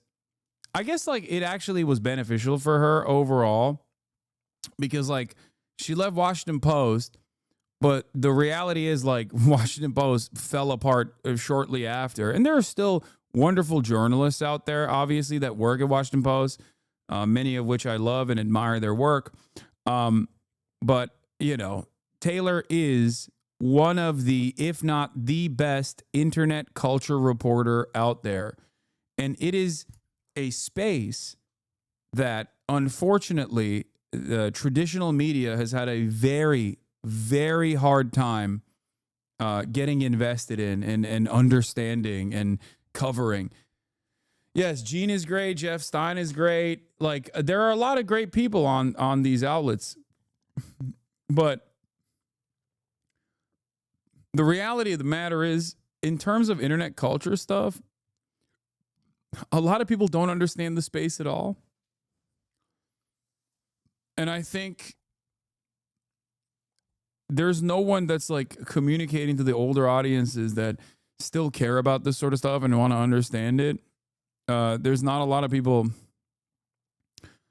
There's not a lot of people who are offering insight into all of this. Taylor is definitely one of the best on that topic or any sort of secret. I know that it sounds like Ethan has different views. I deal with people all the time that have different views. Okay. I talk to people all day long that have different views on this topic. I talk to a lot of right-wing influencers that have radically different views. And that is the nature of being a journalist and living in the world. So I saw somebody was messaging me earlier, oh, you're trying to like cancel him because of the Palestine stuff. No, I'm a huge supporter of Palestinian right to self-determination. Again, nobody needs to hear me pontificate on that issue. But the idea that I'm like not covering something or, not covering somebody's snark campaign because of their stance on Israel, that's absurd. I write a lot about online dynamics and there's been so much news. So the only reason I haven't written about it is because it's mostly just been an interpersonal influencer beef and I haven't had time to look into the subreddit stuff. So if there's something that you think I should know, please keep me posted. But yeah, please leave me out of this discussion. I really have no involvement in surely this will stop the rabid haters. Surely. Any of that.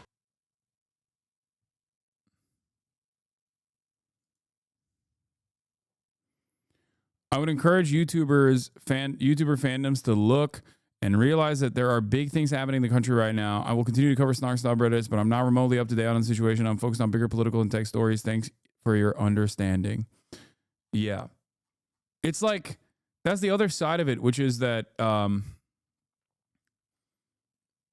like, it's just crazy. It's crazy to just be like, wow, I can't believe this person has a difference in opinion or has sided with Hasan. Battle lines have been drawn. Get ready, brave warriors. Time to attack. Time to pounce. It's like, what are you doing, dude? The administrative state is being dismantled piece by piece in front of your fucking eyes. If you have even any remote interest in politics right now, you should be spending all of your time and effort attacking the endless faucet of right-wing commentary.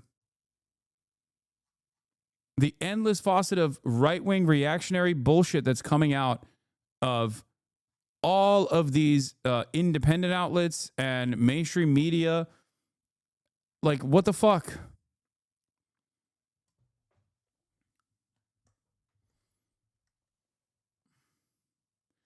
Yeah, they got like they got denaturalization as like a serious subject matter for saying anything remotely critical of Israel, and these guys are like, you know what we should do?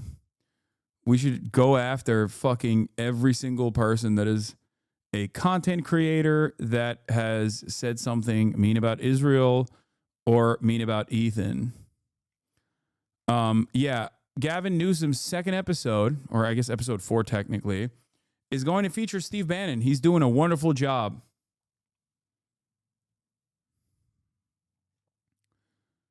He's doing a fantastic job. You know what I was thinking? Not enough right-wing content creators are being platformed on podcasts. So I'm glad that my fucking governor is spending time doing this. Okay? Thank God.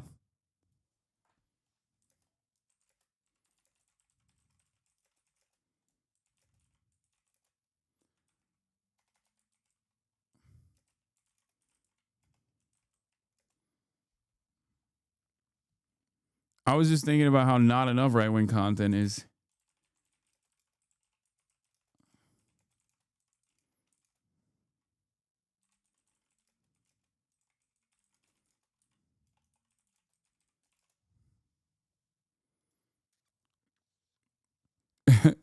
He's like, I want to be president, which is why my first episode was with Charlie Kirk, where I agreed with Charlie Kirk. And now my second episode is going to be with Steve Bannon, a person who recently Sig Heiled.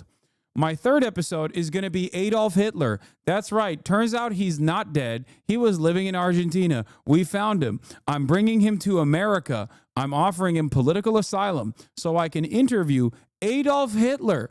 And I'm going to, lo and behold, agree to things that he is saying. because I want to be president of America and I don't care about anything else. Fucking sick, dude. And before people say, Hasan, you went on Theo Von's podcast or blah, blah, blah, blah, blah. It's like, yes, there's a difference between going to an established audience of apolitical people and right-wing people versus bringing on a person. This is his third guest. Asylum abuse. The asylum system is broken in the United States. Asylum abuse? It's time for the federal government to step up and stop ignoring their failure to address immigration properly. Who is this guy? Michael Savage?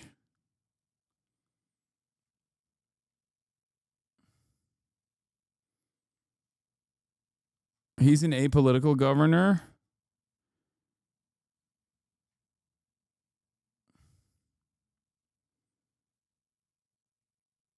What is happening here? He told Michael Savage he gets along with Donald Trump. Gavin's Roganitis. Gavin Newsom charging ahead with his podcast as few Dems condemn his trans remarks.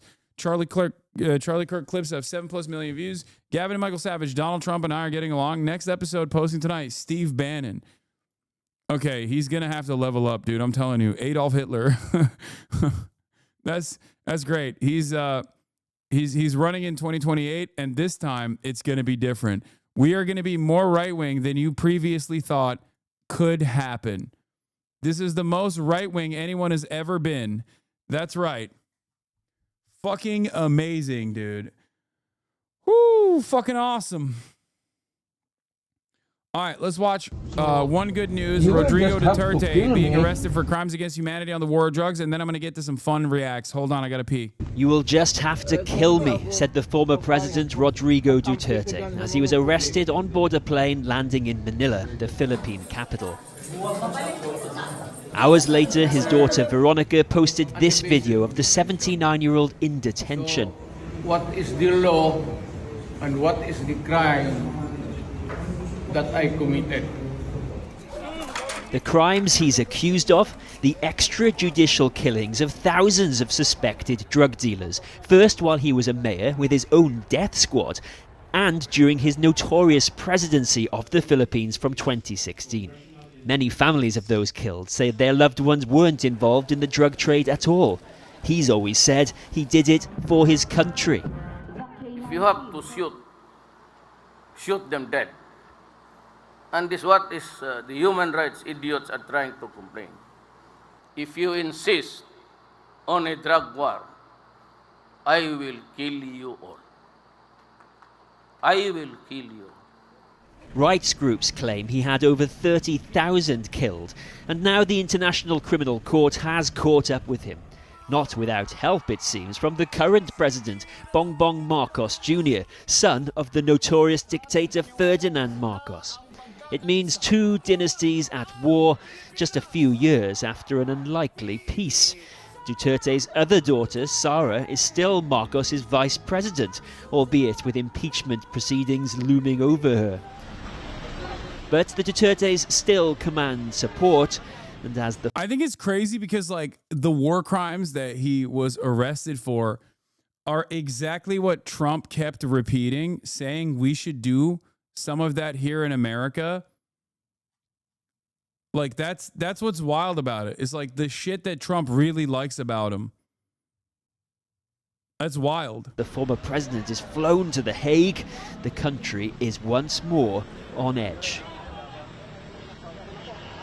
Earlier, I spoke to Richard Hidarian. Was the previous guy actually a dictator, or was just Channel 4 saying that because it's the West? No, yes, he was. Senior lecturer at the University of the Philippines and author of The Rise of Duterte. I asked him how much of a bombshell the news of Duterte's arrest was. I think bombshell is an understatement. I mean, this is highly consequential on multiple levels. I think, first of all, it's a big good news for a rules-based international order, especially in an era of Trump, where every single global institution is coming under attack, I think the ICC can finally take a big win. I mean, last time I checked, the ICC had warrants of arrest against a couple of people, including Putin, Netanyahu, leaders in Taliban, among others. Yeah, I wonder why they can get a big win for, you know, a Filipino former leader, but they can't get it for, you know, big states like regional powers or America's imperial vestige.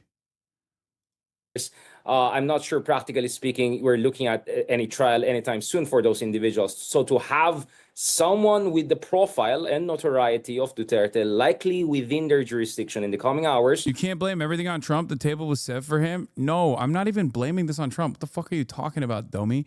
I'm saying that the irony is that what he actually did was war crimes. Like he did a lot of violations of human rights.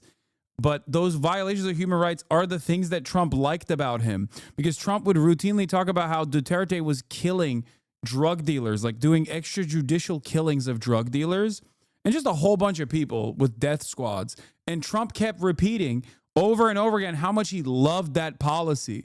Like he literally would actively, anytime he talked about Duterte, he would bring up the fact that he was doing this thing, which has now landed him in fucking criminal prosecution from the ICC. Or days, and hopefully a trial within the coming months, probably 3 months from now or so. That would be a big win for ICC, and I think ICC really needs this. What is fascinating about this is that Duterte's daughter is the current vice president. He endorsed the current president, who now seems to have turned on him. What's happening? This is classic Game of Thrones, right? Loyalty is shifting all the time. And one thing, you know, you're being stopped from the front or from the back. Well, the reality is that the Dutertes were the cause of the trouble. I mean, they could have actually cruised their way all the way to 2028 with Sara Duterte, the current vice president, even potentially getting Marcos' support to be his successor. But no, the Dutertes were not willing to wait. They were entitled. They pushed the envelope. They insulted the president. They called him a cocaine addict. They incited sedition. They called for even coup d'etat, separation of their hometown. My goodness, what else? And then at some point, I think Marcos Jr. just realized, okay, this is an existential crisis, and I'm going to show who's the boss here. There were thousands of people killed in these supposedly extrajudicial killings. But at the same time, when Duterte left office, he was wildly popular, wasn't he? So for this to happen to somebody who still commands that much support, how explosive could that be now in the Philippines? I think Duterte is popular, but not as popular as his survey suggested when he had that fear factor. In fact, his daughter only has a net 20+ approval rating. So that means actually they're not invincible. We have to also watch what will happen next. What will the daughter do? What will the other surrogates of Duterte do who are running for the Senate? Will they be effective in coming up with a kind of a counter narrative and portray themselves as the victims of a witch hunt? So this is just round one in a new chapter. Can you please stress that there was often no proof? Yeah, there was no proof that the families or the people getting killed were even drug dealers either. Yes. Some real fucking brutal shit. It's wild though, because like, it's not like Marcos is a good dude either, for the record. Oh, God, I feel bad for my Swagapinos, dude. Marcos, I would say, was like the OG TikTok misinformation victory candidate.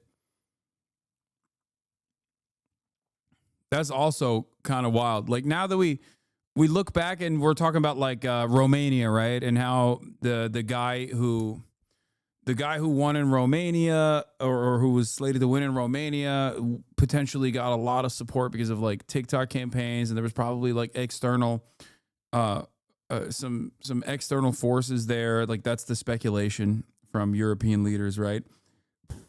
And it's like Marcos was the OG dude.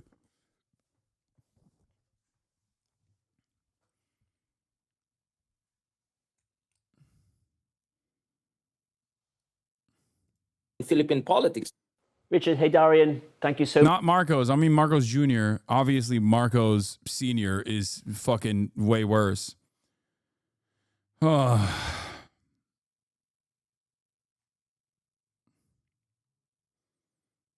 We also actively did a psyop in the Philippines to get them to have vaccine hesitancy against the Sinovacs, the Chinese vaccine, because we were mad that China was doing soft power initiatives in the Philippines, and we want to use we want to use the Philippines to make sure that China never gets a foothold in the South Asian Sea and like establishes decent relations with every nation in the South Asian Sea, South China Sea. So we can't have that. Hey, you are not correct. I heard you don't like little Babby murder and talk about how Babby murder is bad. I don't like that because they told me not to like that. So now I'm mad at you. I'm going to now edit a video of your big dog pooping in protest of you. Good luck. Yeah, we moved on from that, chatter. Come on now. Come on now. All right. There's a couple of videos that in early I've been meaning to 2020, watch. I started You Are becoming- Witnessing the Death of American Capitalism is something that everybody said was really good. I Became a Right Winger to Prove How Easy the Grift is a really good one too. So yeah, we're going to do that right now. Increasingly interested in finance. I know. Ugh. But this was mostly trying to make sense of the logic behind what the Federal Reserve did in response to COVID, which I'll get into later. But the more and more I learned, the less and less it made sense. So I started deeply analyzing stocks from companies that I was personally and professionally familiar with, such as CuriosityStream and Spotify, which led to me starting a private fund that strategically shorted those companies. I even ended up getting hired as a freelance consultant for venture capital firms. Me, a musician with no higher education whatsoever. And the more time that I spent looking at and studying the big picture, the more that I doubted myself, as if the only two options were option A, me being unable to understand what every 25-year-old day trader understands, or option B, I'm right and every hedge fund manager and billionaire is wrong. But what if there's a third option? What if capitalism's death wasn't a mistake or something that the ultra-wealthy were trying to avoid? What if the pesky burden of labor laws and taxation could be avoided by deprioritizing the goal of financial profit, or maybe even money itself? This video is going to explain or explore what I and an increasing number of economists think is happening or has already happened. Hey, yo. Hey, yo. 1 minute and 16 seconds in, Giannis Varoufakis mentioned. What the hell? What the hell? Okay, I'm already invested. I don't know anything about this guy, but very cool.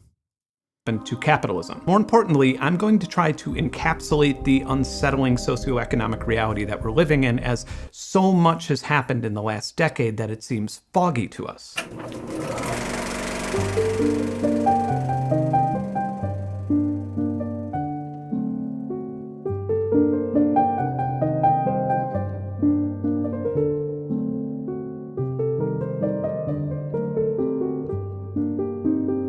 Ben Jordan is a fantastic music creator. He has a good band and usually covers music, fun stuff. He made a video and called himself a libertarian, but I'm 90% sure he's like Chomsky style. You can't fairly describe capitalism without mentioning its predecessor, feudalism. And feudalism was a power structure in kingdoms where wealth was defined by the control of land rather than money. And our history books tell us that feudalism ended sometime in the late 15th century, but there's a much more recent version of it that would be a much better example for the purpose of this video. When the Civil War ended, or when the first American Civil War ended, depending on how far into the future you're watching this video, a lot of former slaves were offered a deal where they could continue living and farming on the same land where they were slaves in exchange for a portion of the crops. In many cases, they would only be able to sell their remaining crops through the plantation store, and with that income they could participate in trade, which would allow them to buy more tools and negotiating power in hopes to eventually buy land for themselves. By the late 1930s, 2/3 of sharecroppers were actually white, and the Great Depression had shut down enough farms that many of the tenants migrated to large cities to become factory workers. It would be important to note that sharecropping is not technically outlawed today, it's just that American capitalism's growth made it obsolete. The former definition of capitalism is a system in which individuals and private parties control the means of production, and profits are the key driver of economic activity. And it's important to note that within a closed... If you adequately describe capitalism, it is virtually impossible for you to not come across as a socialist. That is precisely what Das Kapital does as well.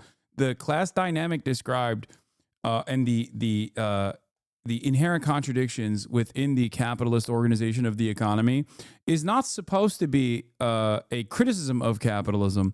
is just supposed to be descriptive of capitalism. This is a reality that a lot of people don't understand, which is why so far this person is describing capitalism correctly, which is why he might come across as, you know, in the words of DJ Academics, kind of like a socialist, teetering on the edges of a socialism kind of guy.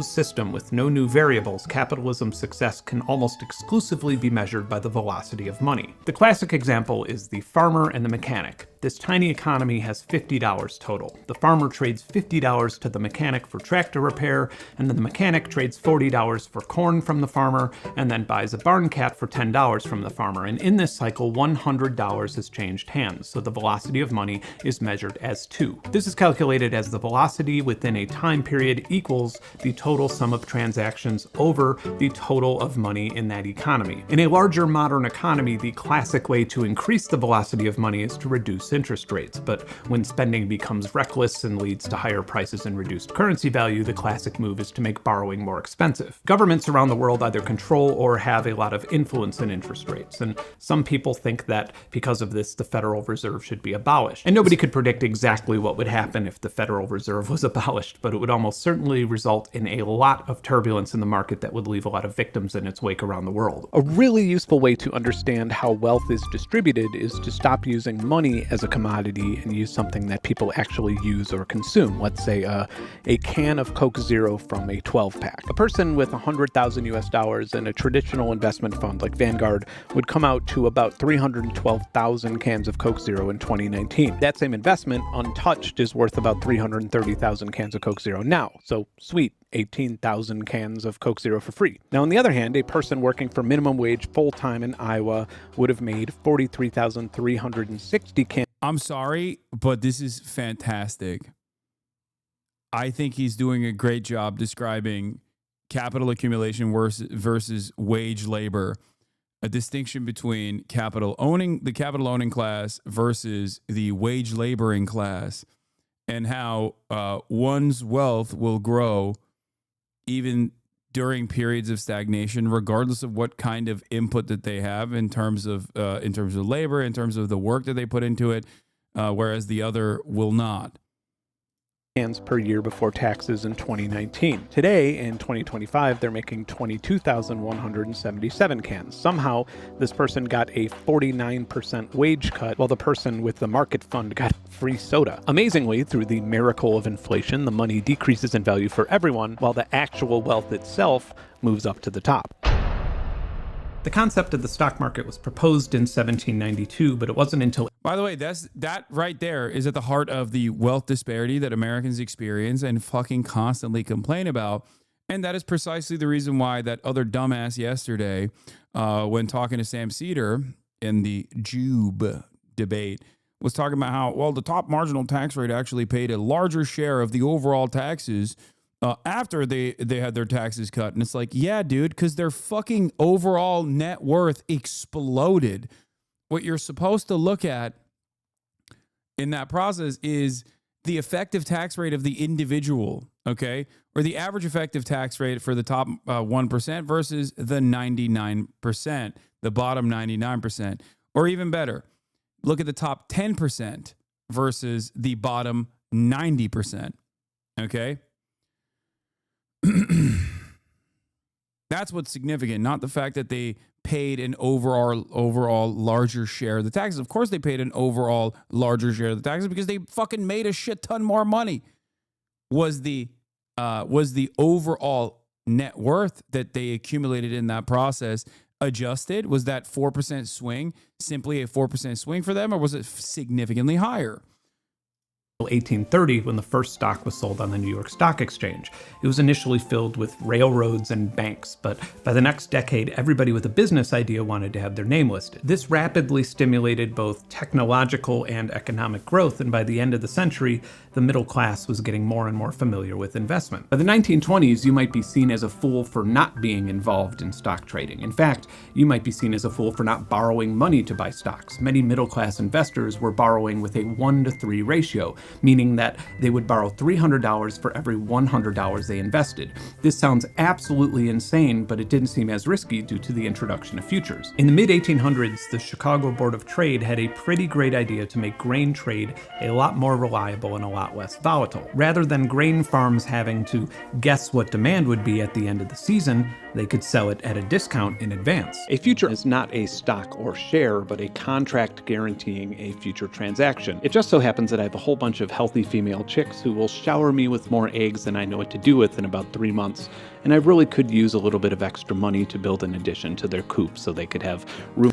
If you hate capitalism, then get rid of all the money you have and go live like a socialist. So tired of rich people calling for socialism as if they're actually on people's side while profiting off the fools who follow them. And if you say you're not rich, my eyes are going to roll out of my head. Capitalism isn't bad, consumerism is, and you support societies that literally treat women like property. So you are word doesn't mean much. I think regardless of how stupid you are, you should still probably get health care. Whether you want it or not doesn't really change the dynamic for me. I still think you deserve free health care and a free college education, as a matter of fact. Perhaps you would at least be able to fill your brain with information rather than the coins that are jiggling up there in an empty tin can. You know?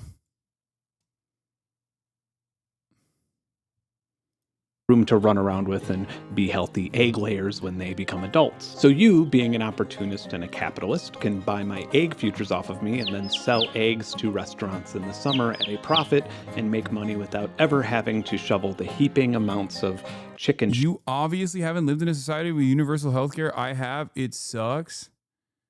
I grew up in Turkey, a much poorer country than the United States of America. And let me tell you, okay, public health existing, like a national healthcare structure existing, even though there is also still private insurance in Turkey, is still wonderful. It was a wonderful thing. Anyway, that's always funny though. People who are like, you don't understand, universal healthcare sucks. You should probably stop eating shrooms.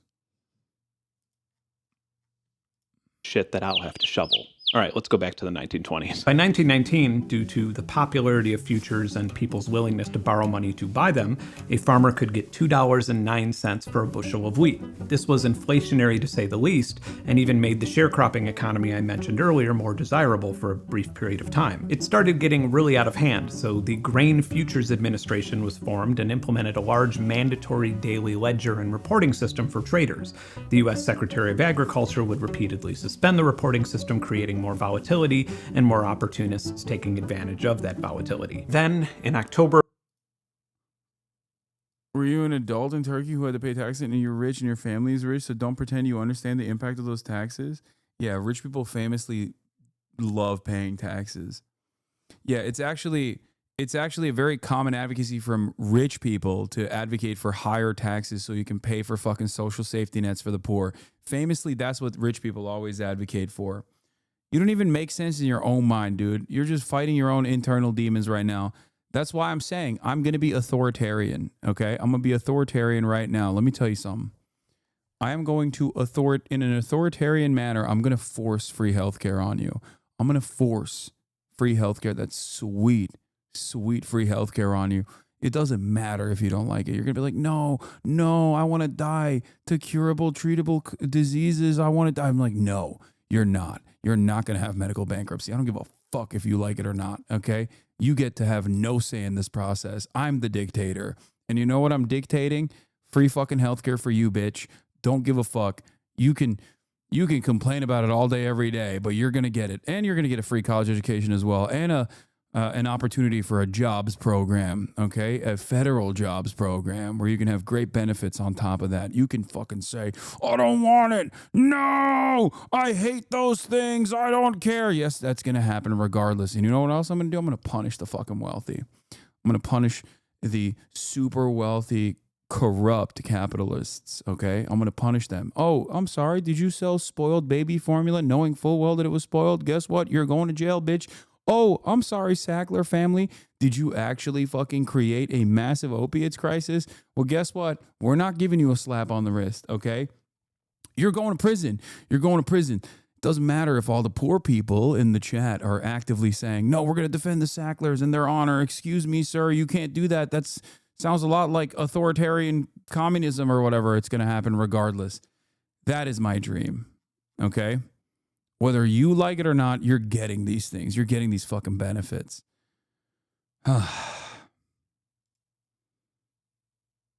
Of 1929, as there was more money out on loan than there was circulating in America at the time, and as more wheat was being produced than the population could ever hope to eat, the elephant in the room woke up and took a giant shit on the floor. Everybody tried to get ahead of the crash, which more or less caused the crash, and by the end, a bushel of wheat was only worth 49 cents. And for the next 12 years, capitalism was a failed experiment. Well, wait, actually, for the next 20 years. We like to think that capitalism made its great comeback during the Second World War, but by today's standards, that was, I'm not even sure if I'm allowed to say this word in public anymore without being arrested, communism. But we didn't just go from the freezer to the frying pan immediately. Franklin D. Roosevelt's New Deal founded the SEC to protect investors moving forward. I don't think it was communism, but I do think that it was the closest that America has ever come towards central planning, the war economy, 100%. Like the New Deal is the closest that America ever got to being a competent social democracy. And we're basically eating off of the remainder of that, of all of those policies from back then. It's pretty crazy to think about. Like the closest America's ever arrived at, like even development, things of that nature, rapid industrialization, rapid growth. Fuck, man. Ay. All right, let's introduced the Social Security Act and the Fair Labor Standards Act and prohibited child labor while securing a national minimum wage and workers' rights to unionize. Successful fellas with even a fraction of the wealth that Elon Musk or Jeff Bezos has would have paid a 79% income tax, and companies like Tesla and Amazon would have paid a corporate tax rate of 15%. But the C word wouldn't come until the US got involved with World War II. To say that the war efforts... Segregation was a thing. Yeah, I know. But it's also silly to bring up segregation in that regard when we're talking about economic policies, because it didn't factor in to central planning in terms of like, they could have not done that and still did all of these policies, and America objectively would have been better. Okay? You're right. It is obviously consequential. It's very impactful. It's something worthy of tremendous amounts of criticism. Okay. And it actually played a hurdle in the even development, like in the project of rapid urbanization. It literally was a burden. America's racism got in its own way once again. So that part of the story is important to address. It's not something that I, cast aside.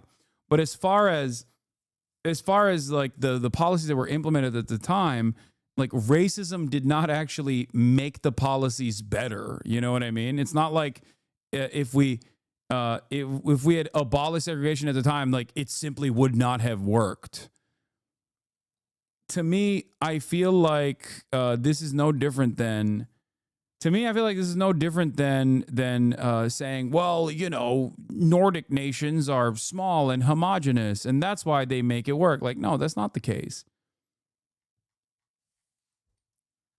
It would have been more bountiful if we were to address the historic wrongs of white supremacist racism, chattel slavery, and segregation at the time, nip it in the bud. America would objectively be a better place right now. First of all, I don't think white supremacy would be as successful as a button to push that Republicans push all the time. But if we're talking about central planning, like people who bring up segregation in that process unironically make the I guess reverse side of the same exact argument that like dummies make about Norway, where they'll say stuff like, well, Norway is homogenous. stimulated the American economy would be a vast understatement. But this was under a closely guiding hand from the federal government, and it was every free market capitalist's worst nightmare by today's standards. Many companies were told what they would be producing and how much of it they would be producing. Yeah, ironically enough, the anti-black racism and white supremacist attitudes, of course, was a very common way to attack communism as well, which is, you know, this is according to Central Committee, the campaign post for CPUSA, Communist Party of the USA in 1930. Communists have historically been on the side of equal representation and have been, I guess, dare I say, woke. That is precisely the reason why a lot of people attacked Martin Luther King and many individuals, some of which had more radical political perspectives than even MLK himself, as communist agents of the USSR, as a matter of fact. Some of them were literally Maoists, like the Black Panther Party, but overall, Black American history has, dare I say, more socialist, communist, anarchist, Maoist figureheads than capitalist ones. Isn't that crazy? You never learn about that in school. Isn't that wild? Like, if you hear about it at all, it's usually under negative terms, like, oh, Malcolm X was violent, you know? Like, don't listen to him. He was violent. He was not a good guy, or whatever the fuck they teach in American school. They even say MLK, it was good because he was peaceful, and they completely fucking whitewash his political ideology and his background. He was an anti-imperialist. He was a socialist as well. Interestingly enough, either black figures, revolutionary figures, are immediately whitewashed or undermined and considered to be bad and wrong. It's actually really interesting when you think about it.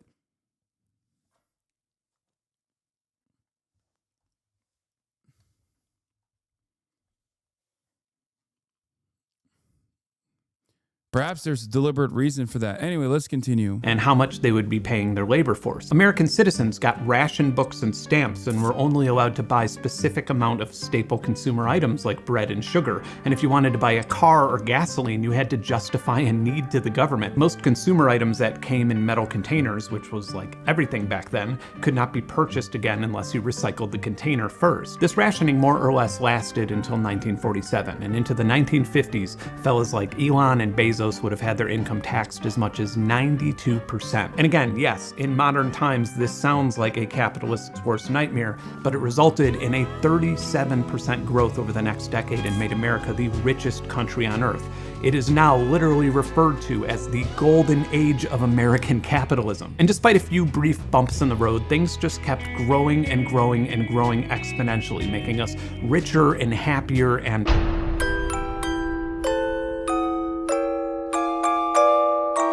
In the early 2000s, capitalism got so complicated that investors didn't fully understand what they were buying, and that's not an exaggeration. This was by design. There were trillions of dollars to be made by obfuscating what commodities were being sold in your average stock market transaction. A great example, everybody watching this has heard the term subprime mortgage, but I'd guess that not everybody knows exactly what it means. It means a risky mortgage. If you've ever purchased a house, you may have witnessed the wild auction that takes place without your consent or knowledge the moment you sign the mortgage papers, and the average mortgage is sold 2 to 3 times before it's paid off. Here's an example of a 2005 style mortgage. It's an expensive house. It had ninja verification, which means no income, no job or assets. The credit score is around 500, and it has an 8% or higher interest rate. That's an ARM loan, meaning that it will be adjusted to the market in the future. The delinquency rate of a mortgage like this in 2008 was 25%. So anyway, if you want to buy it, I'll just take 2% of the overall value, and you'll still make a bunch of money when the loan is paid off. Why don't you want to buy it? Hang on, I have an idea. Let's make this a little bit of a safer bet. Let's mix it up with some other mortgages here, and I'll get somebody who depends on me for business to give it a rating. And then we can just call it a mortgage-backed security, which is a type of bond. And it's a bit like a future, but it's even better because you can exit the investment whenever you want just by reselling it.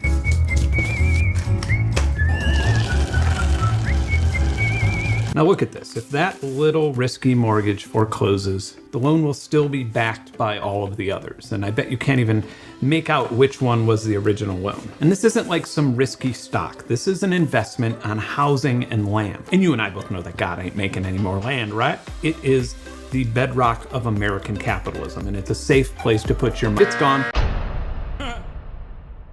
A lot of batshit insane things happened in the 2008 financial crisis. I bet you could probably make some really successful Hollywood movies about it. Object to the test! Good. Ultimately, in just 6 months, the Dow Jones lost 54% of its value. Massive banks perished. Washington Mutual, Bear Stearns, Fannie Mae, Lehman Brothers, to only name a few. We needed another New Deal before people's bank accounts were wiped. And this time, we tried something a little bit different. These are not normal neoliberal deal circumstances. The market is not functioning properly. Instead of doing something utterly reckless, like revamping and updating laws to protect workers or creating programs to help the middle class so we could be, on par with the rest of the developed world, we figured that if we just gave $700 billion in bailouts to banks, that money would trickle down and more. It's really cool that we did another version of this during COVID because we just simply don't have. I mean, I guess we did have an existing system to be able to get to virtually every single person. It was just far too terrifying to use it. But even our payment structure was divvied out by way of the PPP, which was a way to, instead of utilizing the postal services or the IRS to figure out where the need was and to reach virtually every single person with direct cash infusions, we thought, let's just give fucking unconditional loans that we will forgive later down the line to whichever company says they have employees. Because there's, after all, no other way that we could technically give the money directly to the workers. Also, if we were to give money directly to the workers, that would be scary. You would be incentivizing them to not work. As long as companies said that they were going to take that loan from the federal government and give it to their workers, then that's a good idea. Let's just give them money. Okay? Let's just give these companies money with the hopes that if they do a pinky promise, that money will somehow make its way to the employees themselves. Really cool stuff we did there. Oh, wait, turns out that was also devastating. I'm obviously jumping over his point because he's basically talking about the older version of this in Obama's neoliberal New Deal, where instead of directly helping all of these Americans that were fucked over with predatory loans, we just, gave the money to corporations instead. We bailed out the banks and we bailed out big businesses without any sort of significant assurances that they would actually help the workers in the process. More or less accomplished the exact same thing. Now, you're never going to believe this, but it did not. Ultimately, while unemployment and foreclosure skyrocketed, the banks experienced a generous heaping spoonful of socialism. And to pay for this, we borrowed money and we printed money. In 2006, the Federal Reserve printed $148 billion in currency. By 2012, that number had increased to $380 billion. The inflation was immediately reflected in home prices and even more so in the great, awkwardly socialist rebound of the stock market. In 1994, Jeff Bezos was a hedge fund manager who wanted to start an online bookstore, which was already a hard pitch at the time. Why would anybody want to buy books online when they could just go to the library? But it was even worse. He was allegedly transparent to his investors and told them that he intended to prioritize growth over profit for a very long time. All in all, he had 60 meetings offering 1% of ownership for $50,000, and the biggest investors were his parents, buying up 6%. With 22 investors, Amazon.com got off the ground with $1 million. By 1999, Amazon was selling everything from books to DVDs to household goods to electronics, and soon after, the company transitioned from being a retailer to an online gateway for other retailers. Amazon customers could pay a low annual membership fee for unlimited free 2-day shipping, and both retailers and manufacturers began to become dependent on that convenience. Retailers weren't the only ones with a dependency problem. Here's 3 stats that will probably fuck up your whole day. By 2021, it was estimated that 60% of the US population were part of an Amazon Prime membership. It is now estimated that only one... This is why regularly advocated to allow Amazon to basically suck up the rest of the competition and become a pure monopoly in every sense of the word, even though it already is in the field of e-commerce, and then nationalize it. Nationalize Amazon. Okay? Chinese style. Make Amazon Chinese. Do you understand how sick that would be? Percent of Amazon Prime members compare prices with other online retailers. And incredibly, while Amazon refuses to confirm this, there are thousands of reports of people finding examples where prices for the exact same products are higher for Amazon Prime subscribers. Does that sound like free market capitalism to you? Walmart had to resort to emulating Amazon's business model in an attempt to keep up.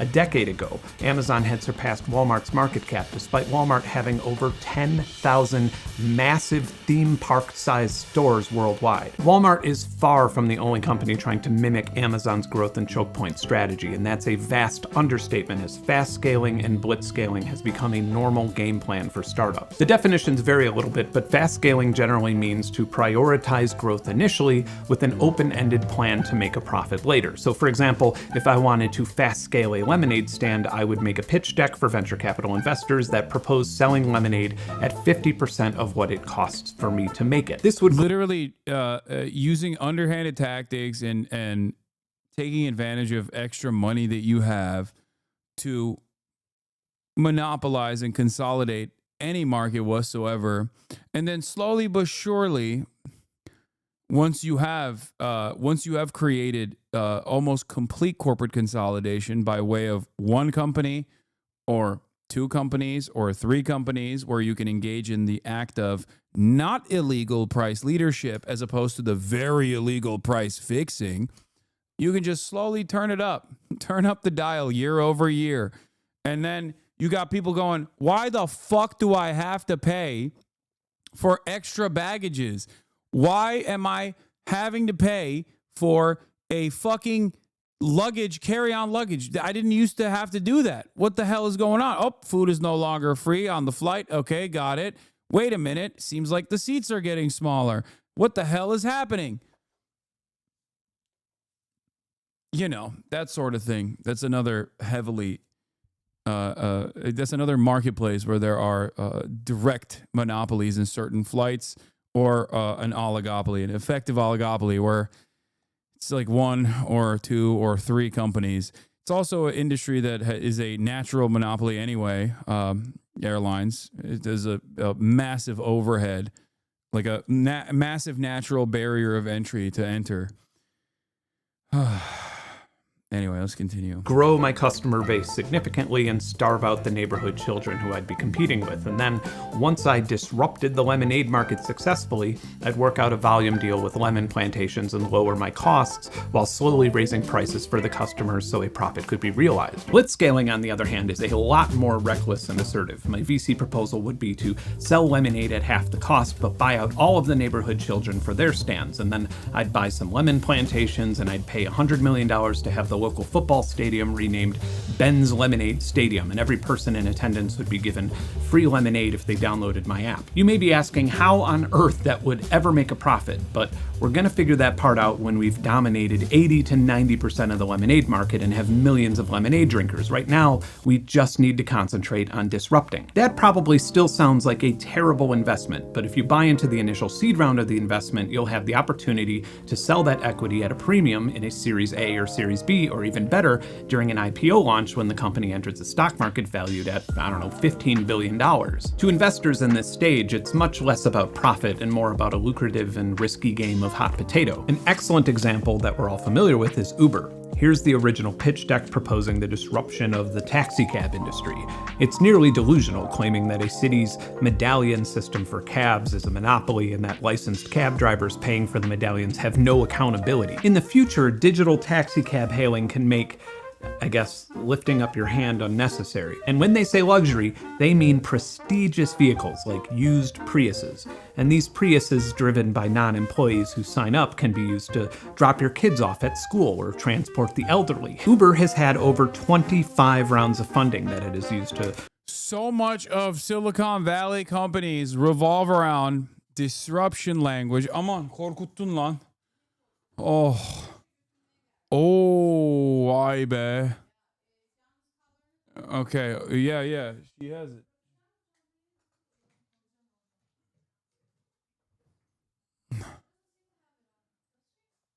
No, she does. Here. Oh. Leash'i şeyde. Al bunu da al. Leash. Şeyde, hayır. It's on the chair.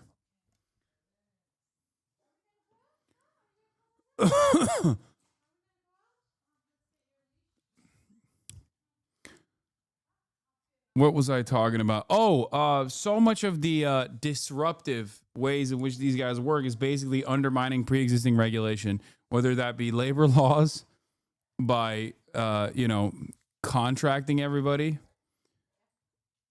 What happened? No, it's just my mom, who wanted to walk Kaya.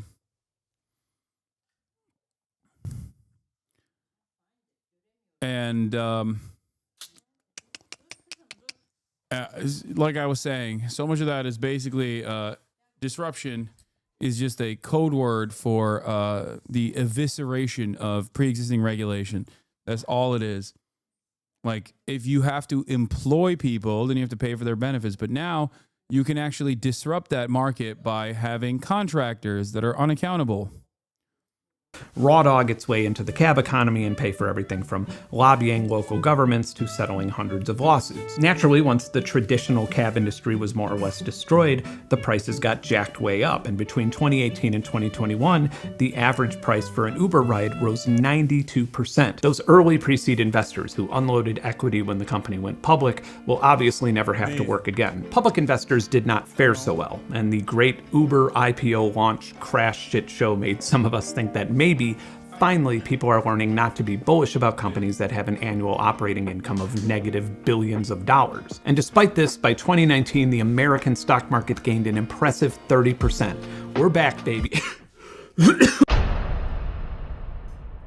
While COVID is a hot topic for debate these days between scientists and cult members, let's try and remember how utterly terrifying 2020 actually was for us. The economy obviously screeched to a halt, and many industries have still, and probably never will, fully recover as society was forced to change their economic habits. And while the stock market initially crashed in 2020, within 1 year, it had risen to over 30% of its pre-pandemic levels despite the economic apocalypse happening around the world. This is because on March 23rd, 2020, the Federal Reserve announced that it would be launching a bunch of new programs like the Primary Corporate Credit Facility, which would buy new corporate bonds, and other programs that would buy existing corporate bonds, mortgage-backed securities, and asset-backed securities filled with student, car, credit card, and business loan debt. The federal fund effective interest rate dropped to 0.05%. And all of this was before any person or local government received so much as a dime in relief. The following month, the CARES Act was announced, which was a free $1,200 check sent out to every American making under $75,000 a year, regardless of their circumstances, with no questions asked on how or where it would be spent. This would be the first of 3 such checks that Americans. I still have my check somewhere with Donald Trump's name on it.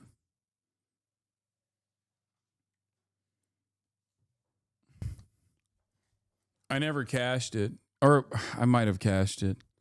I don't remember. Which is why it's funny, because everyone's like, Hasan, you've always been so fucking wealthy. You were born 6'4" and also unimaginably wealthy. And it's pretty funny because, like, yeah, I got a fucking COVID stimmy, dumbass, because it was off of what your 2019 tax returns were. Like, of course, people don't understand that, but citizens received with a federal tab totaling $814 billion. And for those of my viewers who have been longing for an explanation for the massive increase in hammock sales that year, now you have your answer. These stimulus checks were just a tiny sliver of the overall $5 trillion that the American... They're gonna be like, Hasan engages in tax fraud but while being a wealthy gorillionaire and still getting COVID stimmies from Trump. government spent on subsidizing the economy, and you would be right in assuming that the list of recipients was outrageous. Airlines received more money than SNAP or food assistance programs. Payroll tax exemptions got more than housing programs and farmers combined. Massive loans and grants were given to the likes of Kanye, P. Diddy, Jared Kushner, the Church of Scientology. But more importantly, for the purposes of this video, a huge portion of that money went to fintech lenders, investment firms, and venture capital groups like Andreessen Horowitz, which was immediately repurposed into investments into a new, rapidly growing type of economy that some economists refer to as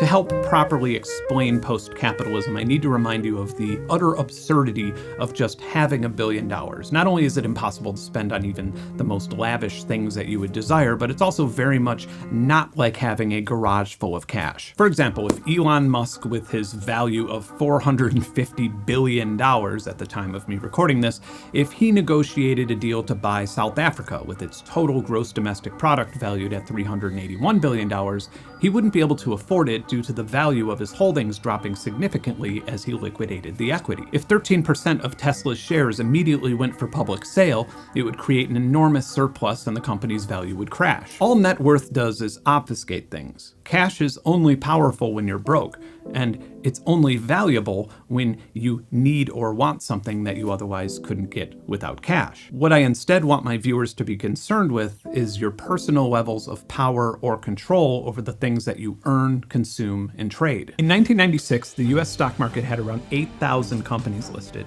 and since then, our economy has grown by over $25 trillion, and now our stock market boasts nearly 4,000 companies. In that same period of time, the number of listed companies around the world went from around 24,000 to 51,000. So what is happening here? Why would our variety of public securities drop by 50% while the rest of the world's doubled?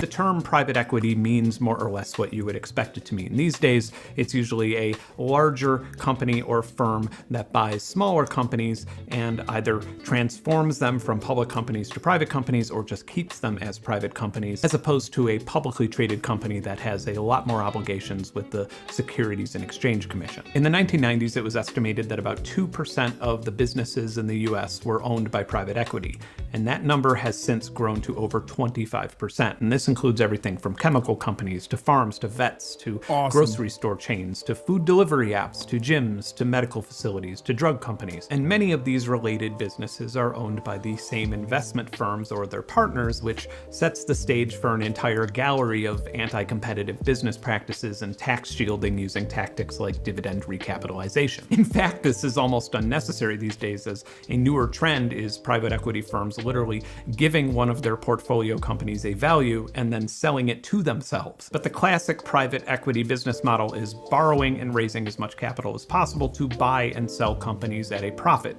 And the faster this process is done, the better, as this beckons the velocity of money demonstration that I gave you earlier in this video. You can argue that these are just complex capitalist maneuvers, or perhaps late-stage capitalism, a term that's been used since Werner Sombart coined it in 1928. But even that is not happening anymore. The velocity of these transactions is slowing down significantly, and the average private equity holding time is the longest that it's been in 20 years. The COVID stimulus and the market effect from it led to an enormous boost of acquisitions in 2020. And even though we're now...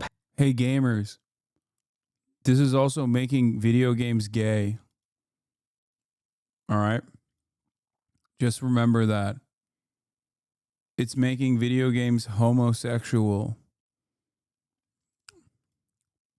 Past the median average private equity holding period of 3 to 5 years, exits have been stagnant. What's more alarming is that in 2020, many workers proved to corporations that they don't need to come into the office at all, which also proves to corporations that many of them can be replaced by labor by anybody in the developing world who speaks English. That is a private equity investor's wet dream. So what gives? Does nobody like money anymore? The point of all of this maneuvering is decreasingly about turning a profit and increasingly about transitioning to a rent-based economy that hedges inflation. Right after the 2008 financial crisis, investors investment firms started betting big on farmland, typically hiring local farmers to manage them, but more frequently offering leaseback programs where the farmer continues working but rents the land, ultimately losing control over their working budget and circumstances. Otherwise, since then, and especially since 2020, in almost all cases, investment is not attracted to innovation or profitability, but to business models that act as a middleman offering subscriptions to products or services you would otherwise buy directly. For example, software, movies, video games, parcel, pizza delivery, headphones, cell phones, groceries, clothing, underwear, heated car seats, pregnancy. A rent-based economy has always been present in real estate, but if you're an American homeowner, then you've probably had an annoying amount of investment groups asking if you'd like to sell your house. And it's not unusual for those investment groups to pay over market value for single-family homes. It also shouldn't surprise you to hear that homeownership has been declining, particularly for millennials, with nearly 2 out of 3 people under the age of 40 being renters. Many argue that this is primarily due to inflation and sluggish wage increases, but the cost-to-income ratio has risen for renters and dropped for homeowners. The wealth gap between renters and homeowners has widened by over 50% in the last decade. In lower and middle class households, white people are nearly 2 times more likely to be homeowners than people of color, meaning that younger minority groups are likely to be increasingly disproportionately punished in the future when you take all of this data into consideration. Profit and even money itself is only really valuable when it buys power. And if a societal system can be engineered to gain power without profit or money, capitalism begins to exist as something to exploit within that system under its umbrella. It sounds hyperbolic, but it needs to be said a lot more often. Most of us do not realize that we are in a constant battle with billionaires who don't want us to own things, but rent them. And when we don't own things, we lose control over our own budgets, lives, decisions, and ultimately our own destinies. Here's a pertinent example. Did somebody that you know send you a link to this video, or did you type in Ben Jordan new video and find it that way? Or was it recommended to you by an algorithm? Or was it placed on... Or maybe a third party radical Twitch streamer is watching it in front of his audience in real time.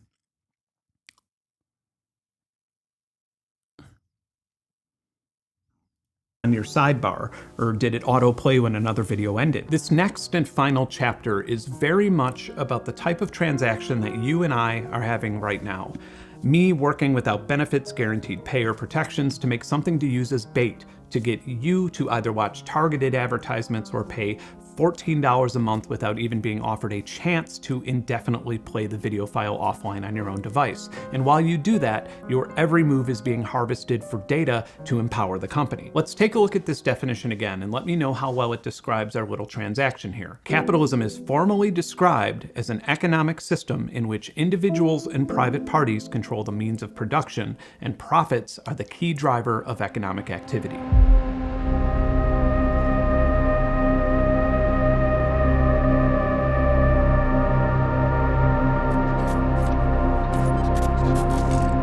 Long before the pandemic, the foundation had already been laid for an economy that transcended goods and services. Facebook's Cambridge Analytica scandal, where 87 million users were psychologically profiled without consent and served political ads, was hugely associated with both the 2016 presidential election and the Brexit referendum. Many people believe, including whistleblowers who worked in the data centers, that without Cambridge Analytica, the UK would still be part of the European Union. Better yet, here's a leaked debriefing slideshow from Cambridge Analytica giving themselves credit for using mined personal data in combination with misinformation campaigns to win an election. As Americans,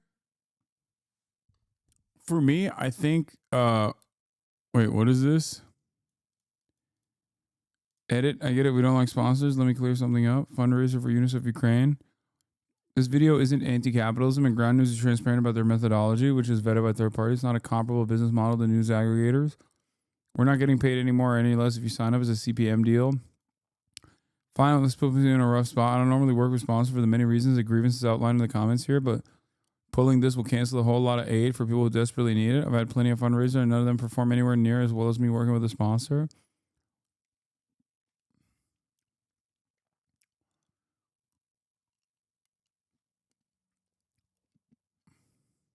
This video isn't anti-capitalism. I mean,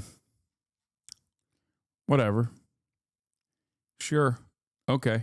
Americans were concerned and distracted by claims of voter fraud. Wink. I will say this much.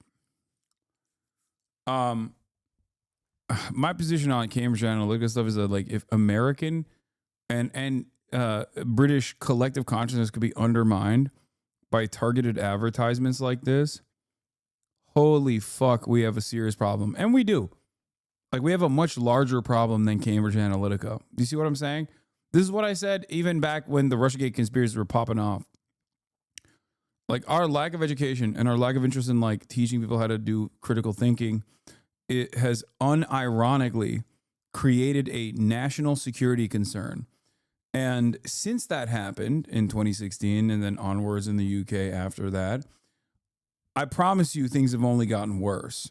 We're actively doing it to ourselves on a daily basis. We literally let a billionaire take control of Twitter, which was, you know, not the most popular social media platform, but still it was a pretty sizable social media platform. And clearly that has had tangible impact on political discourse and American consciousness in general. So things are bad and getting worse. Meanwhile, Donald Trump is saying that he's going to abolish Department of Education next week. So there's some cool stuff there too to look forward to. And hacked machines, we forgot to notice that democratic elections don't work when news and information are no longer democratized. For example, in most dictatorships, the government will have an office that permits or denies which stories can run in the newspaper. In 2025, every piece of news that the average voter sees is manipulated by a third-party aggregator. Even if you go to something like Google News and select the generalized headline areas, your feed will be different than mine. This disequilibrating of information was concerning enough when it was being done for ad revenue and profit. But now, it's about a lot more than that. Whether capitalism is healthy or unhealthy at any given point in time, it has always provided the framework for negotiation between profit and labor.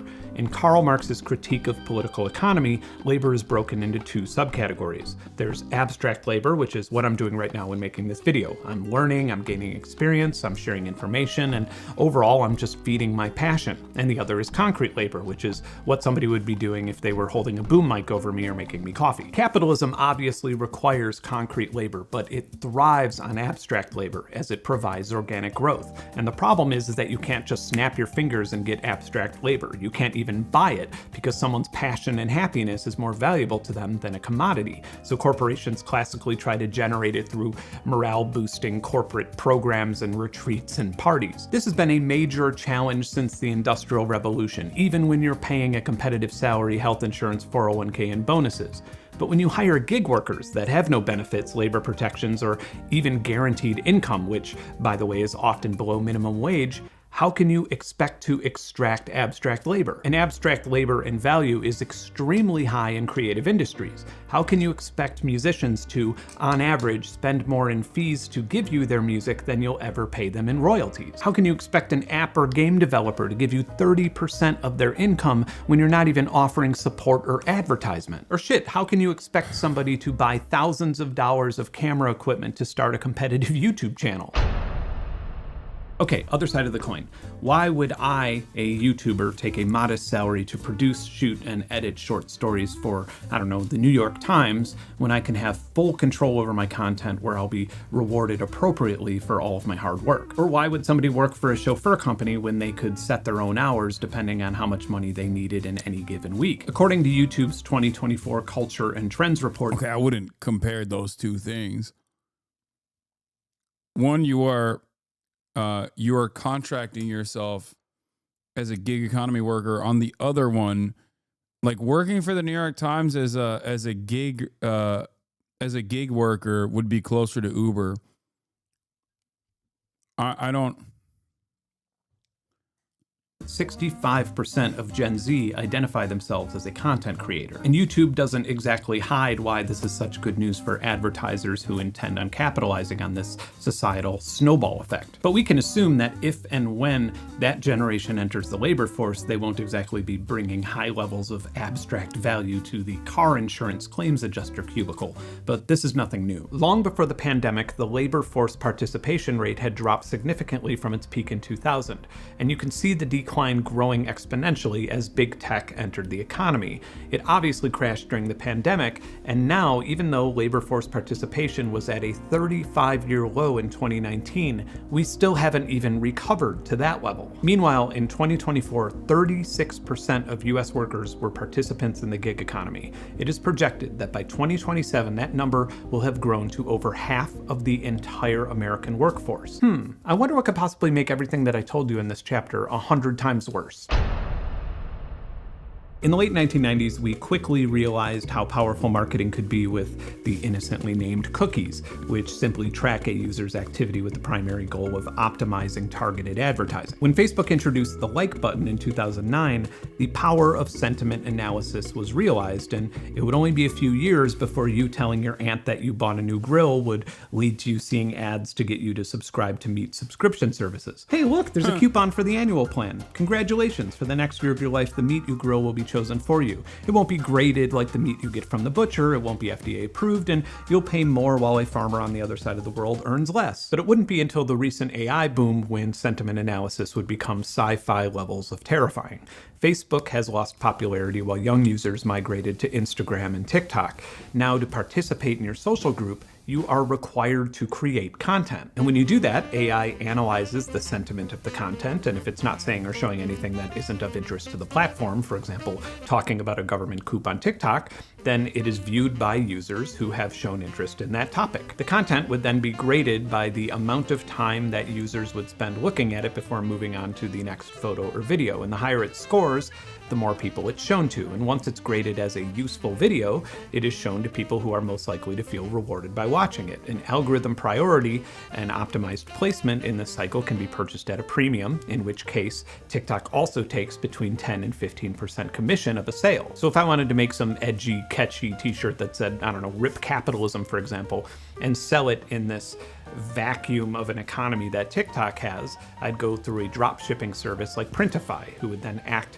as a middleman for finding a printer. And Printify, of course, offers a subscription too, and they make money from both the printers and the designers. In this cycle, abstract labor is either unpaid or paid pennies on the dollars in comparison to the wealth that their labor generated. This isn't exactly a speculation or a prophecy either. As of 2025, 1 out of 3 young people have shopped on social media in the last week, and another study of 14,000 global consumers has shown that 91% of people prefer buying cosmetics on social media. 81% of the people in that study prefer buying clothing that way, while only 57% even bother trying clothing on before purchasing them. And again, one could argue that this is merely capitalism on methamphetamines, but a store like Kohl's employs 96,000 people. Printify employs 760 people. Kohl's sales have declined for 11 consecutive quarters, and it can be expected that their payroll will shrink along with it. The reason I'm using clothing as an example here is to show you how powerful sentiment analysis is at converting consumers to this new economy. 15 years ago, if you proposed the idea that the value of a video app would be higher than,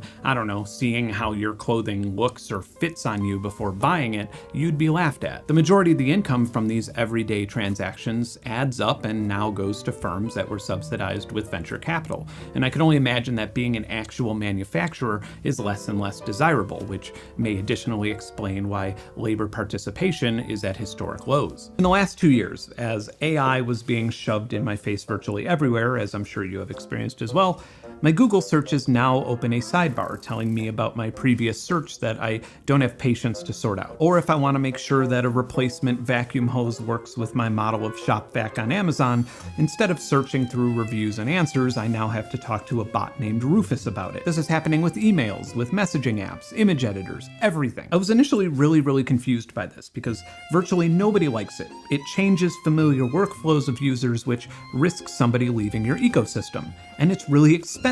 Just one round of training an LLM or large language model can cost over $200 million. And that's not to mention the hugely increased processing power that needs to be done every time that you query that model. And all of this is just happening automatically just to beg us to use it. Why? The reason that so many cloud-based companies are dumping so much money and resources into pushing this technology on everyone is to capture the part of our routine that comparison shops or researches or asks for advice or arrives at a logical conclusion about something. If you become friends with ChatGPT or Gemini or Rufus or Siri, and you consult with their vast informational resources on a more personal and casual level, you're not only supplying them with the purest form of sentiment analysis, but you're helping them build a system that will further control not only your decisions on what to buy or subscribe to, but what hobby you'll take up next summer. Not only is it influencing your decision on where to buy an engagement ring or where and when to go on vacation to propose to your partner, there's nothing stopping it from influencing your decision on whether you should get married at all. It would be very naive to think of digital assistants as your assistants. They are very much not there to help you, but to help their owners. And the conclusion that most of us has is that they're there to help their owners make more money. But in the case of things like the Cambridge Analytica scandal or Twitter quite literally and intentionally becoming an interactive right-wing propaganda tool, there's a lot more to be worried about than money. What we ultimately have is money being extracted to systems that do not grow or scale the way a capitalist system does, by expanding the assembly line or opening more chain restaurants or researching and patenting a new type of refrigerant. And I am personally convinced that the market will crash again and more money will be borrowed and printed that will ultimately be invested into the further transformation into a rent-based economy. During World War I, America's debt to GDP ratio was 35%. In World War II, as we strained every single resource that we had, it skyrocketed to 121%, meaning that we had 21% more debt than value as a nation. Our debt to GDP ratio once again skyrocketed after the 2008 crisis, and it just kept rising. And right now, we are at 123%. Higher than it has ever been in the history of our economy.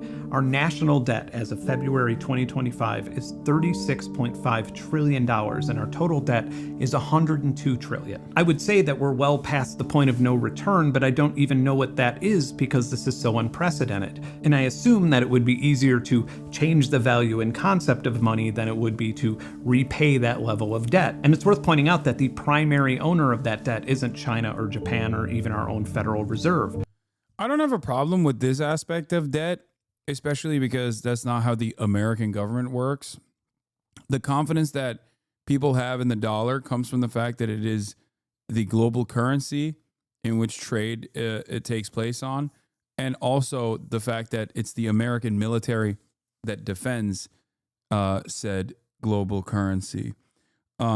So in that sense, it doesn't really matter. I mean, another great example is like during World War I, right? I mean, World War II when it skyrocketed.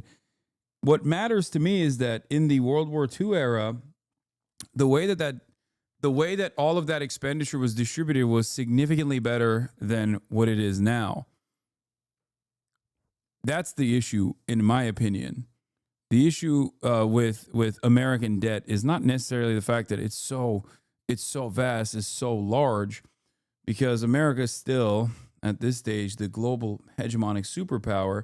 I'm not like a debt guy at all.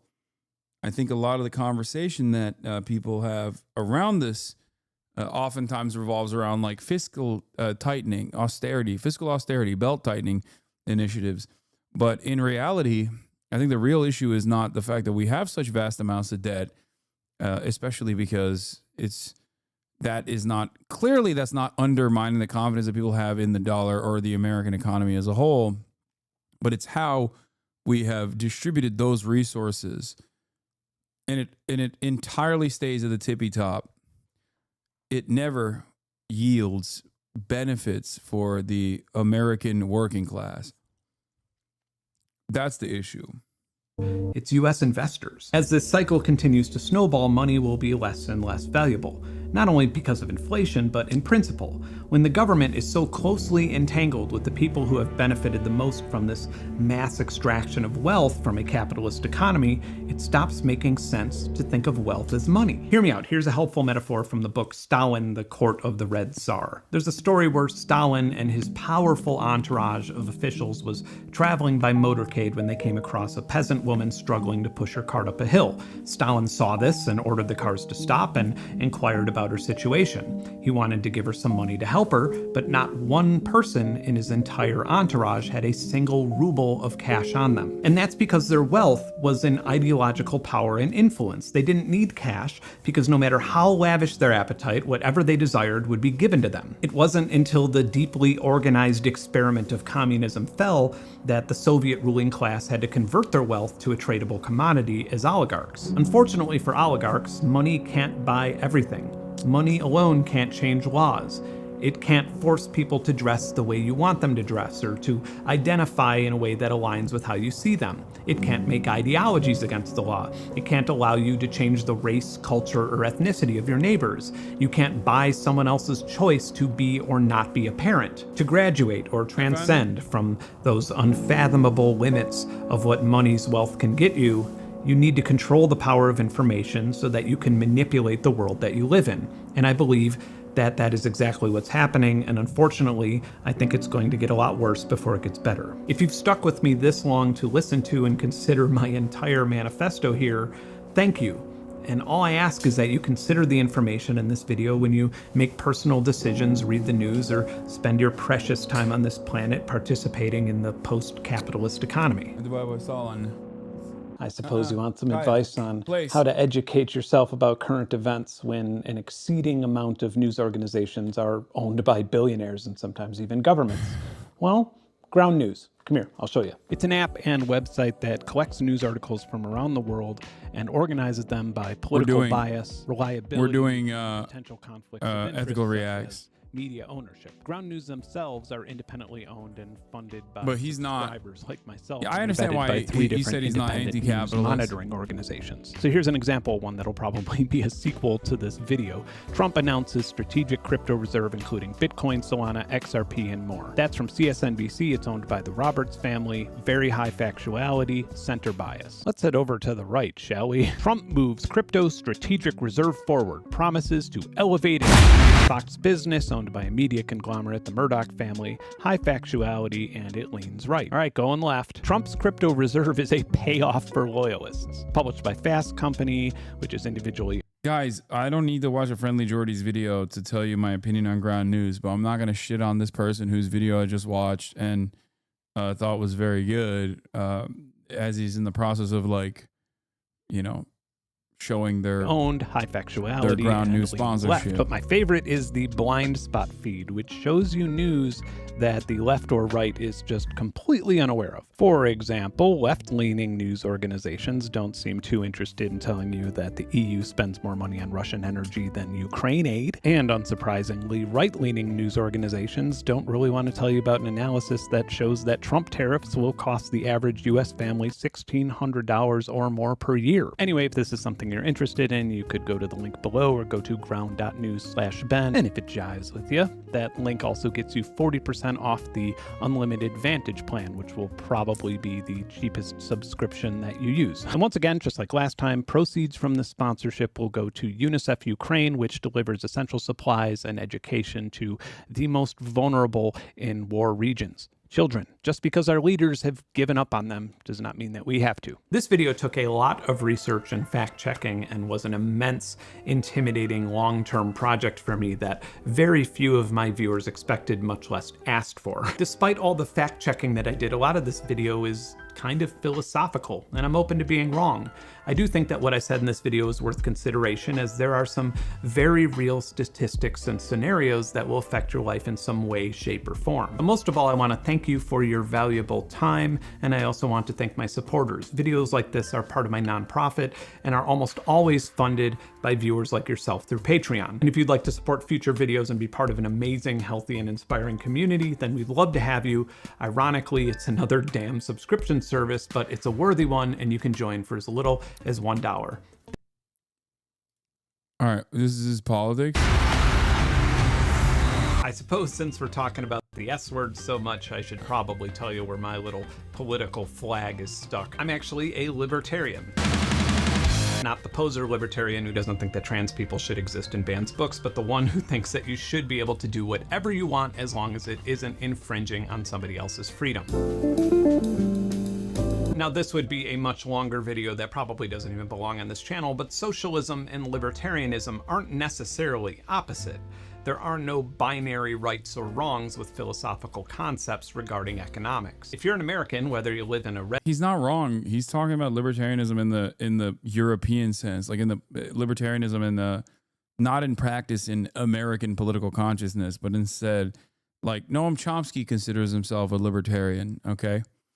As a political theory, which would be like an anarchist. Red state or a blue state or wherever you are on the political compass, A libertarian your tax dollars socialist. subsidize the infrastructure to deliver this video to you. Your tax dollars literally paid for the internet to be developed. It's likely subsidizing the energy you're using and the semiconductors on the device you're watching me on. And then you might begin to ponder the absurdity of paying a bill to a for-profit company to use things that your tax dollars already paid for. And then there are things that are entirely socialized that we don't seem to mind. I don't have any children, but I do pay about $3,000 a year to educate my neighbor's kids, as do most people who pay property taxes. It's not that weird to us, even though our land could be taken away from us by our government if we couldn't afford to pay for other people's education. And it kind of gets jarring when you look at it that way. But there are very few things that you participate in that aren't in some way paid for by other people's tax dollars. The idea that one could live in any developed country and not be enjoying some form of government welfare is delusional. When we think about the government taking over the distribution of media, some of us, myself included, Yeah, it seems like he's he's like Noam Chomsky. Libertarian socialist tendencies. Not like libertarian, like hoorah, baby. I love guns. I'm tired. That'll be all for today. We did 9 whole ass hours once again. Another half day for me. Apologies to all. I've given up. Love you all. Tomorrow there's going to be a lot of demonstrations for Mahmoud Khalil in New York and whatnot. We'll see what happens there. But yeah, go watch. Oh my god, go watch Noel Simpson's video. It was very good. Go show support to it. And I'll see you tomorrow. Peace, everybody. Love you all. Bye bye. To the topic just begun. There he is again. Hasan is streaming. Hasan is streaming. There he is again. Hasan is streaming. Hasan is streaming. Review in the P.O. box. Uncle Uger's face. Sudden Discord agitprop. Great names take embrace. Tiny Bernie Sanders, LGBTQ Air Force. The whole left at your fingertips, Ane at your door. H3 crowded debate, the Young Turks online show. 3 full fucking years of this, plenty more to go. 90-day fiance talks of champagne bourgeoisie. A Trump rally live reaction on mass riot at DC. There he is again. Hasan is streaming. Hasan is streaming.